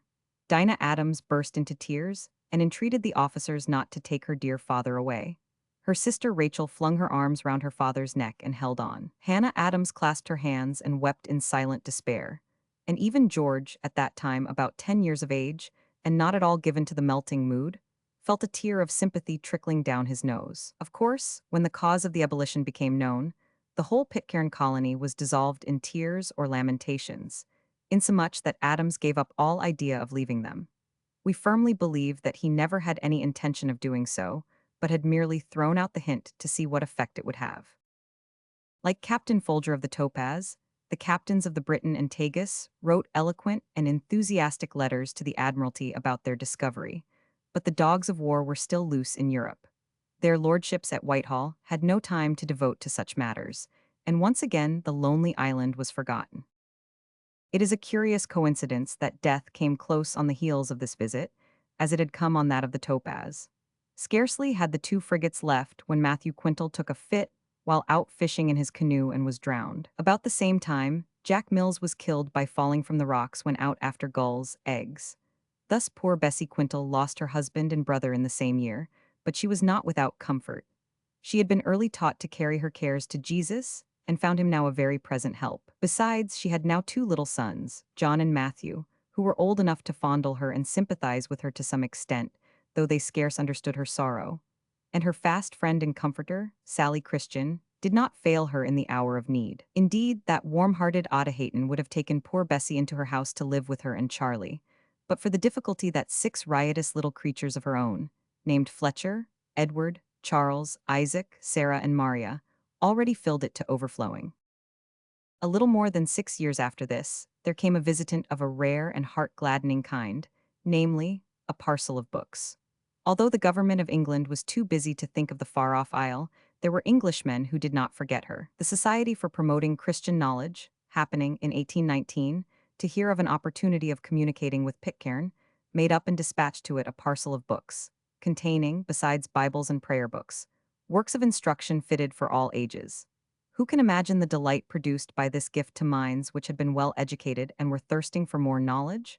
It must have been as food to the starving, as water to the dry ground. 4 years after that, a whaleship from London, named the Cyrus, touched in passing. As this visit was a noteworthy epoch in the lonely island, we shall devote a new chapter to it. Chapter 33. New Arrivals and Strange Adventures. "My dear," said Adams one morning to his spouse, as he was about to go forth to superintend the working of his busy hive, "I'm beginnin' to feel as if I was gettin' old, and would soon have to lay up like an old hulk." "You've done good service for the master, John. Perhaps he thinks you should rest now," answered his wife. "You've got plenty able helpers to take the heavy work off your hands." "True, old woman, able, willin', and good helpers, thank God, but they want a headpiece still. However, there's a deal of life in the old dog yet. If that dear angel, Audahayton Sally, were only a man now, I could resign the command of the ship without a thought. But I've committed the matter to the Lord. He will provide in his own good time. Good day, old girl. If anyone wants me, you know where to send him." Not many days after that in which these remarks were made, a sail was seen on the horizon. So few and far between had these visitants been, that the excitement of the people was as wild as when the first ship appeared, and much more noisy, seeing that the juveniles had now become so very numerous. The ship soon drew near. Canoes were sent off to board her. Thursday, October, as of old, introduced himself, and soon the captain and several men were brought on shore, to the intense joy of the inhabitants. One of the sailors who landed attracted Adams's attention in a special manner, not so much because of his appearance, which was nothing uncommon, as because of a certain grave, kindly, serious air which distinguished him. This man's name was John Buffett. Another of the men, named John Evans, less serious in manner, but not less hearty and open, made himself very agreeable to the women, especially to old Mrs. Adams, to whom he told a number of nautical anecdotes in an undertone while the captain was chatting with Adams himself. Buffett spoke little. After spending an agreeable day on shore, the sailors walked down to the beach towards evening to return to their ship. "You lead a happy life here, Mr. Adams," said Buffett in an earnest tone. "Would you object to a stranger staying among you?" "Object," said Adams with a quick, pleasant glance. "I only wish the Lord would send us one at least who is a follower of himself." John Buffett said no more, but that same evening he expressed to his captain so strong a desire to remain behind that he obtained leave, and next day was sent on shore. The sailor named John Evans accompanied him to see him all right and bring off the latest news.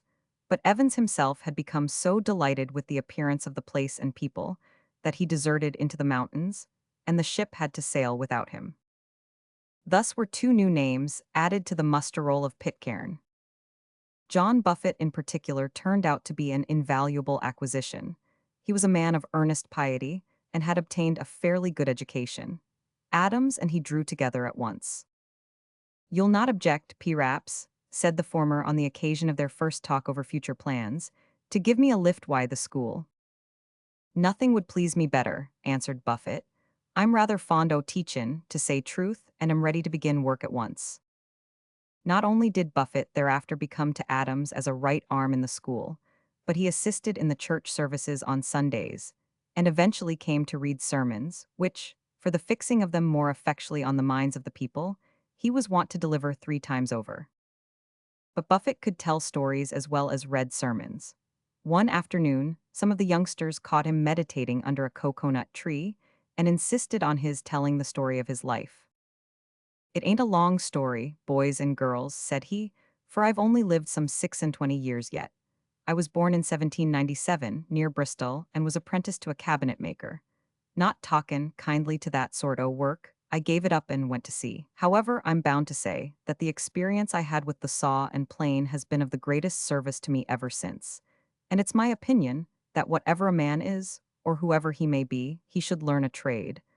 Even though he should be a king. The Pitcairn juveniles did not see the full force of this remark, but nevertheless they believed it heartily. It was the American merchant service I entered, continued Buffett, and my first voyage was to the Gulf of St. Lawrence. I was wrecked there, and most o' the crew perished, but I swam ashore and was saved through God's mercy. Mark that, child'n. It wasn't by good luck, or good swimmin', or chance, or fate, or anything else in the shape of a second cause, but it was the good God himself that saved, or rather spared me. Now, I say that because there's plenty of people who don't like to give their maker credit for anything, except when they do it in a humdrum, matter-of-course way at church.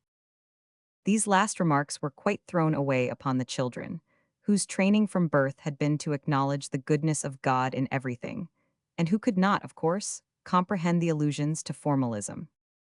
Well, he continued, after suffering a good deal, I was picked up by some Canadian fishermen, and again went to sea, to be once again wrecked and saved. That was in the year 1821. Then I went to England and entered on board a ship bound for China, from which we proceeded to Manila, and afterwards to California, where I stayed some time. Then I entered an English whaler homeward bound, intending to go home, and the Lord did bring me home, for he brought me here, and here I mean to stay. And we're all so glad, exclaimed Dolly Young, who had now become an enthusiastic, warm-hearted, pretty young woman of 23 summers. Dolly blushed as she spoke, but not with consciousness. It was but innocent truthfulness. John Buffett paused and looked at her steadily. What John Buffett thought we are not prepared to say, but it may be guessed when we state that within 2 months of that date, he and Dolly Young were united in marriage by old Adams, with all the usual ceremonial, including the curtain ring which did duty on all such occasions, and the unfailing game of blind man's buff. John Evans was encouraged, a few months later, to take heart and do likewise. He was even bolder than Buffett, for he wooed and won a princess. At least, if John Adams was in any sense a king, his second daughter Rachel must have been a princess. Be this as it may, Evans married her, and became a respected member of the little community. And now another of these angel-like visits was looming in the distance. About 12 years after the departure of the Briton and Tagus, one of H.M. cruisers, the Blossom, Captain Beechey, sailed out of the great unknown into the circlet of Pitcairn, and threw the islanders into a more intense flutter than ever, for there were now upwards of 50 souls there, many of whom had not only never seen a man-o'-war, but had had their imaginations excited by the glowing descriptions of those who had. This was in 1825. The Blossom had been fitted out for discovery. When Buffett first recognized her pennant, he was in great trepidation lest they had come to carry off Adams, but such was not the case. It was merely a passing visit.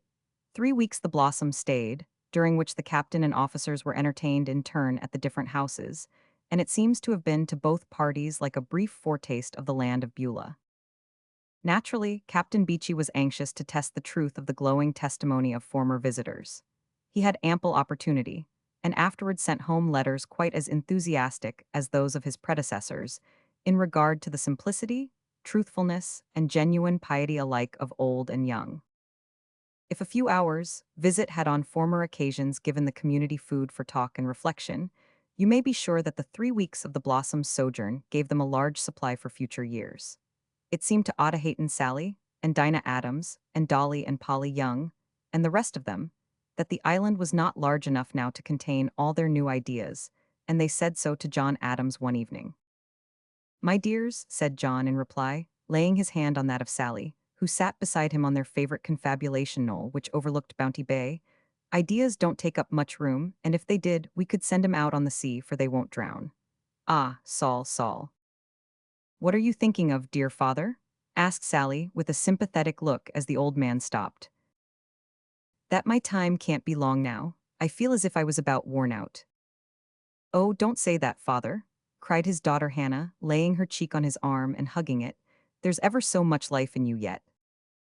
"It may be so, it shall be so if the Lord will," said Adams with a little smile, "but I'm not the man I was." Poor John Adams spoke truly. He had landed on Pitcairn, a slim young fellow with broad shoulders, powerful frame, and curling brown hair. He was now growing feeble and rather corpulent. His brow was bald, his scanty locks were gray, and his countenance deeply careworn. No wonder, considering all he had gone through, and the severe wound he had received upwards of 30 years before. Nevertheless, Hannah was right when she said there was a good deal of life in the old man yet. He lived after that day to tie the wedding knot between his own youngest child, George, and Polly Young. More than that, he lived to dandle George's eldest son, Johnny, on his knees, and to dismiss him in favor of his little brother Jonathan when that child made his appearance. But before this latter event, the crowning joy of John Adams's life was vouchsafed to him, in the shape of a worthy successor to his Pitcairn throne. The successor's name was neither pretty nor suggestive of romance, yet was closely allied with both. It was George Nobbs. He arrived at the island in very peculiar circumstances, on the 15th of November 1828, and told his story one afternoon under the banyan tree to Adams and Buffett, and as many of the young generation as could conveniently get near him, as follows. Entering the Navy at an early period of life, I went through many vicissitudes and experiences in various quarters of the globe. But circumstances induced me to quit the Navy, and for a short time I remained inactive, until my old commander offered to procure me a berth on board a ship of 18 guns, designed for the use of the Patriots in South America. Accepting the offer, I left England early in 1816 for Valparaiso, and cruised there for 16 months, taking many prizes. While on board of one of our prizes I was taken prisoner, and carried into Callao, where I and my comrades were exposed to the gaze and insults of the people. Here, for many months, I walked about the streets with 50 pounds weight of iron attached to me, on a spare diet of beans and chili peppers, with a stone at night for a pillow. We were made to carry stones to repair the forts of the place. There were 17 of us. 5 or 6 of our party died of fever and exposure to the sun, after which our guardians became careless about us. We managed to get rid of our irons by degrees, and at length were left to shift for ourselves. Soon after, with some of my comrades, I escaped on board a vessel in the bay, and succeeded in getting put on board our own vessel again, which was still cruising in these seas. Entering Valparaiso in the latter part of 1817, I had now an opportunity of forwarding about 140 pounds to my poor mother in England, who was sorely in need of help at the time. Some time after that, I went with a number of men in a launch to attempt the cutting out of a large merchant ship from Cadiz. We were successful, and my share of the prize money came to about 200 pounds, 100 of which I also sent to my mother. After this, I took a situation as prize master on board a vessel commanded by a Frenchman. Deserting from it, I sought to discover a road to Guayaquil through the woods, where I suffered great hardships, and failed in the attempt. The adventurer paused a few seconds, and looked earnestly in Adams's countenance. "I am not justifying my conduct," he said, still less boasting. "Right you are, Nobbs," said Adams, with an approving nod. "Your line of life won't stand justification according to the rule of God's book." "I know it, Adams. I am merely telling you a few of the facts of my life, which you have a right to know from one who seeks an asylum among your people. Well, returning to the coast, I went on board an English whaler, by the captain of which I was kindly treated and landed at Talcahuans. I had not been long there when, at midnight on the 7th May, in the year 1819, the Chilean garrison, 15 in number, was attacked by Benavides and his Indian troops. A number of the inhabitants were killed, the town was sacked, and a large number of prisoners, myself included, carried off. Next morning, troops from Concepcion came in pursuit and rescued us as we were crossing a river. Soon after this affair, I returned to Valparaiso, and engaged as first officer of a ship named the Minerva, which had been hired by the Chilean government as a transport to carry out troops to Peru. Having landed the troops, I took part, on 5th November, in cutting out a Spanish frigate named the Esmeraldas from under the Callao batteries. This affair was planned and headed by Lord Cochrane. Owing to my being in this affair, I was appointed to a Chilean sloop of war and received a lieutenant's commission. I will not take up your time at present with an account of the various cuttings out and other warlike expeditions I was engaged in while in the Chilean service. It is enough to refer to the last, which ended my connection with that service. Having been sent in charge of a boat up a river, to recover a quantity of property belonging to British and American merchants, which had been seized by the miscreant Benavides, we set off and pulled up unmolested, but finding nothing of consequence, turned to pull back again, when volleys of musketry were poured into us from both banks. We saw no one, and could do nothing but pull down as fast as possible, losing many men as we went. At last a few horsemen showed themselves. We had a carronade in the bow, which we instantly turned on them and discharged. This was just what they wanted. At the signal, a large boat filled with soldiers shoved out and boarded us. We fought, of course, but with so many wounded and assailed by superior numbers, we had no chance and were soon beaten. I received a tremendous blow on the back of the neck, which nearly killed me. Fortunately, I did not fall. Those who did or were too badly wounded to walk were at once thrown into the river. The rest of us had our clothes stripped off and some rags given us in exchange. A pair of trousers cut off at the knees, a ragged poncho, and a sombrero fell to my share. We were marched off to prison, where we lay 3 weeks. Every Chilean of our party was shot, while I and 3 other Europeans were exchanged for 4 of Benavides's officers. Soon after this event, while at Valparaiso, I received a letter from my dear mother telling me that she was ill. I quitted the Chilean Navy at once and went home, alas, to see her die.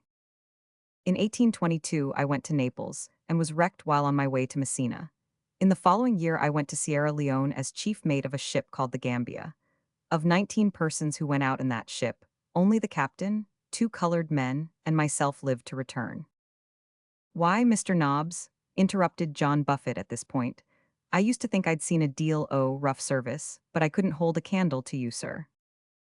It is an unenviable advantage to have of you, returned the other, with a sad smile. However, I'm getting near the end now. In all that I have said, I have not told you what the Lord has done for my soul. Another time I will tell that to you. At present it is enough to say that I had heard of your little island here, and of the wonderful accounts of it brought home at various times. I had an intense longing to reach it and devote my life to the service of Jesus. I sold all my little possessions, resolving to quit England forever. But I could find no means of getting to Pitcairn. Leaving England, however, in November 1825, I reached Calcutta in May 1826, sailed thence for Valparaiso in 1827, and proceeded on to Callao. Here I fell in with Bunker, to whom you have all been so kind. Finding no vessel going in this direction, and my finances being nearly exhausted, I agreed on a plan with him. He had a launch of 18 tons, a mere boat, as you know, but, being in bad health and without means, could not fit her out. I agreed to spend my all in fitting this launch for sea, on the understanding that I should become part proprietor, and that Bunker should accompany me to Pitcairn. Well, you see, friends, we have managed it. Through the mercy of God we have, by our 2 selves, made this voyage of 3,500 miles, and now I hope that my days of wandering are over, and that I shall begin here to do the work of the Prince of Peace. But alas, I fear that my poor friend Bunker's days are numbered. He was right. This bold adventurer, about whose history we know nothing, died a few weeks after his arrival at Pitcairn. Chapter 34. Farewell. And now, at last, approached a crisis in the life of Pitcairn, which had indeed been long foreseen, long dreaded, and often thought of, but seldom hinted at by the islanders. Good, patient, long-enduring John Adams began to draw towards the end of his strange, unique, and glorious career. For him to live had been Christ, to die was gain, and he knew it. George Nobbs, said he, about 4 months after the arrival of the former, the Lord's ways are wonderful, past finding out, but always sure and safe. Nothing puzzles me so much as my own want of faith when there's such good ground for confidence. But God's book tells me to expect even that, he added, after a pause, with a faint smile. Does it not tell of the desperately wicked and deceitful heart? True, Mr. Adams, replied his friend, with the term of respect which he felt constrained to use, but it also tells of salvation to the uttermost. I know that too, returned Adams with a cheery smile. Well do I know that, but don't mister me, George. There are times when the little titles of this world are ridiculous. Such a time is now. I am going to leave you, George. The hour of my departure is at hand. Strange how anxious I used to feel. I used to think, what if I am killed by a fall from the cliffs or by sickness, and these poor helpless children should be left fatherless? The dear Lord sent me a rebuke. He sent John Buffett to help me, but John Buffett has not the experience or the education that's needful. Not that I had education myself, but somehow my experience, beginnin' as it did from the very beginnin', went a long way to counterbalance that. Then, anxious thoughts would rise up again. Want of faith, nothing else, George, nothing else. So the Lord rebuked me again, for he sent you. Ah, Father, I hope it is as you say. I dare hardly believe it, yet I earnestly hope so. I have no doubt now, resumed Adams. You have got just the qualities that are wanted. regularly stored and victualled for the cruise, they'll be far better off than ever they were before. If I had only trusted more, I should have suffered less. But I was always thinking of John Adams. Ah, that has been the great curse of my life, John Adams, as if everything depended on him. Why, continued the old man, kindling with a sudden burst of indignation, could I have saved these souls by merely teaching 'em readin' and written, or even by readin' God's book to 'em? Isn't it read every day by thousands to millions, against whom it falls like the sea on a great rock? Can the absence of temptation be pleaded, when here, in full force, there have been the most powerful temptations to disobedience continually? If that would have done, why were not all my brother mutineers saved from sin? It was not even when we read the Bible that deliverance came.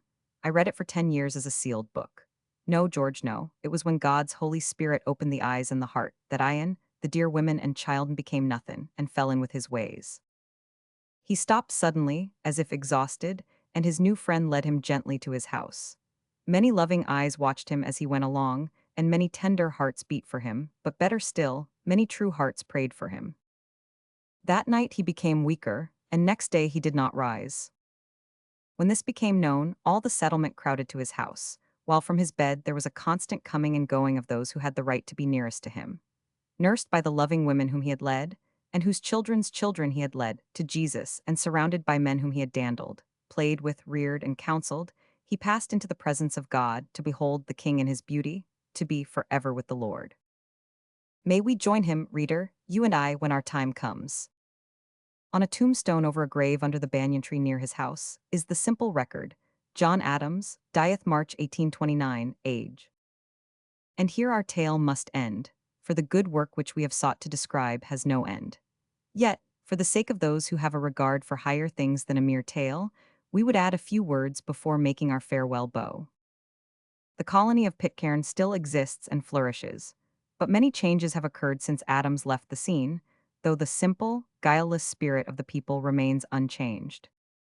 Here is a brief summary of its history since 1829. George Nobbs had gained the affections of the people before Adams's death, and he at once filled the vacant place as well as it was possible for a stranger to do so. In 1830, the colony consisted of nearly 90 souls, and it had for some time been a matter of grave consideration that the failure of water by drought might perhaps prove a terrible calamity. It was therefore proposed by government that the people of Pitcairn should remove to Otaheite, or, to give the island its modern name, Tahiti. There was much division of opinion among the islanders, and Mr. Nobbs objected.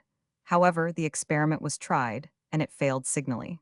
The whole community was transported in a ship to Tahiti in March 1831. But the loose manners and evil habits of many of the people there had such an effect on the Pitcairners that they took the first opportunity of returning to their much-loved island. John Buffett and a few families went first.